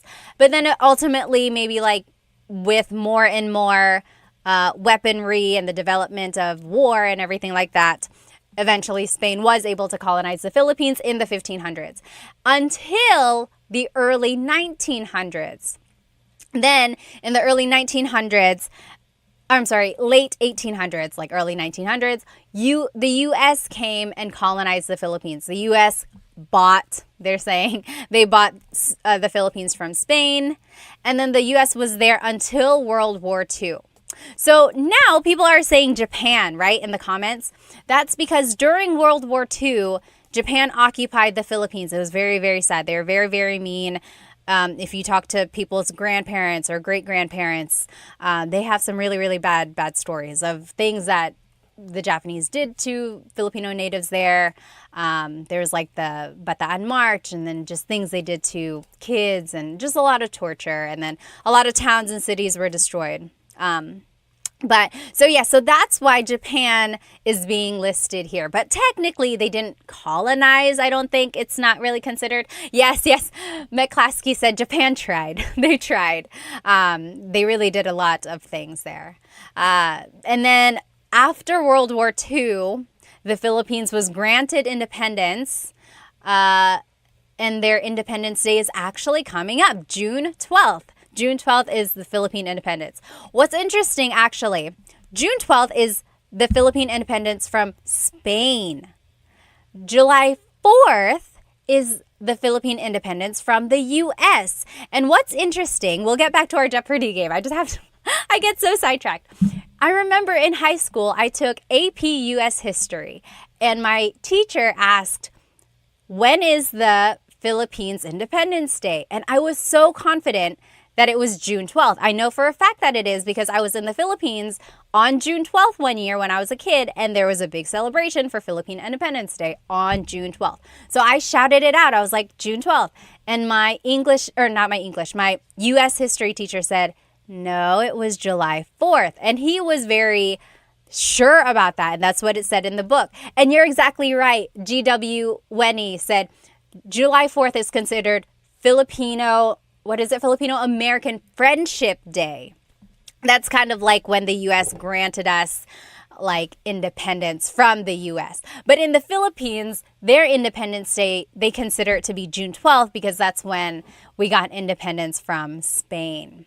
Very interesting. I'll never forget that. Like, I was so confident. I was like, June 12th. And he was like, no, it was July 4th. And I was just so confused because in the Philippines, it was celebrated on June 12th. So now I get it. Okay. All right. Next. So are we going to do Tagalog facts, nouns, verbs, common phrases, questions, or Philippines trivia? Okay, Sean said it wasn't bought. It was a settlement given to the U.S. after the Spanish-U.S. War. I see. It was like their settlement there. Yeah. Yes, Sean said given the Philippines. Very good, very good. Oh, Interesting, interesting. Dio said the reason the U.S. granted independence was because they didn't want to rebuild the Philippines after World War II. Oh. Okay, Jay said phrases. Phrases for, let's do phrases for 300. That's 400. We're just going to do 400 because that's what I grabbed. How would you say, we already did this. My name is blank. My name is, just try it again. How would you say, my name is blank? I didn't realize I made another one for that. So remember, we learned, how do you say, what is your name? Ano ang pangalan mo? And then if you want to say my name is, it would just be ako si blank. Ako si Pat. Very good. Okay. I saw one up here. Let's see. Trivia. Let's do trivia. Philippine trivia for 400, David Jr. said. Philippine trivia for 400. The last Philippine trivia here. Hang on. Can we get it? Who is the current president? Oh, Alpha, thank you on YouTube. Became a Tagalog Time subscriber on YouTube. Thank you so much. Who is the current president of the Philippines? Oh no, lost my audio and microphone. Is it back? Can you hear me on YouTube? It said lost the audio on the microphone. Hello. Let me know if you can hear it again. Okay, very good. Almost polyglot. So I think you can hear me because you're answering. So who is the current president of the Philippines? So yes, President Bongbong Marcos. Who is Bongbong? BBM, yes. So Ferdinand Bongbong Marcos is the current president. He is the 17th president of the Philippines. His father was the president as well in the 1960s to the 1980s, Ferdinand Marcos.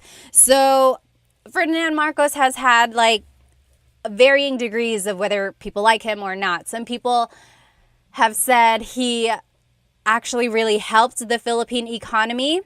There were a lot of developments. Some say that the Philippine peso was actually worth the most during his term.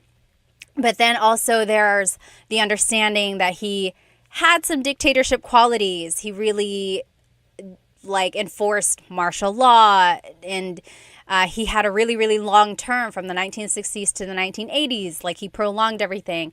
And then there's just the reputation where his family kind of spent government's money and they got money from, other things. So there's some people fully support him. Other people would like to think otherwise. But the current president, Bongbong Marcos, is his son. And their whole family really has a long line of politics, like his sister, cousins. A lot of them are senators or just government officials in other areas as well. So that's just some facts. There's just some information. Feel free to look them up on your own. Okay.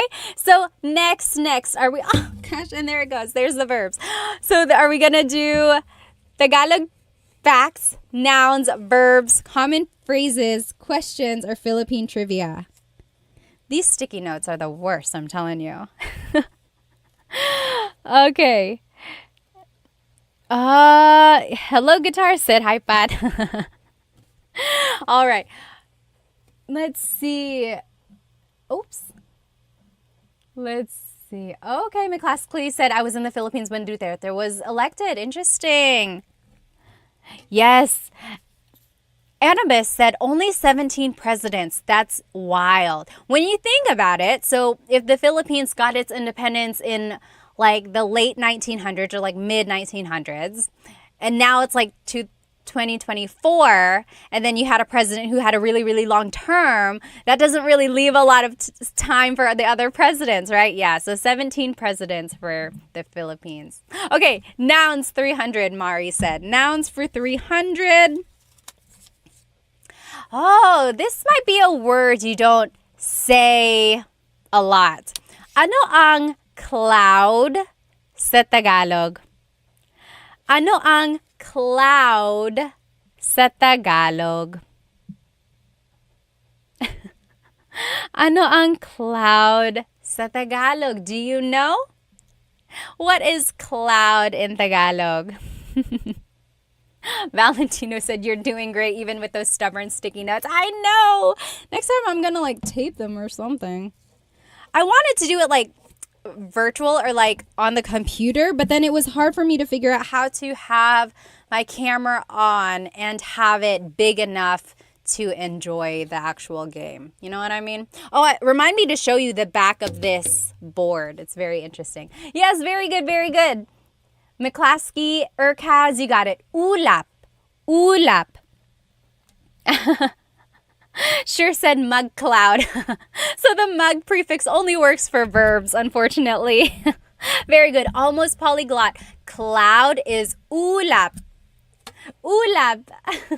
Chibis Cheryl said, my husband is Filipino and doesn't even know. Cloud in Tagalog is ulap. Ulap. Yes. Again, it's one of those words you don't say a lot, like unless you have to or unless you like come across it.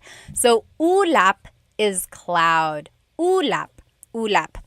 All right. Next clue. Let's see where we at. Let's finish up Tagalog facts for 400. It's the last one in that category. Then we'll take off this sticky note. Ta-da! It's gone. Tagalog facts. I love this fact, you guys. I love this. Where did the name Tagalog come from?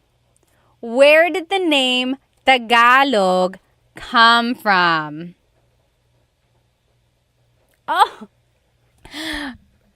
Ray Patson said, has anyone used sticky notes, like used the method of putting sticky notes around your house for learning Tagalog, and has that work? So I love that trick as well. Like if you are trying to learn vocabulary words, just put sticky notes on things around your house. Okay. Yes, Christ, you got it. So anyone else know? Yes, Annabus got it. Ballroom. Very good. Yes. Jay, you got it. Yes, Annadelle. So my question was, where does Tagalog get its name? So back in the day when the Spaniards colonized the Philippines, they heard native Tagalog speakers talking near a river. And they were like, what is this language? Ilog in Tagalog is river. So the Spanish called it Taga-ilog, like the people living there, Taga-ilog, from the river. So like river dwellers. So then the people speaking it were considered Taga-ilog, and they just considered their language Tagalog. So it comes from the phrase Taga-ilog, from the river, and then it just kind of became the name of the language spoken there. Tagalog, Taga-ilog. Very good, very good. Oh, Jonathan said, try Kahoot for a Jeopardy game. Yeah, I'll try that. I know Kahoot, they use that in schools. Okay, very good. Now, all we have left are nouns, verbs, common phrases, questions. Oh, we're all out of Philippine trivia, so that's gone. Nouns, verbs, common phrases, and questions. What should we do? Let's do... Anyone? Sure said, what a great lesson. I know, right? I love trivia, and I love learning things. Okay, we're gonna do, anyone? Nouns, they are tough, McClaskey said. Okay, so if you joined me, you might hear some thunder. It's thundering hard now. So nouns for 400. Tell me 2 ways to say bed in Tagalog. 2 ways to say bed in Tagalog. So the past couple weeks I've been doing lives and like repeat lessons, and I did a lesson on vocabulary words about the house. Do you remember what the Tagalog word is for bed? Bed. And there are 2 words or 2 ways to say bed. Yes, Going Bananas said kama. Oh, there are 3 ways. So Christ said tulugan. Tulugan. Tulugan means a place to sleep. Yes, that wasn't included in our lesson. So there's kama, which means bed. Christ said tulugan. Tulugan means a place to sleep. There's one more. Yes, McClaskey, you got it. Higaan. Higaan. Higaan is a place to lie down. Very good, very good. Very good. Yes. Sean, Jay, Claudio, you guys all got it. Conan, yes, higaan. Very good, very good. So those are 3 ways to say bed. Kama, tulugan, and higaan. I like that in Tagalog, you can just kind of turn a verb into a noun. So tulog is to sleep. Tulugan is a place to sleep. Higa is to lie down. Higaan is a place to lie down. Yes, Sir David Sir David R, you got it right. Very good. Let's finish off nouns since there's only one left. What is our last noun clue? Oh, this is kind of similar. How do you say chair in Tagalog? How do you say chair in Tagalog? Chair in Tagalog, 2 ways. 2 ways. I like this second way to say chair. It's not used a lot. Oh yes, Binyeves said silya. So okay, we'll say 3. That wasn't on my list. Yes, Mukbak said upuan. Upuan. Christ, you got it right. Oh, Annabis, it's tulog. Tulog means chair. Tulog, not tulo. Tulog. Very close, very close. Yes. Yes, Mark said upuan. Jay, maupo means, manupo. It's almost like you're saying manupo. It's not quite manupo. Yes, silya, upuan. And then there's another Tagalog word. It's considered like a very deep Tagalog word. What is like a deep Tagalog word for chair? Anyone know? The deep Tagalog word for chair is salumpuet. Salumpuet. Literally, salo means to catch. Salo. Puet is your bottom. So something to catch your bottom. Salumpuet. Salumpuet. That's like the deep Tagalog word for that. Okay? Now, do we want to do verbs, common phrases, or questions? Baku said, is that commonly used day to day? No, absolutely not. So not a lot of people say salumpuet. That's just like a deep Tagalog word, almost like a trivia, good thing to know. But upuan or silya, those are what's used a lot. Okay, so Juan Diego said verbs. Let's do, yes, sure, that's correct. Verbs for, let's do 400. Verbs for 400. What is to sweep in Tagalog? What is to sweep in Tagalog? To sweep in Tagalog is the same as the noun of broom. Yes, Mr. Q and Binyebest, walis. Walis. So, nagwawalis ako. Nagwawalis ako. I am sweeping. Listen that I'm saying nagwawalis. Nag. I'm using it as a nag verb. Nagwawalis ako. But I could also say, winawalis ko ang sahig. Winawalis. So I'm using it as an in verb now. So when it's an in verb, it's an object-focused verb. And so, hello? Okay. So when it's an in verb, it's an object-focused verb. And then it's like focused on the floor. Winawalis ko ang sahig. However, when it's a mag verb, nagwawalis ako, it's focused on me. It's an actor-focused verb. Very good. Let's finish off verbs since we only have one left. What is to wink in Tagalog? What is to wink in Tagalog? Do you know? What is to wink? I remember learning this when I was a kid and I was like, wow, because it's not a verb you hear every day.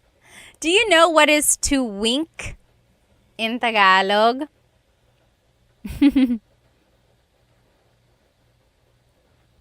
Sean said, why do Filipinos repeat words like walis walis?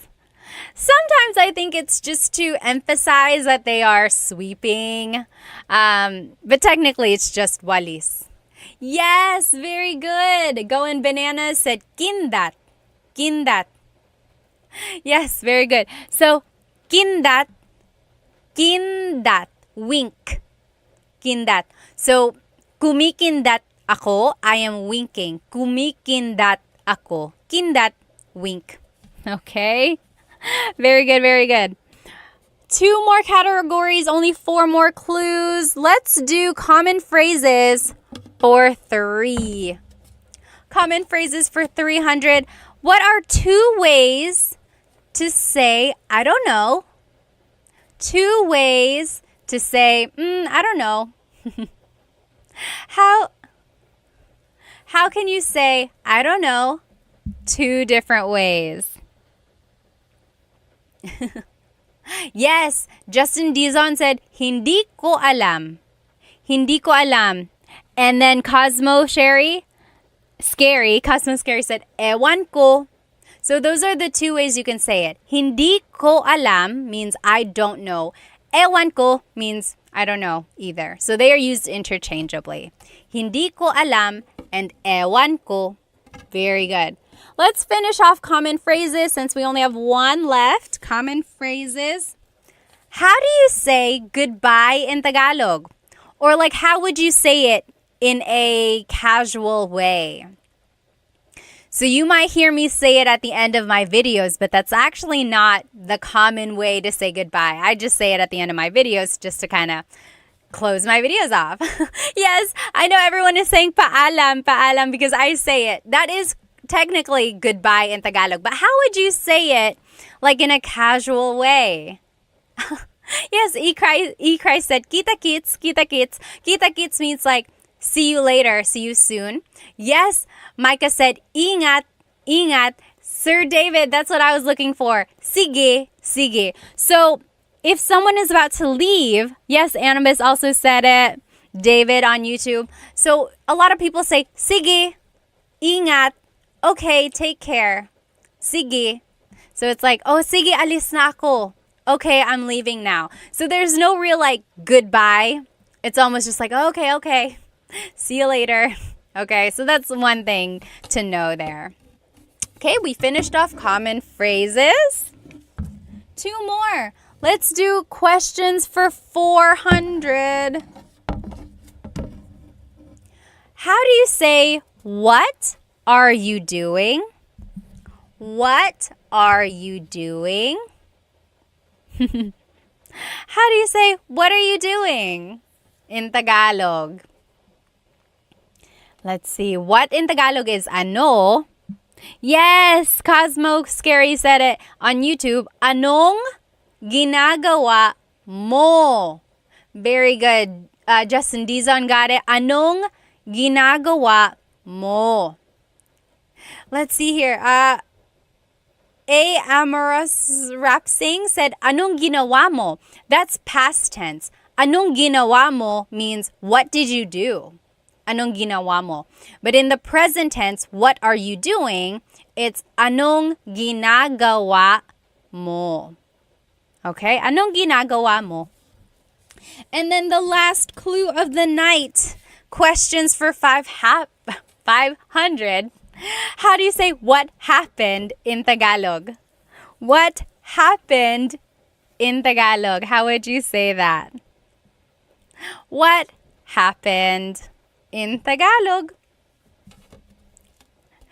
What happened in Tagalog is... I saw someone write it there. Oh. Sean, I'll answer your question in just a minute. Yes, very close, close, Micah. Yes, Abigail got it. Anong nangyari? Anong nangyari? What happened? Anong nangyari? Anong nangyari? What happened? Very good. Sean said, how do you say to a group of people, what are you doing? So if you're talking to more than one person, you wouldn't say, anong ginagawa mo? That's just one person. Anong ginagawa mo? What are you doing? But if you're asking a group of people, what are you all doing? It would be, anong ginagawa nyo? Anong ginagawa nyo? Nyo is the you plural. There we go. We finished it. We finished all of this. Do you want to see the back of this board? This is a little like wall decor. I don't really have space to put it behind me, so I haven't found a place to hang it up. But it is like a piece of wooden art with, does anyone know the name of this dance that's being depicted? This is considered the national dance of the Philippines. Anyone know? This is the it's the tinikling dance. So you'll see the bamboo poles here, and people are dancing, and they're trying to dance between the poles. And sometimes it goes faster and faster, and you're trying not to get clicked. Yes, very good. You guys all know. Ballroom, Jay, Eric. Oh, yeah. Ballroom said, it says it on the thing. Tinikling. There it is. This is the tinikling dance. And they say the dance was influenced by the bird, the tickling bird. Tickling is like a very skinny bird, and it hops around. So they're mimicking the tinikling or the tickling bird in the tinikling dance. Very interesting, right? You know where I found this? I got this from a yard sale many, many years ago. I was just like looking around on this lady's table, and this was there for like 25 cents. I was like, am I seeing what I'm seeing? She was not Filipino, so I don't know where she got it from, but I couldn't believe that it was so cheap and it's still so nice. I just gotta find a place to put it. Maybe I'll put it behind me. All right, you guys, I gotta go. I hope you have a good rest of your night.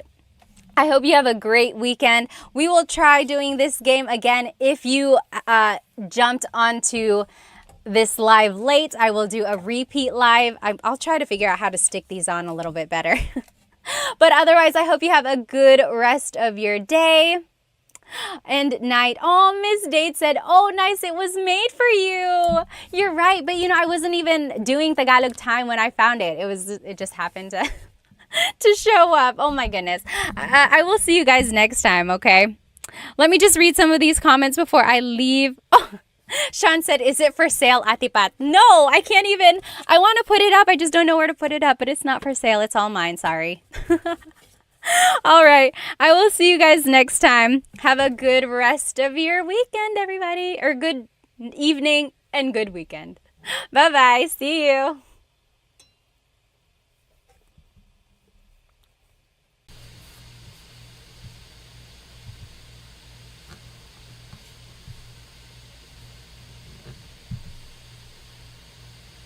Okay, good. So we are going to go ahead and get started. So sorry for the delay. I have only gone live on Instagram, so I've never gone live on YouTube, but I wanted to give it a try because I know YouTube can make it horizontal versus when I go live on Instagram, it's always vertical. And I wanted to share my screen with you because I have so much information I want to share. And the way I used to do it was that it would just kind of display behind me and then I would cover it and everything. Let's just give everyone another minute to get on here. That's a good question. Why is the video quality 480 versus 1080? That is a very good question. Oh, I think it says on my end, it says the stream's current bit rate is lower than recommended. You know, I'll have to play around with it. Is it really bad, like the quality? Can you not see? Like if I were to show this, can you see it? Can you read it okay? Okay, it looks like it might be bad. Hang on one sec. So, okay, so some people are saying it's clear, it looks good, it's not bad. Okay. Okay, we'll just keep it like this for now. If it goes really bad, then let me know. Alrighty, so today we are going to be learning some possessive pronouns and question formation. Also, how is my audio? Is it okay? Is it fuzzy? Is it too soft? Let me know. And sorry if I'm looking to the side because I have two monitors here. This one is where all of the information is, and over here is where all of the comments are. Okay, good. So it looks like the quality is good. We're going to go ahead and jump right into this. So go ahead and grab yourself a piece of paper and something to write with. Audio sounds good too. Good. We got everything going. We're going to get going here. So I'm going to actually turn off my face just because I'm covering up some of what we need to see. So this is what we're going to be learning today. So we're going to be doing some possessive pronouns. So my, your, his or her. Then we'll learn some adjectives. Then we'll put it all together into a simple sentence structure. And then at the very end, we will learn some question words, how to ask questions in Tagalog. And one of those question words is ba, which I'm sure you've heard many times if you've talked to anyone in Tagalog. Let me just catch up on some of these comments here. There is a delay on my end, so if I'm saying it, you're probably hearing it maybe like 10 seconds later. Okay, alrighty. So let's jump right into it. So here are some possessive pronouns. I will say that there are different types of possessive pronouns. We are going to be learning my, your, his or her, ours. But then there are also other possessive pronouns that are mine, yours, like it's yours, and then theirs. That's a different type of possessive pronoun. These possessive pronouns are the ones that can go in a sentence. If you hear me pause, it's just because I am catching up on some of these comments. I really don't want to miss anyone's questions. Okay, alrighty. So let's just start by going over some of these possessive pronouns.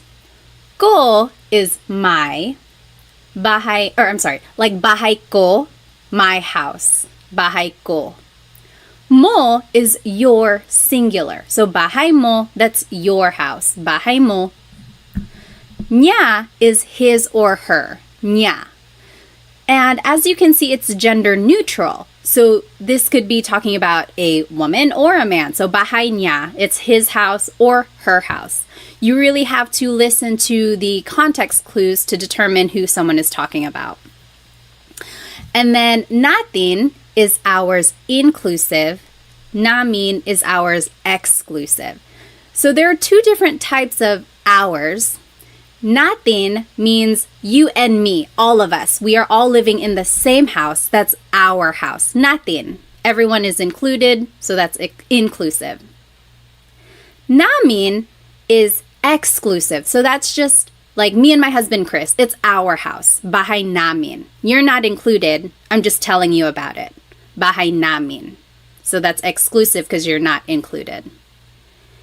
Then there's ninyo and nyo, which is your plural. So maybe you all as a class, you all live in one house. Bahay nyo. That's your house, all of you. And then there's nila, their house. So over there, that's their house. Bahay nila. Okay, so those are the different types of possessive pronouns. And in order to make a sentence, usually we're using it to describe something. So it's like, my house is red. Pula ang bahay ko. So here are just some adjectives. We will start with colors. Colors in Tagalog is mga kulay. Pula is red. Kahel is orange. Dilaw is yellow. Verde is green. Azul is blue. Lila is purple. Puti is white. Itim is black. Abo is gray. Rosas is pink. Ginto is gold. Kayumangi is brown. So those are just some different colors. And now let's see how we can put everything together in order to make a sentence. So this is the general sentence structure. So the adjective goes first. Then it's the word ang, which means is or are. Then it's the object. Then it's the possessive pronoun. So if we were going to do this together, can you still see it when I minimize it, or not minimize, make it smaller? So let's take a look at the first one. His pants are blue. The adjective blue in Tagalog is azul. So azul.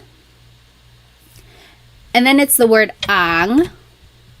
Then it's the object. Pants in Tagalog, I gave you a hint. Pantalon.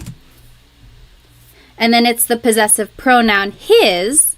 Let's take a look back here. Niya. Azul ang pantalon niya. So all we did was plug in the vocabulary that we know into this sentence structure formula. And in order to make something plural, technically it should be mga pantalon, but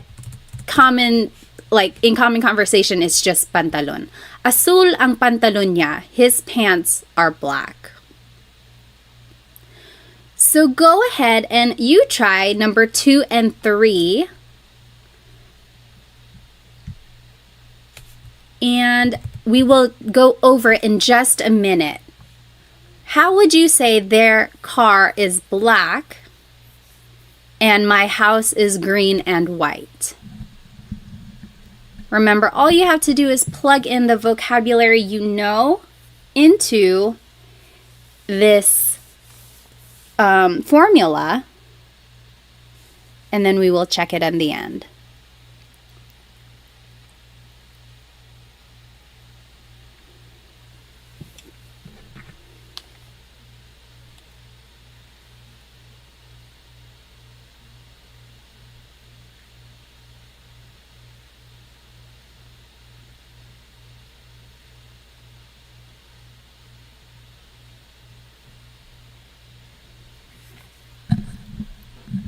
Yes, okay, so I am seeing some of the right answers, or one of them is already in the chat. Go ahead and take maybe just another minute or two just to answer or translate what is their car is black and my house is green.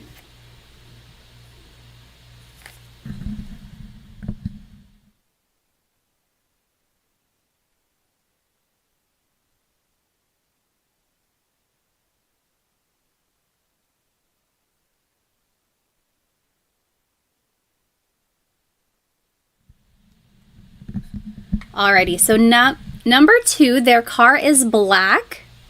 Tenfold for 10. Itim ang kotse nila. That's what they said. Itim. That's the adjective. Then it's the word ang, which means is or. I'm sorry, is or are. Object car is kotse. And then the possessive pronoun there is nila. Itim ang kotse nila. Yep, that is correct. Itim ang kotse nila.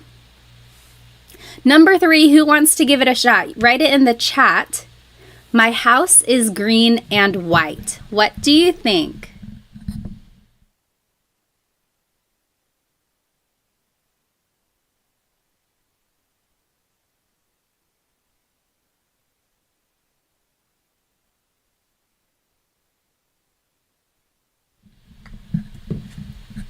Oh, I see some good answers in the chat here. So let's see. Nellify, Chelsea G, Daniel, Maximilian. Yep, I'm seeing it all right. So green, verde, and in Tagalog is at. At. Verde at, puti is white. Ang, house is bahay, and my is ko.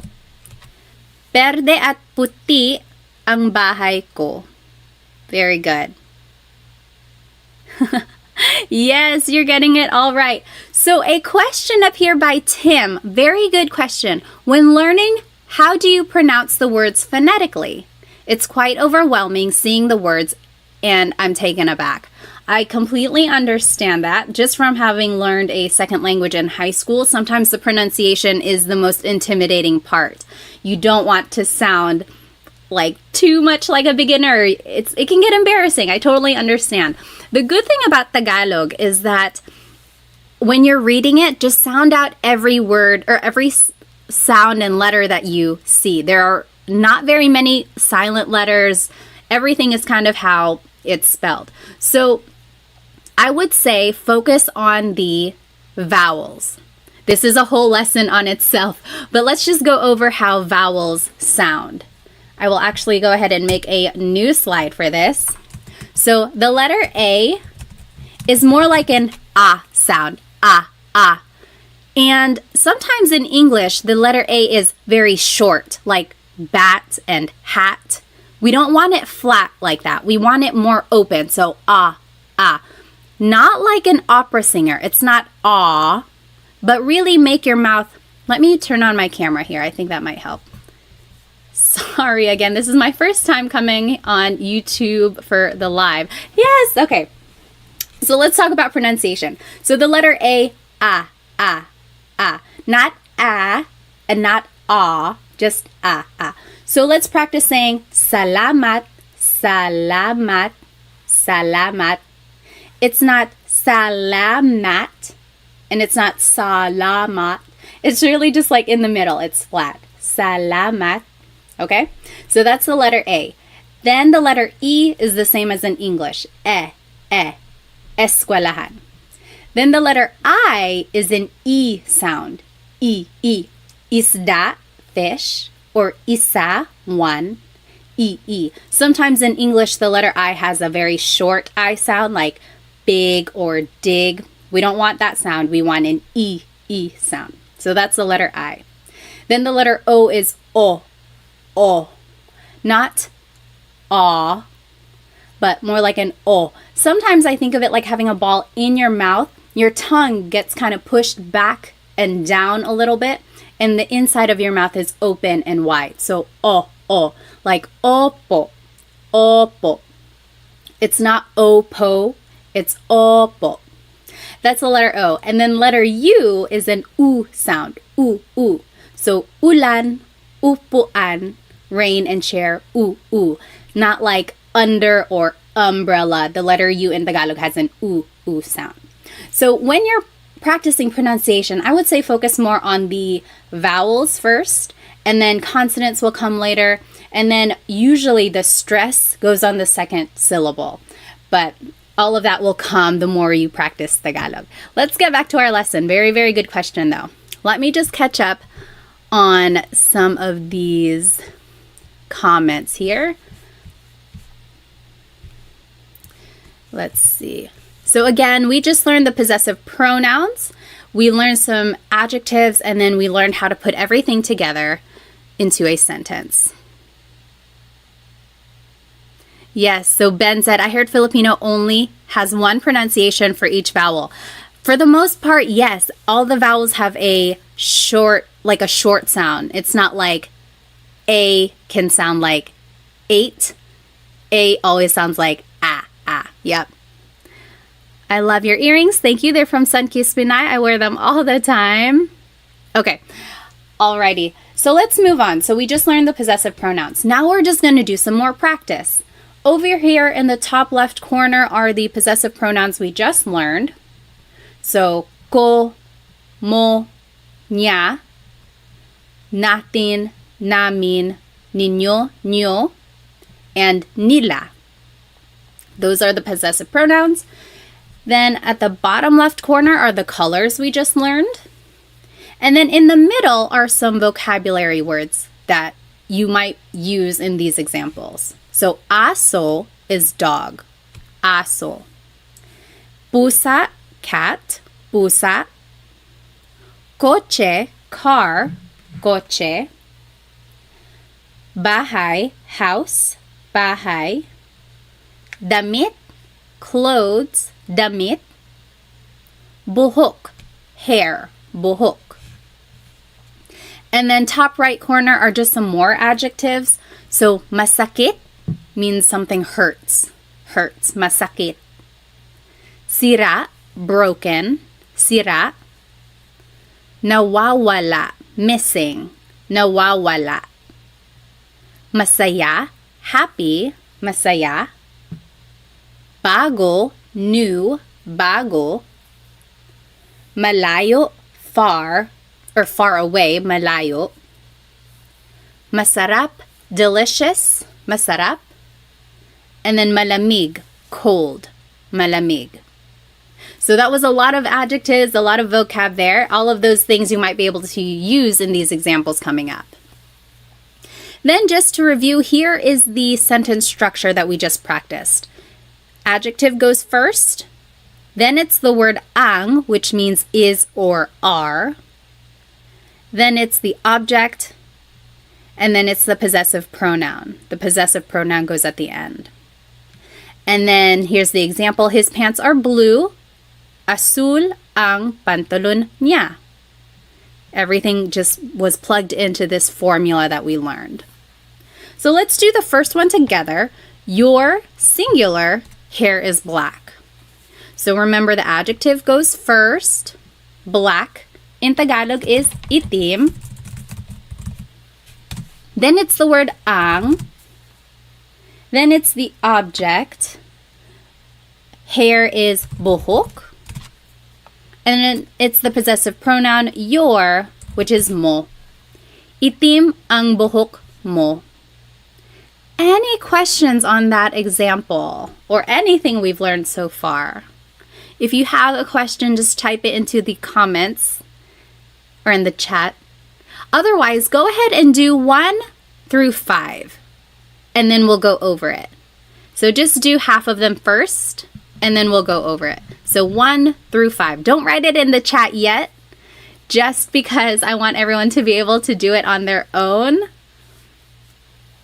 So go ahead and do 1 through 5, or I'm sorry, 2 through 5, and then we'll check it.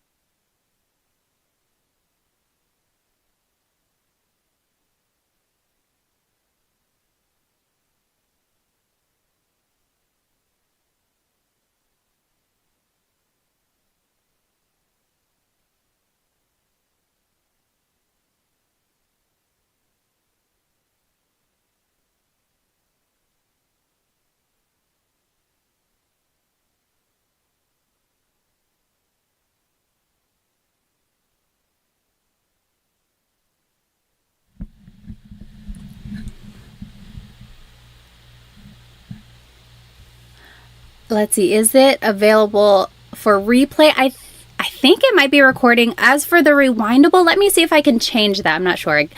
Oh, okay. I think I just need to enable this.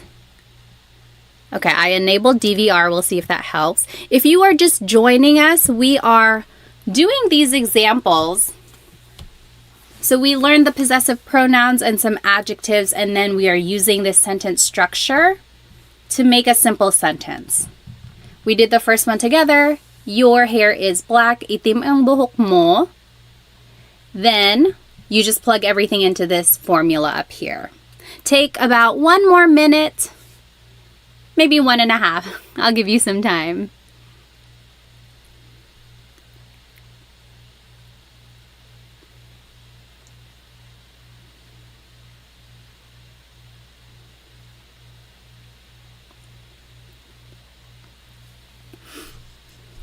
Oh, that is a very good question, Chelsea G. When would you say ma before the color? Like maitim ang buhok ko. Let me think about it. I want to give you a clear and concise answer. I'll think about it, and then after we do the examples, I'll answer your question. Very good question.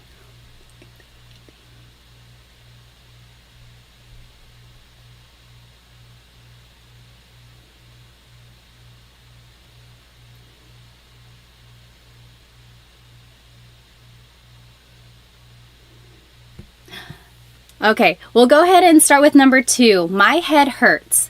Head is ulo. Oh, Angel, missing in Tagalog in the top right corner, nawawala. nawawala, missing. Okay, so number 2, you go ahead and write it in the chat. My head hurts. What do you think that is in Tagalog? My head hurts. Whoops, sorry.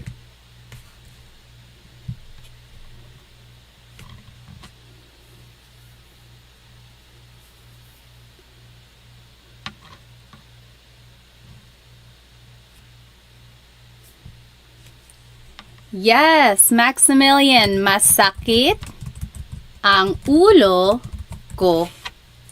So remember, adjective goes first, masakit. Then it's the word ang. Then it's the object ulo. Then it's the possessive pronoun ko. Masakit ang ulo ko. Yep. Number 3, my hands are cold. Hands in Tagalog is mga kamay. What do you think that is in Tagalog? My hands are cold. Let's see. My hands are cold.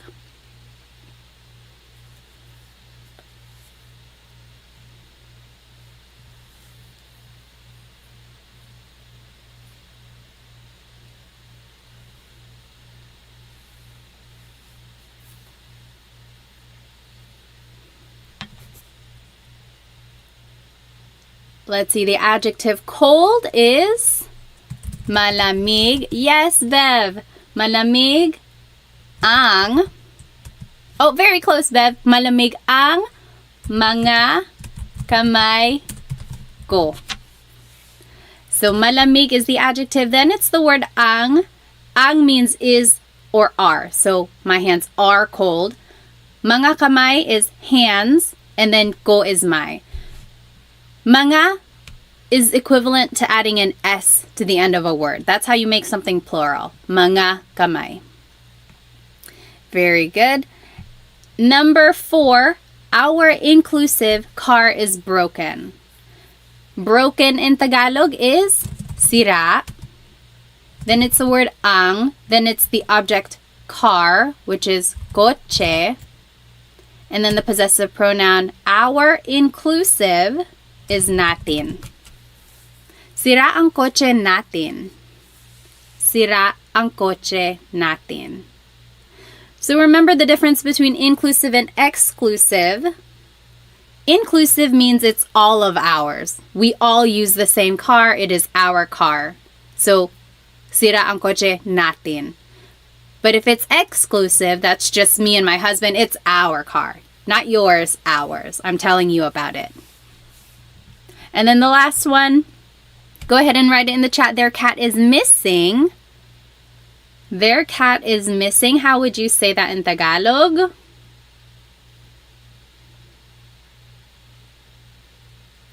Yes. Dean got it. Nawawala. Nawawala, that means missing.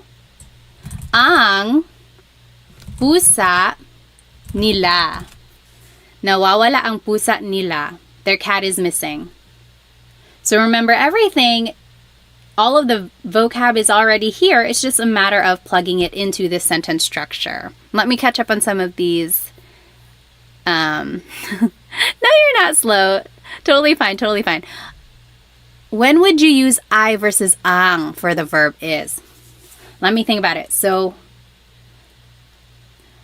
I see what you mean. Because sometimes I can mean is. So Rachel asked a good question. When would you use I, ay, versus ang for the verb is? I want to say I is more like an adverb. So it's more related to a verb versus ang, which is more related to an adjective. If I can think of a good I example, I'll write it in the chat or I'll mention it, but I can't think of one right now. For the most part, in these cases, ang is more fitting, and I think it is because like the adjective is going first. It's just the sentence structure in this case. Very good question. If I can think of an example when I is used, I'll bring it up. Back to the question for let's see. When would you say ma in front of an adjective? So Chelsea G said, Maitim ang buhok ko. That also means my hair is black. However, I would say in that case, maitim is like saying my hair is kind of black. My hair is kind of black. Versus like when you say itim ang buhok ko, my hair is black. So the ma prefix in that case is kind of making it not unsure, but it's like not as certain for some reason. That's how I've always heard it that way. But usually, yes, a lot of adjectives start with the ma prefix. Itim is one of those where it does not. Or like for colors, when you add the ma prefix, it's almost like you're just kind of describing it, but it's not exactly that. I don't know if that's making any sense at all. But it's one of those things where it's like, it's almost right. And if you said it in Tagalog, no one's going to be like, oh my gosh, they don't know what they're talking about. But it's just more correct to use itim without the ma.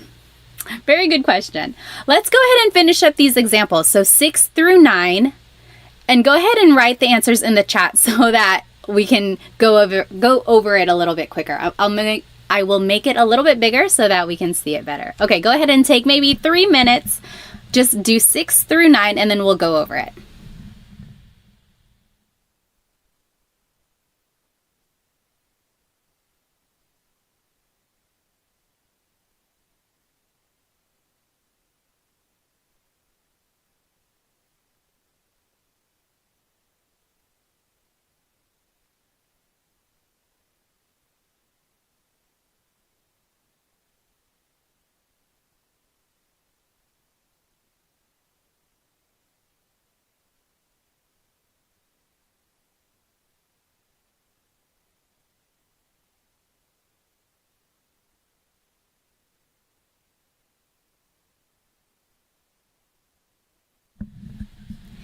If you are just joining us, your audio is not broken.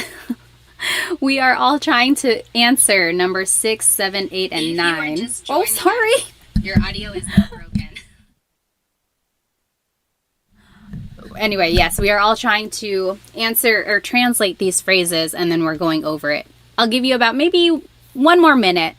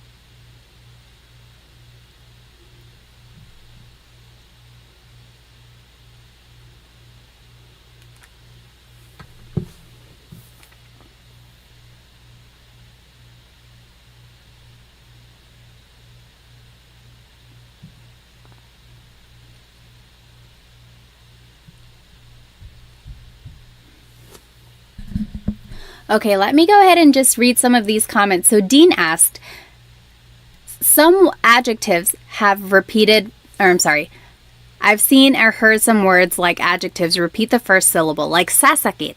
Yes. I can think of a phrase like sasakit ang ulo mo. Don't watch too much TV because sasakit ang ulo mo. That means your head will hurt. So it's almost like a verb in that case. Sasakit, it will hurt. Or mawawala. Don't hold your phone over the river. Mawawala yan. It will go missing or you'll lose it. Mawawala. So sometimes these adjectives can be used like a verb. And that's usually when there is a repeated first syllable. Very good question there. Let's see. Number 6. Your food is delicious. Someone said it. Masarap ang pagkain ninyo. Whoopsie.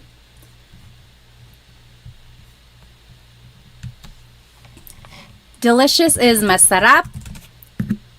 Then it's the word ang. Then Pagkain is food. Your, ninyo or nyo.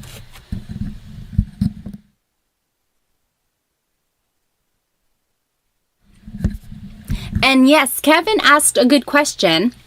Is there a difference between ninyo and nyo? Or would you use them for different scenarios? Actually, nyo is just the shorter form. It's like slang almost.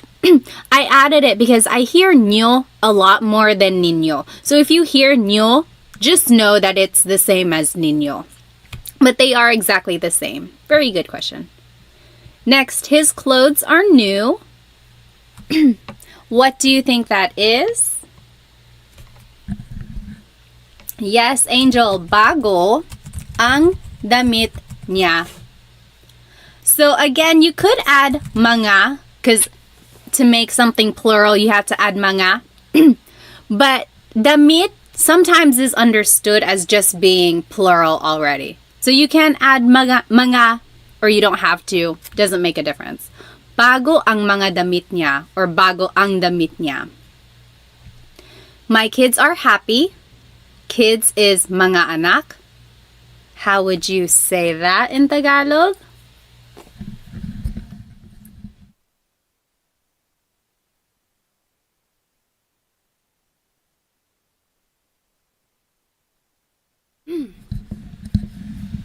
Yes, masaya ang mga anak ko. My kids are happy. Masaya ang mga anak ko. Lastly, our exclusive house is far away. So, our house is far away. Malayo ang bahay namin. Malayo ang bahay namin. Our house is far away. Good. Yes, Angel, you can add mga, but again, you don't have to. That's perfectly fine if there's no mga damit. Any questions about possessive pronouns or adjectives or the sentence structure that we learned?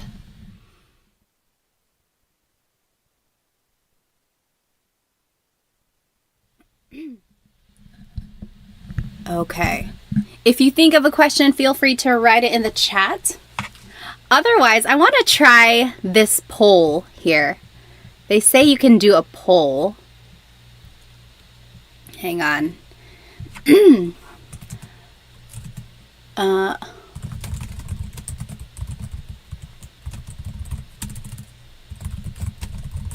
Okay.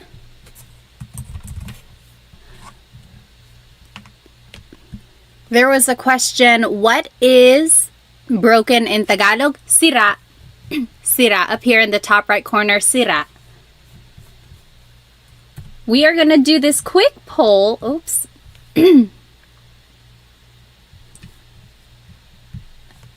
Let's see. Okay. See if that works. We're going to do a little contest to see what our favorite food is. Oh, it's not even showing up on your screen. Hang on one moment.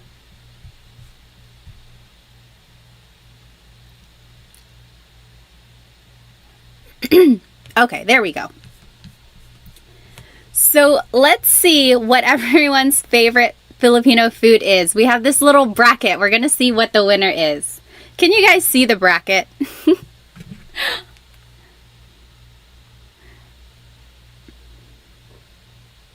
Okay. Oh, I see. It's very small.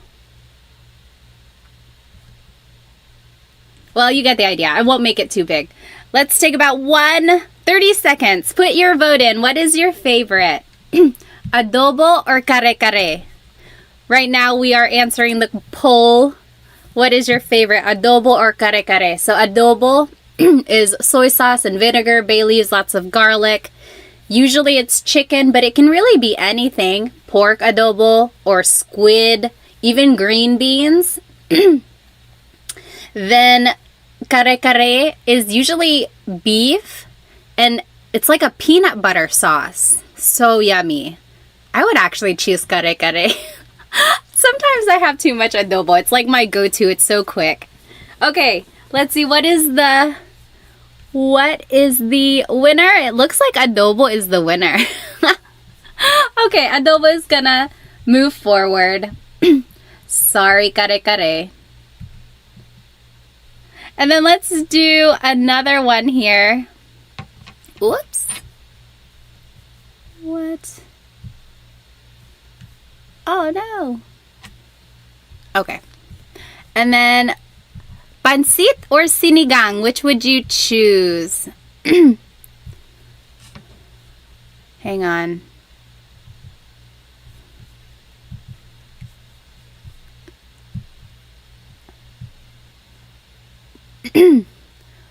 Let's see. Now I can't do a poll. Whatever. Which would you choose? Pansit or sinigang? Which would you choose?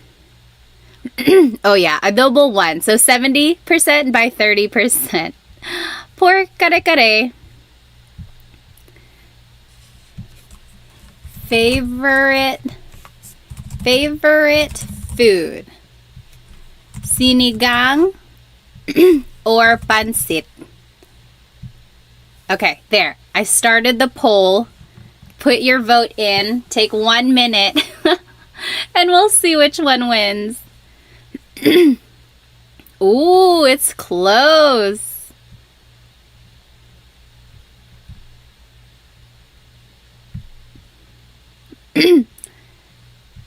Pansit, again, is like adobo to me. I feel like I have it so much. Or just like at any Filipino farm. Oh my gosh, it's 50-50. Oh no, pansit is winning. Everyone get their votes in. Sinigang or pansit? It's very close. No, it's 50%. What are we going to do? Is there anyone who did not vote? Oh my gosh. Let's see how many people are watching right now versus how many people have not voted. Come on, get your vote in. It's so close. Okay, there are 57 of you and there are only 34 votes. Put your vote in. Pansit or sinigang? It is 50-50. We don't have a winner. Why is it nilaga on there? Well, there's still more choices. Oh, I see. On the bracket. Oh my goodness. There's no winner. Pansit. Okay, unfortunately, pansit is the winner because we have to end the poll. Pansit is moving forward. Poor sinigang. Okay. Let's go back to our studying here. We'll finish up our contest in just a minute. Let me get back to the screen. This one. Okay. Now let's jump into question words. I asked what people were interested in learning. A lot of people said they want to learn more conversational Tagalog. And what is more conversational than questions? It's very good to start any sort of conversation with a question, like how is your day or what are you doing? So these are some good question words to know. Ano means what? Sino means who. Saan means where. Kailan means when. Paano means how. Bakit means why. And there's no particular reason why bakit is this lighter color. I think it just happened to be like that. So for any of these question words, you can say them by themselves. Like if someone said something and you didn't hear it, you can say ano. Just say it by itself. Ano. Or if someone is calling, or someone was like, hey, someone called you, and then you're like, who? Sino? Who? So you can say these question words by themselves. But if you wanted to expand on your question, there are certain prepositions or other types of words, sometimes an article, that has to go after the question before you continue on with the question.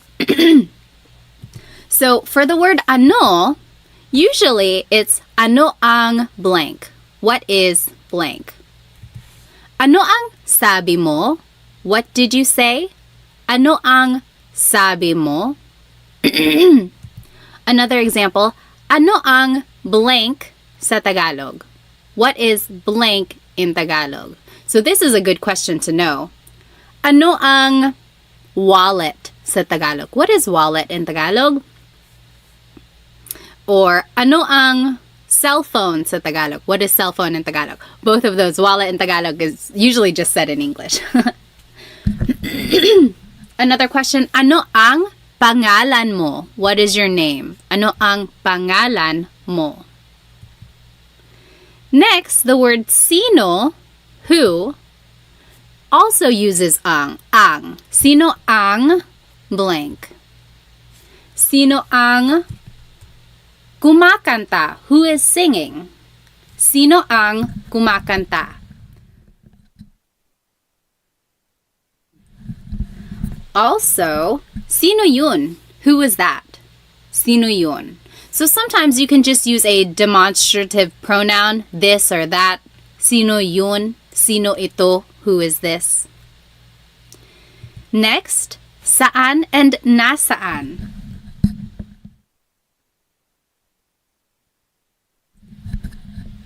So there are two types of where, saan and nasaan. Saan always goes with a verb, like, saan pupunta si Jake? Where is Jake going? Saan pupunta si Jake? Or I'm sorry, nasaan always goes with a noun. Nasaan ang CR? Where is the bathroom? CR is comfort room, and that's what a lot of Filipinos call the bathroom in the Philippines. Nasaan ang noun?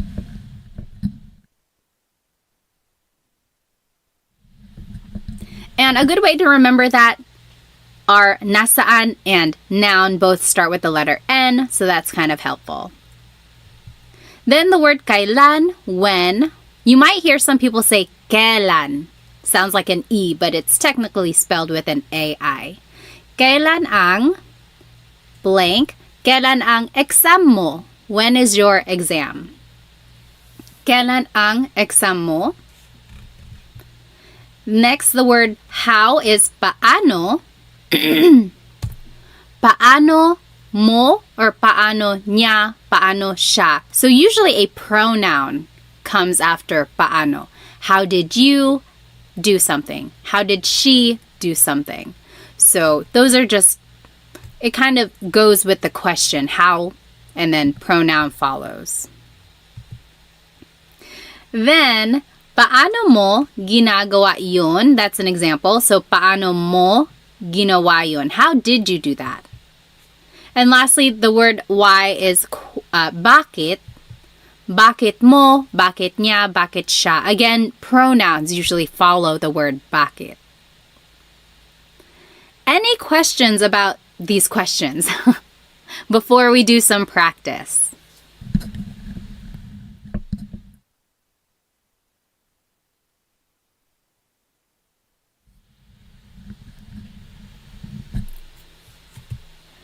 Let's see here.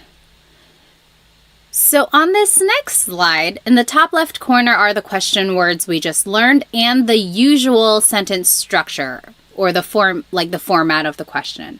Bottom left corner are the possessive pronouns we just learned. And then to the right are the questions that I want you to translate into Tagalog. So let's do the first one together. What is your name? What is your name? So let's take a look at the word ano. Usually it's ano ang blank. And I gave you a hint. Pangalan is name. So what is your name? Ano ang pangalan? Your, take a look at this bottom left corner, mo. Ano ang pangalan mo? Yeah, very good, Dita.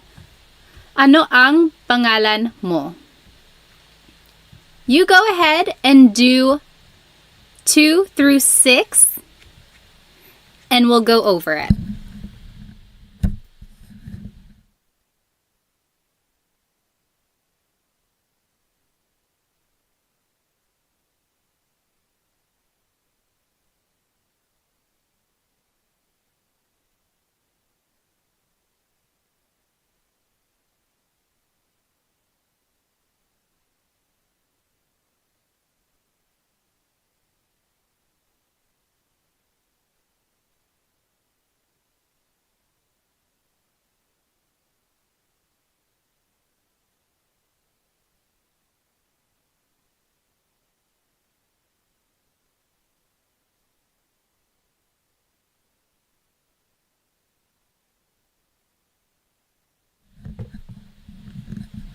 If you are just joining us, we are translating these questions on the right side into Tagalog.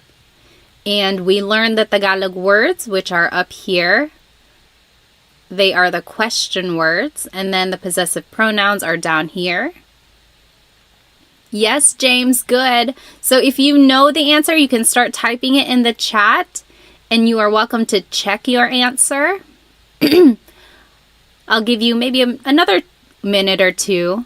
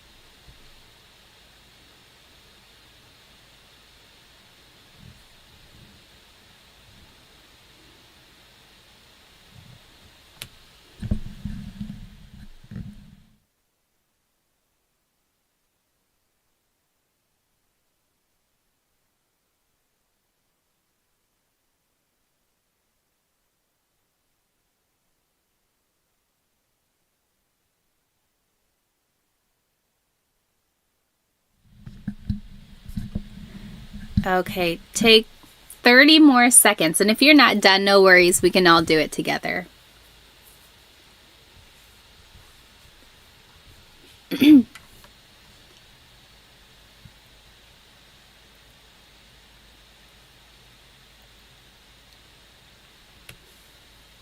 Okay, number 2, where is Alex going to sleep? Where is Alex going to sleep? So let's take a look at the word where. So we have to choose, is it saan or nasaan? So since it's matutulog, that's a verb. Saan matutulog si Alex. The word si is the linking word before a proper noun. So anytime you're talking about a person, it's si. Saan matutulog si Alex? When is your birthday? Birthday in Tagalog is kaarawan. What do you think that is in Tagalog?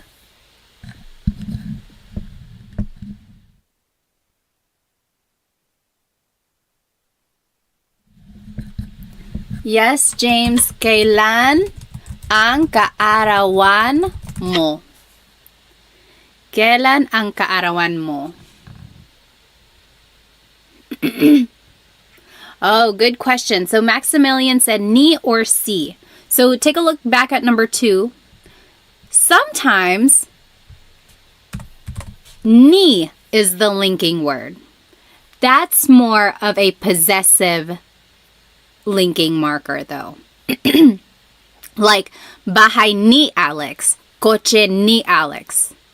So that's Alex's house, Alex's car. That's ni. But if you're talking about what Alex is going to do, it's si. So, saan matutulog si Alex? Okay, next, who is their father? Tatay. Tatay is father. Sino ang tatay? There in Tagalog is nila. Nila. There is a question up here. Oh, Chelsea, when do you use ang versus yung? So we've been using ang, but sometimes you might hear sino yung tatay nila. Ang translates to is or are. Yung is also is or are, but it's very specific, like that specific dad. So who is their dad versus who is their dad? Okay, that's a very bad explanation. A good thing a good explanation is the dress versus the dress. So, ang damit versus yung damit. Yung is the emphasis, the dress. It's that particular dress or that particular dad or that particular thing. That's when yung is used. Yung is used a lot, actually, in common conversation. But ang and yung are usually interchangeable. If you use one over the other, you're not wrong. It's not going to be incorrect. The more you hear Tagalog, I think you'll catch on to when people use ang versus yung. When in doubt, go ahead and use ang, I would say, because it's usually more correct a lot of the times. But yung is also used a lot. Okay, where is your house? Bahay. Where in Tagalog is either saan or nasaan. We're asking about a noun, so it's going to be nasaan. Nasaan ang bahay mo? Nasaan ang bahay mo? Yep. And then lastly, why are you scared? Why in Tagalog is bakit. And then it's usually the pronoun. You is ka. Bakit ka natatakot? I don't expect you to have known this because we didn't talk about the pronoun ka in this lesson. But if you have heard this phrase before or if you are familiar with ka, then that is the pronoun that you use. So it's different from mo because this isn't a possessive pronoun. Ka is a subject pronoun. And some verbs use a possessive pronoun, some use a subject pronoun. And that's another lesson in itself. Any questions about this lesson? So yes, James, what is the difference between nasaan and saan? Very good question. So saan always goes with a verb. So where is he going to sleep? What is he eating? What are they watching? Anytime it's asking about a verb, or I'm sorry, that last one wasn't one. It's like anytime it's related to a verb, you use saan. But if you're asking about where something is, then you have to use nasaan. Nasaan and noun, that's kind of how I look at it. I'm just reading the comments here. Yes. Okay. Any questions on these examples? Let me go ahead and let's finish our food battle here. If you weren't here for our first session of the battle, adobo, oh gosh, it's not capturing that window. Hang on one moment. So we are doing a bracket challenge here, just with our favorite Filipino foods. Adobo out one kare-kare, and pancit out one sinigang. What a heartbreaker. Next, let's do lumpia versus lugaw. Let's see. Favorite food. Lumpia versus lugaw. Take 1 minute. Lumpia or lugaw? Pancit for life.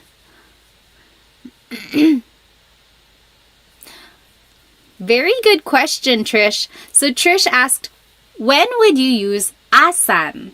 So some people say, asan yung susi ko? Where are my keys? Asan yung CR? Where is the bathroom?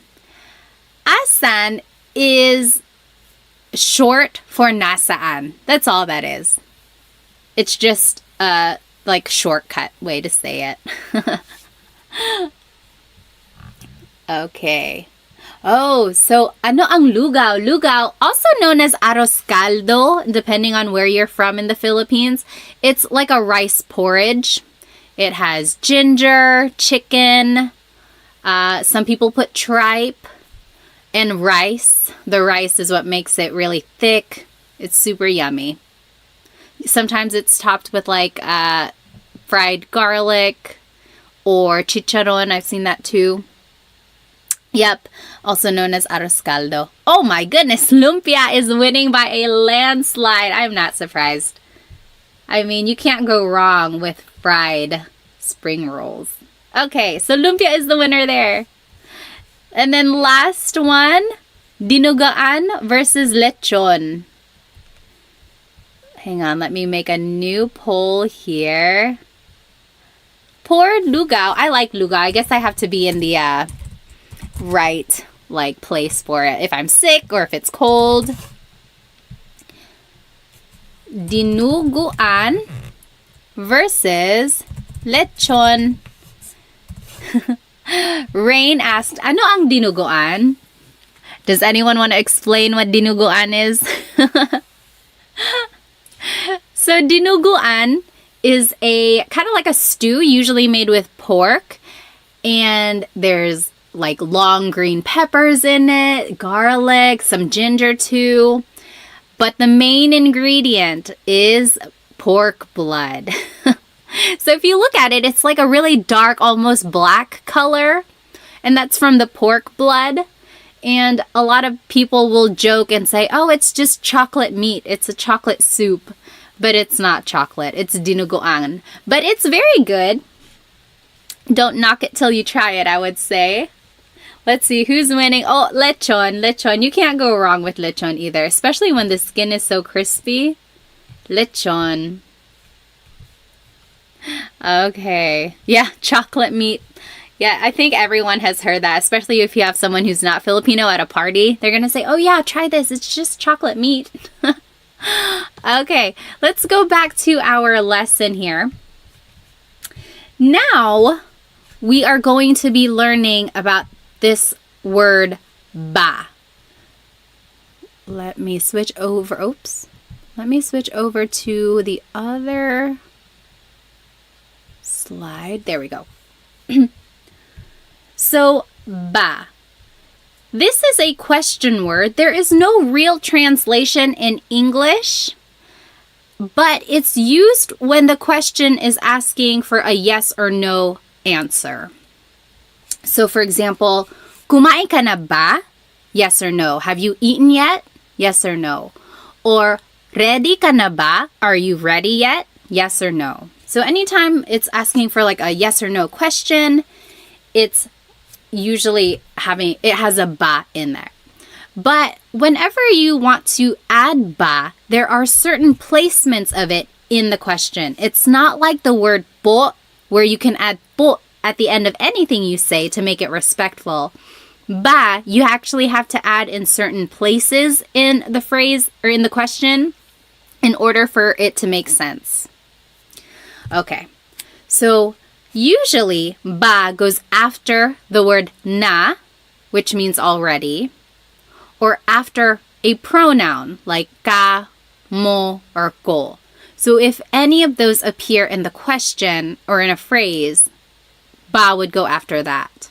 We will see examples of these. So, nandito na ba si Benji? Is Benji here yet? There's the word na. So ba goes after that. Remember, if na appears in the phrase, that's where ba would go. Or, bumili ka ba ng bigas? Did you buy rice? Bumili ka ba ng bigas? There's the pronoun ka. Remember, it was in the rule ba goes after a pronoun. Bumili ka ba ng bigas? Did you buy rice? I want to point out that if you take out ba in any of these questions, then it's just a statement. Nandito na si Benji. Benji is here. Nandito na si Benji. Or, bumili ka ng bigas. Go buy rice. Or, you bought rice. Bumili ka ng bigas. So, when you take out the word ba, then it's just a statement. As soon as you add the word ba, it turns it into a question. I think that's so interesting. One small word has such a big impact on its meaning. And here's just another example. Nakapunta ka na ba sa Pilipinas? This is showing that if there's a pronoun and the word na, ba would go after both of those. So remember in the rule it said if na and a pronoun are in a phrase, ba would go after that. So if both of them are in a phrase, then ba goes after both of them. Nakapunta ka na ba sa Pilipinas? Have you been to the Philippines yet? All right, so that's rule number 1. Next, ba goes after an adjective or a noun. For example, Kotse ba yan ni Sarah? Is that Sarah's car? So there's the noun kotse. Ba is after that. Mabait ba si Tito Boy? Is Tito Boy nice? Mabait is an adjective meaning nice. Ba goes after that.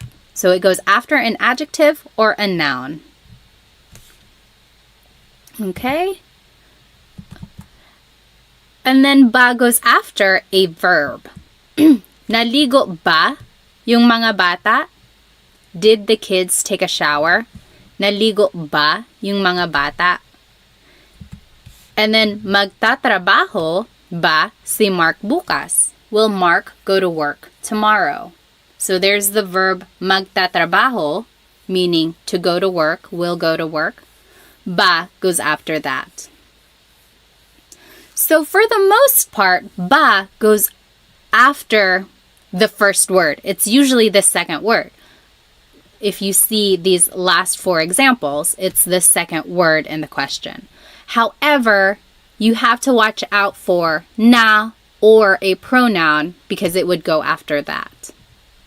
Let's take a look at some examples. I think it will kind of put everything in make it more sense. So turn these into a question. The first one, kumain ka ng almusal. You ate breakfast. Kumain ka ng almusal. Let's do that one together. Remember our rules. Let's just go word by word. So kumain ka ng almusal. Usually ba goes as the second word. Kumain ba? But, you got to keep reading. There's ka. That's a pronoun. Remember rule number 1. Ba has to go after that. So it would go after the word ka. Kumain ka ba ng almusal? Kumain ka ba ng almusal? Because remember, technically it goes after a verb, like in rule number 3. But you gotta keep reading and you'll see that there's a pronoun and it goes after pronouns. So I want you to go word by word throughout these examples and see if you can figure out where ba would go. So for number 2, nasa eskwelahan na ang mga bata. The kids are at school already. Where do you think ba would go? You can type it into the chat. Nasa eskwelahan na ang mga bata. Where would ba go?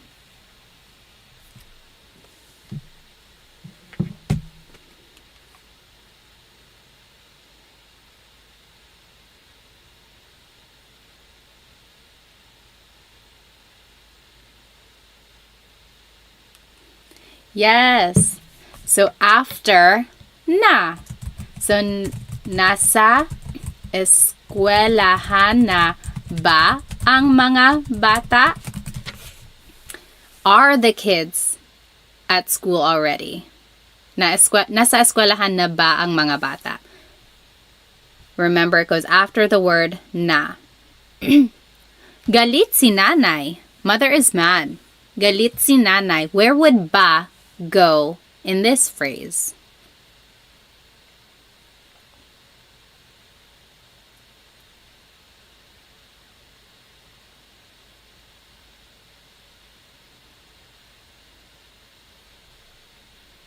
Galit si mother is mad. Where would ba go? Yes, Maximilian. So after an adjective, so galit is an adjective meaning mad. So galit ba si nanay? Is mother mad? Galit ba si nanay? Yep. Up here, that should be number 4. Bahay yan ni Ate Mary. Bahay yan ni Ate Mary. Where would ba go?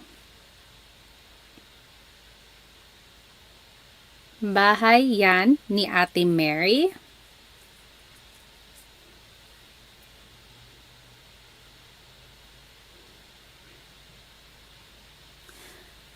Remember, it goes after a noun. So, bahay ba yan ni Ate Mary. Yeah, very good. Number 4, aso mo yan. That is your dog. Aso mo yan. Where would ba go there?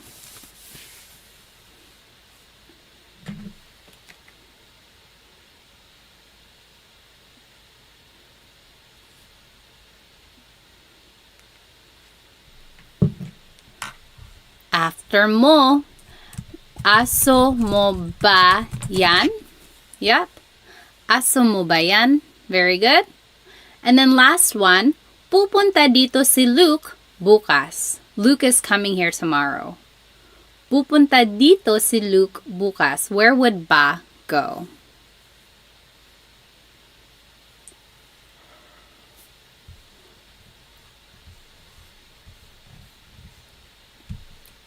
Yep. After pupunta. So, pupunta ba dito si Luke bukas. So, after a verb, that was rule number 3. Pupunta ba dito si Luke bukas. Any questions about ba placement? Usually, it's the second word in the question. You just have to watch out for na or any pronouns because ba would go after that. All right. Last thing here before I let you go.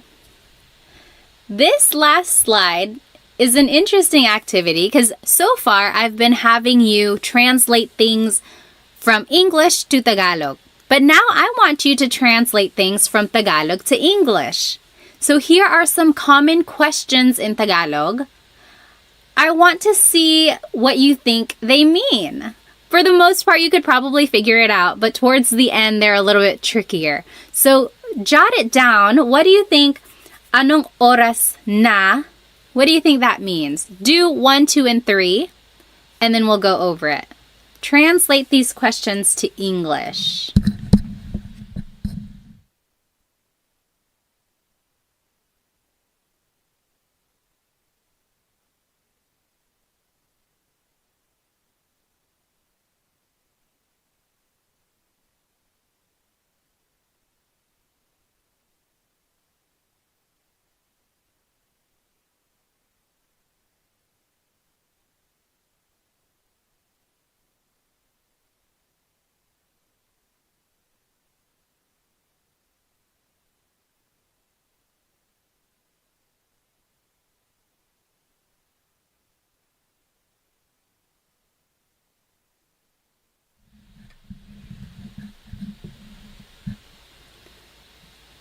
Okay.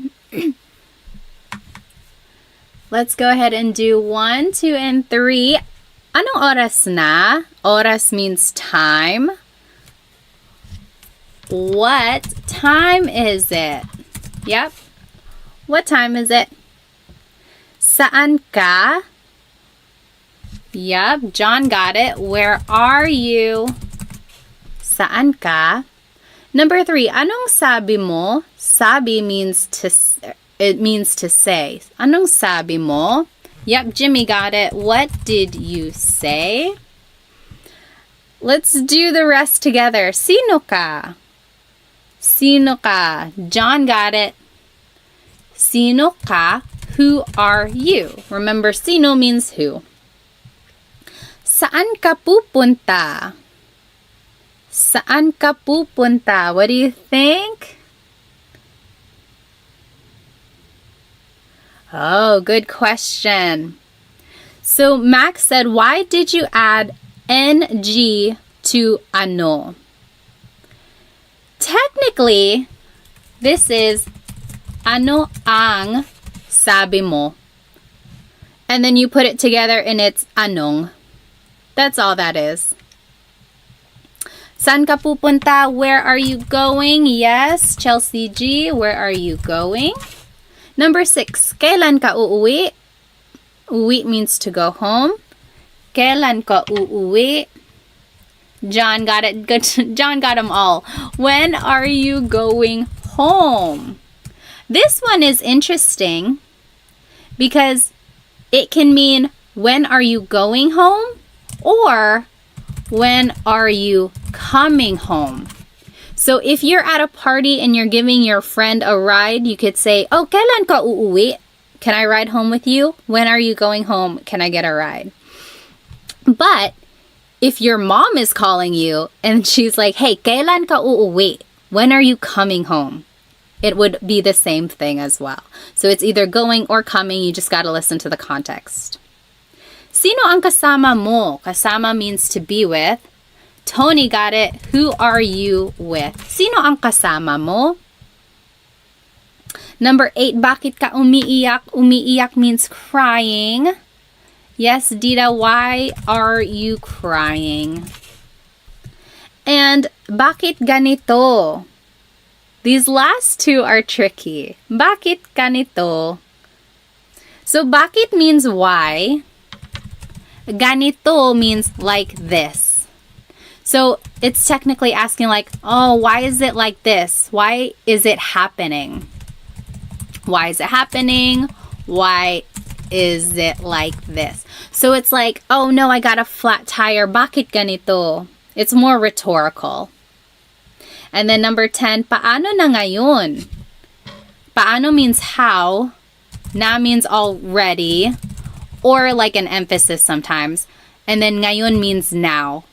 So it doesn't translate directly, but it means like, what am I going to do now? What now? So these last two are just rhetorical. They're not like literal. So if you hear anyone say these last two, that's just what they mean. Bakit ganito? Paano na ngayon? Those are things that you say when things go wrong. You're like, oh no, why is this happening? What now?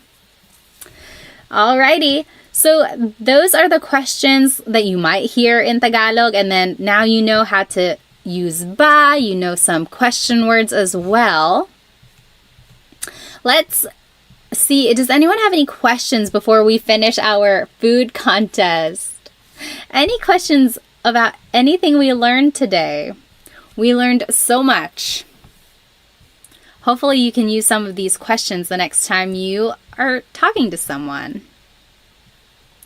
Let's go back to this last contest here. Let's see. Okay, final poll of the night.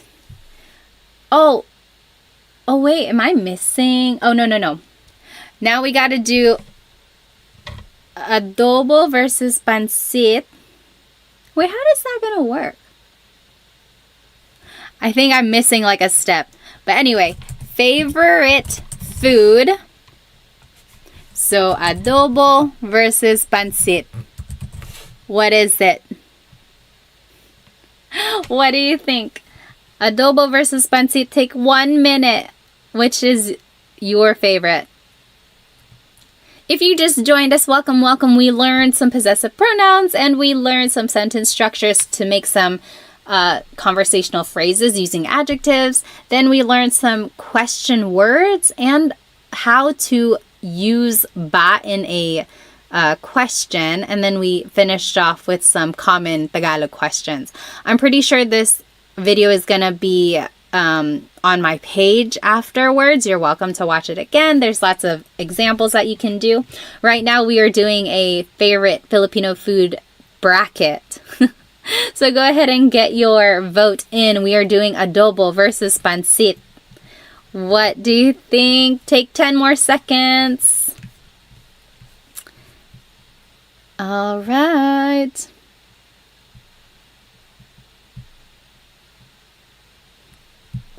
Okay, let's see.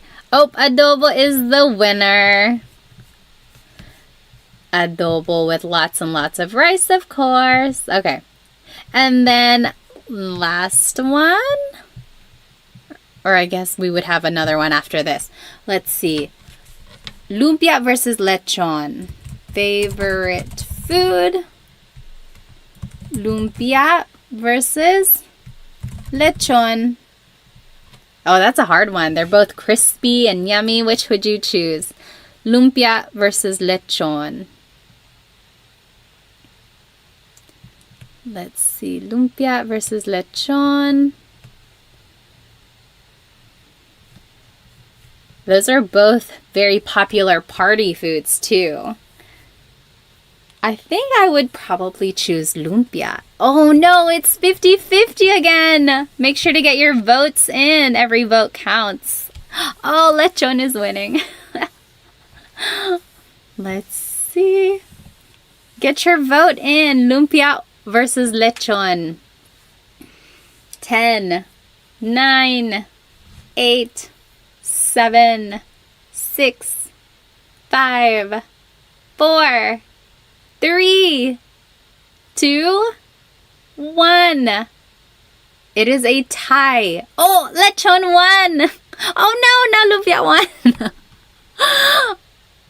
Okay, 3, 2, 1. And oh, lechon won. Lechon is the winner. And then last one. Now it's between lechon and adobo. Who is going to be the winner here? Lechon or adobo? Adobo has been a crowd favorite tonight. Adobo versus lechon.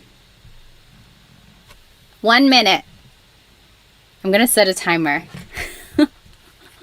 Adobo versus lechon. Hang on. The minute is starting now. Get your vote in. Amy said adobo will totally win. Oh, I don't know. Lechon is winning right now. Make sure you get your vote in. Adobo versus lechon. If you're just joining, no, this is not a Tagalog lesson. We just finished our lesson. Now we are just figuring out the ultimate favorite Filipino food. You have 30 seconds to vote. Get your vote in. Every vote counts. This is for the championship. Adobo versus lechon. Who's it gonna be? Oh no! Lechon is winning. Amy, you jinxed it. I'm just joking. Let's see. 10, 9, 8, 7, 6, 5, 4, 3, 2, 1. Lechon is the winner. It does take a long time to make a lechon. It's totally worth all the effort. Lechon is the winner. Okay. When do I do my live Tagalog lessons? I haven't done one until like tonight. I used to do them pretty frequently on Instagram. And then I went to the Philippines and then life got so busy. But now I'm hoping to do these a little bit more. Thank you so much for sticking with me. And sorry I was late. I was trying to figure out this whole technology thing. I usually did them on Instagram, and on Instagram it's usually vertical. So this was my first time doing these on YouTube because I wanted to share my screen. So it looked like it was working. Hopefully we can do it a little bit more efficiently next time. Let's see. I think Dita was asking, what is the difference between saan and nasaan? So yes, saan always goes with a verb. Saan ka pupunta? Where are you going? Saan ka matutulog? Where are you sleeping? versus nasaan is with a noun. So, nasaan ang mga bata? Where are the kids? If you're asking about a thing, you have to use nasaan. Nasaan noun, nasaan noun. That's how I remember it. Okay. Well, I hope you guys have a good rest of the night. Thank you so much for joining me. If you have any questions, feel free to comment on this video. I think when it's posted or something, you should be able to comment. Otherwise, I will see you next time. Bye-bye.